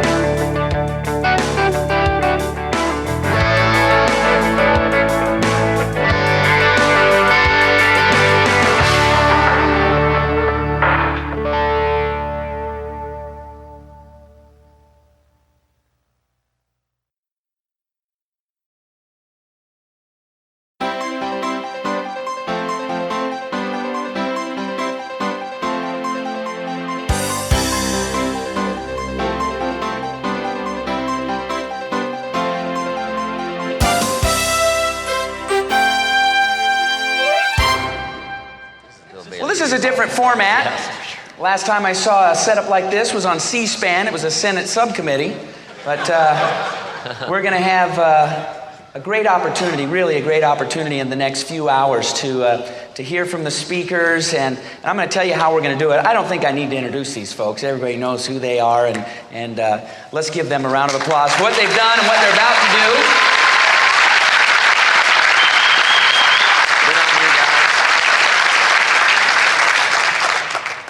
Okay, here's how this is going to work. I'm going to moderate, and we're going to ask questions of the panel. And then I'm going to ask questions of the panel, sort of pre-done questions, and we're going to let them go through as they see fit. Some of them may have the same answer. For example, one of the first questions we're going to ask them is, what one book really changed their life? And, as we move down the panel, somebody might have already said it, so they can say, well, mine is the same as Vic's or whatever like that. So we're going to process through them. And then what we'd like to do is we'd like to give the audience a chance to participate in that as well, because if you remember from the 2001 event, there was a mastermind part of the session where we heard not only from the speakers, but we also heard from the audience. Because, the people who are in this audience, you guys are great people who are pursuing success. You're learned people, you're reading, you're developing yourself, and so we want to mastermind together and learn from each other. To do that most effectively, we really need to kind of go on the honor system with each other, and that is that when we come up to the microphones, we answer the question and move along. Because if everybody were to take extra 15, 30 seconds and tell their story and that kind of thing, we would never be able to get through and to help each other out the best that we can. So I'll just kind of give you a tip what the first question is going to be. We're going to talk about books. And so you might be thinking, there's a book that I read and maybe somebody else hasn't heard about it. And you could come up to one of the two microphones and we'll process through the folks at the table. And then when they're done, I'll turn to the audience. And we have two microphones that you can go to. And please just fill in the line as going to the shortest one possible. We have one up front here, right at the front in the aisle. And then we have one right back there in the cross section between the tables and the chairs. And then again, you might just come up and say, here's the name of the book and the author. And what you can do is just begin to write down some of these things. And as people are bringing up answers, as the speakers are bringing up answers, you'll be able to say, oh, that one sounds really neat. Jot it down. You go home and buy the book, and you have another learning tool to be able to go through. So that's the way we're going to process that. Toward the tail end of the second, through the second section, we're going to take a break right at noon. At the end of that next section, we're going to most likely open it up to the audience for some questions. We just kind of got to see how we're getting through the questions that we're going through now. So, everybody good on how we're going to process? Good, excellent. This is going to be great. So, first question. What's one book that really changed your life, that was powerful in your life, made a difference in your life? And we'll just start at this end and move on through, and then maybe another time we'll start on that end and move on through. Charlie, can you name just one book that really changed your life? Well, naturally, our lives are changed almost daily when you read a book because you think. But I would have to say there were two books. One would be my sales career. In 1950, I read Frank Bedsher's How I Raised Myself in Failure to Success. Dale Carnegie said the greatest book ever written on selling. And it causes you to see your life, and you all identify with it if you're on commissions, and you'll learn to laugh at yourself and laugh at Frank Bettger. And so you'll read it and reread it, and you'll recommend it all your life. That had to be, and then, but as the business I mentioned already, My Utmost for His Highest is without a doubt the book that I've really read so much over the years, I've now memorized it without trying to memorize it. Charlie's great. You can actually start him at some point in My Utmost for His Highest, and he kicks right in and tells you what the rest of it says. Amazing. You know, my favorite books from a standpoint of a secular nature are the simple ones, like The Fish Philosophy and 1 Minute Manager and Who Moved My Cheese. They're easy to read, and I'm always reminded of something that I can do better when I look at those. But my all-time favorite, and the one that I've read and keep reading all the time, is the #1 bestseller, and that's the Bible. That's where the promises that I stand on are, and that's what keeps me going, overcoming obstacles and pushing forward to the great that God called us all to be. Oh, excuse me. Charlie thought of a third book. But Chris, I must add that naturally I would have said the Bible, except I do not consider the Bible a book. I consider it to be the Word of God, and no book is in that category.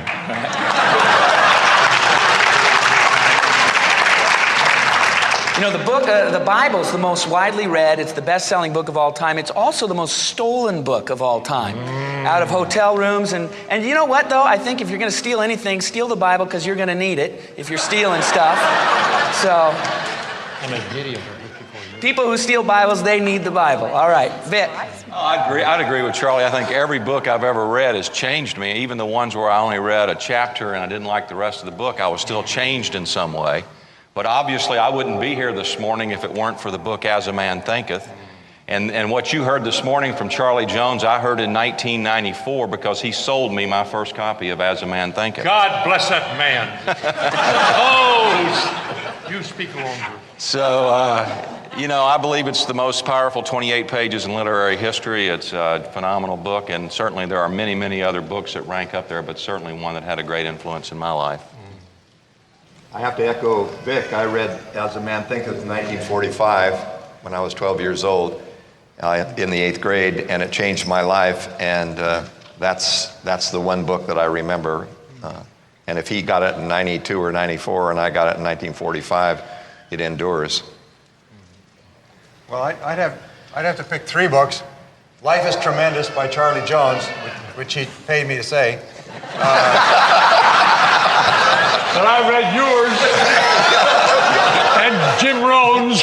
And Seeds of Greatness by Dennis Waitley, which he refuses to pay me to say. But he says it's available on Amazon and you can still get discounts from it. And then, of course, Seasons of a Man's Life by Jim Rohn, which was a great, and is a great book. Out of print. Is it out of print or still available? Still available. Still available. 3 great books. Great people. Well, I would have to say that the books that changed my life over the years, they rotate based on certain times of where you are in life. And so there's a multitude of books, but one that really pops out, of course, besides everyone's books up here, because those books definitely made a major difference, is a little book about 80 pages called The Game of Life and How to Play It. And that book was written by a lady back in 1927. And it's an absolute powerful little gem of a book. It just transformed my whole thinking. It's by Florence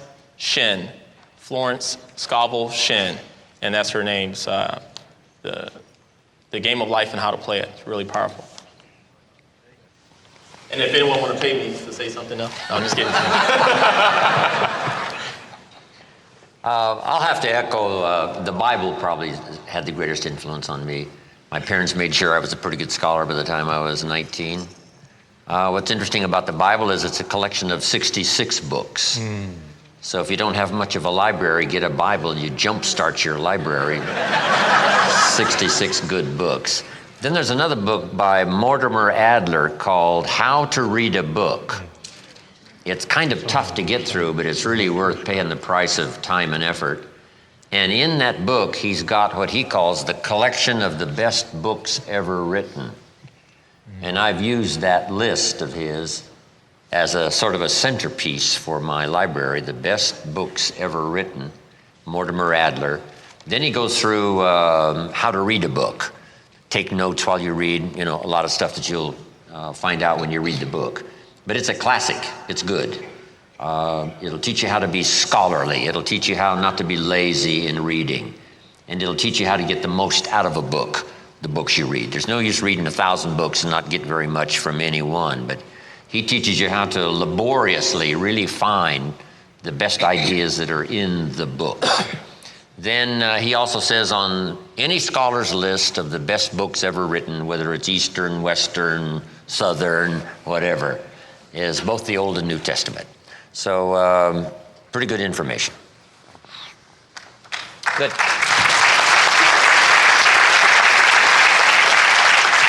As I tell you my book, I'm going to invite you, if you'd like to come. We're going to begin our mastermind session where you're going to come up and you might tell us a book. If it's already been mentioned, then of course you want to stay where you're at. If someone in line ahead of you mentions it, then you're going to want to go back and sit back down. We're going to process through this. We're going to generate for you a great opportunity to have lots of books to go home and buy. So I'm going to tell you about my book, and half of it is because it's my favorite book and the most significant in my life, and the other one is because I just want to hear Charlie squeal again.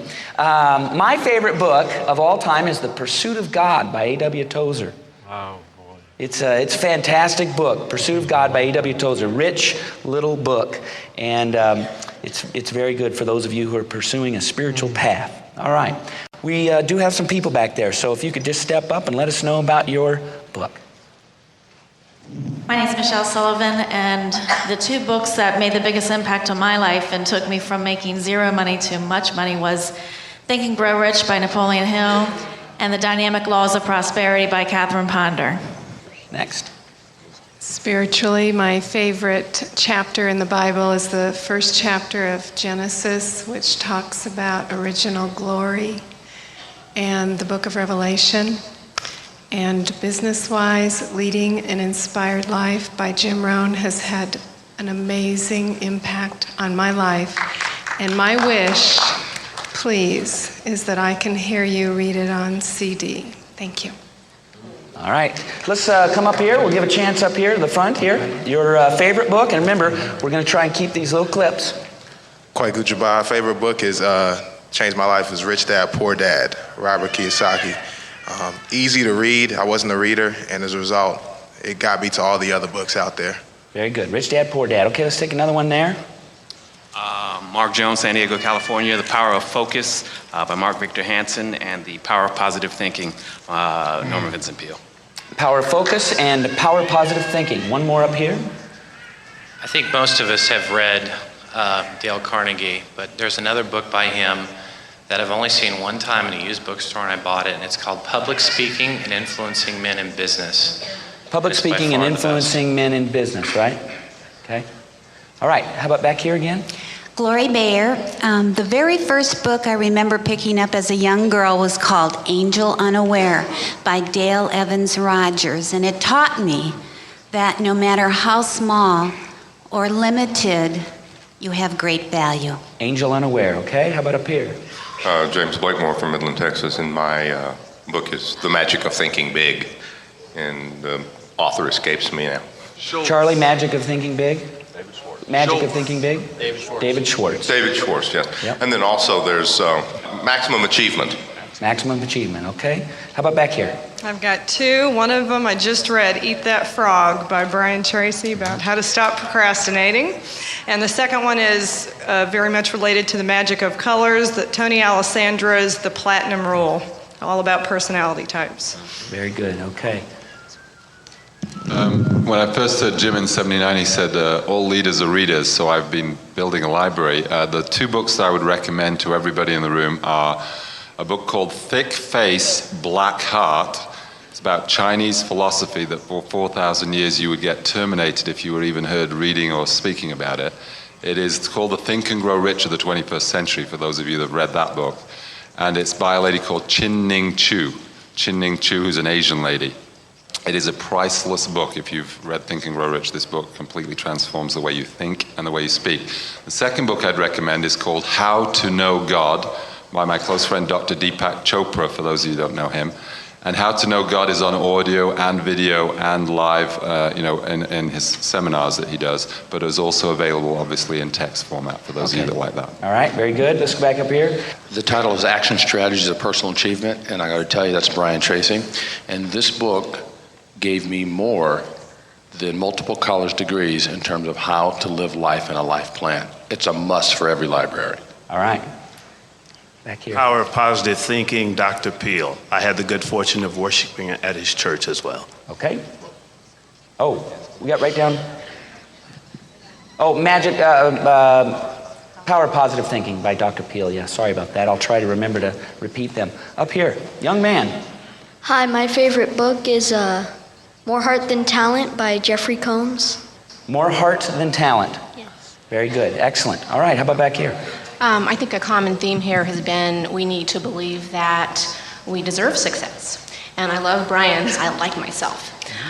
But for some of us, it's more than that. So a great book for me was Healing the Shame That Binds You, and that's John Bradshaw. Healing the Shame That Binds You. Very good, okay. The Richest Man in Babylon, George Clason. Yep, very good. Richest Man in Babylon. Back here. Conversations with Millionaires by Mike Littman, and also Autobiography of Booker T. Washington. Okay, Autobiography of Booker T. Washington and Conversations with Millionaires by Mike Littman. We'll stay back here.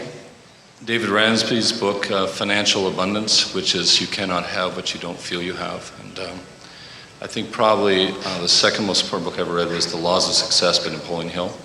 I bought them for $2 in a thrift store, all the original hardcover editions. And I'm not a reader, so I'd like to pay one thing.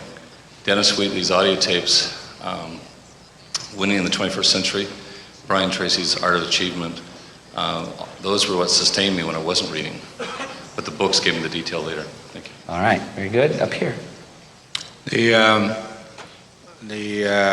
two books that have had a big influence on me and my work is The Greatest Statesman That Ever Lived by Og Mandino and Attitude 101 by Brian Tracy. Okay, let's stay up here one more time. Okay. Yep. How to Win Friends and Influence People by Napoleon Hill. Okay, next, back here. Yeah, that's the book I was going to suggest, and I took the class, and class teacher shows how the small things in the life, how to say hello, how to say a few good words to encourage your subordinate. This is the class I took, very useful. Okay, very good. Up here. The Prayer of Jabez. Bruce Wilkerson? Wilkerson's last name. The Prayer of Jabez. Yeah, easy, quick little easy read, and that tell you to dream big dreams, right? Science of Being and Art of Living by Maharishi Mahesh Yogi. Okay. I'm in a cold calling business. My favorite book is the phone book.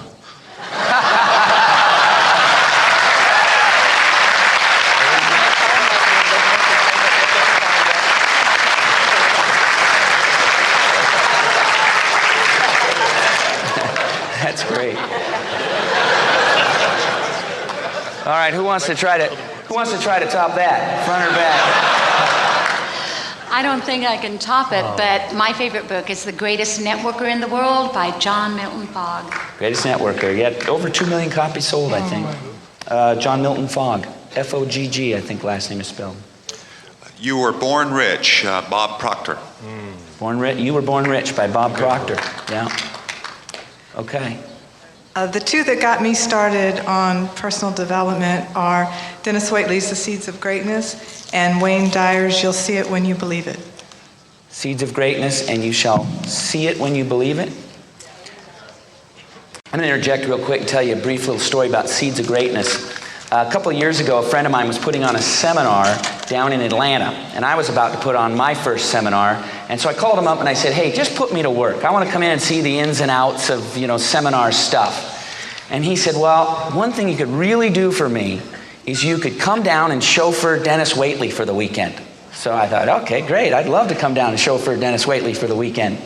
So we were in our place down in Florida, and my family was, and so my son and I, he was I must have been 12 years old at the time, 11 or 12 years old. So we took the weekend and we came up and we were chauffeuring Dennis around. And prior to going, I made my son read Seeds of Greatness. And he loved it. And we got in the car, and every time we get in the car, my son would start asking Dennis questions. And I'm saying, Mr. Whately's a very important man, and, we need to get him places. He's on a tight schedule, and, you need to cut the questions a little shorter here. And but one of the things that really impressed me about Dennis, it was the first time I'd ever met him, was a time that he took to talk to my son. One time I very specifically remember we had pulled up, we were a little late, the guy came and opened the door, and my son had just asked him a question. Bad timing too on the questions, it's always right as you're about to get somewhere. But Dennis just took the time to sit there and explain the answer to my son. And so all of these folks up here are just terrific people, and the work that they're doing, it's not just stuff that you get up in front and you say, it's things that they live, and things that demonstrates the kind of people that they are, and the wisdom that you get from the books that they write is stuff that comes from the riches of their own life. And so everybody, a lot of people have been saying Seeds of Greatness, and that's my story on Seeds of Greatness. I made my son read that at age 12. So, okay, up front here. Hi, I'm Sandra Espinosa, and I'm reading The Game. And basically, they tell you how to win your life in 90 days. And it's not just about reading, but also practicing of what you're reading. Excellent book by Serrano Kelly.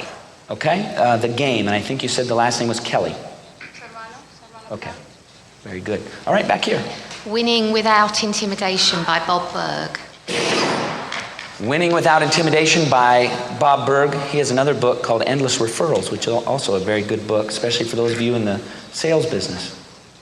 Atlas Shrugged and the Fountainhead by Ayn Rand. Atlas Shrugged, yeah. Any of you, I'm sure some of you have read Atlas Shrugged. Any of you have anything you want to say about Atlas Shrugged? I hear a lot of people talk about Atlas Shrugged. Dennis, looks like you have something. Who is John Galt? Yeah, who is John Galt? Okay. You have to read Atlas Shrugged to find out. Okay, all right. Anybody else? All right, let's go back to our microphones. It's a must read. Man's Search for Meaning by Viktor Frankl, and The Power of Intention by Wayne Dyer. Power of Potential by Wayne Dyer. Man's Search for Meaning by Viktor Frankl, a concentration camp survivor. Excellent book, has had a profound effect on many people. For helping us to build and understand relationships, The Safest Place on Earth by Dr. Larry Crabb. Safest Place on Earth, Larry Crabb. Very small, very quick read is The 7 Spiritual Laws of Success by Deepak Chopra. 7 Laws of Spiritual Success. Up here again. Acres of Diamond by Russell Conwell. Acres of Diamonds. You guys mentioned the dictionary for comprehension. Another one that helps is The Complete Works of William Shakespeare. Complete Works of William Shakespeare. Coming from a teenager, right? Very good. Okay. Today, God is First, 365 Meditations on the Principles of Christ in the Workplace, Oz Hillerman. Okay, up here. Okay, how to build a multi-level machine about Randy Gates is good for network marketers. How to Build a Multi-Level Machine, for those of you who are in network marketing, by Randy Gage. I don't know if any of you guys are as disorganized sometimes and overwhelmed as I am, but I have trouble implementing all the great books that I read, and I found a book that really unlocked that for me called Getting Things Done by a guy named David Allen from Ojai, California, and he's really got a methodology for implementing things, moving papers off your desk, finding out what's important, getting things done by David Allen. Getting Things Done by David Allen. Okay, let's go back here again. There was a book that helped me focus more on enjoying the moment and the journey that we're all on instead of worrying about the future or the past, and that was The Power of Now by Eckhart Tolle, T-O-L-L-E. Okay, T-O-L-L-E, The Power of Now. Is that what you said? Power of Now. Psycho-Cybernetics by Dr. Maxwell Maltz is an impressive book to me, and See You at the Top by Zig Ziglar. Business School by Kiyosaki. Okay, Business School by Kiyosaki. Current reading, Beyond Your Best. It's by Bruce Nichol. It talks about the power of a team and integrity and trust. Beyond your best. Beyond your best. What you can do beyond your best by working as a group. Okay, great. Thank you. I'd say 7 Habits of Highly Effective People. Probably the best book I've read. So. Yep. I was wondering how long it would take to get that one out. The The Power of Focus by Les Hewitt, and A Path with Heart by Jack Kornfield. Okay, we're going to take 2 more here. In the Name of Jesus by Henry Nouwen, who is a Catholic priest who went from teaching at Harvard to serving a community of handicapped people in Canada, and he shares some very insightful points on leadership. Yeah, Henry Nouwen's a very deep thinker, great guy. A book called Lincoln on Leadership. I forget who it's by, but it dissects Lincoln's leadership skills and how he did things. Lincoln on Leadership, okay. All right, so we're going to tie this up and we're going to move back to the panel. Thank yourselves for all the good stuff. We got plenty of books now to read.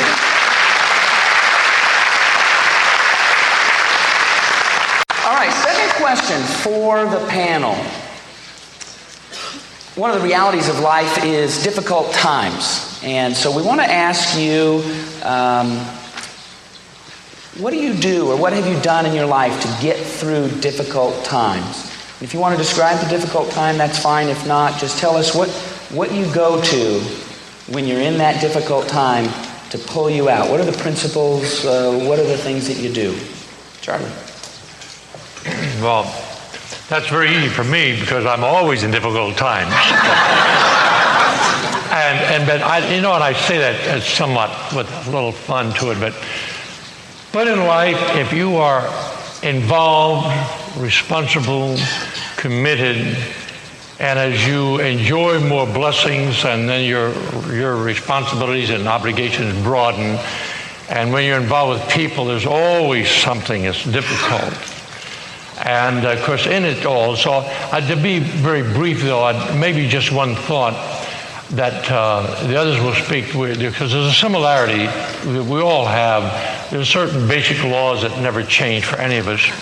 But perhaps when I went through my deepest and longest periods of trials, I think music was one of the great discoveries of my life, because when you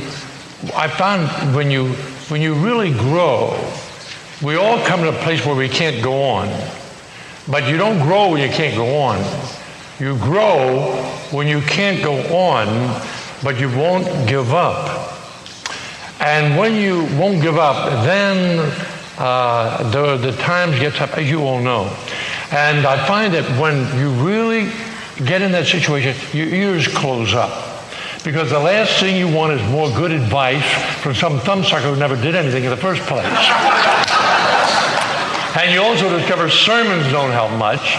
And sometimes you're so troubled you can't think straight to read. And so that's why I've discovered the beauty of music. Because music is the only thing God made that bypasses the ear and goes to the heart and sustains you. So when I'm really tired, I put on John Philip Sousa. When I'm dead tired, I put on bagpipes. Oh, there'll be bagpipes in heaven. You know how I know? My mother-in-law hates bagpipes. But seriously though, sometimes you can't play music, but I really believe music in your car, music in your meetings, music in your soul. And sometimes at night when you're really troubled, I think old hymns in my mind, like Great Is Thy Faithfulness, or Love Lifted Me. But I find music, that would be my contribution when you're down. Sometimes you grow more of being down, and music will sustain you when there don't seem to be any answers. That's excellent. Excellent. Okay, Donna. I think there are different degrees, definitely different degrees of difficulty. And I agree with Charlie that we all go through some stuff every day, all the time, and then sometimes the stuff is tougher. And when the degree of difficulty isn't so tough and it's just stress, the common stress that you're dealing with, I have to obviously say that it's a good workout. And not just go work out when you get stressed, but make it a regular part of your life, because that produces endorphin in your brain and a feeling of well-being comes over you and you can get focused. And I tell people all the time, I don't work out to keep my body in shape. That's just a perk. I work out because it makes me focused. It keeps my time more organized. It clears my head. It lets me think. It gets me in tune to what needs to be done done. So when the degree of difficulty isn't that tough, there's no doubt when we went through the cancers and when I've been through things with my kids or my businesses, I can tell when I'm working out when I'm not, because that's what gets me focused and clears my head. Now, for the degrees of difficulty that are pretty intense, I rely on things that my mother taught me, and one of those things is, this too shall pass. There's one thing you can count on in life, and that's change. This will not stay the same. And I could get past things, and what caused her to believe that, which is what gets me through all difficulty, is there's a difference between believing in God and believing God. And I believe him. I believe those promises. I believe that I can trust him with all my heart and not have to figure it out on my own. I believe that. There's a difference between having faith in God and trusting God. And I choose to trust, and that gets me through the stuff. All right, Nick. Very good. Well, I think probably a lot of times the difficulties in my life were really a manifestation of the problems that were going on the inside. We spend a lot of time sometimes trying to fix the outside, and we don't fix the inside, at least been in my case. So I think now I've learned this, try to remind myself of this. I forget to, I stumble, I struggle, I cry, I have problems every day right on. I have to remember to go back to the basics, and the basics are inside. I got to go back and remember to get in touch with the person that created me. Because it's the simple things, it's the basic things, it's the collective wisdom. You got 160 years with 4 guys up here of wisdom that is several thousand years old. It never changes. And all we have to do is go back inside, get in touch with what the truth is. That's one aspect of looking at it. The other aspect of looking at it is perhaps it's a lesson. You know, I find it interesting that when I was a younger man, I made a lot of mistakes in business that cost me a lot of money. And then 10 years later, I had companies paying me a lot of money for the mistakes I made because I was able to keep them from making those very same mistakes. You may have a struggle in your life today that is simply a lesson. Once you learn that lesson, you will move on. Go ahead and learn it. Quit fighting it. Because as soon as you learn that one, the next lesson will be presented to you. And that's what we are. We pass through lessons. There are no mistakes in life, only lessons. So is it something you can control by going inside and changing the cause, as Brian talked about, and Dennis both talked about, cause and effect. Go inside and change the cause, and if you do, generally the effect will change. Earl Nightingale and I went to the Barrier Reef in Australia and noticed that the coral only lives on the ocean side of the reef, but not in the lagoon. Where things are safe and secure, the coral has no reason to live and dies quickly and easily, piled upon itself like condominiums in South Florida. But on the ocean side of the reef, where the predators are, where the waves are, where it's difficult and challenging, the coral flourishes like colors of the rainbow. So you'll find that problems are normal. I look at misery as manure and failure as fertilizer. And I've got a lot of bags of Vigoro around my house because I've had so many failures. What I do, in addition to praying more clearly, more emotionally and loudly, is I get out of myself and get into other people's problems, which are much greater than mine. So I go to the burn ward of a hospital. I go to a leukemia ward of a children's hospital. I go to an Alzheimer's senior's place, and I try to help people who are so much more in difficulty than I am that I forget what was bothering me at the time by getting out of me and into them. And it's difficult to be depressed and active at the same time, so I stop stewing and start doing, and I find that what worried me is no longer a problem.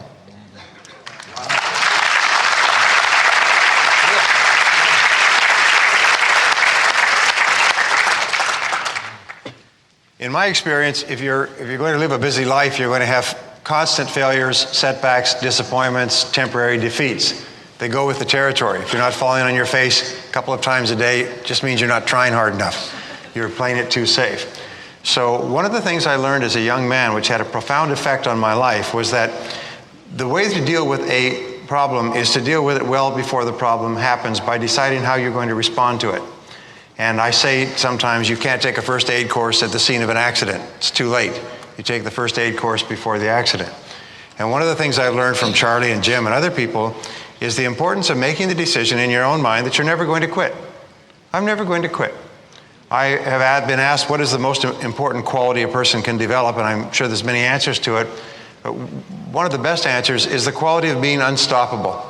Just say to yourself, I'm never going to quit. I'm going to have ups and downs and setbacks and disappointments. And as Charlie says, I'm going to think about quitting and talk about quitting and feel about quitting, but I'm not going to quit. And if you make that decision in advance, you've now closed that mental door. So then when you have a problem, you say, all right, what's the solution? Instead of doing what average mediocre people do, is they seek who's to blame, and they lash out at the world, and they feel sorry for themselves, and just instead focus on the solution. What's the solution? What can I do now? What action can I take now? So what I do, 3 things that have been very helpful to me, which I pass on to you. Number 1 is I do spiritual reading every morning for 30 or 60 minutes. Whatever your spiritual leaning is, there's so much wonderful material out there. I've gotten lots from Charlie and others. But do spiritual reading. What it does is it lowers your flash point. So it's very hard for things to get you riled up or excited, for you to get emotional if you have a lower flash point. So read spiritually, and what it does is it calms you. It fills your mind with what Jim calls mental nutrition. Feeds your mind with rich thoughts that stabilize you. The second thing I do is I walk. And walking is a form of mobile meditation.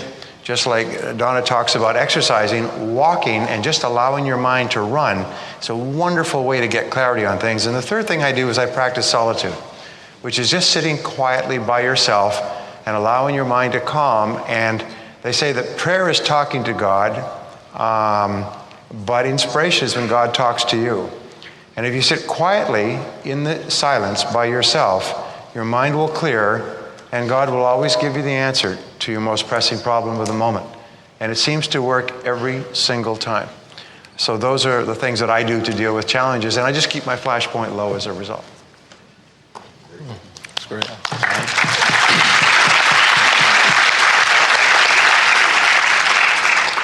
Well, the thing I did that really made a major difference is really the resources available from the people on this table right now. I remember Brian Tracy reading his material, listening to his tapes, and I remember him talking about some of these keys as far as being optimistic, looking at the lessons that are in each of the challenges that takes place, and just these type of things, these mental things, these mental tools. So Jim Rohn, I remember he was talking about how when you're going through challenges, you can borrow from the future, and that will drive you to be more compelling, to take more empowered actions today.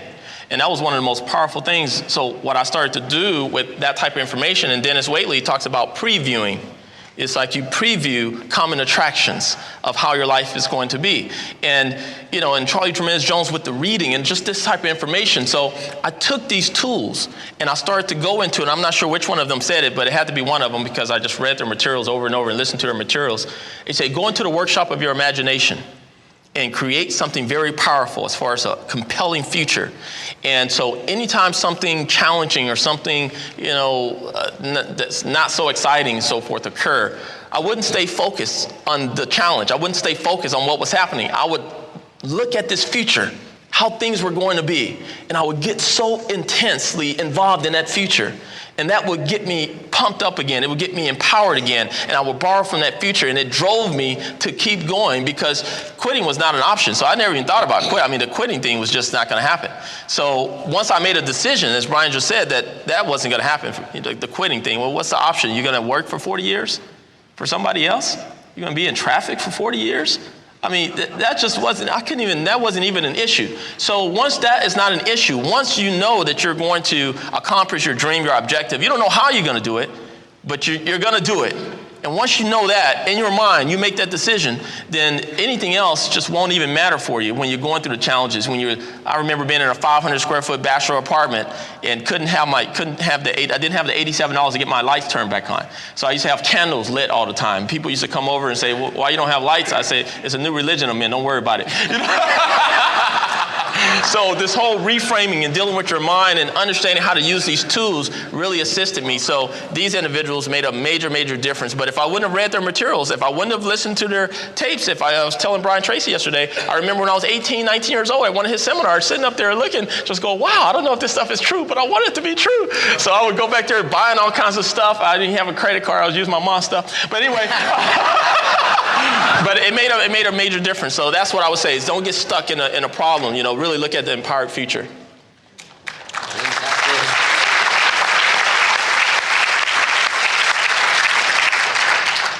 Fantastic. Just 2 or 3 things. One is the wise counsel of good friends. The greatest support system in the world is those close, intimate friends. I've got about 4 or 5. You don't have 400 or 500 or 4,000 or 5,000. You got about 4 or 5 where you can really intimately talk things over. And friends who won't just flatter you, but will tell you the truth. They'll level with you, especially if you invite them to do so. This is the time I need, some real wise counsel. That has seen me through. Then I think what's mentioned here in another form is if you figure out ways to help other people pay their bills, yours get paid. If you figure out a way to help other people get well, you get well. If you help inspire someone, you become inspired. Just, change your focus from yourself and where you are and the difficulty you find yourself in, and see if you can't, go to work a little extra, helping people raise from where they are to where they want to be. Be a bridge to help them go from doubt to faith, and from skepticism to confidence, and from illness to health, and from being broke to being rich. There's no better inspiration than being able to help someone and then later your name appears in their testimonial. And you can do that every day. Go rescue somebody from oblivion. Go say a word of confidence and peace to somebody that's having more trouble than you're having. That does it.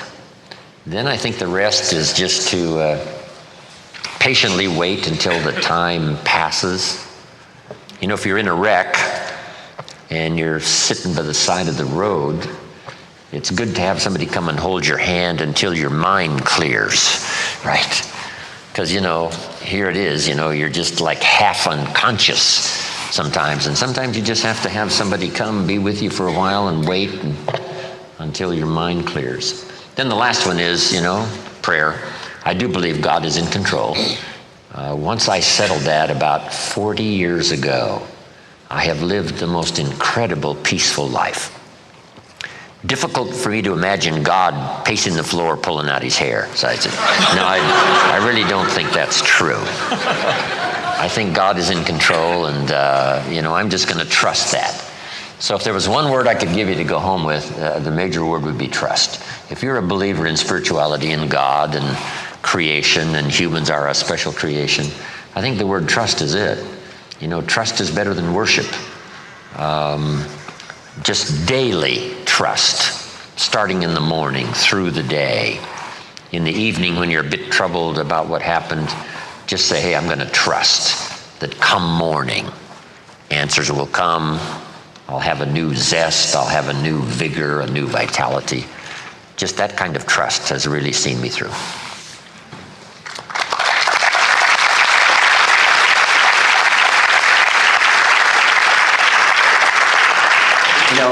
On the topic of trust, Jim and Kyle and I had dinner together in Minneapolis about a month ago, and Jim said something that I've told more people in the last month about trust. He said, so many times we say we trust God, but then we're always going back to him and asking him the same, we do this, and he says, sometimes I think God's up there going, you again?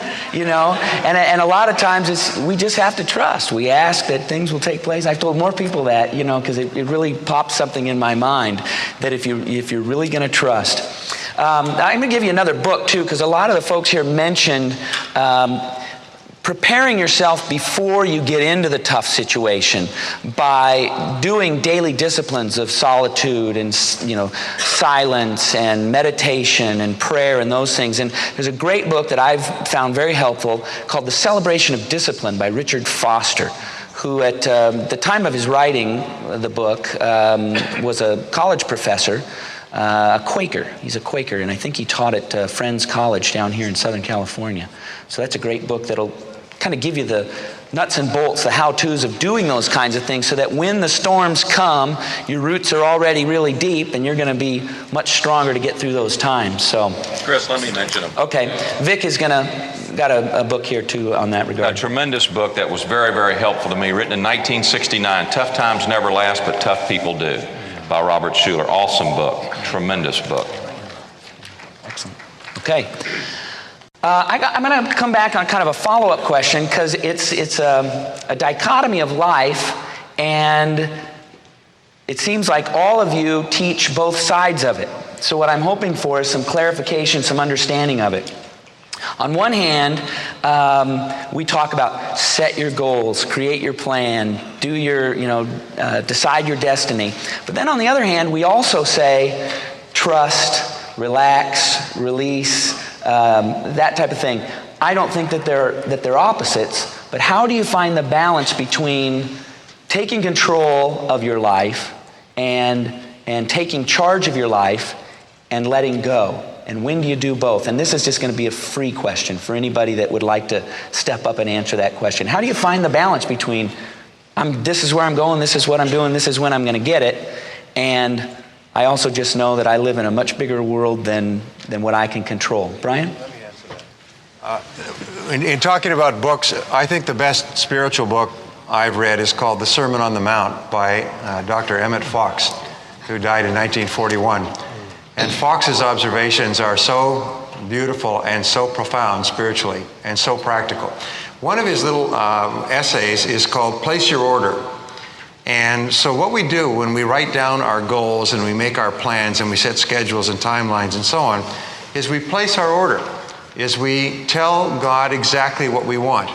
We go through the discipline of thinking through what we want. And it's an interesting discovery, but you really do not know something that you cannot explain in words and articulate on paper.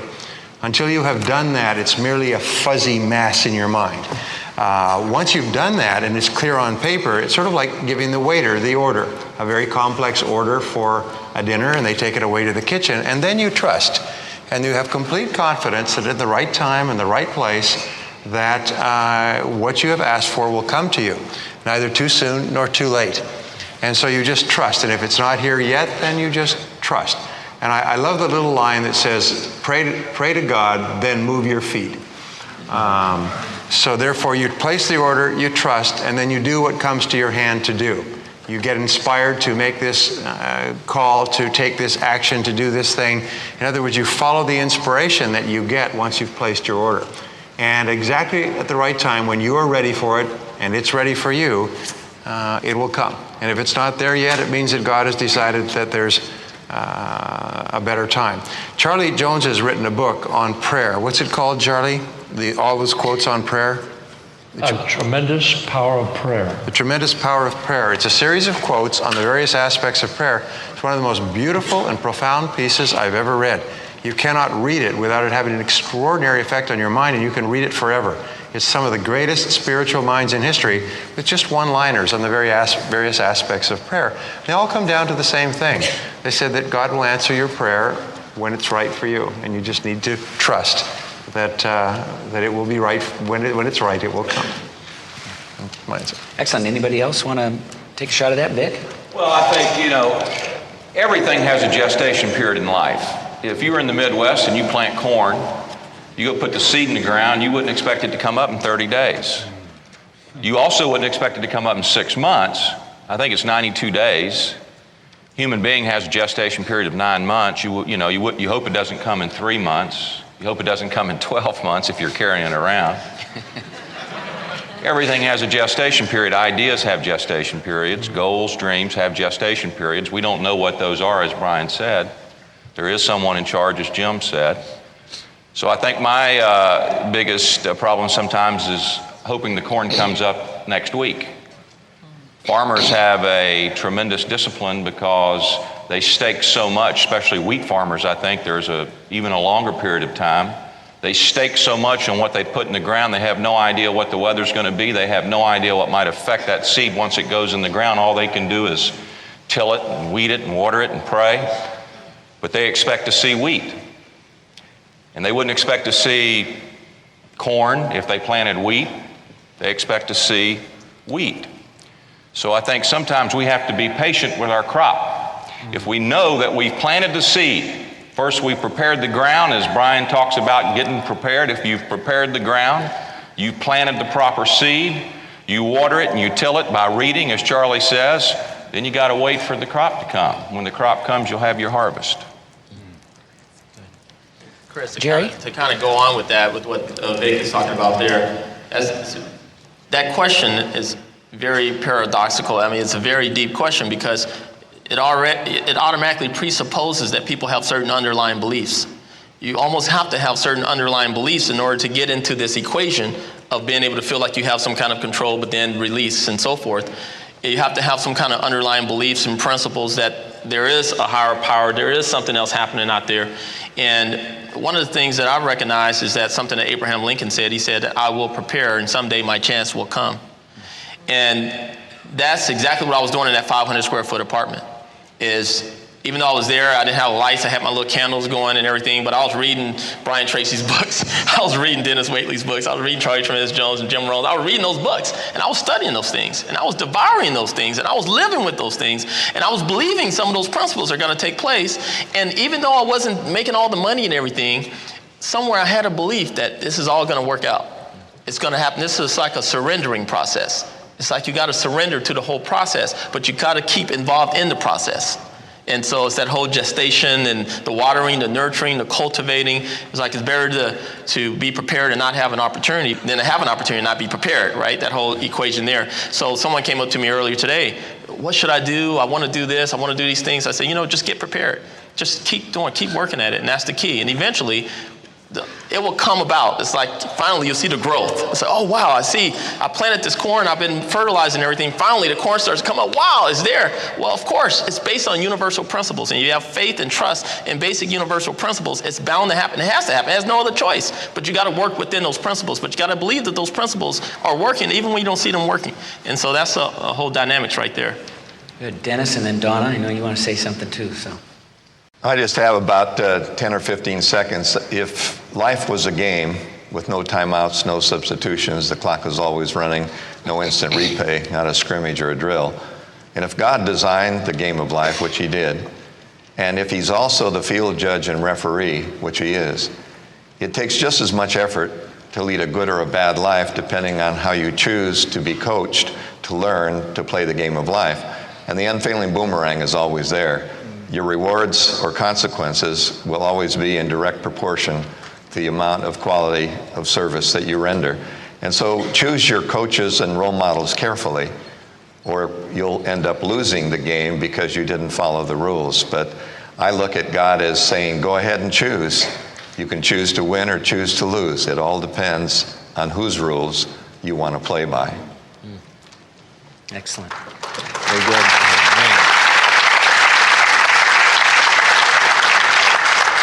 Donna. I think that what I have to share really just comes right off of what Jerry and Dennis have just said, because I think the balance comes from motive. I think motive matters just about more than anything. I mean, the cliche is very true that if we aim at nothing, we will hit it every single time. So you have to have those goals. You have to have those dreams. You have to have those things out in front of you. And I have been at the place in my life where, according to the world's standards or monetary standards, perhaps I had arrived. And there's a lot of stress involved in business, And I thought, well, maybe I just won't do this anymore. Maybe I just won't. I'll just stop and I'll just be at home and enjoy life and just not do anything anymore. And I can't do that because you move backwards. You think you're just stopping and maintaining. But if you don't have those goals, you're actually moving backwards, because all of life is moving forward. So if all of life is moving forward, I would then, in essence, truly be moving backward, because it would all be passing me by. So we have to have the goals, but then we have to have the wisdom and the discernment that if things aren't taking place according to that goal, then I need to look at it and say, well, why not? Maybe it's just not meant to be. Maybe it's not God's timing. Maybe I haven't done the work I need to do. And wisdom and discernment have to kick in, and I have to kind of go through a funnel effect of figuring it out so that I know if I've done my part and I've held my responsibility, or if it's just something, again, that has to be trusted. And motive is really what it comes down to. You know, I know that there's a lot of discrepancy now over that golden rule. Do unto others as you would have them do unto you. And sometimes it's said that that's not always true. Many times in step families, that isn't always true. I have 3 daughters that I inherited through marriage, and I've learned that if I treat them the way I want to be treated, it's not always perfect because it's different maybe than the way they want to be treated. But you know, it really is still true that if we do unto others the way we would have them do unto us, the good stuff, the positive stuff, the great stuff, the happy stuff, then it all comes back to you. And I think that motive is, why do I want the goal? If I want it because, in my personal opinion, it's going to glorify God and it's going to bring me to be all that He's called me to be, that's the right motive. If it's a selfish motive, because doggone it, it's just something I want, then that's different. And you have to have that balance. You have to have that wisdom and that discernment in checking your motive. Charlie? Well, I had naturally come last because in my 76 years I've been trying to find some balance and I haven't found it.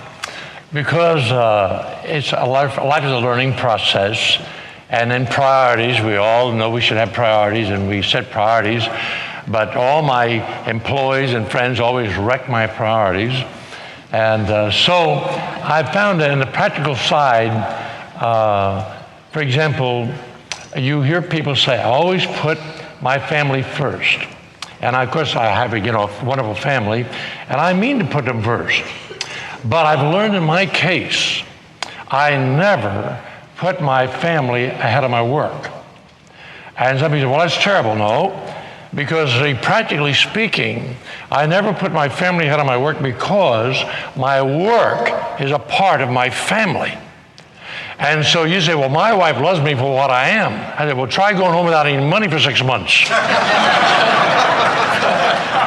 You'll find out you can't buy love, but you better make sure your balance is in favor of your work, because it's your life. Just like the analogy I use, when your wife has a baby, she doesn't put the baby first, but you better learn for the next 18 years the children come ahead of you. Now, you don't complain that she doesn't love you anymore. You just know that the child has priority. And that's the same way with a man's work. And so I think that sometimes people don't always understand. And then, of course, I always am amused being a Christian when people tell me that I always put God first. I say, well, that's a little hypocritical to me, because you can't put God first. He already is first. And when you realize He is first, you will realize He's usually way down the line in your life. And it humbles you. So I think that, again, it's reading, thinking, working, sharing, unlearning, and you leave the balance to God, but do all you can, leave the rest with Him. You know, one of the things that I found in this whole placing goals, but also trusting, is how many times in hindsight I am so happy I did not get what I wanted. I mean, really, you kind of go back and you go, I'm so glad that I trusted that things were going to turn out for the best, because I look back on it and go, man, I'm glad I didn't get that, because that would have taken me this direction, and I would have been way away from the really great direction and the great place that I'm already in. And so, you know, I've learned to whine a lot less. You know, why is this happening? Why am I, at this place or whatever? So, good. Those are good questions. Let's thank the panel for that.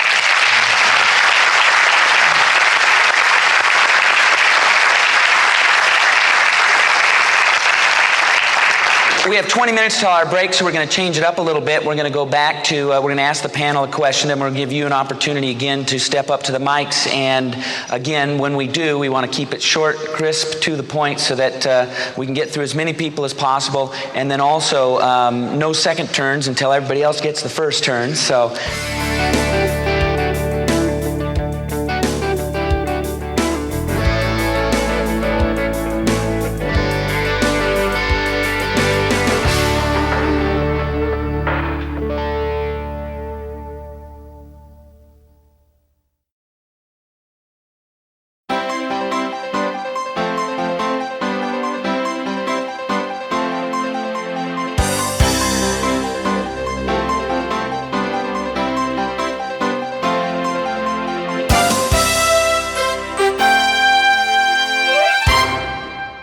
Here's the question, a very practical, pragmatic question for us, because we're all successful people. We're all moving toward that direction. We're all very busy. We've got businesses and those kinds of things. What is one of your best time management tips? How do you make sure you're getting the things done that you need to get done? What's a lesson that you've learned in your life to make sure that you are managing your time properly? Just a tip or a thought or piece of advice, and when we move through the panel, then we'll open it up to the microphones as well. And we'll start down at the other end this time. And Jim, you want to start us off? Well, I think I gave a pretty good answer earlier in the session here this weekend. Don't start the day until you have it finished. If you get good at that, it's really helpful. It doesn't mean you have every minute planned, but a good outline of what the day is going to be like. Then the next is don't start the week until you have it finished, which is a little tougher job. See if you can't outline best you can. Because I mentioned, right, it's like building a house. You wouldn't start the house until you had it finished. If you're laying bricks and somebody says, "What are you building?" you say, "I don't know." See, they take you away, right? So, and then don't start the month till you have it finished. This is a little bigger challenge. The real big one is don't start the year. Outline what you're going to do to the best of your ability. You know, saving room for improvising, saving room for, unexpected challenges, of course. But if you wake up in the morning and say, "Let's see, what should I do today?" It's too late. So that's one of my best tips. One of the things that I learned was reading one of Napoleon Hill's books. He talks about a story of management consulting coming into to this company, and they want to be more productive. And he basically says, write down the top things for you to get accomplished, and then the very next day start off with number one and don't go to number two until you finish with number one. And that right there is a pretty powerful tip. You find yourself getting more done by focusing on the high priority items, and don't move to the next item until you get that one done. Then what you would have done by messing around with all these little items, doing a little bit of all of them, then you pretty much don't never finish anything. So that's one thing that I've picked up. Yeah, and I agree with that. My book recommendation, Eat That Frog, it basically says that if the first thing you do in the morning is you eat a live frog, you'll have the satisfaction of knowing it's probably the worst thing that's going to happen to you all day long. And your live frog is your most important task. And there's two corollaries to that. The first is that if you have two frogs to eat the ugliest one first. And the second corollary is if you have to eat a frog at all, it doesn't pay to sit and look at it for too long.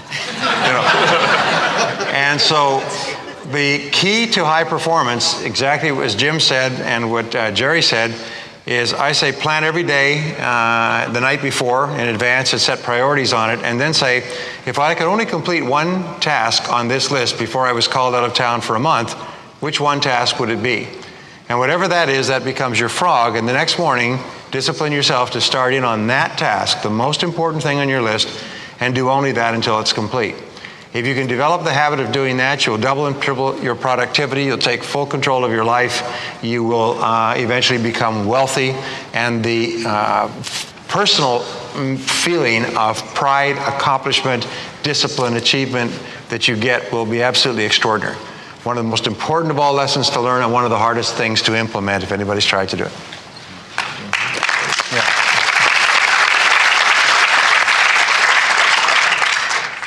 Stop watching in prime time. Stop watching in prime time.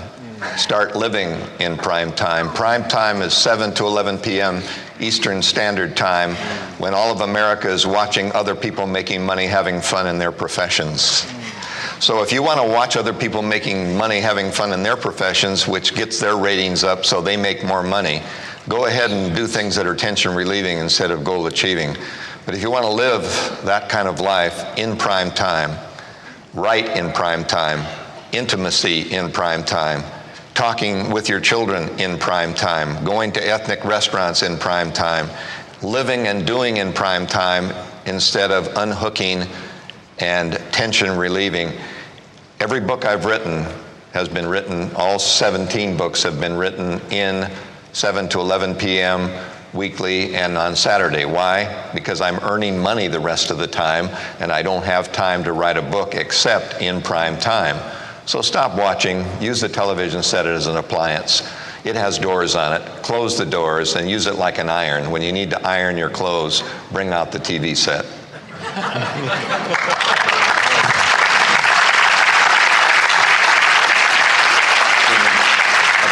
I'll get right back to you, Vic. I've got a good extra comment on that. All right, extra comment. Here we go. This guy wasn't doing well, and he wanted to have some advice for me, and I knew he had a television set, and I knew he watched a lot of television. I said, how much did that television set cost you? He said, about $400. I said, no, you're mistaken. He said, no, this television set cost me $400. I said, well, that's to buy it. To watch it, I'm sure it's costing you about $40,000 a year to watch it. Wow. He finally got the message, and he called up his brother-in-law who had a pickup, and he got so impressed with what I said, had him come over, and he and his brother-in-law hauled his television out of the house. And he says, well, you can just shut it off. He says, no, for now, I don't trust myself. Jim Rohn is right. I'm not going to let this television set cost me $40,000 a year anymore. It was, wow. You know,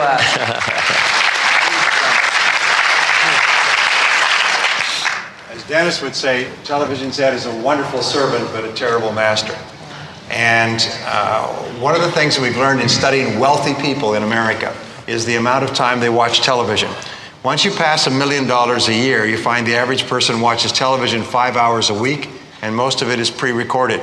As you go down the socioeconomic scale, the Wall Street Journal did this, and you get to the lowest paid people, they watch television an average of 7 hours and 15 minutes a day. Now, the other thing is this, is where is the television located? In the homes of wealthy people, the television is located in a separate room where you have to actually get up deliberately and go there and provide to watch television. It's a television room, and it's not close to the center of the house. In the homes of poor people, the biggest television they can afford is in the center of the greatest amount of family traffic, and it's on all the time. So you can tell exactly by where your television is located and how long it's on, pretty much how much your family's going to earn and what the future is for you and your children. Now, I just want to add one last thing to that. My wife, I called home some time ago. It doesn't happen that often. I've got 4 children. And I called home, and the phone is in the family room where the television is. And I was talking to her on the phone. She said, do you notice anything? I said, no. She said, do you notice that it's silent here? There's no television on in the background where the kids would normally watch. I said, what are the kids doing? She said, they're all reading. I said, isn't that incredible? All 4 kids sitting around the turned off television in their own books, reading. Boy, what a source of joy.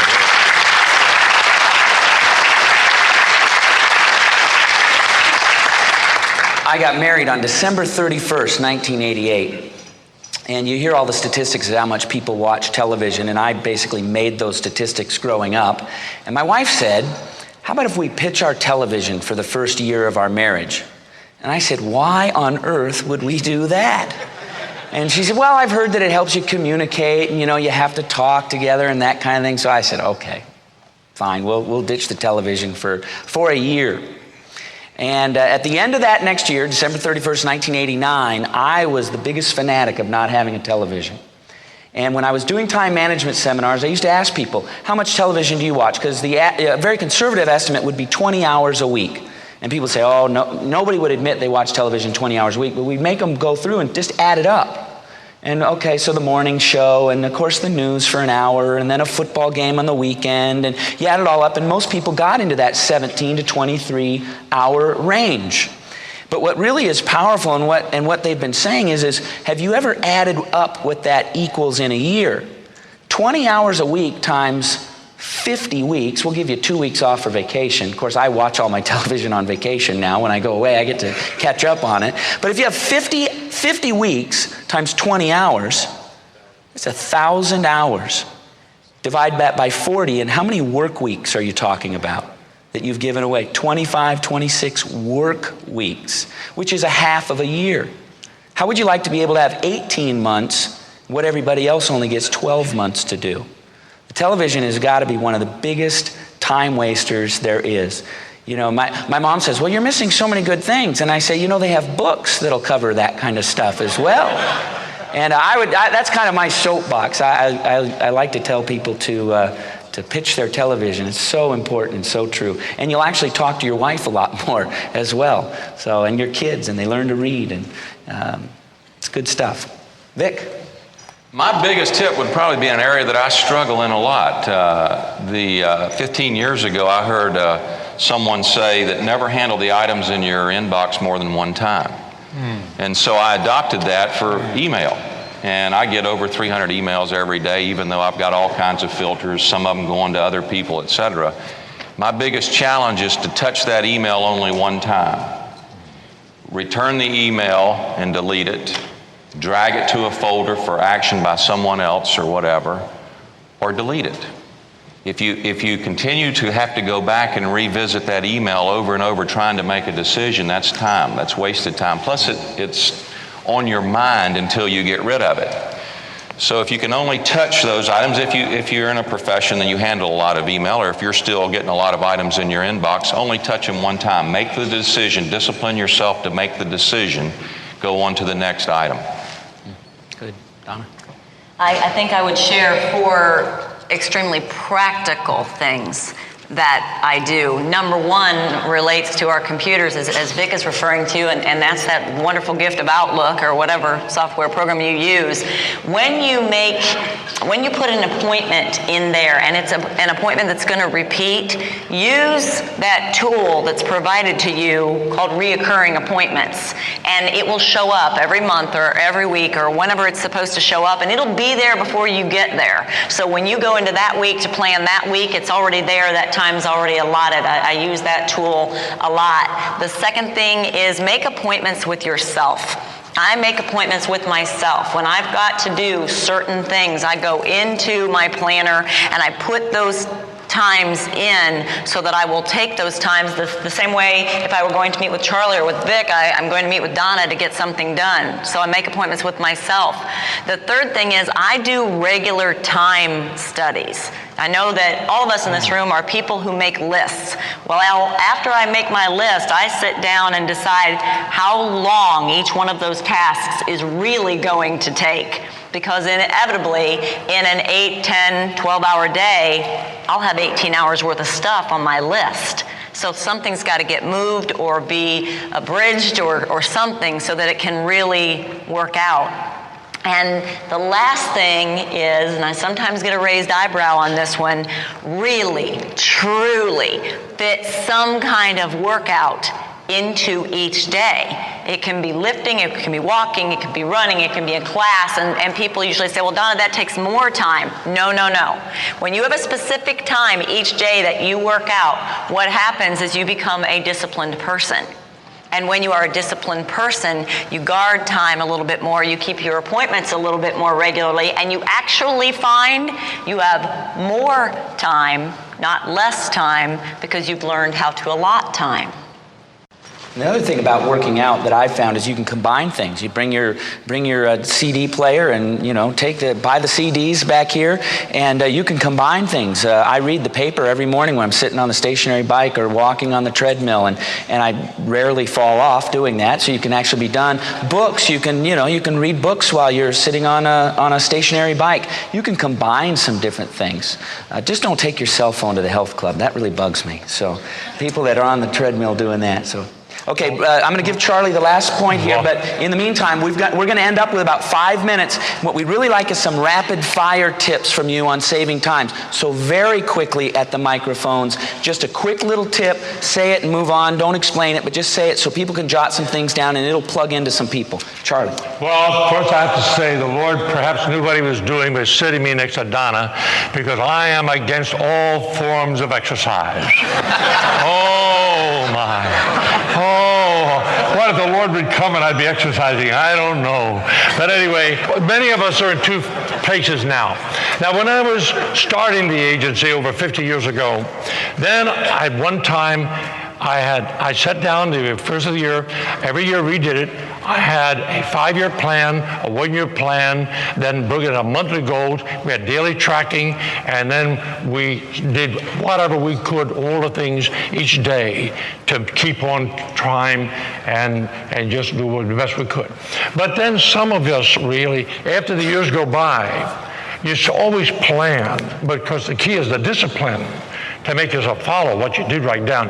But after the years go by, a momentum comes. And then it's all you can do to keep up the momentum. So that's the beauty of doing all you can, like the airliner who has to get all the power before they go down the runway, and then all the power to get airborne, and then begin to gain coast. Well, I think that's life, and so I would have to say my planning is, in the early years, was really a tight plan. The discipline's the key to it. The plan is wonderful, but the discipline to do it, and hopefully maybe I'll get into exercise and it'll help me do better in the future. Okay, very good. There's our panel. And now we're going to ask you very quickly. We just want to generate some ideas and mastermind here a little bit. Quick idea, and then move along, and we'll just go one back and forth. So I won't be pointing. We'll go here, there. All right, we'll start here. Delegate, delegate, delegate. There's certain things I'm not supposed to do anymore. And I need to know what those things are that only I can do that others can't do for me. Secondly, is managing energy. There's times when I'm fresher. There's some people that are morning people. Some people are evening. Some people's energy is highest during the day. Know your energy level and know when you're the freshest and get those high priorities done during those times. Jeff Roberti from Sarasota, Florida. I used to live my life based on a to-do list, and I found that there was times I was just overwhelmed.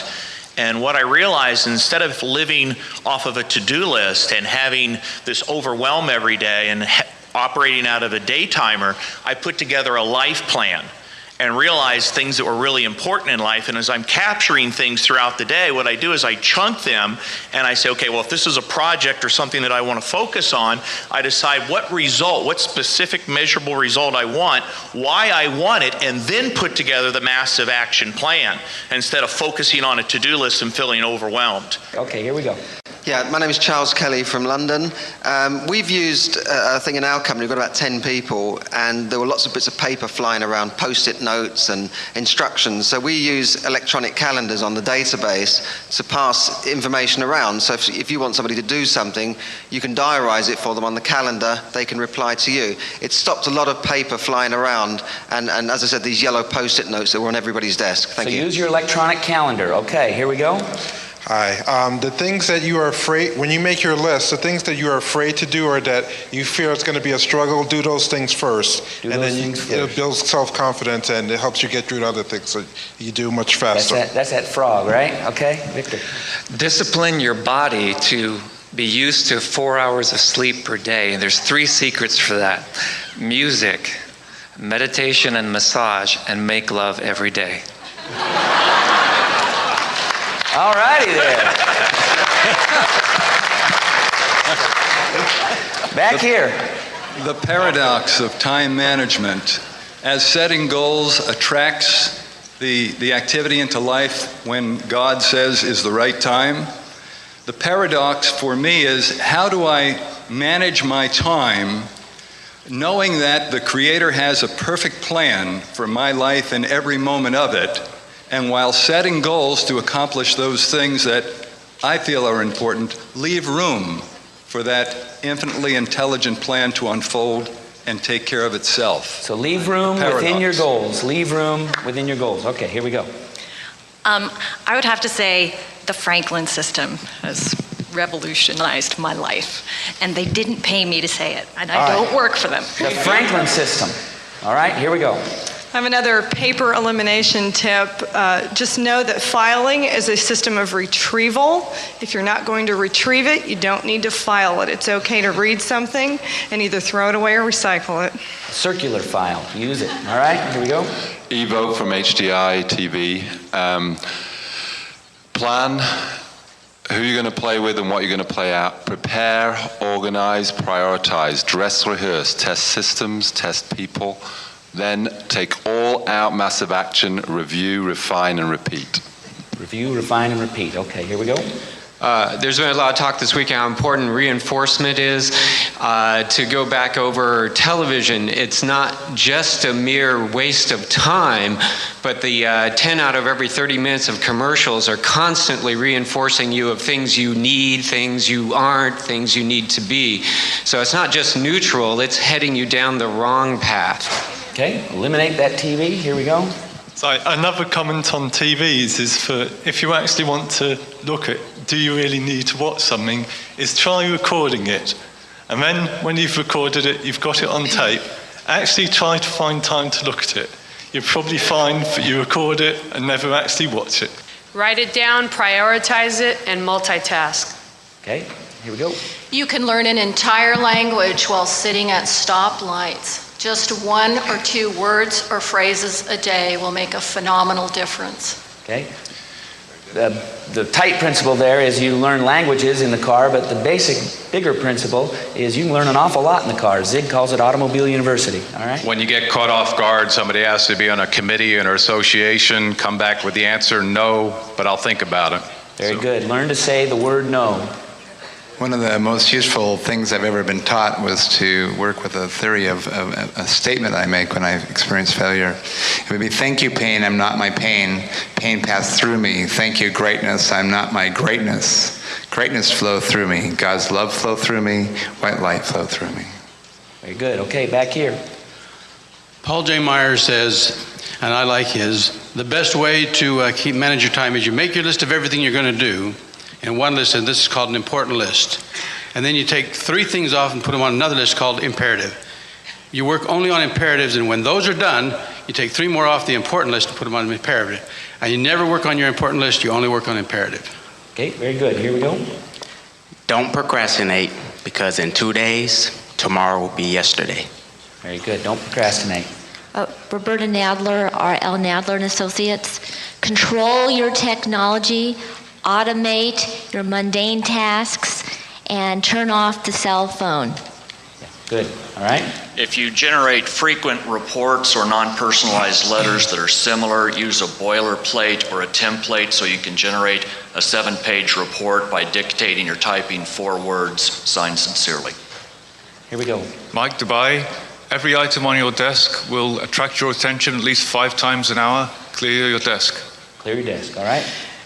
Be aware that your PC and the internet are going to be replacing the TVs, and it's consuming a lot of time browsing on the internet.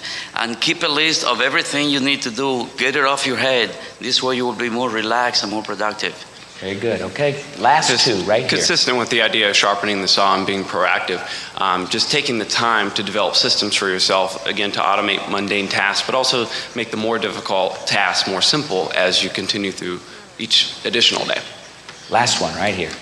Get in touch with the most important business decisions from the beginning so you don't get diverted to trivial matters. Yeah, very good. Okay, here's the story on what's going to happen next. After we get back, we're going to do some other questions, but we're also going to allow you to ask some questions. What I'd like you to do, if you have a burning question you'd like to ask the panel, please write that down on a piece of paper, and you can just set it right here, and I'm going to take them, and we're going to sort through them. We're going to give you 15 minutes. Hello, everyone. This is Jerry DeRino Clark, and we are sitting here with an individual. We're actually standing on an individual.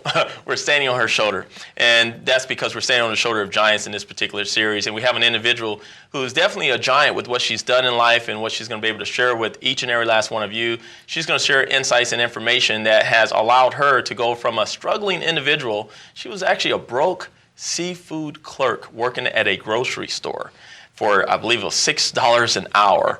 And she was able to go from there to be able to create $1 million results over the next several years.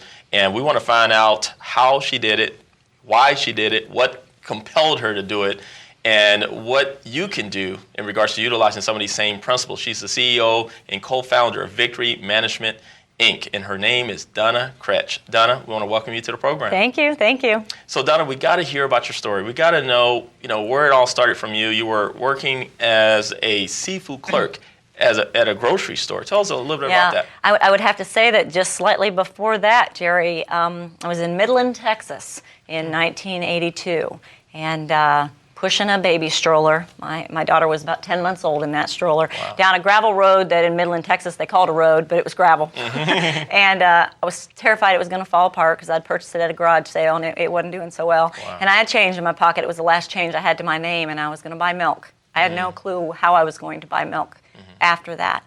I was married to a man who was addicted to a lot of things. He was addicted to gambling. He was addicted to drinking. He was addicted to trying drugs. And when those addictions took over, he was addicted to throwing me up against the bedroom wall. Oh, wow. So there were some things to overcome then, but I'll have to tell you that I don't think I believed I could overcome them or that I even needed to. I kind of felt like I was where I was and I was kind of stuck, and complacency can be a real enemy. This was in Texas, and I am a family girl, and I missed my family like crazy, and they're in Lima, Ohio.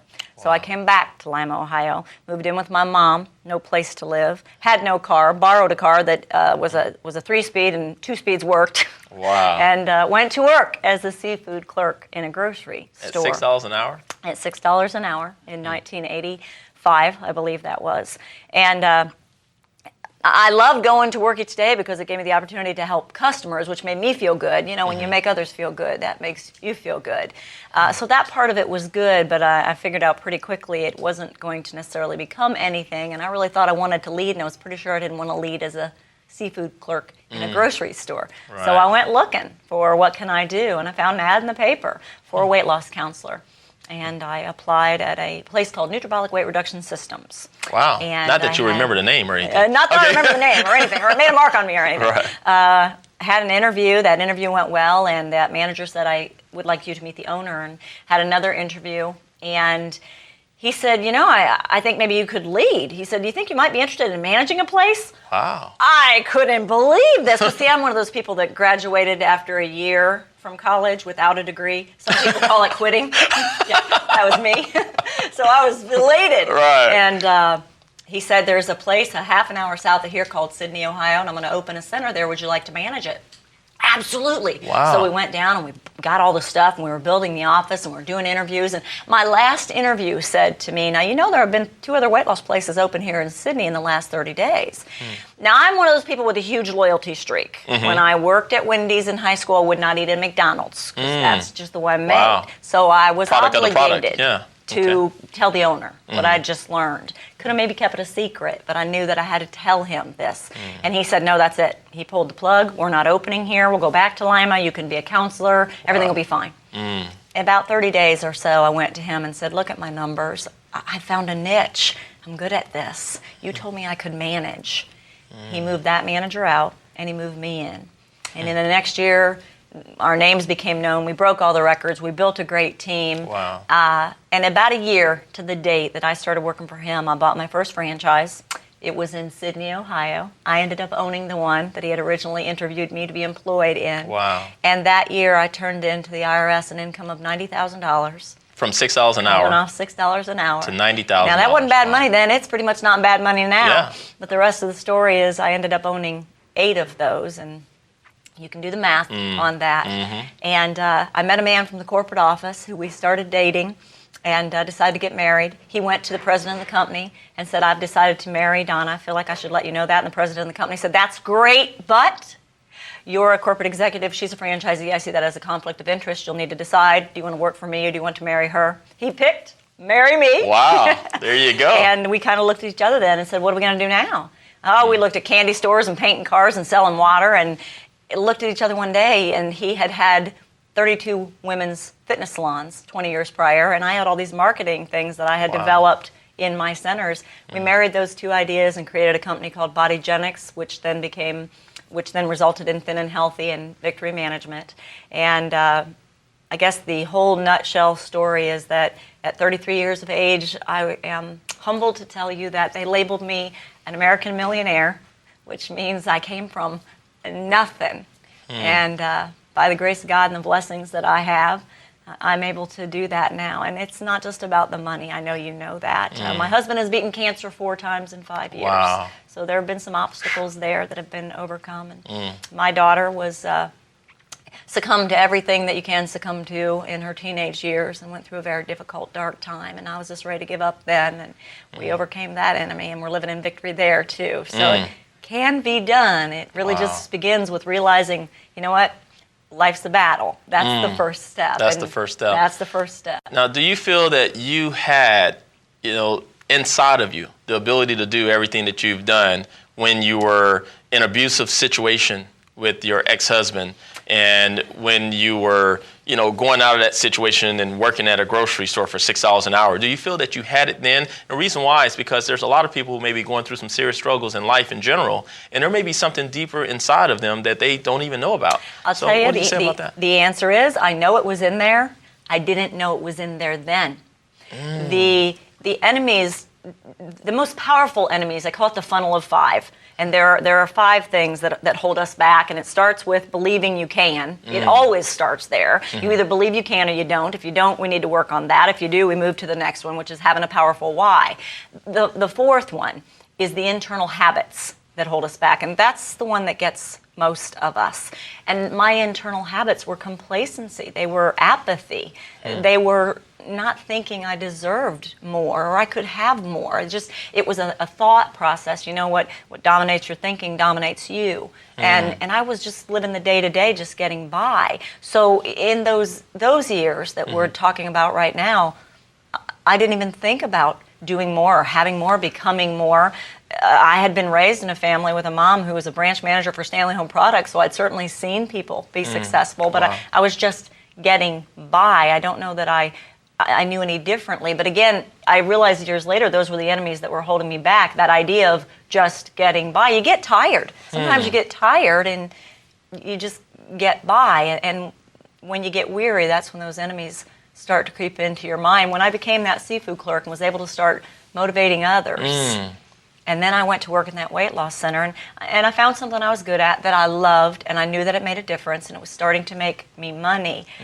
I was able to see I believe I can do more. And why do I want to? Because I can make a difference and I can make a great living and can love what I do. And then I began to learn how and seek out knowledge and become resourceful and gather information. I wouldn't have done that in those early years because the enemies of complacency and just getting by were holding me back. But I didn't realize that at the time. Wow. So most people probably don't realize that is that belief, number one step you're talking about, that belief. They just don't have that belief in themselves. And number 2, they don't have a powerful why.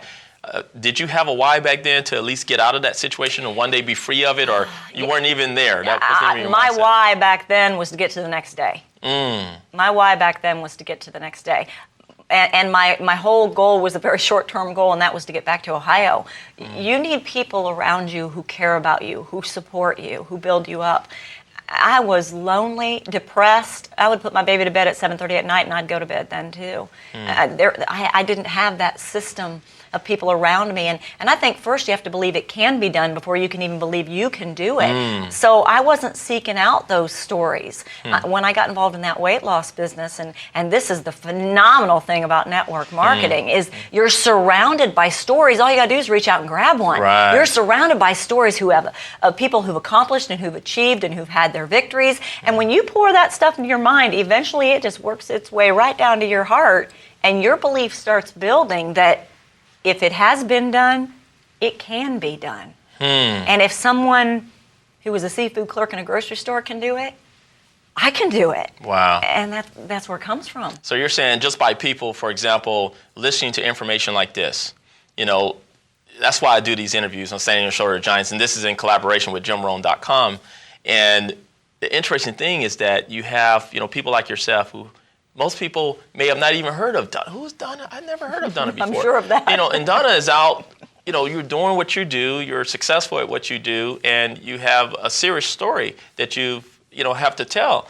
And what you're saying is there's a lot of people like that. And so by people listening to information like this on a constant basis, it could allow them to start not necessarily saying that they can believe that they can do it, but wow, it can be done. It can be done.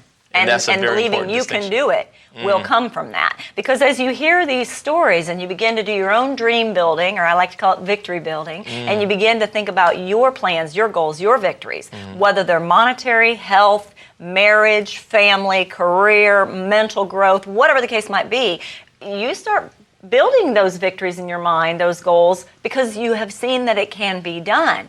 There then comes your powerful why. And that why, Jerry, is something that will drive you to no end. I mean, in all honesty, when I had quote unquote achieved or succeeded or arrived, as the world might say, it could have been easy to say, I don't have a why. And I think I might have for a millisecond even done that. And then I went, wait a minute, just what you just said. Right. You know what? I believe that I was put here to share with people that they can overcome the things that are holding them back. And first they need to identify them. See, if I've done it, that means someone else can do it. And that's my powerful why. That is, as many people, I heard this yesterday. I heard a speaker say this yesterday, and boy, did it click with me. You know, you just have to get up each day and say, you got to have this information. Whoever I'm talking to has just got to have this information. They just need it. They deserve it. They got to have it. I hope they like me, but if they don't like me, it's okay, because they just got to have this information. It's going to help them get to that next step of victory. Wow. And see, that's a passion. And it doesn't have a price on it, although the monetary blessing usually comes with it. It's just going mad, going and making a difference. And maybe letting one person be one step closer to their victory because of some of the trials that I've lived through. That's an honor. And speaking of victory, that's your main message, right? Is showing people how to live their whole life with these little mini victories that can lead up to a whole life of a big victory, right? Exactly. Tell us a little bit about that. Exactly right. In one word, it's hope. In one word, living in a constant state of victory is being hopeful as opposed to hopeless. Having energy as opposed to being tired. Having faith as opposed to being fearful. I've spent a lot of my life afraid, a lot of my life in self-doubt, just not believing. And being in a constant state of victory, well, the definition of victory is success in battle or war by the defeating of an enemy or an opponent. Okay, well, success in war is obviously achieving the big goal or the big victory. But the definition of victory is also success in battle. That means every little positive step. The definition of victory is also success in overcoming the enemy or the opponent. So that means every time you get out of bed in the morning to go take your run instead of hitting the snooze button, that's a victory. Because see, the enemy in your head was going, oh man, just stay in bed. You can do it later. You don't need to do that. You did it yesterday. Yeah, you didn't sleep that much last night. It's fine. You need your rest. That's right. So what are those enemies? Those enemies are procrastination, maybe a little bit of excuse making, rationalization, a little bit of laziness, dare I say, slothful attitude. And those are the enemies. I'm telling you, those are the main internal habit enemies that hold us back. Well, when you throw back those covers and you get out of that bed, that's a victory, because that's going to get you closer to the bigger victory, which is to be fit and as healthy as you can be, living as long as you can live, and as much life as you can live it. So it's overcoming those enemies. And sometimes people will say, well, I don't know if I agree that life is a battle. I think life's wonderful. Life is wonderful. When we realize that it's a battle and choosing to say that it's wonderful, that's a victory. Proof's in the pudding. I'm ready to throw in the towel. Everybody can say it. I'm at the end of my rope. Everybody can say it. I'm at my wit's end. Yeah. Life just feels like an uphill battle. There it is. So I would say it must be a battle. Now that means we're warriors, and we're either going to be casualties or we're going to be survivors. We're either going to be victims or we're going to be victors. It's all about making the choice. And when you identify the enemy, and this is key, I believe in writing out goals. I believe in that. I just think we write out those goals and we don't think about, why am I not there yet? What's held me back or what could hold me back? And identify those enemies. And then work each day to be aware of those enemies and overcome them. I'm telling you, you just move in a constant state of victory. And when you write those out each night, Jim Rohn is a big believer in journaling. He teaches it. That's a powerful tool. And even if you can't do it each day, if at the end of each day, you write out what victories were achieved today, and what you learned from them for future victories, and even what defeats took place. Because remember, the definition of victory is success in battle, which means you win some, you lose some. But when you experience those defeats and you write out what you learned from that to build for future victories. When you're listing those victories, and again, you're aware of overcoming the enemy, so you know every positive step or overcoming the enemy each time you do it is a victory. You know, there are times people say, how can you say you constantly feel like you're in a constant state of victory? Oh, no, I didn't say I constantly feel like I'm in a constant state of victory. I said I'm in a constant state of victory. See, I don't always What's feel the distinction? Oh, you don't always like feel I'm it. in victory, but then what I do is I stop and I look at the evidence. And the evidence doesn't lie. I'm living in a constant state of victory, whether I feel like I am or not. Now, the choice is mine. I can live in defeat, But when you ask people to make a choice, not too many people say, if you have the choice between being happy or sad, which would you like? Happy. If you have the choice of being really healthy or very unhealthy, which would you like? Yeah. If you have the choice of having a good, strong family with some memories and some love, or nothing and lonely, which would you? Everybody wants victory. Right. We just need to get up each day and choose it. So it's just a choice, and by that choice, we can. And the thing about that choice, though, is that it doesn't have to be nothing big. So a lot of people think that it has to be victory is some big, humongous type of situation and so forth. And what you're saying is just very little. Now, do you feel that those little victories can feed on allowing people to develop a habit of being in a constant state of victory? You better believe it. I believe I have a kind of not really an acronym, but if you can picture a man in a suit of armor, that's how I build my victories, and that's how I teach people to build their victories. There are 6 pieces to that suit of armor, and the first piece is that helmet, and that's what you pour into your mind. As I said a little bit ago, what dominates your thinking dominates you. So what you pour into your mind is key, whether it's what you're learning, or whether it's music you're listening to, whether it's movies you're watching, just information that you're pouring into your mind all the time, stories of people who've achieved. The stuff that goes into your mind eventually goes to your heart, and the second piece of that armor is a breastplate.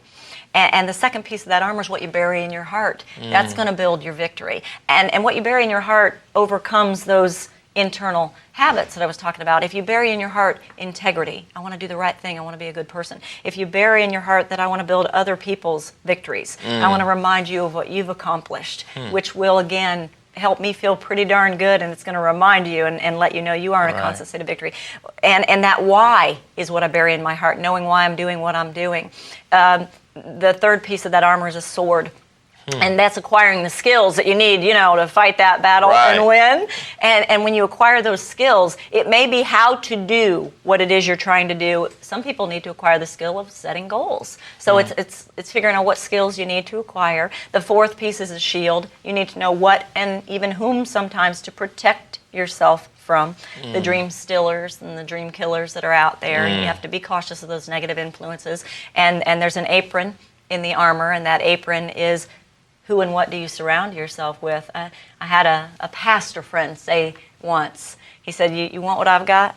He said, hang around me. It'll get all over you. Wow. And I found that to be true with every situation in life. You want what I've got? Hang around me. It'll get all over you. Negative is infectious, so is positive. And it is contagious. And the last piece of that armor is the boots that guy's got on to protect his feet. And that basically comes down to what you do. Your walk talks and your talk talks, but your walk talks louder than your talk talks. So it's the action that you take. You can build the victory, pour into your mind, and bury in your heart, and acquire the skills, and keep the bad stuff away, and have the good stuff around you. But if you don't actually follow the plan, nothing really happens. And I find that to be the biggest obstacle sometimes for some people. Man, they'll write the goals and they'll build the battle plan, and then it comes down to charge, and they go, wait, the battle plan's not quite done yet? I decided the battle plan's never completely done. There aren't too many generals who go out knowing, beyond a shadow of a doubt, all the enemy's going to be slaughtered and their guys are all going to stay alive. They go out with the best battle plan they can. So you charge anyway. You charge. Charge where you are with what you got. Once you've gone through those steps to building victory, the vision of the victory, you have to have the vision of the victory. You have to identify that enemy. You have to identify the strategies of both victory and defeat. You have to then choose your artillery, and that's make a choice. You go in with victory or defeat, and you build your battle plan. Then you charge. It's just simple. You have to go after it. Now it's wisdom not to go after it before you've built the battle plan. And you charge consistently. That's the main key. Oh yeah, there's battle plan every day. Absolutely. That's excellent. Now, in regards to someone who's listening right now who may have had some challenges with weight management or something, because I know that's one of the things that you guys specialize in with your centers that you have throughout the country. And tell us a little bit about why do you think the main reason why people don't stay consistent with doing something that they know they should do? They know they should do it, and they still don't do it. So they know they should eat better. They know they should exercise. They know they should drink plenty of water or whatever, just some of the basic things. And you put them up on a plan. What's the biggest obstacles that people have when you put them on their whole plan, or what do you guys feel that you do to assist people in being able to overcome some of these situations? I think there are two things. I think, first of all, it's really building the vision of the victory. We say to a person, let's think about where you're going to be when you get there. And I mean, let's think about the details. What are you going to wear? Who are you going to be with? Where are you going to be? What time of the day is it going to be? What exactly are you going to be doing? Are you going to be walking or are you going to be sitting? Are you going to be smiling or are you going to be pensive? Let's build that picture in your mind of exactly what you're going to be doing so we can take you there. You see, when you can see it in your mind, you can feel it. And it's that feeling that drives you. So we help them build that vision of victory. Mm-hmm. And then the thing is, I think to answer your question, the reason people don't do it is because what they're thinking about is losing the 160 pounds. Right. They're not thinking about the life change or the victories that are going to take place. Terry Johnson is one of our members in one of our centers who's lost 160 pounds. Wow. When Terry came to us, he didn't get out of bed ever. He stayed in the dark all day. He was in a deep state of depression to the point where I believe he had tried to take his life one time. His marriage was falling apart. He didn't have a relationship with his children. He was unemployable. And he looked at life as beyond gray. Mm. He began to lose the weight with Thin and Healthy. And he then became a man who's out in the yard working every day. He's joyful, he's jubilant, he's flirtatious, he's on, he feels grateful to be alive. His marriage is not only renewed, but it's in the honeymoon state again. Excellent. His health is fantastic. There's no depression, there's just joy. See, we don't help people lose 160 pounds. We help people have joy and beat depression and renew their marriage and get a job, a great paying job. And when people focus on the benefits and what's coming, the victories, then they can do what they need to do. I think they're looking at the thing they need to do. If Terry would have looked at losing 160 pounds, that's kind of daunting. Right. But when he looked at all these things that were going to happen, which our coaches help to remind him about all the time, and we count those victories. So we reiterate back to him, look at this, look at this, look at this, and he's playing that over in his head. That's that hope I was telling you about. The evidence says Terry's in a constant state of victory, and you get addicted to those benefits. Once I like living in victory, I don't really want to live in defeat anymore. And then maybe it's a mindset. Maybe it's a mindset of not what you're giving up, but what you're gaining. Wow. Not the punishment of having to work out, which is how so many people might look at losing weight, but what you gain by working out. A happier personality, a better sleep, needing less sleep, being more productive, being more successful. You know, it's proven that people who are at a healthy weight make more money. Kind of one of the things that Jim Rohn said, that a lot of people don't do well because they don't feel well. Yeah. That is powerful. Right. Donna, you've shared a lot of powerful information. And in regards to someone who wants to find out a little bit more about some of the books and audios that you have that could assist them in this constant state of victory and so forth, you have a website that people can go to? We do. People can visit www.thinandhealthy, THINANDHEALTHY.com. And they can find information there about the books, the tapes, the program. We offer an e-program, so if they wanted to get involved with the program, they could certainly do that over the internet as well. Excellent, excellent. Well, Donna, is there any last words that you want to share with the people that are, just listening right now and some of the people that are watching? Is there any last words you want to say before we wrap up? You know what I'd love to see happen? We give away our age when we do this, but I'm going to do it anyway. In the 60s, there was a sign that everybody walked around doing, looked kind of like this. Do you remember what that meant? Yeah, the little peace sign. That meant peace. Right, exactly. Yeah, well, what letter of the alphabet does that make? V. V is for victory. And living in a constant state of victory means having peace, not having anxiety rule me. It means having hope, knowing that there's some good coming. I would think it would just be so cool if we could bring that back again. Only when I see you and you say, Donna, how you doing? I said, Jerry, how you doing? There you go. I'm in a constant state of victory. Victory signal. There you go. So now we know the peace symbol is victory symbol as well. And it was all along. Look at that. Peace and victory. Excellent. Donna, we definitely appreciate the time here that you've shared with us. Definitely encourage people to go to your website, pick up some of the resources that you have. And just want to thank you for the information that you've given us. It's been my pleasure and my honor. Thank you so much. Thank you. Everyone, this is Jerry DeRhino Clark at www.clubrhino.net. Bring you another issue of Power Tips in conjunction with JimRohn.com. And until next time, keep charging and be victorious. And always remember to go, go, go. Go, go, go. Woo!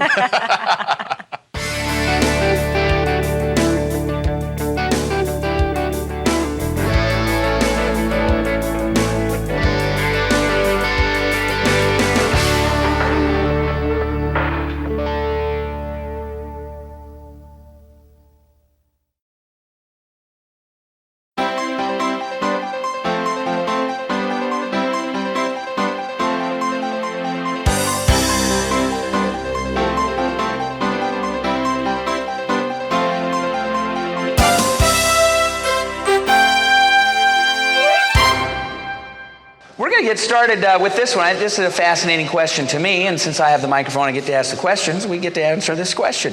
What one daily, weekly, or monthly publication do you recommend to keep abreast of current events? Anybody can take that one. What's a good publication that you find to keep abreast of current events? I might say that not so much current events, but there's a website called breakfastwithfred.com.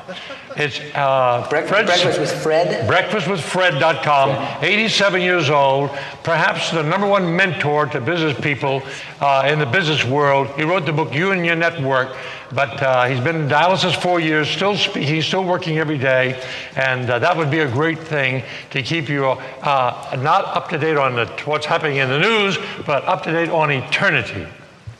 Very good. All right. Anybody else want to answer that? Yeah, Jerry.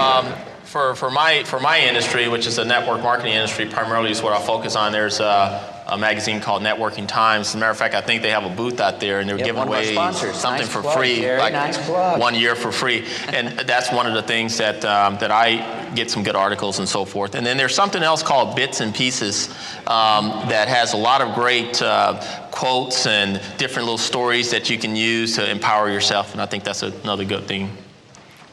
Excellent. Okay, Dennis. One thing you might want to do is when you're reading the newspaper, if you do, you'll find that most trends are inside, buried in local news rather than in national news, because during the war, when they wanted to find out who was winning and losing and where the food was moving and what was really happening, they went to the local newspapers and found out what local trends were happening, and local trends will give you what's happening globally rather than the headlines. Wow.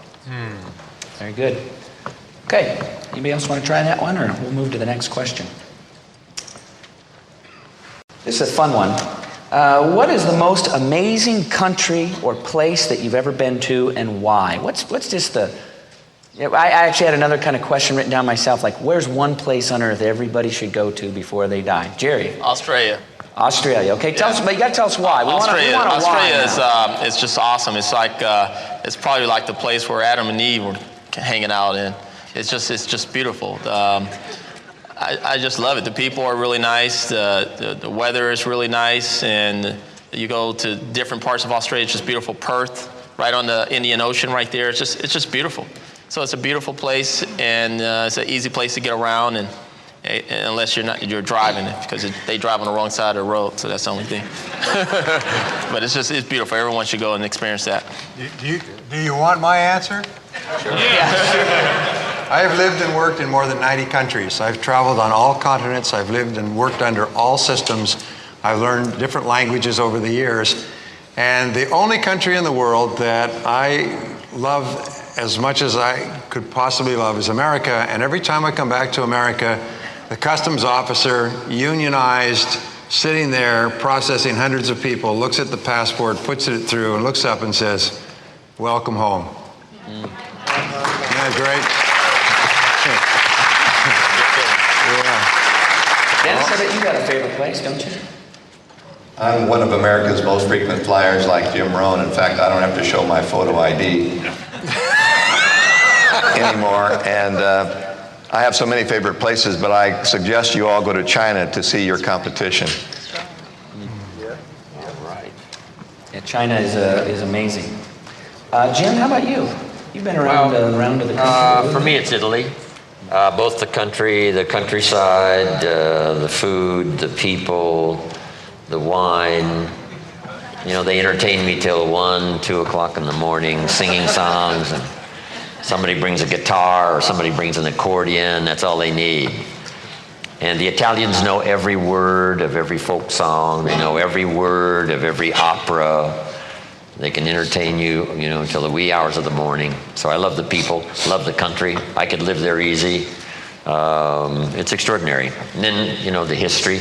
All of Europe, of course, is fascinating for history, but I really do like Italy. It's a unique place to live. Families, right? They honor their parents. You see grandparents and great-grandparents, right? Either live with the family or not too far away. And they still pay great respect, right, to their elders. I really like that. and the whole family idea.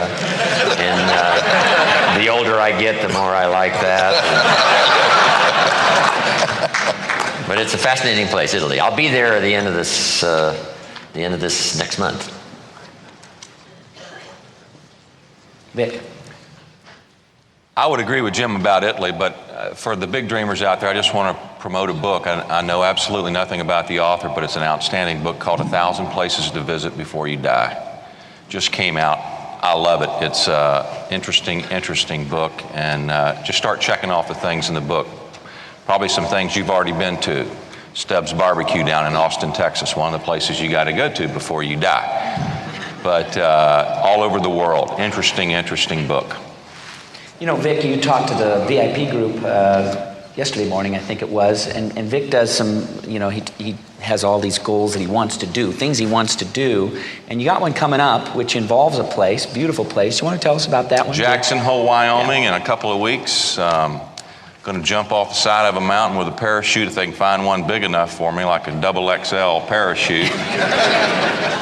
I'll be jumping off the side of a mountain, and just always have a big dream in front of you, backed up by another big dream. And that's why I like that book, because it shows me the things I need to do, like riding a camel in some country I can't even pronounce. And I'm not really crazy about riding camels. It's just Jim says life is a collection of experiences. And when I heard him say that, I realized I didn't have a collection of experiences that I really enjoyed that much. So I've been collecting great experiences ever since, and Jackson Hole's just one of them. And then in September, I'm supposed to hike the Appalachian Trail. And for those of you guys who wonder, no, I'm not going to do the 35 or 40 days. I'm going to have a shower after about 3 days. So I'm going to do kind of the gentleman hike of the Appalachian Trail. Kind of a fun game to play is check off, you got to eat Maui onions in Maui.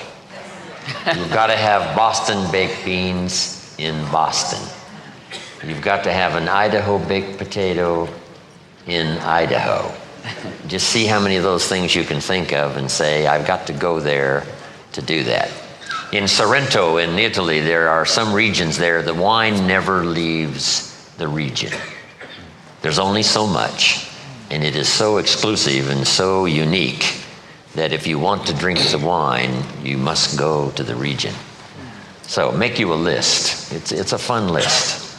I'd take Jim's advice too on onions in Maui rather than onions in Walla Walla. Being a Washington guy, and there's Walla Walla onions, but get them and eat them in Maui. Much better place. I'll probably regret telling you about it, but my favorite place in the world to go is Sanibel Island, Florida. It's a beautiful place and a quiet place, and a big wildlife preserve there, Ding Darling. I think it's 60 or 80% of the island. You can go there and look at birds and alligators, and it's a lot of fun. Oh, the list has not only things to eat, but you got to drink a Manhattan in Manhattan. You got to have a Singapore sling in Singapore. Just start making this list. I'm telling you, it's one of the great fun lists of travel. You've been around, Charlie. Where's your favorite place? Well, you know, I love every country. I love England, Ireland, Scotland, Germany, and I agree, Italy. But I really feel if there would be one country that sometime everyone should put high on the list is Israel. There's only two emotional pieces of geography, I believe, in the world. One is Gettysburg, and everyone should visit there for a few days and to see the miracle of America. And then, of course, Israel. And while it's dangerous now, it's still a wonderful place. Okay, have we gotten everybody? Donna, do you have a favorite place? I would say that there are a few favorites, and they're based on different things. I agree completely with China. Having returned after my third visit to China, I came away with something that I hadn't picked up the first two times, and that was that I'd paid very close attention to the looks that I saw on people's faces and the countenance that they carried themselves with. And the bulk of the population that I saw, I didn't see joy. I saw an emptiness. Yet I hung around with a small group of people in China that had exuberant joy. And as we shared in a university over there, and I got to talk with some of the students, I said to one, what does your mother do? Well, she's a worker. What does that mean? Well, that means she will always be a worker. She will not become a doctor or a teacher because she is in the classification of worker. I talked to someone else whose parent was a teacher, and she would always be a teacher. She would not become a doctor. And I came back and I said to the people I care about, pay attention to this. This is the United States of America, where we can wake up tomorrow morning and decide to be anything we want to be. Anything.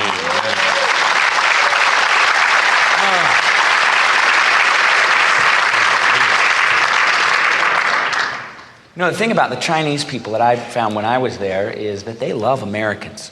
And they love to practice English. So they come right up to you and they want to talk, and that's been my experience in China. They're terrific people. Okay, let's ask a couple of family questions. Let's start with the first one, and I'm going to start with Jim and let it move out from there, because I know that he has some real strong thoughts on this. What's the best piece of advice for parents to first teach their teens about finances and financial responsibility? Maybe include the 70-10-10-10, but they also said, but beyond the 70-10-10-10, what are your thoughts on teaching kids about money and financial responsibility and that type of thing? You know, that simple little plan I give is probably the best. But then ownership in a piece of property, it doesn't matter how small or it is, right? Get the kids finding something to buy, to own, either collectively or individually. You know, there's nothing like it. You know, this is mine, I bought it, I'm paying for it. You know, something tangible. Something tangible. Sometimes if you put your money away, yes, it'll grow. If you put your money in something, yes, it will increase. But there's nothing like ownership, whatever it is. And of course, I'm big on real estate. I saved myself a monstrous deficit from the tech wreck by just in time investing in real estate. I'm telling you, it is part of the wave of the future is owning a piece of ground. But anything you can think of, that kids can collectively get together and, buy and own, and especially if it has, a chance to increase in value and then sell it. Nothing like it. Profits are better than wages. Yes. Dennis. If you have little kids, if you have little children, 3 jars, one of them has no lid on it. The second one has a lid that comes off easily, and the third one has a lid that doesn't come off. The first jar is for 1/3 of your allowance to go into to spend it on anything you want, when you want it, right away, immediate gratification. 1/3 of your allowance is to be looked at in delayed gratification for something later this year that you really want, but you can't spend it right now because you have to take the lid off. It's on a little tight. And the third jar, you can't take the lid off because it's called your future. So you put 1/3 of your allowance to spend immediately, 1/3 to spend later this year on something that you're delayed but can't have right now, maybe for somebody else, like a Christmas present. And the third one is your future, which you must pay, which you cannot make any withdrawals from, only deposits, 2, and then you'll be wealthy by the time you're 40. Good. Any other thoughts on teaching children or teenagers money? What maybe you did with your own kids and that type of thing? One of the things, I have my 17-year-old son here, Christopher, and one of the things I've been teaching him since he was 2 or 3 years old is that he's not getting none of my money. So, so I think that was one. Really, I taught him that real quickly. So just so he'll realize that to start being a little bit more aware of what money is and how to use it properly and so forth, and how to create it and how to do good things with it and so forth. And so whenever he wanted something, unless it was a birthday or some type of thing, we got gifts. But whenever he just wanted something out of the blue, just, I want this, he understood that he had to earn it. So he would start coming up, Dad, do you have any projects for me to do? Is there anything, there's something that I desire here. I just wanted to see if there's any projects or anything. Or, once he got to the age of starting to understand investments, he started asking me, is there any investment opportunities? What would you say to invest in? We started talking about investments, so now he's invested. He probably has more money than most adults. right now. He's 17 years old. I think I'm going to ask him for a loan later on. I'll ask you for a loan, Christopher. Does Christopher ever do like my Christopher does, and my girls too? They come up and they say, "Do you have anything we can do for money?" And I say, "Sure. Why don't you do this or do that, and I'll pay you, X amount of dollars." And they say, "Well, do you have anything other than that I could do for some money?" They work down to the lowest common denominator they can get away with. So they will do that for sure. And I do what Charlie Tremendous Jones said the other day, is that I started actually early on. I started, Christopher would come up and ask me if there's any projects, and I said, there's so many projects I'm working on right now, I'm not going to get a chance to research all these books. And so I would get him to start researching some books and reading them and doing these book reports. And that got him into the personal development type of situation. So that was a good point. Then he started negotiating the prices, after he learned how to negotiate and so forth. So, especially after he learned the colors, then he started working me real good. So anyway. Charlie, you got something that you've taught your kids? Well, number one, the different ages, but almost all my children started working at earning something at 6. And the one story that I felt was the greatest lesson of my life, being self-motivated, was Jeffrey selling greeting cards at age 6, and what I went through getting him to learn how to take the knocks. And we've done this with all of our children, because you'll learn to manage your money a little better when you learn to earn it. And I know many of us, you've heard say, well, I hope my children don't have to go through what I went through. And somebody alluded to this earlier, and I wish I could make my children go through a little more of what I went through. But we can't do that. Times change. But I think one of the keys is finding some ways to, within their means, to earn money, and then teach them what to do with it after they've earned it. Yeah, good old-fashioned lemonade stand with our 4 kids, and we make them buy the cups, and we'll loan them the money, but then they got to give it back to us and then buy the next round of cups and that kind of thing, and just make them earn the money and keep the other money. And we went on vacation, and my son started watching World Series of Poker. They got poker on television now, and then he said, "Hey, how about if we set up a blackjack stand on the side of the road?" I'm thinking, yeah, 25 cents a hand, just stop on the way home. Kids, they got ingenuity. So anybody else, some other tips that you have for kids? Donna? I think a real basic is a checkbook, or pretty much now it's the management of an ATM card. but a real basic. My son said, "Why do I need a checkbook? I'm not going to be writing any checks." I said, 1, you may be, and 2, you're going to use the ATM, and you have to know how to balance that statement, and that's a basic for living. And I think one other thing is teach your kids budgeting, and base the budgeting on needs, not wants. Because it's always pretty amazing to a person, even an adult, that when you make the budget based on what you need, it doesn't have all that much on it.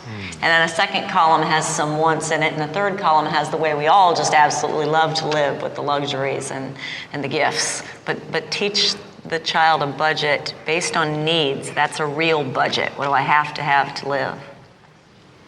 Dennis? I have a 5-second Confucius Chinese proverb. Confucius say, parent who buy kid car, have car condemned. Parent who let kid buy car, polish same. In other words, they'll only take care of something if they're invested in it. Yeah. Good.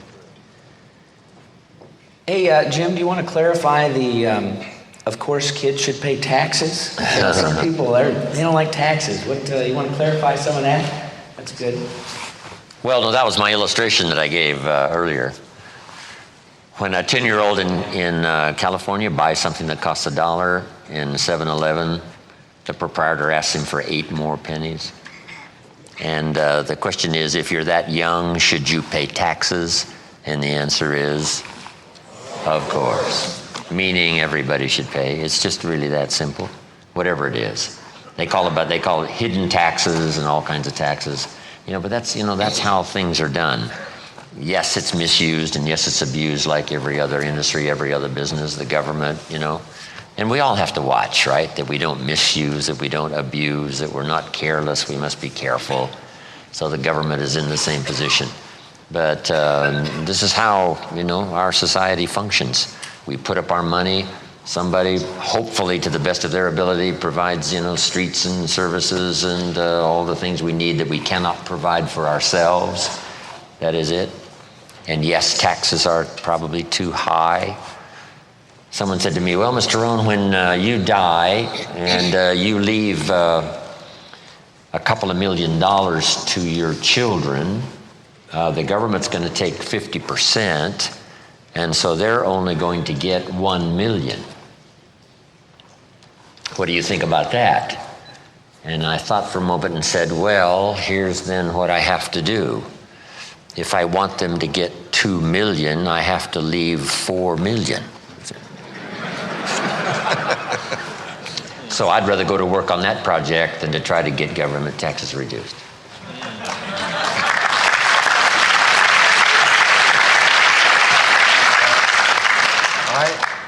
I have 4 children. My philosophy is a little bit different.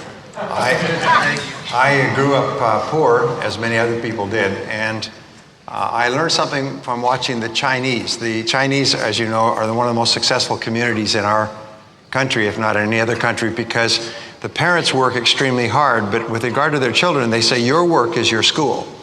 We work at our work, you work at your work, and you must work very hard and do extremely well. So their whole focus is on their children's schoolwork, which is why they excel.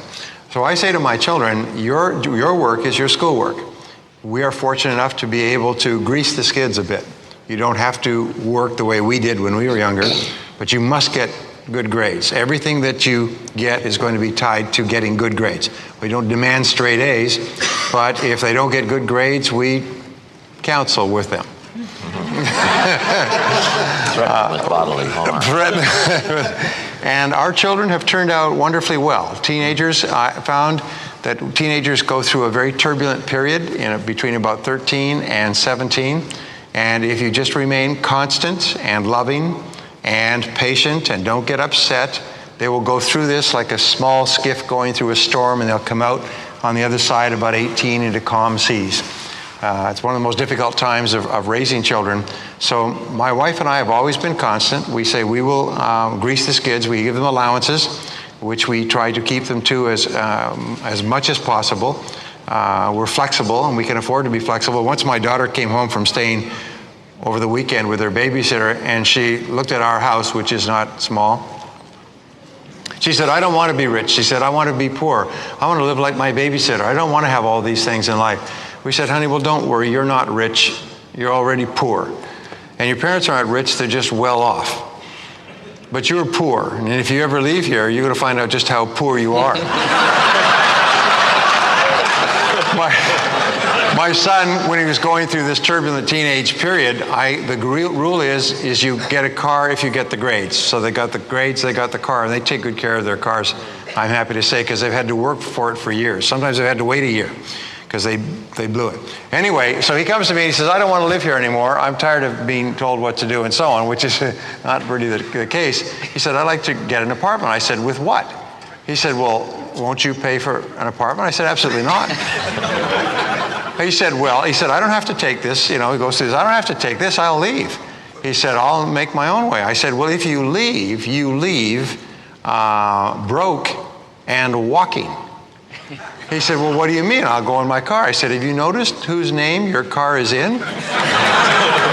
That's mine. So if you leave walking with empty pockets. Now you think about it. He's still at home. Anyway, fathers are like that. We say that we spend the second 25 years of our life trying to talk our daughters out of doing what we spent the first 25 years of our life trying to talk other people's daughters into doing. So you're really strict with your daughters. Anyway, so I said to Christina, and Barbara was very strict. I mean, and finally she sat us down, almost like coming to judgment. She sat us down and she said, look, you can't watch me all the time. You're going to have to trust me. You're going to have to trust me that you brought me up with good values and that I'm not going to abuse my body, that I'm going to take good care of myself, and I'm going to make the right decisions, because you can't watch me all the time.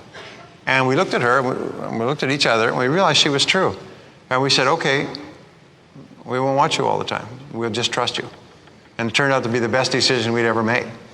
And then sometime later, I read a little one-liner that said, if your children lie to you, who has made them afraid to tell the truth? And that took me like a shock, like it was a door slamming in the face. And I thought, wow, because kids lie. If you have children, children lie. At a certain stage of their life, they are testing different forms of communication to see which works. And lying, if it works, they do more of it. If it doesn't work, they don't do it.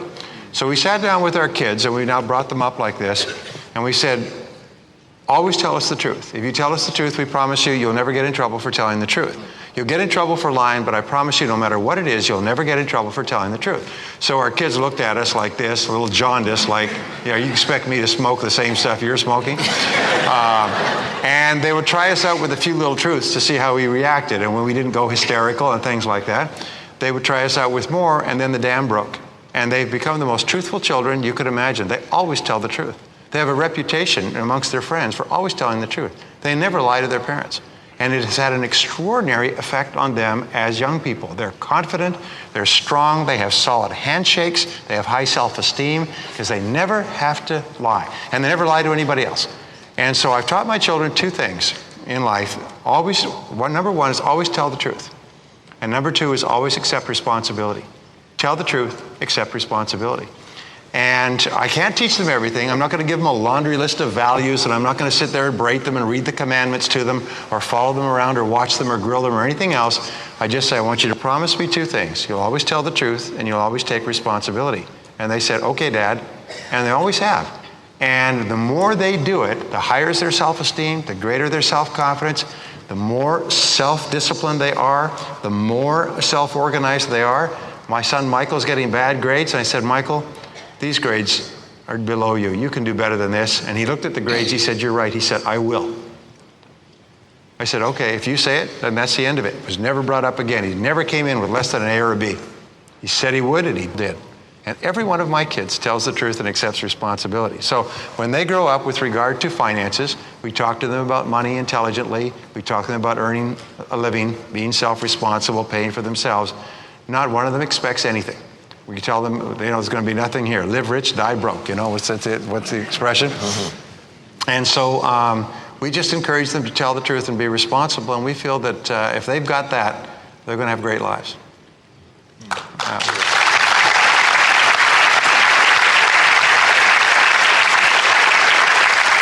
Oh, you have something here? Okay. On the children, I think I may be the only one here who may have great-grandchildren. And I really am happy with Brian. I know what a great person, strong person, a family man he is. But for some of us who are not that blessed, Brian, when you have children, I've seen many, many families over the years, and I've watched some of the best parents develop some of the worst children.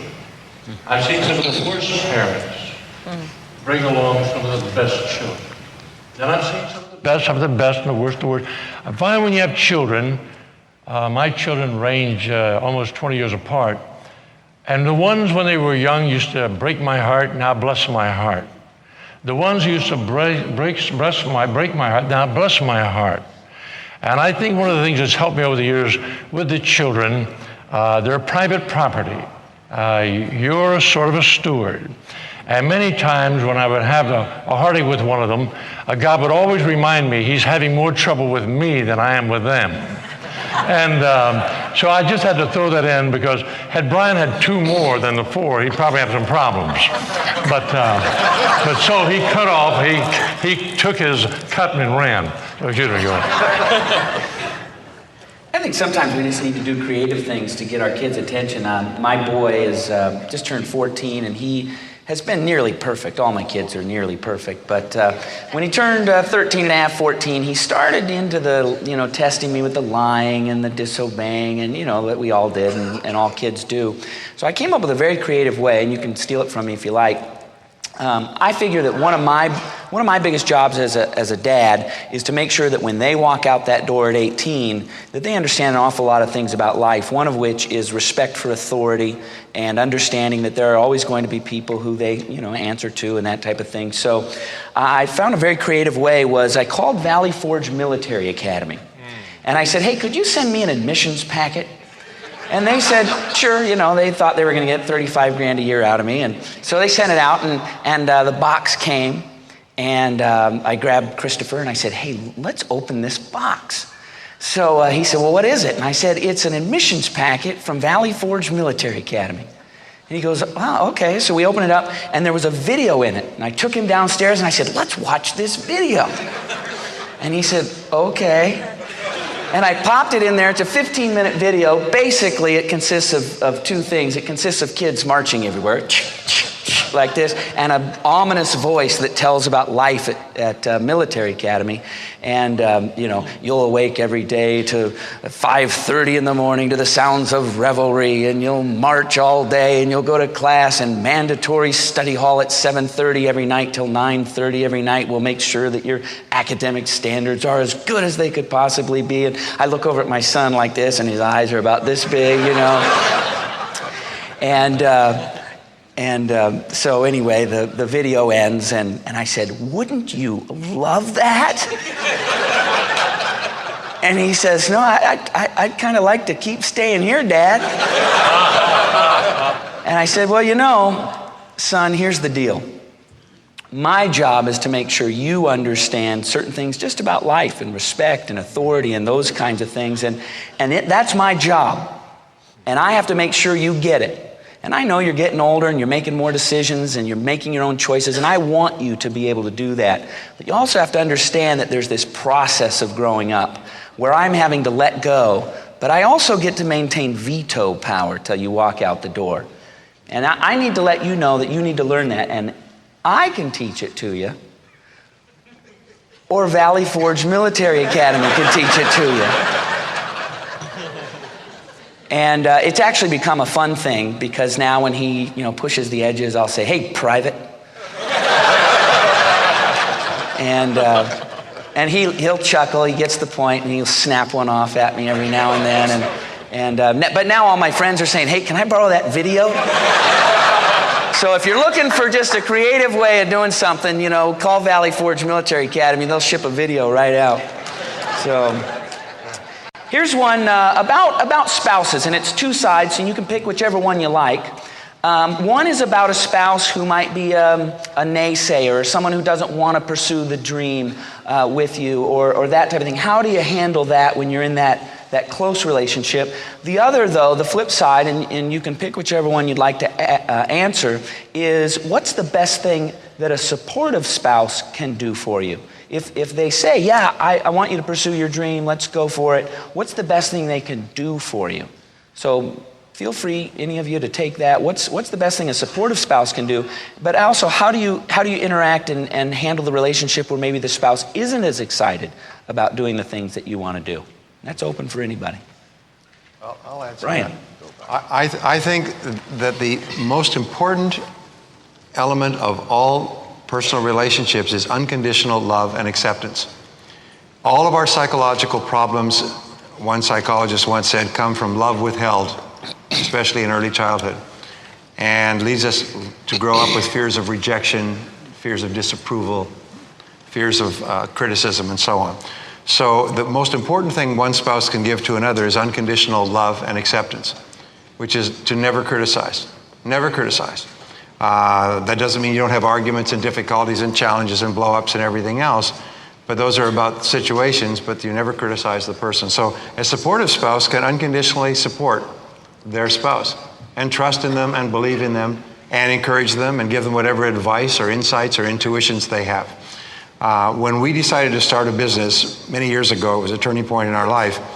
And I said to my wife, I said, if we started this business, we could lose all of our money, end up having to sell the house and everything else, which we ended up having to do.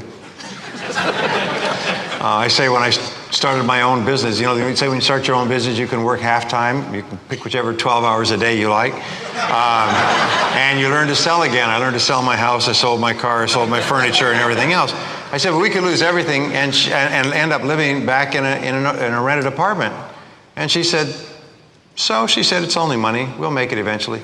Do whatever you need to do. And I never heard, and we went through all kinds of financial difficulties, never a complaint, never anything. She said, it's only money, we'll make it back. Her confidence was absolutely complete. Every man almost every man who's ever made it has been backed by a woman, a strong woman, who, and Napoleon Hill said this, who supported them.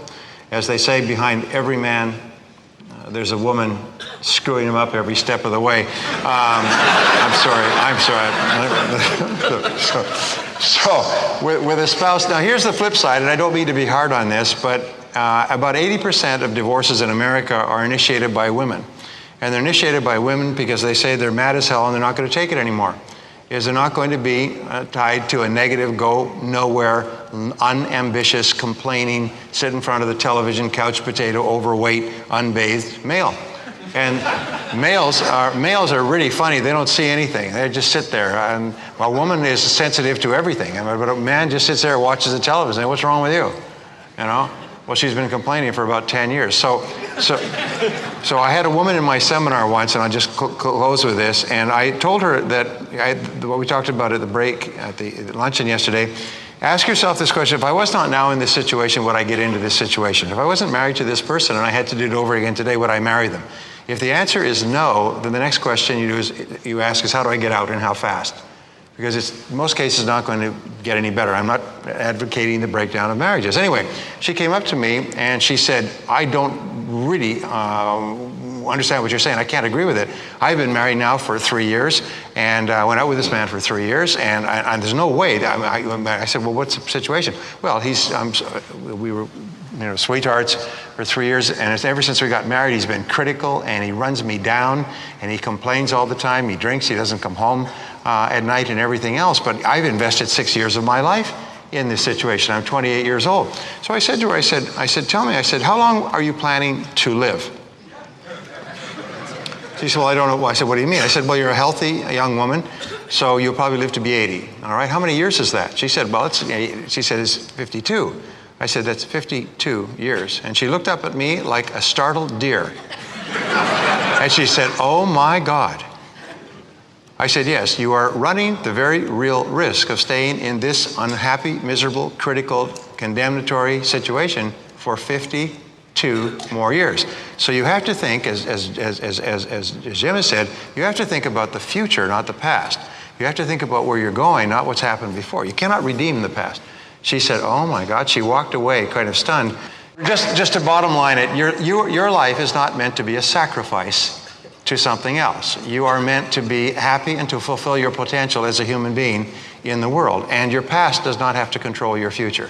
So if you're in a negative relationship, you have the right to say, this is going to change, or changes are going to be made. If you're in a great relationship, then unconditionally love and support your spouse, and tell him or her that you love them and you believe them every single day. And with my wife, I always tell her, you're the best. You're the best. You're the best every single day. And you'll be very happy. And in an age where Lorena Bobbitt gets acquitted by a jury, it's a very smart thing to do.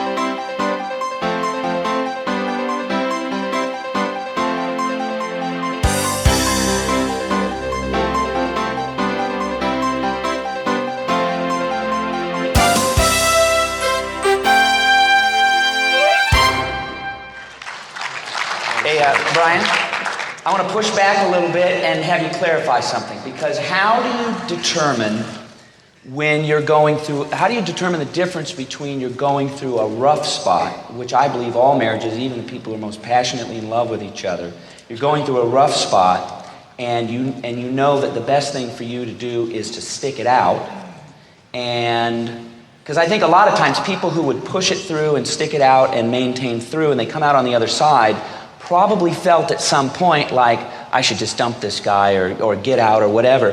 How do you know, or can you clarify that for us on that? Because I get what you're saying, but I think we also need to kind of push back and find that balance. Can you help us understand that a little? Well, the answer is actually, I can't answer that because it's too complicated a question.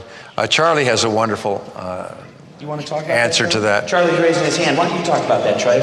Well, I'm an authority on the subject of marriage, because the minute we got married, I realized it was a mistake.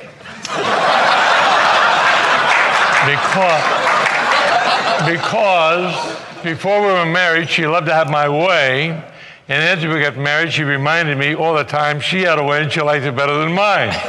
So, but fortunately over the years, we discovered the secret to a great marriage has nothing to do with love. That's the icing on the cake.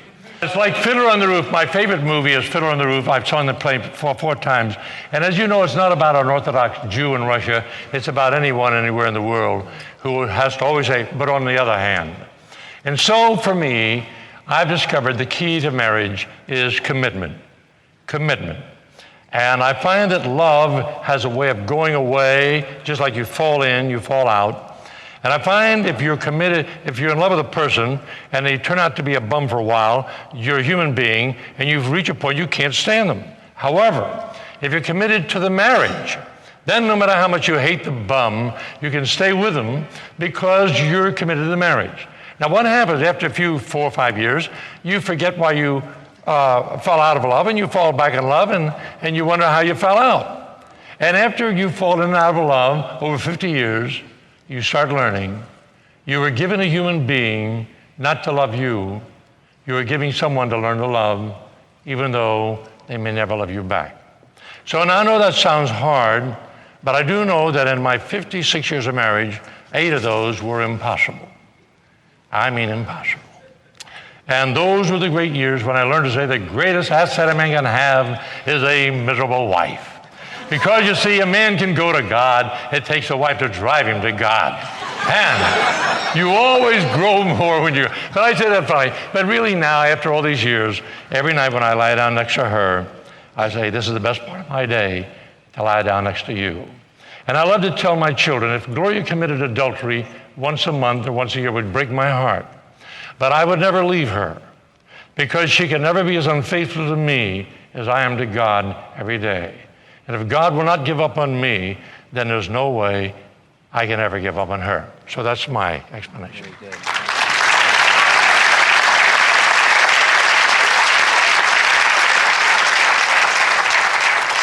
I'll throw another book your way called The Sacred Marriage, and the basic tenet of the book is that your spouse was given to you not for your happiness, but for your holiness.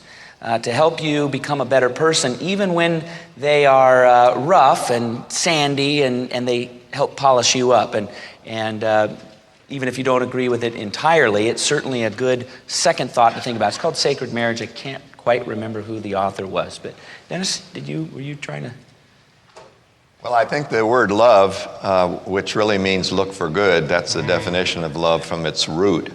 If you look for the good in people, so I take it like a love letter. L is to listen unconditionally and ask more questions than you preach. And if you listen to somebody else, you're paying value to them. You listen unconditionally. O is to overlook, and you overlook the flaws and faults we all have, the way we brush our teeth, gargle, and spit it out. There are a lot of things about each other that you don't like, but if you listen, overlook the flaws, voice, V is for voicing your approval often, certainly before you go to bed every night, never go to bed mad. Voice your approval often, and E is to make the effort to be there in person. Nothing shouts so loudly about caring for someone as being there for them in person, on station, for your spouse or children. So to me, marriage is not two people believing the same way, it's looking in the same direction together, and a little bit of difference in the sameness. A little difference, a little spice added on to the commitment. But the main course is an oyster, which is very rough and rugged. And the spice is the additional, if you will, narcissistic candlelight and music and dancing that puts the spice to the meal to make it really flavorful. Vic?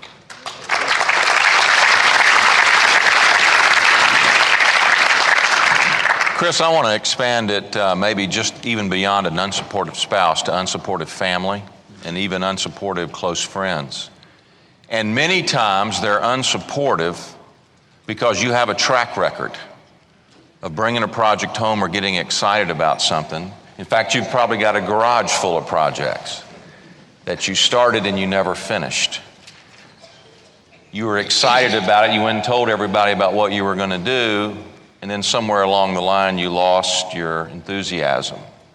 It's the health club membership you bought in January and you never used again after February. So what happens is those people that are closest to us just see that as another example. Just go do it. I had a great opportunity yesterday to interview Brian, and he said, be the example. What you'll have to do is go somewhere else to find your cheerleaders. Those closest to you may not be your cheerleaders. Go find your cheerleaders somewhere else. Do it.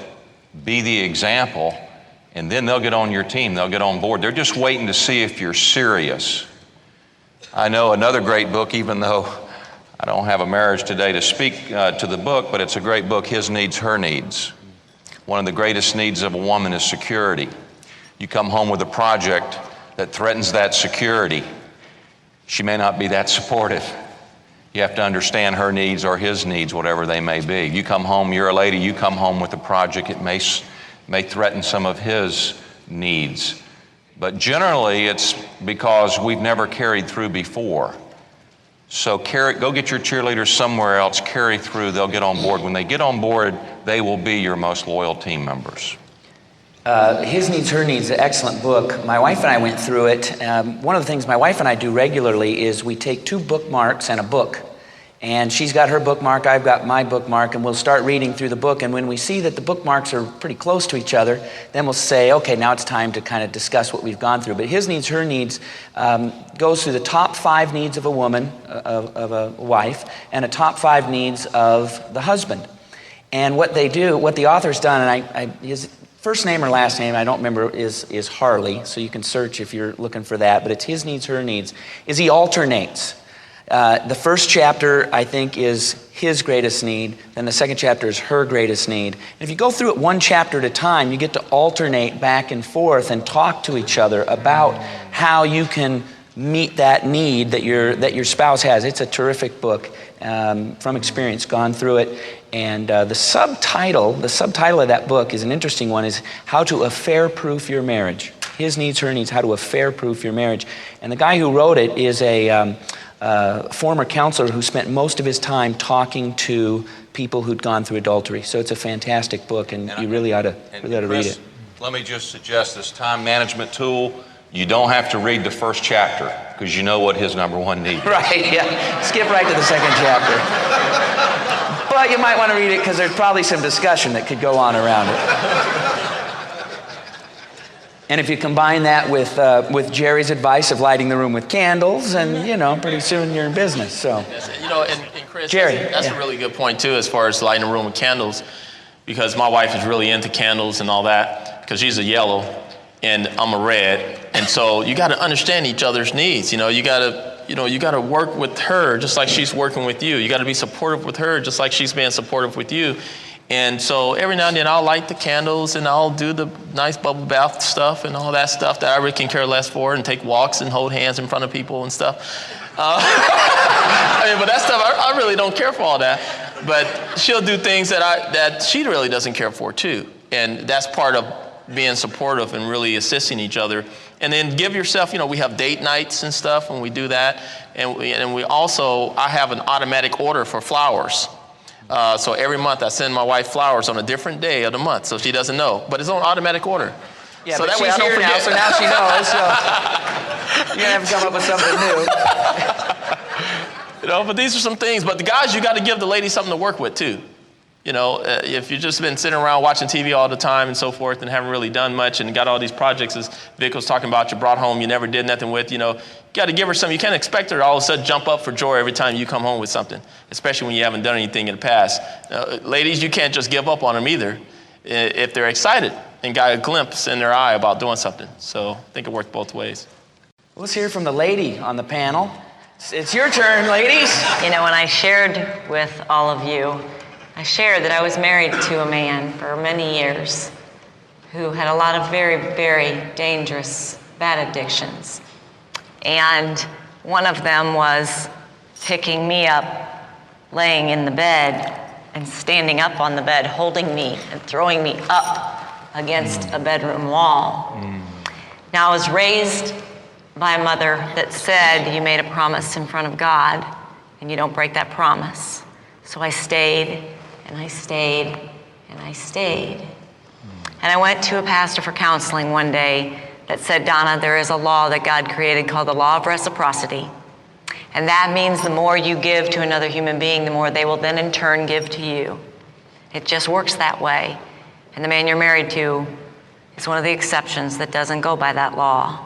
The more you give, the more he takes, and that's how it's going to stay. Now, I didn't leave at that time. It took still some time for me to be able to realize that I didn't know what was going to happen for me or my children, and it was a wise, discerning move for me to move out of that.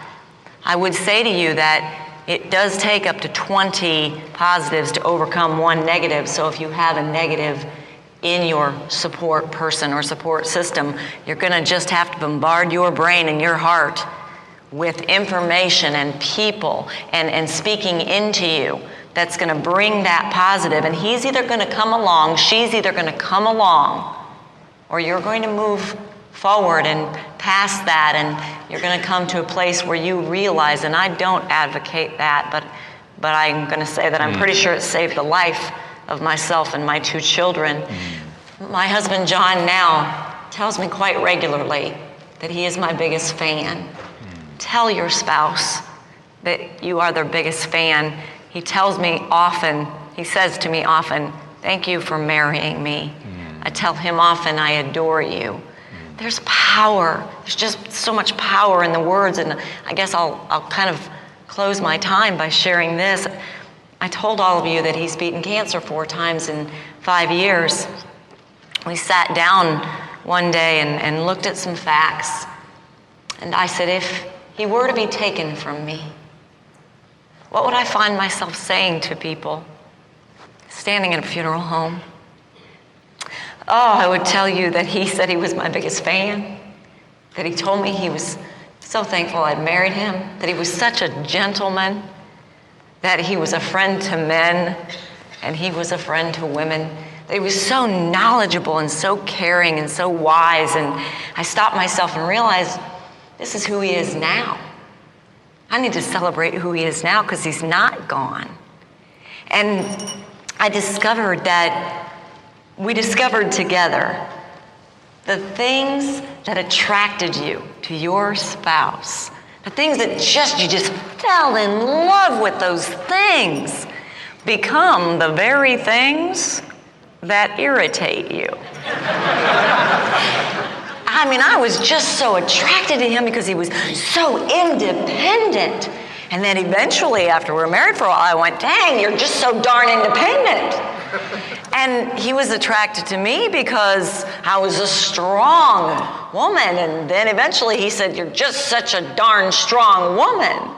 And we had to take each other back and say, wait a minute, if those are the things we fell in love with, those are the things to still be in love with. Let's remind ourselves why we're crazy about that person for those things. And that will reignite some passion in your marriage that you need to celebrate regularly, the passion in your marriage.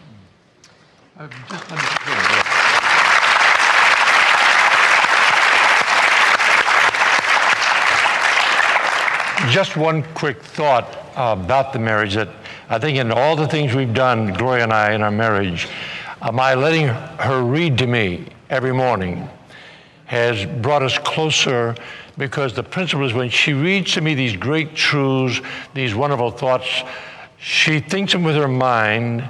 She feels the beauty of these truths in her heart she could have done on her own.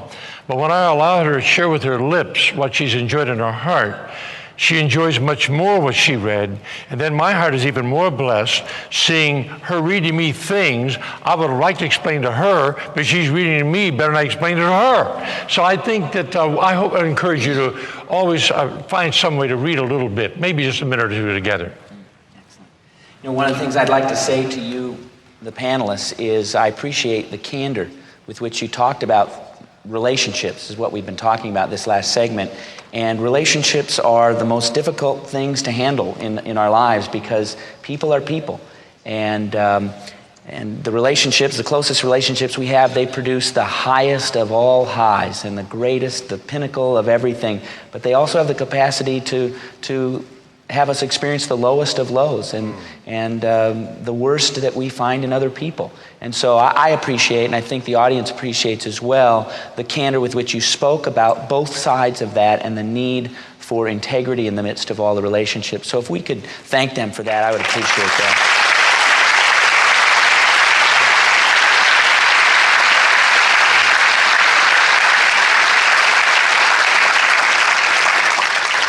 All right, got two questions left that we're going to ask. The first one is just for Brian. I think somebody's challenging you here. And the second one is one for all of us. Brian Tracy, can you put this weekend in 5 words or less? How about 6? Okay, 6 words. We'll let you go. Do what you resolve to do.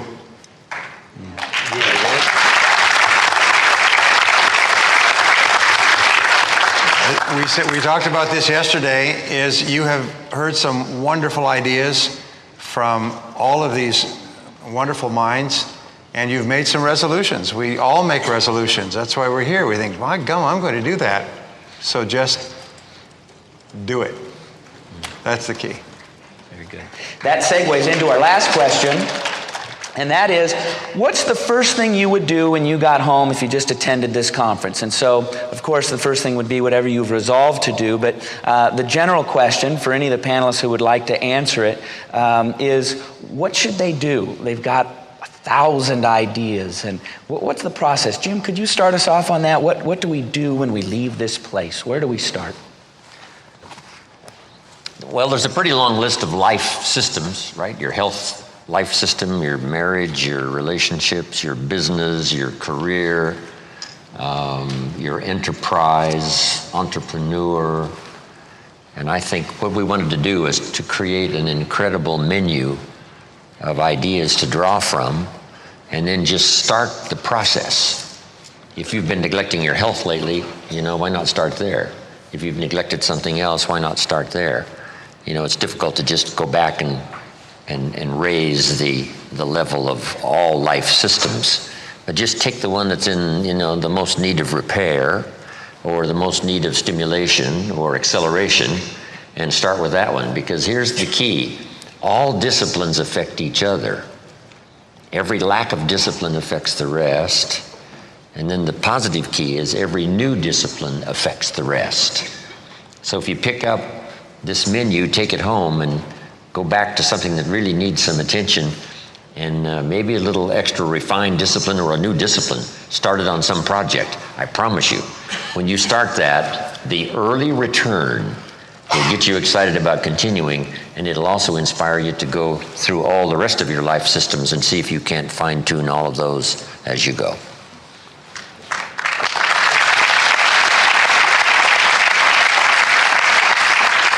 Other thoughts? Just jump on in. Brian. There's a wonderful principle that you can use all your life, and it's called the magic wand principle. And what holds us back more than anything else to make the changes is we think of all the reasons why we can't, and we're overweight, and we don't have the money, and so on. So imagine that you have a magic wand, and you could wave this magic wand over any part of your life and make it perfect in every way. You say, if this part of my life was perfect in every way, what would it look like? If my health was perfect, how much would I weigh?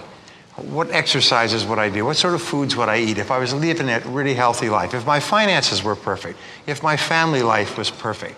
So what you do is you imagine you have a magic wand, and then you imagine and visualize what it would be like if it was perfect. And then you come back to the present and say, what one step could I make today that would begin moving me in that direction? As Dennis talked about Confucius, the journey of 1,000 leagues begins with a single step. So therefore, imagine this perfect future in the most important area of your life. And if you're with your spouse, say, honey, if we could make our lives perfect in every way in this area, what would it look like? What would our home life be like, family? What would our finances be like, and so on? And write them down, because that clarifies them in your mind. And then just say, what one step could we make today to begin moving in that direction? And as Jim says, take the first step, which starts the process of momentum. It starts you in moving. And the success from the first step reinforces you and motivates you to take the second step, and and away you go. And a year from now, when you come back, you'll have absolutely incredible stories to tell. You'll start your stories with, "You won't believe what happened to me in this last year."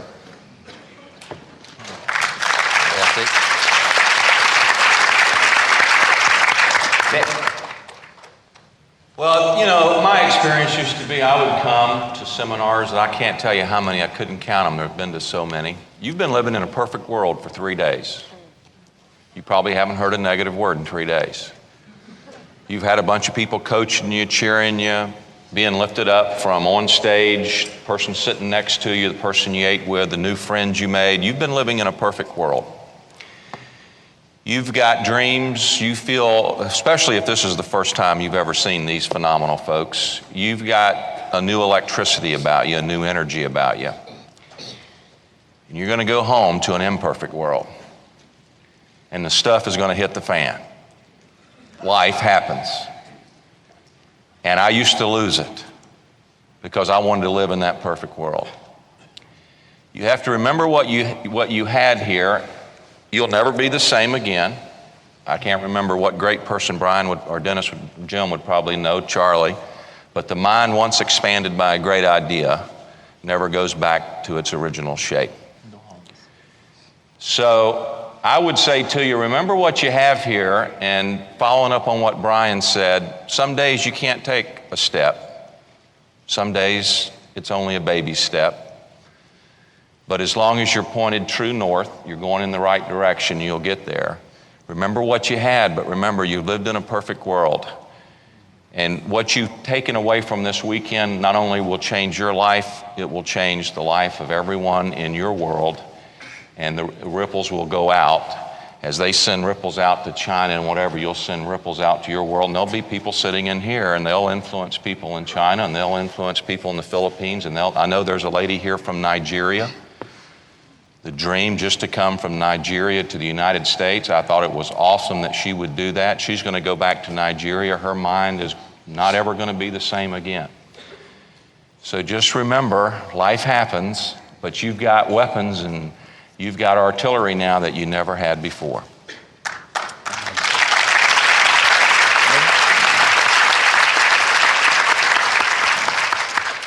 Donna?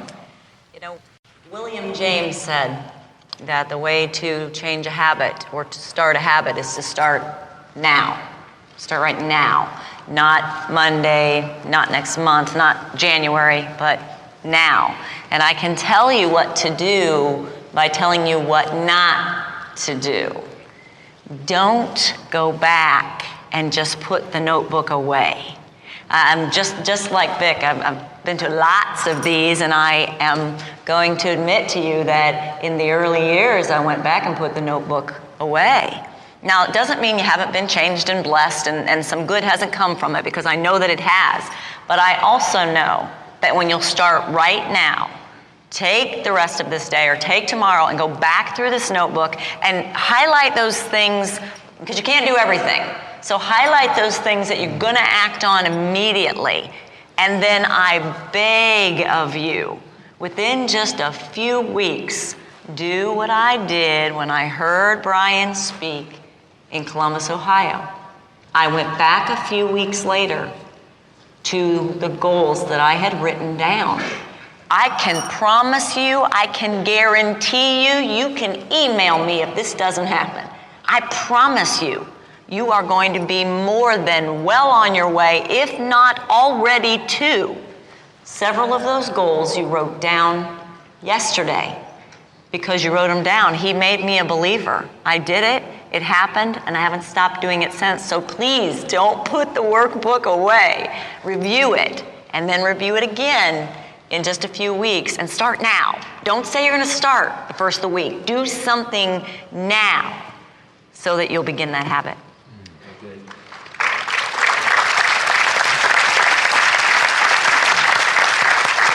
Anybody else? Last thoughts? Jerry. Yeah, one of the things that I would do is immediately, I would go ahead and give thanks right now for even having already developed the consciousness enough to be wise enough to get yourself to this event. Because you've actually developed over the years to even be aware of the fact that, wow, this will be important for me to get myself here. A lot of you made a lot of sacrifices, a lot of challenges you had to go through. So a lot of people are trying to get you not to go and so forth, and you made a decision to get yourself here.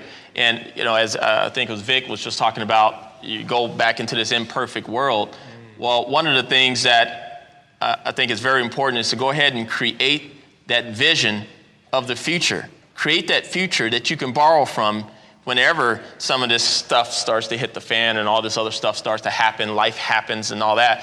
Because by you having that vision of the future, I'm telling you, that's the only thing. I went to all the events, by the way, but the only thing that really kept me going is what Jim Rohn said, is that create that vision of the future, because you can borrow from the future. You can borrow from the promise of the future to engage in the actions of the present.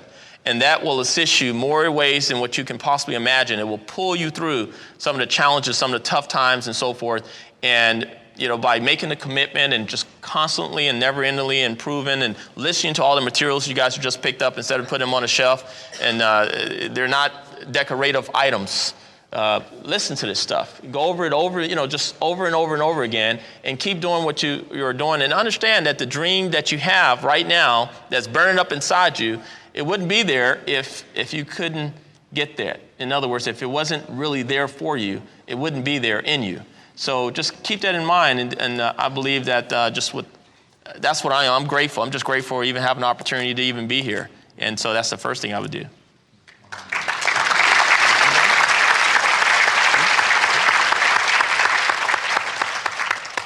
Rather than try to make a profound statement, if you don't have a great imagination, if you don't know how to envision your future, what you could do is get some visible evidence the minute you go back to make room for the vision by going to your refrigerator and eliminating any incidents of junk food, any junk cereal, anything that's in your house that you classify as junk food, because that also is an immediate visible evidence. Then you can go to your closet, anything you haven't worn in 2 years, give to the Goodwill. Clean your closet, clean your refrigerator, clean your cupboard that has all the sugar junk food that spikes the insulin that causes diabetes and obesity, and begin to make a visible instant change so that everyone you live with or everyone around you sees that you began to do something that had a visible impact on your life. And you'll find that as you begin to clean the cobwebs out of your physical lifestyle, you'll make room for new food that you got here to take place of the junk food that you'll hear on television.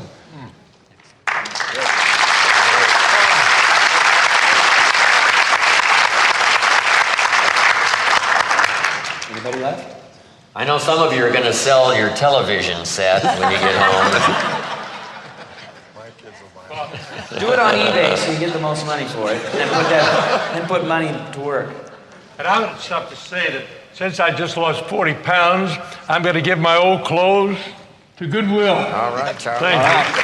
As we close out, we want to recognize some folks who've done a terrific job, and then we're going to just process through that. But first of all, let's recognize the folks who helped us in the sound department as well as the video department. Thank you.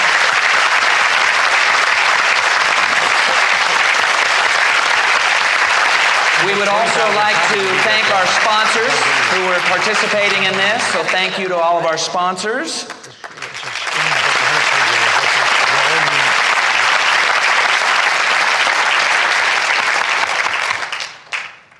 You know, they talked about behind every successful man is a successful woman. Behind every successful event is a successful staff. And the staff of Jim Rohn International and Kyle Wilson, president of Jim Rohn International, they made this happen. The rest of us showed up. They made it happen from months and months and months ago all the way through. They're going to be here till tomorrow and making sure that this went virtually flawlessly and about as good a conference as I've ever been to. And so we really owe them a big round of applause. Kyle and his staff.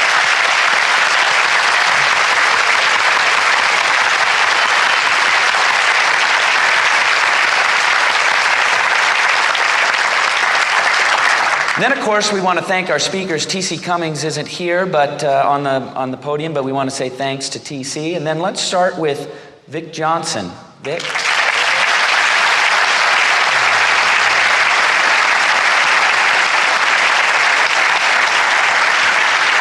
course, the one and only Charlie Tremendous Jones.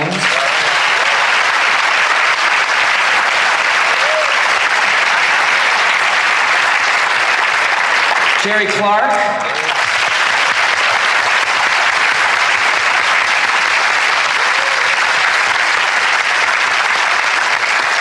Donna Kretsch, the voice of the ladies.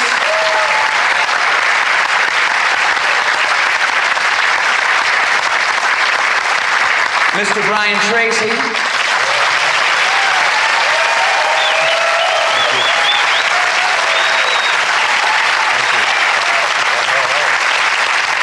The always fantastic Dennis Waitley.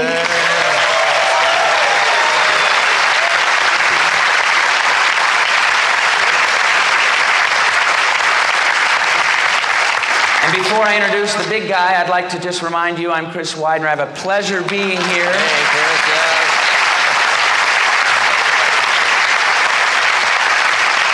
And remember, we're going to double the size of this the next time. We're going to bring people back. And the reason why is because we want to say thanks for all the great things that he's done for us, teaching, etc. Mr. Jim Rohn. Thank you. Thank you. Thank you. Wow. Thank you very much. Thank you. Appreciate that. Wow, thanks. Thank you. Thank you.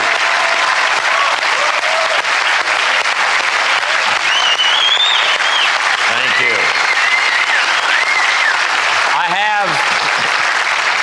I have one last project while you're all standing.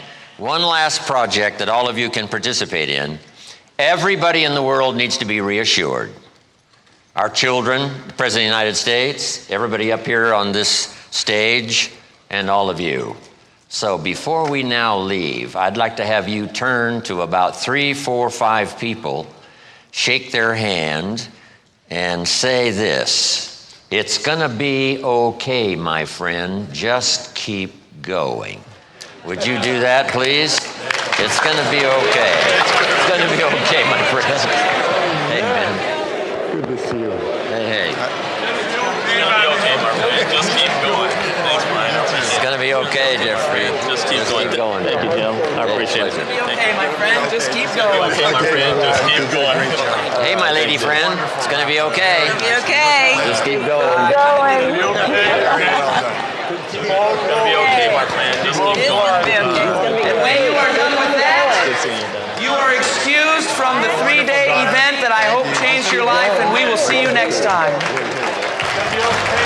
Yeah.